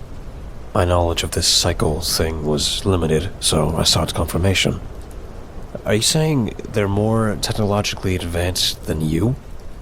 Yes, we are still organic, which puts us at a severe disadvantage. Cusham confirmed. Suddenly, the sound of rockets erupted overhead. I hurriedly ran to the ramp, lowering it to see what was happening. 6 large, oval-shaped pods crash-landed not too far from our aircraft, about 30 yards away. I instructed the primordials to remain inside the airplane. Griffin quickly joined me, with Tabitha on my left. Clark positioned himself at the top of the ramp as the 3 of us went out to greet the newcomers. As we approached, I noticed a symbol painted on the pods, a shield with 6 large wings, 3 on each side, raised high.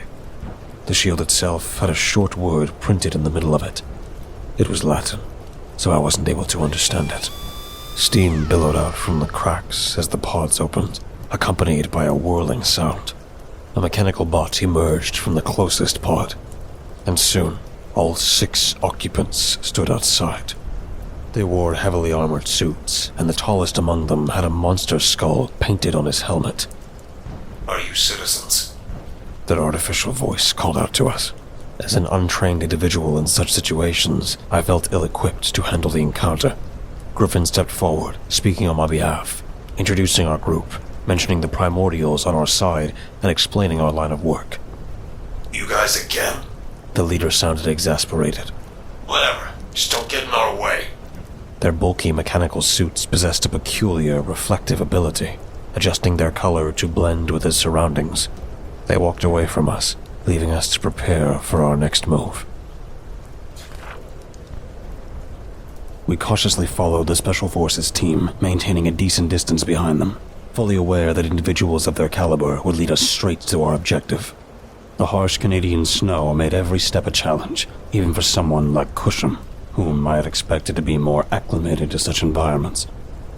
Everything seemed to be going smoothly until a sudden yelp and crash echoed from behind me. It was Agatha. She had fallen through a hole in the ground. Reacting swiftly, Griffin pushed me aside and leaned over the edge of the hole. "Aggie, you alright?" She coughed and responded. I'm fine. It seems I've stumbled into a cave. Cusham approached, suggesting that he could descend and help find a way out.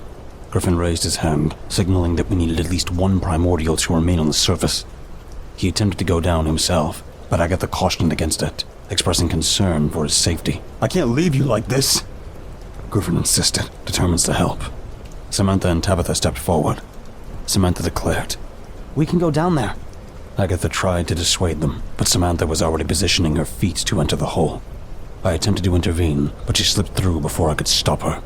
Tabitha raised her hands in resignation and remarked, "She's your daughter." I let out a sarcastic remark. "Oh, ha ha." Recognizing that it would be safer with Tabitha accompanying them, I reluctantly allowed her to join Samantha below. Now only Griffin, Cusham, and I remained on the surface. As Samantha, Tabitha, and Agatha disappeared into the depths of the cave, the atmosphere around us grew tense. The howling wind seems to carry a sense of danger, and the chilling cold gnawed at our exposed skin around our faces. I couldn't help but feel a growing unease. Griffin and Cusham exchanged a concerned glance, their eyes reflecting the weight of our situation. We needed to stay focused and alert, as danger could lurk around any corner. The presence of the Special Forces team ahead reminded us that we were not alone in this hostile territory, but we couldn't let our guard down. The wind whipped through the trees, creating an eerie symphony of creaking branches and rustling leaves. The silence was broken only by the distant sounds of gunfire and explosions. Time seemed to stretch, each passing moment filled with anticipation and apprehension. We strained our senses, listening for any signs of trouble. The bitter cold seemed to seep into our bones, amplifying the tension that hung heavily in the air. Suddenly, a low rumble echoed through the ground beneath us, shaking the snow-covered landscape. The sounds grew louder, accompanied by a series of deep thuds. Our hearts raced as we exchanged bewildered glances, searching for the source of this ominous disturbance. From the corner of my eye, I spotted movement. A figure emerged from the surrounding darkness, its armored form blended seamlessly with the wintry landscape. These were not the Special Forces teams we had been tailing, but someone else entirely. The mechanical monster, likely the same one the wounded soldier had described, stepped into view. Its white and gray armor gleamed menacingly, reflecting the light of the sun. Each step it took sent tremors to the ground, its heavy footsteps echoing like the tolling of a bell. Fear gripped me as I realized the true magnitude of the threat we faced. This creature was far more advanced and powerful than we had anticipated. My shotgun isn't going to be useful in this. Griffin tightened his grip on his AR, although he looked nervous to use it. Kusham's eyes glowed, his primal instincts sharpening as he prepared for the impending battle. As the mechanical monster closed in, the tension reached its peak. Griffin signaled to Kusham and me, conveying a silent understanding. We spread out, strategically positioning ourselves to engage the enemy from multiple angles.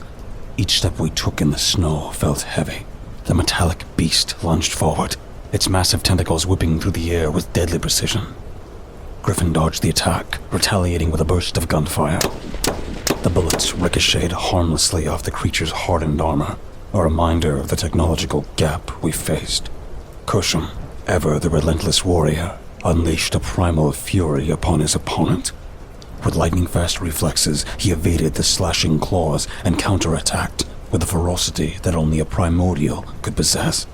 Yet even his formidable strength seemed to pale in comparison to the mechanical monster's raw power.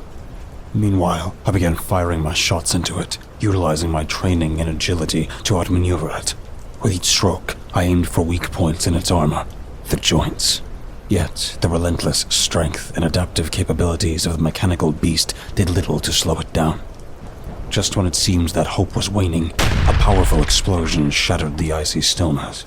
The ground trembled beneath our feet as a wave of energy surged through the battlefield. The Special Forces team we had been trailing, their advanced weaponry unleashed, joined in the fray. Their precise coordination and firepower tipped the scales in our favor. The mechanical monsters faltered, their armor crumbling under the onslaught. We fought with renewed vigor, aided by our newfound allies. Our combined forces pushed the mechanical monster to its limits. The once dominant foe now staggered, its mechanisms failing under the relentless assault.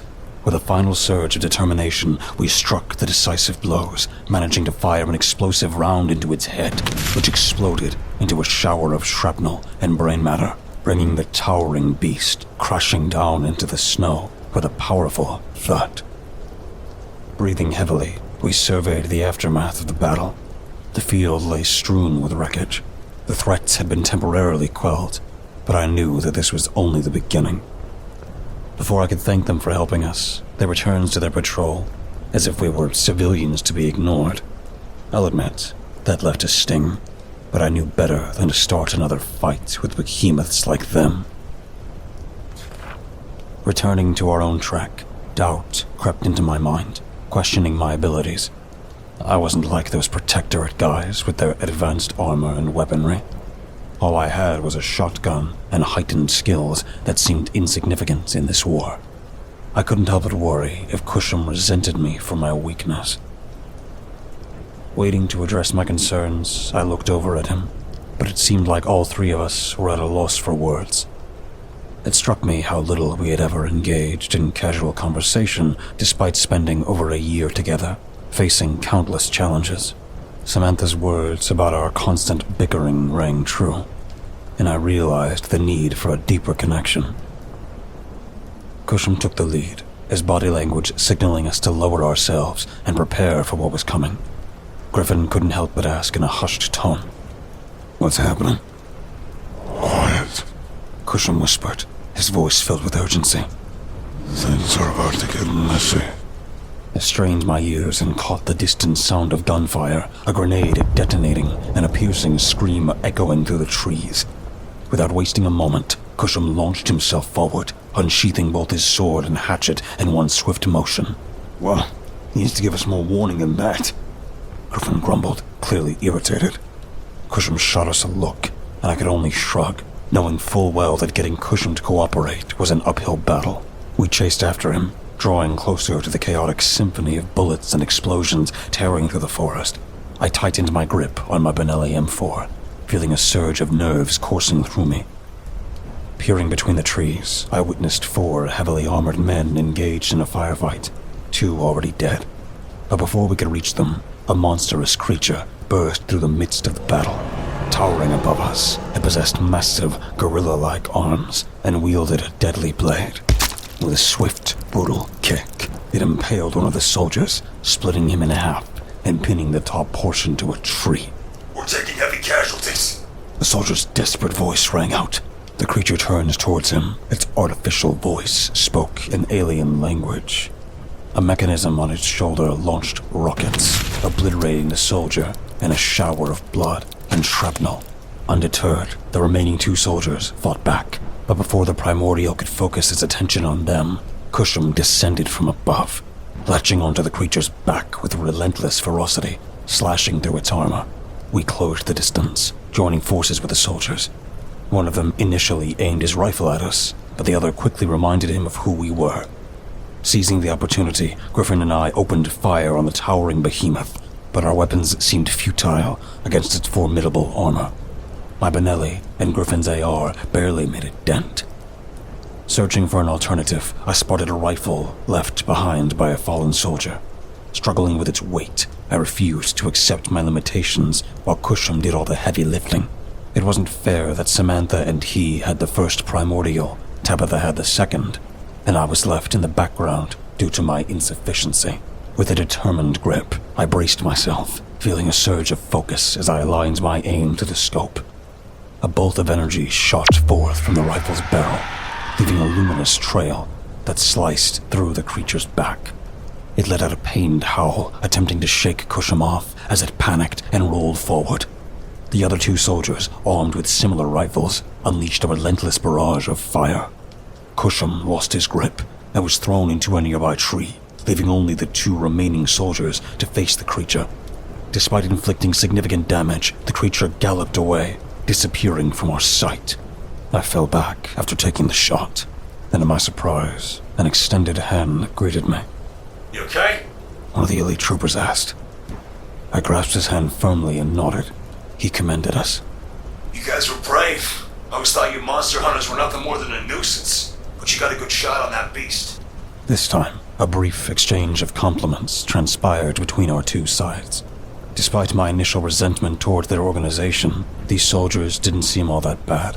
Stern and professional, but I could forgive their mannerisms. Well, we have more primordials to hunt. He replied. I'd say don't get in our way, but we'll probably find each other again. I contemplated suggesting a team-up instead of going separate ways, but the words eluded me. I was struck by their resilience, the fact that they were willing to press on despite losing most of their squad. Deep down, a newfound respect started to form. Once they left, I cautiously approached the bodies of the fallen soldiers, examining their power suits. It became evident that these soldiers were designed for both lifting heavy weaponry and providing substantial protection. Turning to Cusham, I knew he wouldn't be thrilled at my request. "Can you, do me a favor?" I asked, bracing for his reaction. His expression conveyed his reluctance as he replied. What is it?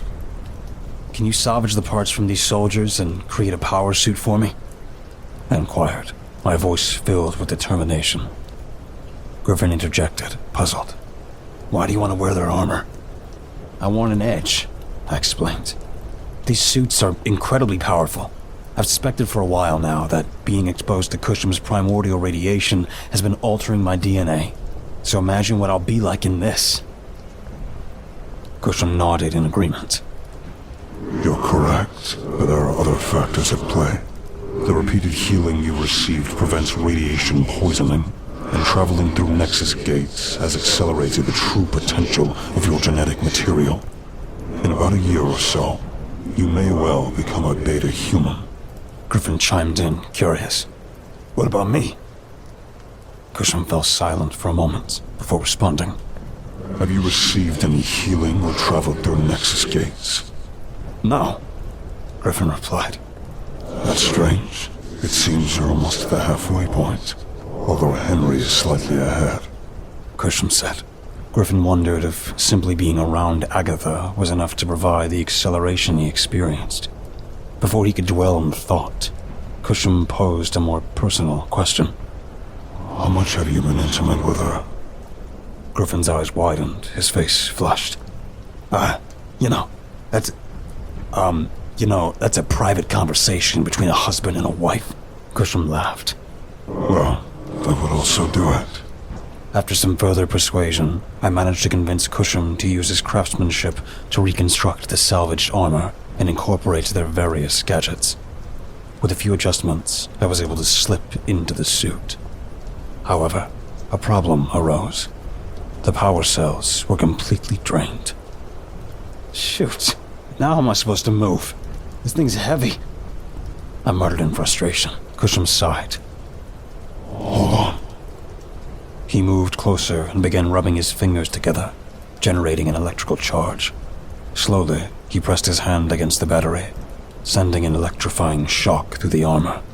The sensation was incredible, and it offered a glimpse of what Samantha had experienced when merging with Cusham. My power is different. Those power cells will never lose their charge, because my energy can self-replenish. Just don't take too much damage. This will be the only weakness, aside from your own stupidity. Cusham warned. Though he couldn't see my expression behind the helmet and visor, I shot him a disdainful glare for his remark. Chapter 6. We stood upon a hill, utterly entranced by the beautiful, wintry forest that surrounded us. It was hard to believe that sinister forces were at work. I turned to my two compatriots and asked, So, what do you guys think the girls are up to?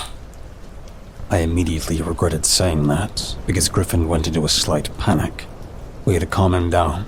He was overly concerned about Agatha's well-being. Cusham reassured him. Have confidence. I was able to assess her quite well, and I can say with certainty that with Samantha's fighting spirit and Tabitha's unique scope and sniper rifle, Agatha is not the only dangerous being in those caves right now. If anything, I got stuck with the weakest link. He slyly pointed at him. Griffin took great offense to this statement and passionately defended his importance to the mission, though he did so in what I believed to be French. However, being the one wearing the power suits, I naturally considered myself more vital to the group, just as Cusham now believed. Both Cusham and I agreed that Griffin was the one weighing us down. As I looked around, I wondered if we could locate the two elite soldiers. I decided to experiment with some of the suit's features, discovering that many of them were voice-activated. Find squad. I guessed a phrase. Nothing happened, so I tried. Located squad. That proved to be the correct phrase, as a screen appeared over my visor, displaying an icon of a green arrowhead pointing in a direction a few kilometers to my right. Hey, guys, I think I found them. I started running, but was unprepared for the incredible speed of the suit. Inside it, I felt weightless, my stamina enhanced, and it was an exhilarating experience. I effortlessly leapt over fallen logs, my grip on the rifle tight, relishing its lightness in my arms. I knew I would never want to let go of this suit. In this frigid wasteland, the rush of freely running around without the usual aches and pains I often experienced despite being just 28 years old and regularly exercising was a remarkable sensation. The suit felt like a greater extension of myself. Suddenly, the surrounding area erupted with laser fire, and I took cover behind a fallen tree. I glanced over and saw that the two other elites had discovered the wounded primordial from earlier. They fired multiple rounds, so I joined in with my own barrage. There was chaos all around, and the creature kept extending its hand, as if it wanted to surrender. But there was no mercy for the primordials. Survival of the fittest was the rule, and this was a war for our planet. Together, we took shots at the creature's head, and after the 15th flash of light, it went limp, although a smoke of glowing yellow light remained inside the armor. The two soldiers raised their hands in unison, with one of them even cheering and taunting the seemingly lifeless body. They didn't realize that I had also been involved in the kill, which made me consider escaping. However, the soldier closest to me suddenly perked up and turned his head in my direction. Hey! He shouted, causing me to freeze in my tracks. I heard the clicking and charging sound of their rifles, so I raised both my hands and dropped my own rifle in the process. I turned around and found their two barrels pointed at me. So, you decided to wear our fallen comrade's exoskeleton combat suit. How disrespectful. In an attempt to ease the tension, I made a more casual remark, saying, I mean, it's actually pretty good armor. I thought you guys would be happy to know that us monster hunters are willing to use your stuff. Abruptly, Koshum emerged from behind, teleporting in, and he swiftly grabbed both soldiers by their helmets, lifting them up. They tried to shoot at him, but all he had to do was knock them into each other before dropping them to the ground, where they were momentarily dazed. Griffin arrived, completely out of breath, and I could see rapid puffs of smoke coming from his mouth. Jeez, you guys are advancing way too fast for me. I'm both cold and hot right now. We managed to calm the situation down, with Kushum taking away their rifles and allowing me to try and reason with them. Meanwhile, he went to the fallen mecha primordial and absorbed it. I promise, I didn't mean to disrespect your fallen comrade, but as you can see, I'm just a man. I still have the same weakness as you guys do, and since they couldn't fight anyone, I didn't want their sacrifices to go to waste. I explained. The squad commander gave me a stern glare. We removed their helmets so I could see their expressions more clearly. The other soldier spoke up. It's still wrong. You don't understand what these exoskeletons are. They're not from this world. Griffin asked. Alien tech? Maybe, but there's still something far beyond that. The armor's made of living material. Unknown element. We have 100 of them locked away, but we never created them. We have a limited supply, and you're taking the remnants of 4 others. If it's really important to you, I'll give it back. But this suit could be the last hope to prevent an all-out war between our races. I pointed towards Koshum. He looked at me sourly that I would use him as a reference. The two soldiers exchanged skeptical glances, clearly not convinced by my statement. Griffin raised his finger, signaling for everyone to be quiet. There was a brief moment of silence. The commander whispered to me with a tense voice, "Give us our rifles." As I was about to reach for them, the ground erupted, sending a flurry of snow flying up and partially covering us. Another mechanical beast emerged, this one having a humanoid scorpion-like appearance. Its mechanical claws opened, firing bolts of electricity through the air. I managed to duck as a bolt narrowly missed me, hitting the tree behind instead, causing it to explode into a shower of wood. Kushum swiftly ran towards the opponent, hatchet at the ready, and leapt on top of it, slashing repeatedly. Griffin wisely took cover behind a tree, but I couldn't locate the other two soldiers. I grabbed my rifle and fired multiple shots at the creature, surprising it with the realization that human technology could actually harm it, although I couldn't help but wonder how human it truly was. One of the soldiers emerged from the snow, reaching for his rifle nearby, and together we unleashed a relentless barrage of laser shots at the creature. Kushum became uneasy with our erratic firing and jumped off the opponent, allowing us to do most of the work. For once, I felt like a true monster hunter. It wasn't just Samantha and I providing support while Kushum did all the killing. The creature moved erratically, proving to be a deadly adversary. Suddenly, the commander climbed out of his snowy hiding spot, only to be impaled by the deadly hook of the creature's tail, which pierced through his back and protruded from his chest cavity. "Commander!" the other soldier screamed, his anger boiling over as he fired more precise shots, hitting the creature multiple times in the chest. However, the creature was about to unleash another shot from its arm cannon. Reacting swiftly, I ran forward, firing a shot into its head, splitting open the metallic plating that covered it. This disrupted its aim, and in the rush of adrenaline, everything seems to move in slow motion as I performed a barrel roll, narrowly avoiding an electrical bolt flying over me. I found myself standing right in front of the primordial, and with all my might, I thrust my arm upward, smashing through the metallic plating and splitting its chin open. A flurry of yellow light poured out from the broken helmet, and Cusham leapt back onto the creature, opening his mouth like a vacuum cleaner, and began sucking in the yellow light, leaving behind an empty corpse. I stumbled back in the snow, my breath ragged and my legs trembling, drenched in sweat. Cusham's heavy footsteps resonated, and he stood, towering over me. The expression on his face was enough to elicit a hollow, fear-stricken laugh from me. Don't get too confident. These are just pawns. The real threat is still out there. He warned, his words sending a chill down my spine. With a loud exhale, I struggled to my feet, and the remaining soldier, Benjamin, along with Griffin, approached us. Benjamin's voice was laced with defeat as he spoke. "Well, I guess I'll have to declare this mission a failure for my team." I observed the young man, driven by a thirst for adventure or perhaps a desire to make a difference in the world. It reminded me of my own motivations when I first embarked on this journey, though I always felt like the weakest link in the group. Perhaps Benjamin felt the same way now. "Don't blame yourself. We can't win them all, but at least you're still alive," I reassured him, offering a faint smile. Cusham remained indifferent, as always. However, the moment was abruptly interrupted by Griffin's question. "So, there's one more left, isn't there?" There was no way to know for sure, but a sound grew louder with each passing second. It resembled the clattering of nails being continuously poured out of a box. "Does anyone else hear that?"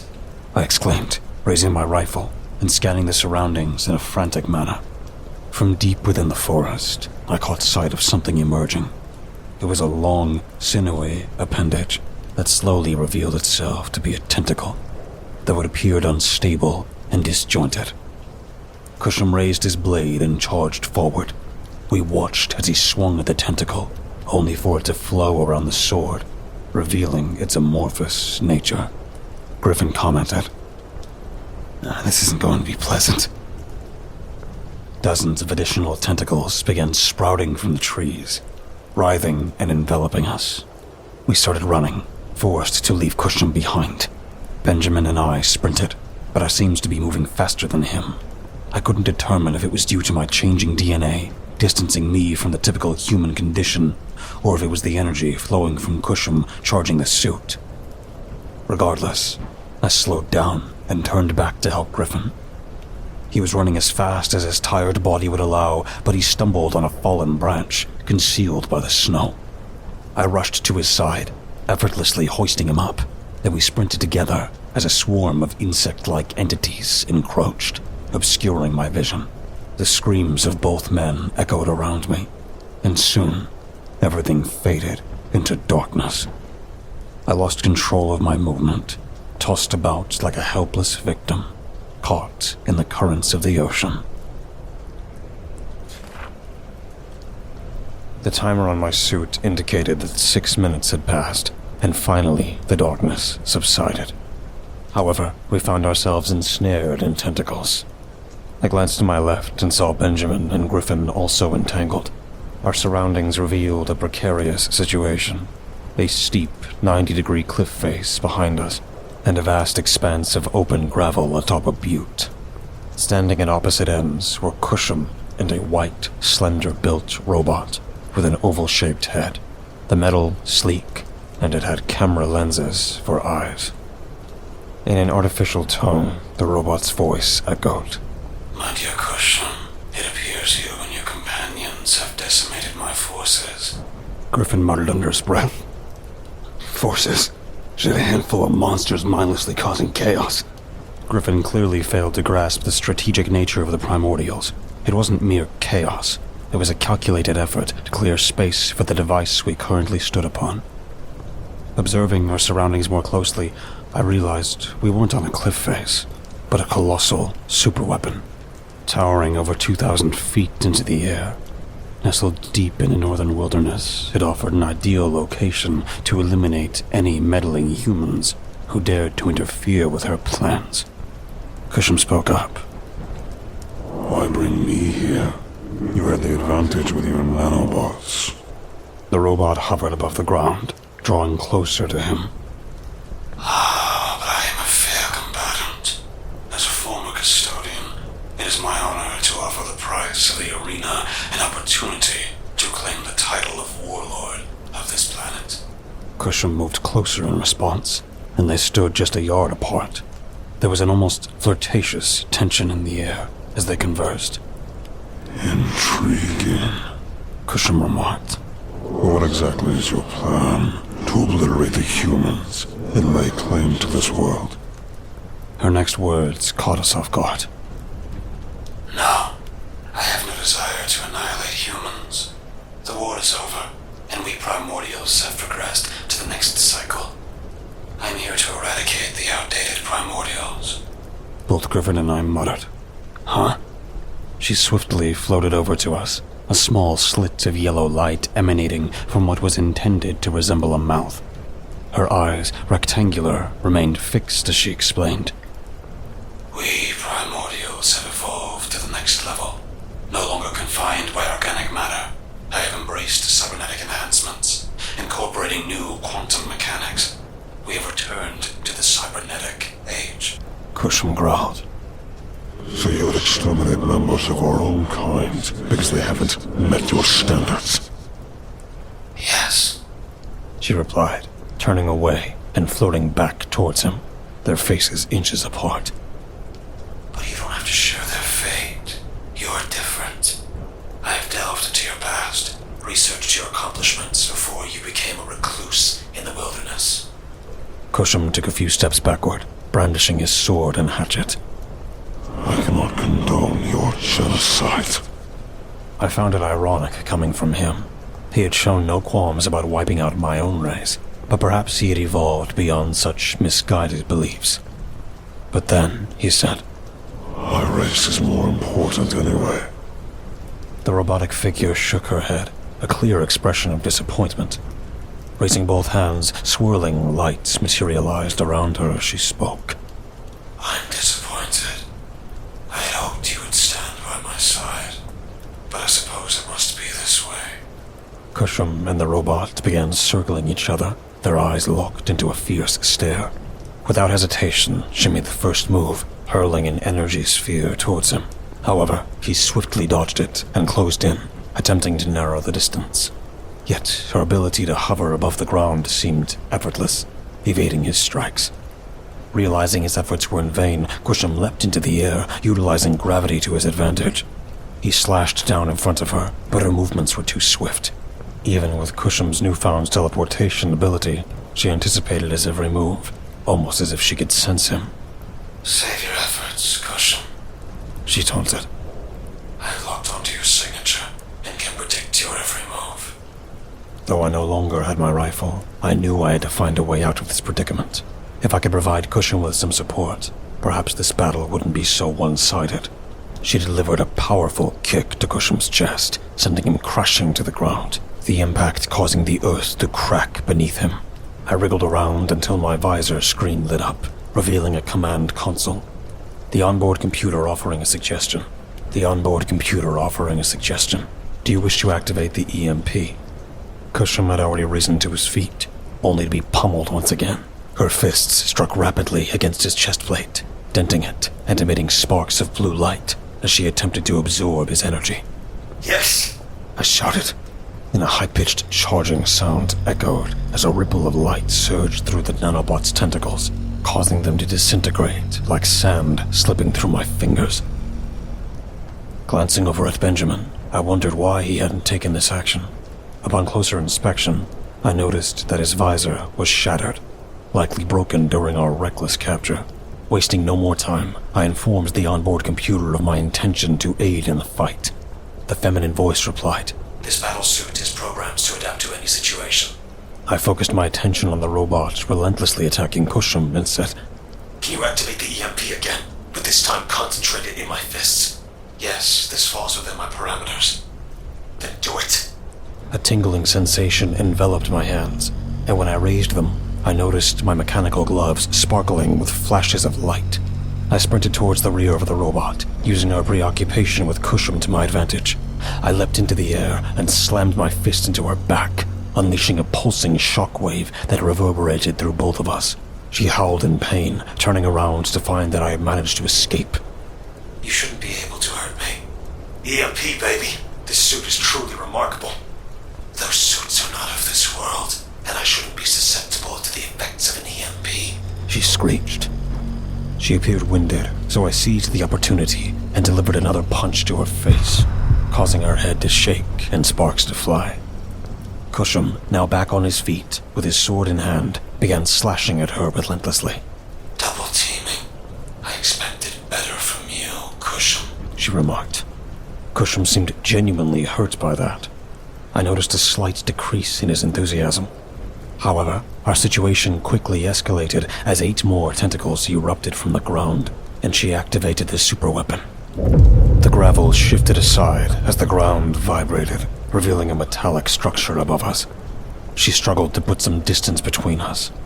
When one of the tentacles lunged at me, I used my fist to deliver an EMP, causing it to disintegrate instantly. Kushum, on the other hand, faced more difficulty, slashing relentlessly at the tendrils. A radiant light began emitting from the tower we stood on, and 6 enormous, hook-shaped apparatuses extended from its edges, revealing the true form of the superweapon. She fired 3 more energy spheres, forcing us to dodge. She cackled. It's shameful for you to rely on help while I handle all this on my own. I retorted. You're utilizing nanobots and those brutes from earlier.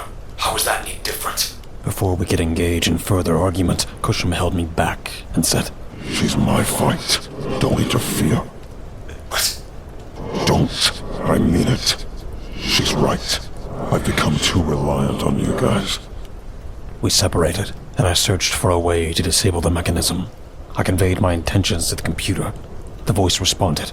charge the EMP for 3 minutes, and I might be able to send a temporary shock through the structure. Okay then, I said, clenching my hands tightly, feeling them gradually heat up and glow. Kushum and the robot stood facing each other. But then he asked, Tell me your name. She stared at him and replied, Mariah. He tightened his grip on his sword and said, Let's finish this.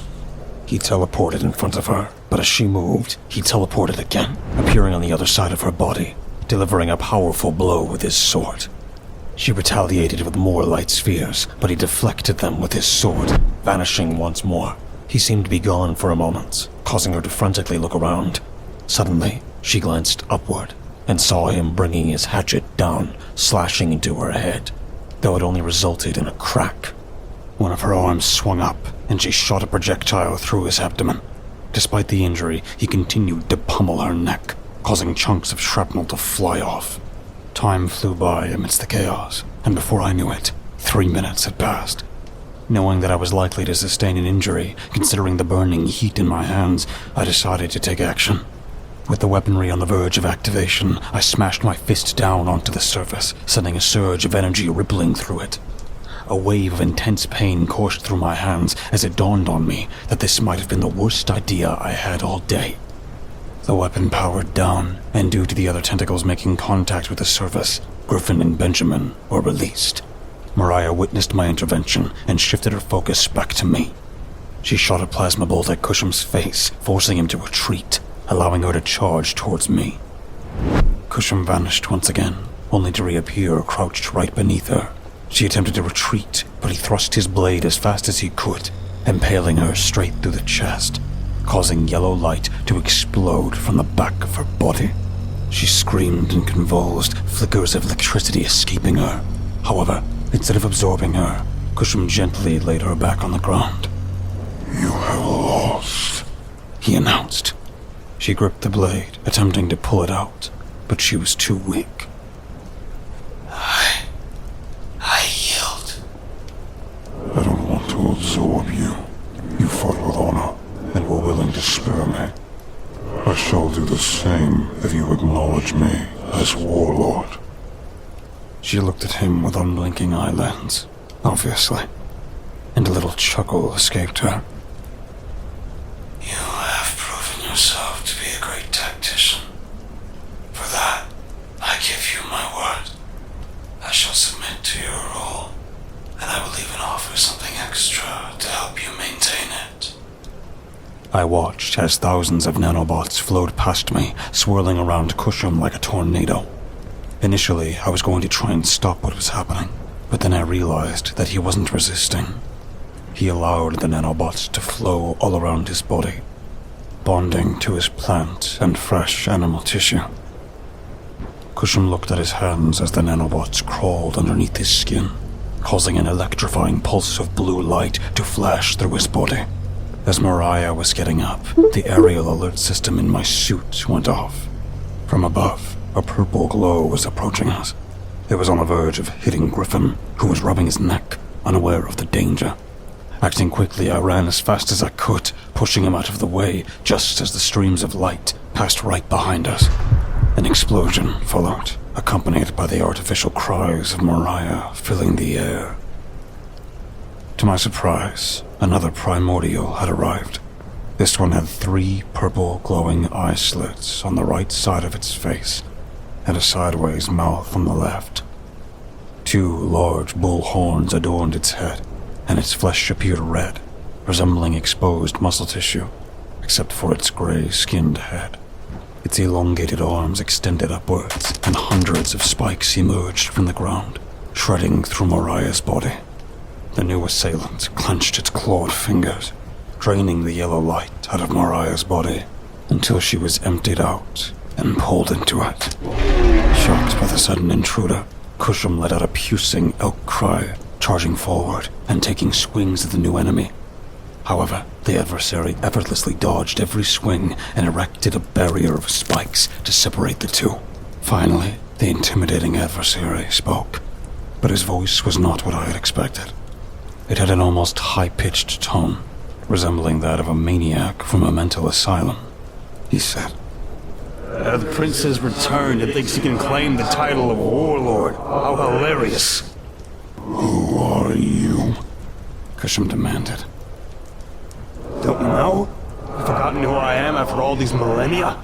Cusham tilted his head, but tightened his grip around the sword. So, you also want to be the warlord, I presume?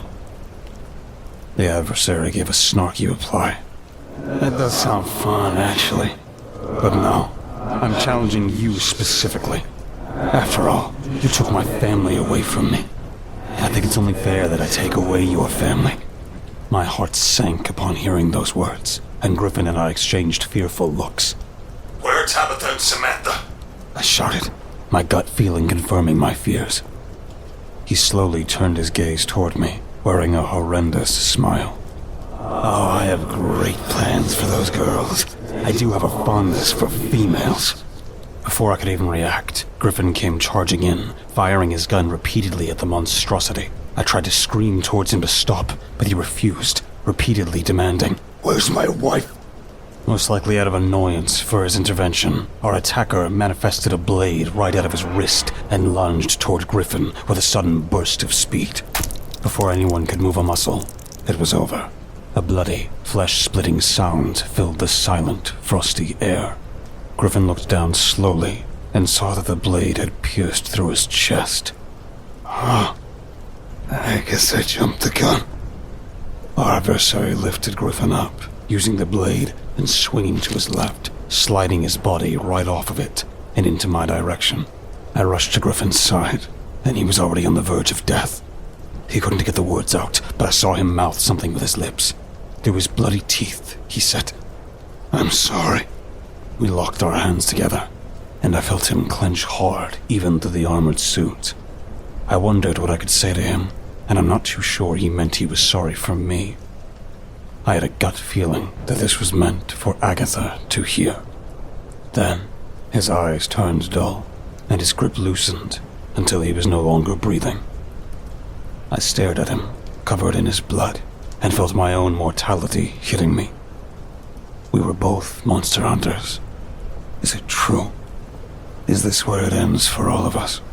Our attacker let out a cry of laughter and said, "So pitifully weak." And to think he was almost going to become a beta human. I felt a gnashing anger build up and looked at him with sheer hatred. Without a second thought, I ran towards him, ready to deliver my strongest blow. But suddenly, piercing pain coursed through my foot. I looked down and saw that one of the spikes had shot out from under me and impaled my foot. "I'll be taking him too," he announced, flying over towards me. He landed both of his massive human-like feet right in front of me as I writhed on the ground from the immense pain. I could barely move, rendering me helpless as he grabbed hold of me and turned back to Cusham with a smirk. "You know where to find me." After that, he turned to me, fist raised, and before I could say anything, everything went dark.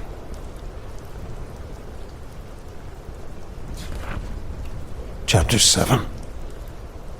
The throbbing, head-pounding pain finally entered my consciousness as I struggled to open my eyes. Licking my lips, I felt dry blood on them and realized that my whole face was covered in it. "Oh, good. Mr. Sleepyhead decided to wake up now." That annoying voice made itself known. Henry, thank God, you're alive. I heard Tabitha's voice to my left. I saw Tabitha tied up to a wooden pole, and to my right was Samantha. And further down was Agatha. The only difference was that Agatha was tied up more securely. We were lined up, and our kidnapper was pacing back and forth, staring down at us with hateful eyes.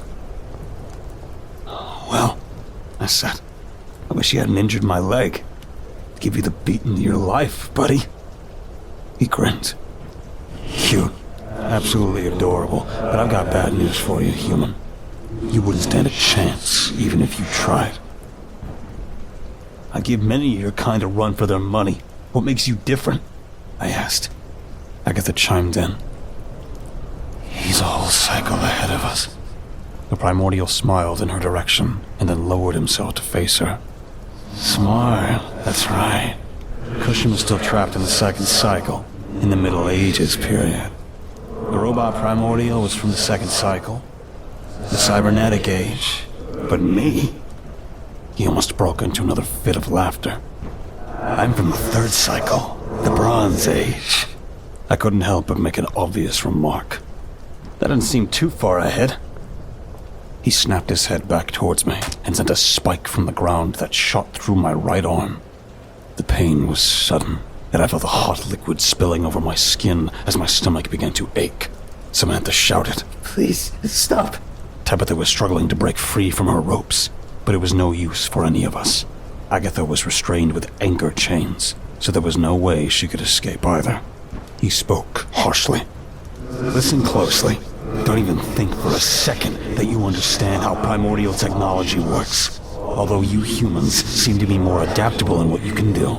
But as for me, I'm like your modern military versus Stone Age cavemen. I see." I coughed a little. Taking a look around at our surroundings, I realized we were somewhere in the mountains. We were in an open grassland with nothing but yellow all around. Every plant here was dead, but there was an abandoned cabin not too far from us. As beautiful as the scenery was, I really wished I wasn't bleeding from my arm right now, or stuck in this mess to begin with. Our assailant grew impatient and began eyeing the others. God, he's so slow. He even has that short-range teleportation available now, something I should have gotten. And yet he still finds time to waste. Of course, I did fly as far from that location. He paced back and forth until he stopped in front of Samantha. I didn't like the way he was looking at her. I might need to hear a few screams to pass the time. He licked his lips like the deranged monster he was.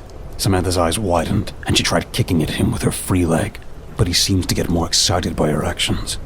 Or perhaps the older one should go first. He turned to Tabitha, extending his fingers over her cheeks and pinching them tightly. She whimpered tears streaming down her face as he moved his mouth closer to her with his razor-sharp teeth resembling a vampire bat's. Then again, I'd love to hear you going ba, ba, ba. He turned to Agatha, who was struggling to break the chains. Hey, I'm gonna rip out your tongue if you say any more. I shouted as loudly as I could, trying to divert his attention away from my friends. His 3 eyes glared at me, and in an instant, he was already in front of me. I felt a sudden explosion of pressure in my abdomen, and blood flooded up through my mouth. Tabitha and Samantha started screaming my name and cursing at the creature. Immeasurable heat enveloped me, and the warm liquid continued to spill out when I realized that he had plunged 3 of his long, sharp fingers right through my stomach. If you were just a regular human, you'd be dead right now, he said matter-of-factly. I lowered my head, feeling an overwhelming tiredness and incredible weakness. He turned his attention back to Tabitha, but before things could escalate further, an elk's cry echoed through the valley and up the mountains. A smile formed on my face as I looked up and saw Cusham walking towards us from the other side of the grasslands. The Challenger turned around, and we had front-row seats to the epic brawl that was about to unfold. Cusham and the creature stood a good distance apart, and he said, You're a despicable creature. In response, the kidnapper retorted, And you're a mass murderer. You've slaughtered hundreds of thousands of humans, absorbed hundreds of primordials to extend your lifespan, and all you do is waste it by being territorial. He emphasized the last line with air quotes. Cusham growled, I sense that Henry is in a life-threatening condition. If he dies, You'll do what? He taunted. Kill me? Make me suffer? Absorb me? You're so stupid. You've made me suffer for millions of years when you took my family from me. Barely conscious at this point, I strained to pay attention, wondering what was going on between those two. I had no idea that someone would have a grudge against Cusham, although I shouldn't be surprised. Cusham said, Enough. Whatever I did to your family, they probably deserved it. I shook my head dismissively. That had to be the worst possible thing to say to a vengeful primordial. He smiled widely. Cusham, the prince of gladiators, always so arrogant.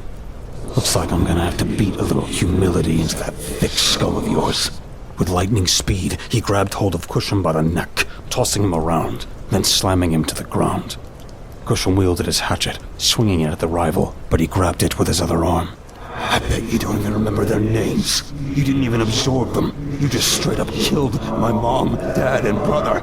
He lifted Cusham back up, flipping him over his body and slamming him down on the other side. The fight seemed incredibly one-sided. What's wrong, Cusham? Feeling disadvantaged? No humans to come rescue you? Maybe you should have stayed in your little forest preserve. Stayed near that Nexus gate and made another quick getaway to avoid justice. Before any of us could react, he lifted Cusham once more and began crushing his neck, declaring, My name is Trahan, and I'm going to burn this planet to the core. Agatha grunted, and I saw her manage to free one of her arms slightly. She conjured a flash of light in her fingers and fired it into the field, setting the dry grass ablaze. Trahan was startled, immediately panicking, and released Cusham, who lay on the ground, winded and disoriented. Trahan attempted to punch through Cusham's chest, but he blocked it with his 2 arms and clasped together, and a shimmering shield appeared. It was the nanobots. Trahan recoiled, crying out in pain. The fire spread further, and Cusham got to his feet, rubbing his neck. The nanobots shifted over his body, transforming into plated armor that provided him with extra protection. This would come in handy as Trahan's spiked attacks attempted to impale him, but they snapped like twigs upon contact with the armor. Impressive. Very nice, Trahan remarked with a smile. Let's see if it'll help protect that stupid skull head of yours. He whipped around, his arms swinging out, landing a powerful blow to Cusham's head. Cusham momentarily lost his balance, thrashing his sword back and forth in an attempt to create distance. However, Trahan possessed an unusual speed advantage over him. The flames erupted higher around them, and I grew concerned for Cusham's survival. He had endured the burning of my old house, but he wasn't fireproof. Undeterred, Cusham charged forward, holding his blade low, and managed to dodge one of Trahan's fists. Swiftly slipping under his guard, he jabbed the sword straight through Trahan's torso. We all celebrated for a brief moment, thinking it would be enough to defeat him. But instead, Trahan grinned at Cusham and headbutted him, leaving him disoriented. Trahan chuckled as he effortlessly pulled the sword from his own body, healing the wound. Great strategy, but I'm not going down from physical damage. Not like that, Trahan taunted. Agatha murmured. He's too strong. Cusham attempted to growl imitatingly, but as he went in for another attack, he was met with a powerful fist to his face, sending him crashing to the ground. Trahan stood over him, then knelt down and unleashed a relentless barrage of punches to Cusham's head. With each strike, I could see fractures forming in his skull, the cracks slowly growing as a faint blue light seeped out. Cusham, don't die. I joined in, shouting, "Get up, bonehead!" Tabitha yelled. You're stronger than him. Agatha looked bewildered by our unwavering faith in him. I had a sense that primordials were predisposed to nihilism and apathy, often quick to give up when things looked their bleakest. Cusham had displayed these tendencies in the past, and I had witnessed numerous other primordials barely putting up a fight when faced with defeat. It was the indomitable human spirit against the unfeeling universe. But would it be enough to rally our Leshia friend back to his feet? Cusham seemed almost knocked out cold, but then Trahan flexed his hand, raising his arm a little higher before bringing it down with such force that I thought I heard the entire skull shatter. Cusham's log. I felt numb. Darkness surrounded me. What was the point of continuing on for this long? The burning sensation returned, crawling its way back into my senses. Looking around, I realized I was in a different place. Pillars of rock formations stretched in every direction, and above, a magnificent, glowing green star with a yellow hue illuminated the harsh and volatile planet. This was my home. This was my star, my universe, my multiverse. I struggled to stand, feeling bewildered and slightly dizzy. Suddenly, crackles of light appeared all around me. Thousands of them, each with a different hue of green, blue, yellow, red, and purple. The yellow light moved closer, its voice low as it spoke. Well, it looks like you've reached the end of the road. I'm not done yet, I protested. A lighter voice, coming from a purple light, cackled. Oh, but you most certainly are. I glanced around, and they all started laughing. The yellow light spoke again. You're proving yourself to be the weakest link, just like the rest of us. And now you will be absorbed, and whatever life force you have left will be used to extend that creature's life. I don't want to. I shouted. You can't change what's going to happen. You chose this path, you made your choices, and now they're all falling apart. Although I must say, I'm surprised you're putting up more of a fight. Primordials aren't known for their perseverance. It's almost as if you care about those humans, and you don't want it to end. The yellow light remarked. I noticed the other bursts of energy moving closer, as if they were anticipating my response. I thought about it, contemplating what I could say to survive this ordeal. I don't want it to end. I may not care for humanity as a whole, but Tabitha, Samantha, and even Henry, to some extent, mean something to me. Are they special, important? Maybe there's no word to truly capture it. The yellow light scoffed. Oh, spare us the sentiment. We had families too, and you took us away from them. Why should we care? My breathing grew more rapid, and I knew I had no other choice. I would have to ask them for help. Lend me all of your collective strength, each and every one of you. I pleaded. Whispers echoed through the valley as the flares spun around, communicating among themselves. A protest came from the yellow light. We will not. Then you'll be absorbed alongside me by the other primordial. I won't. Why should we care? Our situation won't change. You've been feeding off of our life forces to prolong your existence far beyond that of an average primordial. Why should we help you? The yellow light retorted. I knew a decision had to be made, and I dreaded what it would entail. But I also couldn't bear the thought of losing. If I failed, they would all perish. I had already let down one human, and I owed it to Agatha to avenge her husband. I will release all of you. I proclaimed. Whispers and gasps filled the air. You would do that, but you know you'll die shortly afterward, right? This could be a trick. The other light questioned. No trick, just a last-ditch effort. I replied. Another round of muted conversation followed, barely audible. Then the yellow light spoke again. How can we trust you? Your track record when it comes to loyalty to your own kind isn't exactly stellar. I swear on the honor of my gladiatorial title. I short. A moment of tense silence hung in the air, stretching into what felt like an eternity. Finally, the yellow light let out a goofy giggle and said, "That's not the most convincing oath, but we'll humor you. We don't like that guy anyway, and we certainly don't want to be used to extend his life for billions of years. Consider this a one-time favor. But remember, you must uphold your end of the bargain." All the lights began to swirl around me, creating a magnificent vortex that reflected the colors of a prism. My body felt lighter, and a profound change stirred within my existence. And then, with a resounding bang, Henry's log. Trahan rose from the lifeless corpse before him, bursting into hysterical laughter, gripping his head, and let out a piercing cry of madness. Turning around, his gaze fixated on the sky, then shifted toward us. Oh, what a day! Perhaps I should kill all of you before he wakes up. Wouldn't that shatter his spirit? He taunted. But a radiant blue light emanated from behind him, capturing our full attention. Rising slowly, despite his shattered skull, Kushum utilized tendrils of light to forcefully mold it back together. Trahan took a few steps back, recoiling when his foot touched the flames surrounding them. Hey, you're not supposed to be awake yet, he stammered.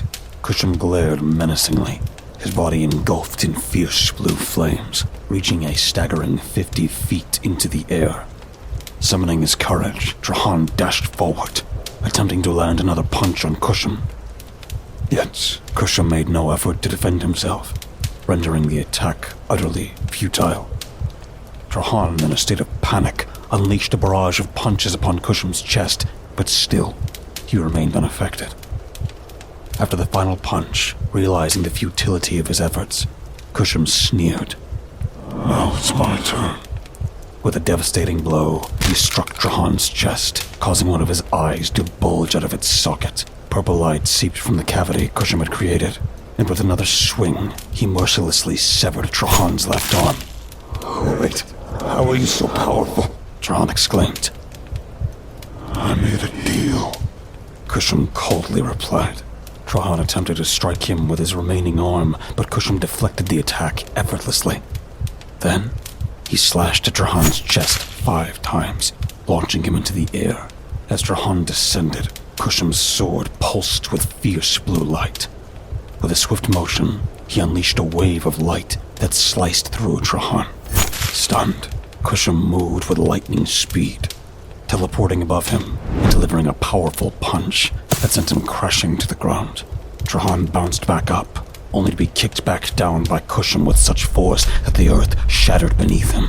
Drawing his sword, it burst into a blazing blue flame as he raised it above his head. With the mangled body of his rival suspended before him, he thrust the saber down, splitting Trahan in half. Trahan's body exploded in a torrent of purple light and collapsed. Kushum appeared visibly exhausted, both from the intense battle and the impact of the final strike, extinguishing all the flames, leaving the fields in a desolate landscape of embers and ash. Trahan coughed, barely able to speak. How? Kushum loomed over him, casting a menacing glare. I told you, I made a deal. Lowering his empty left hands to the ground, a large circular light materialized, unleashing streaks of vibrant rainbow colors that spread across the landscape. Trahan chuckled mockingly. You fool. Your time is running out, isn't it? Kushum shrugged nonchalantly. About a century left. It doesn't concern me much. There are always more primordials to absorb again. A long, tense silence hung in the air until Trahan spoke with venom in his voice. Well, you're the new warlord now. I failed to avenge my family. I hope you're satisfied.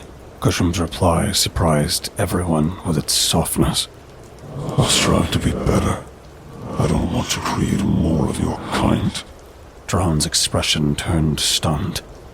You mean that? Yes. Only time will tell. Trahan muttered. Without wasting a moment, Kusham hurried over to untie us. He then informed Agatha of Griffin's demise, causing her great distress. I tried to console her. He fought bravely. That was a lie. He really wasn't a fighter. Through her tears, she replied, I'm sure he did. He was Italian. I was taken aback by her statements, as Griffin had portrayed himself as French the entire time. Allowing her need for vengeance to take over, Kusham permitted Agatha to absorb Trahan, an act she embraced without hesitation. This ensured that someone like him would never cause trouble again.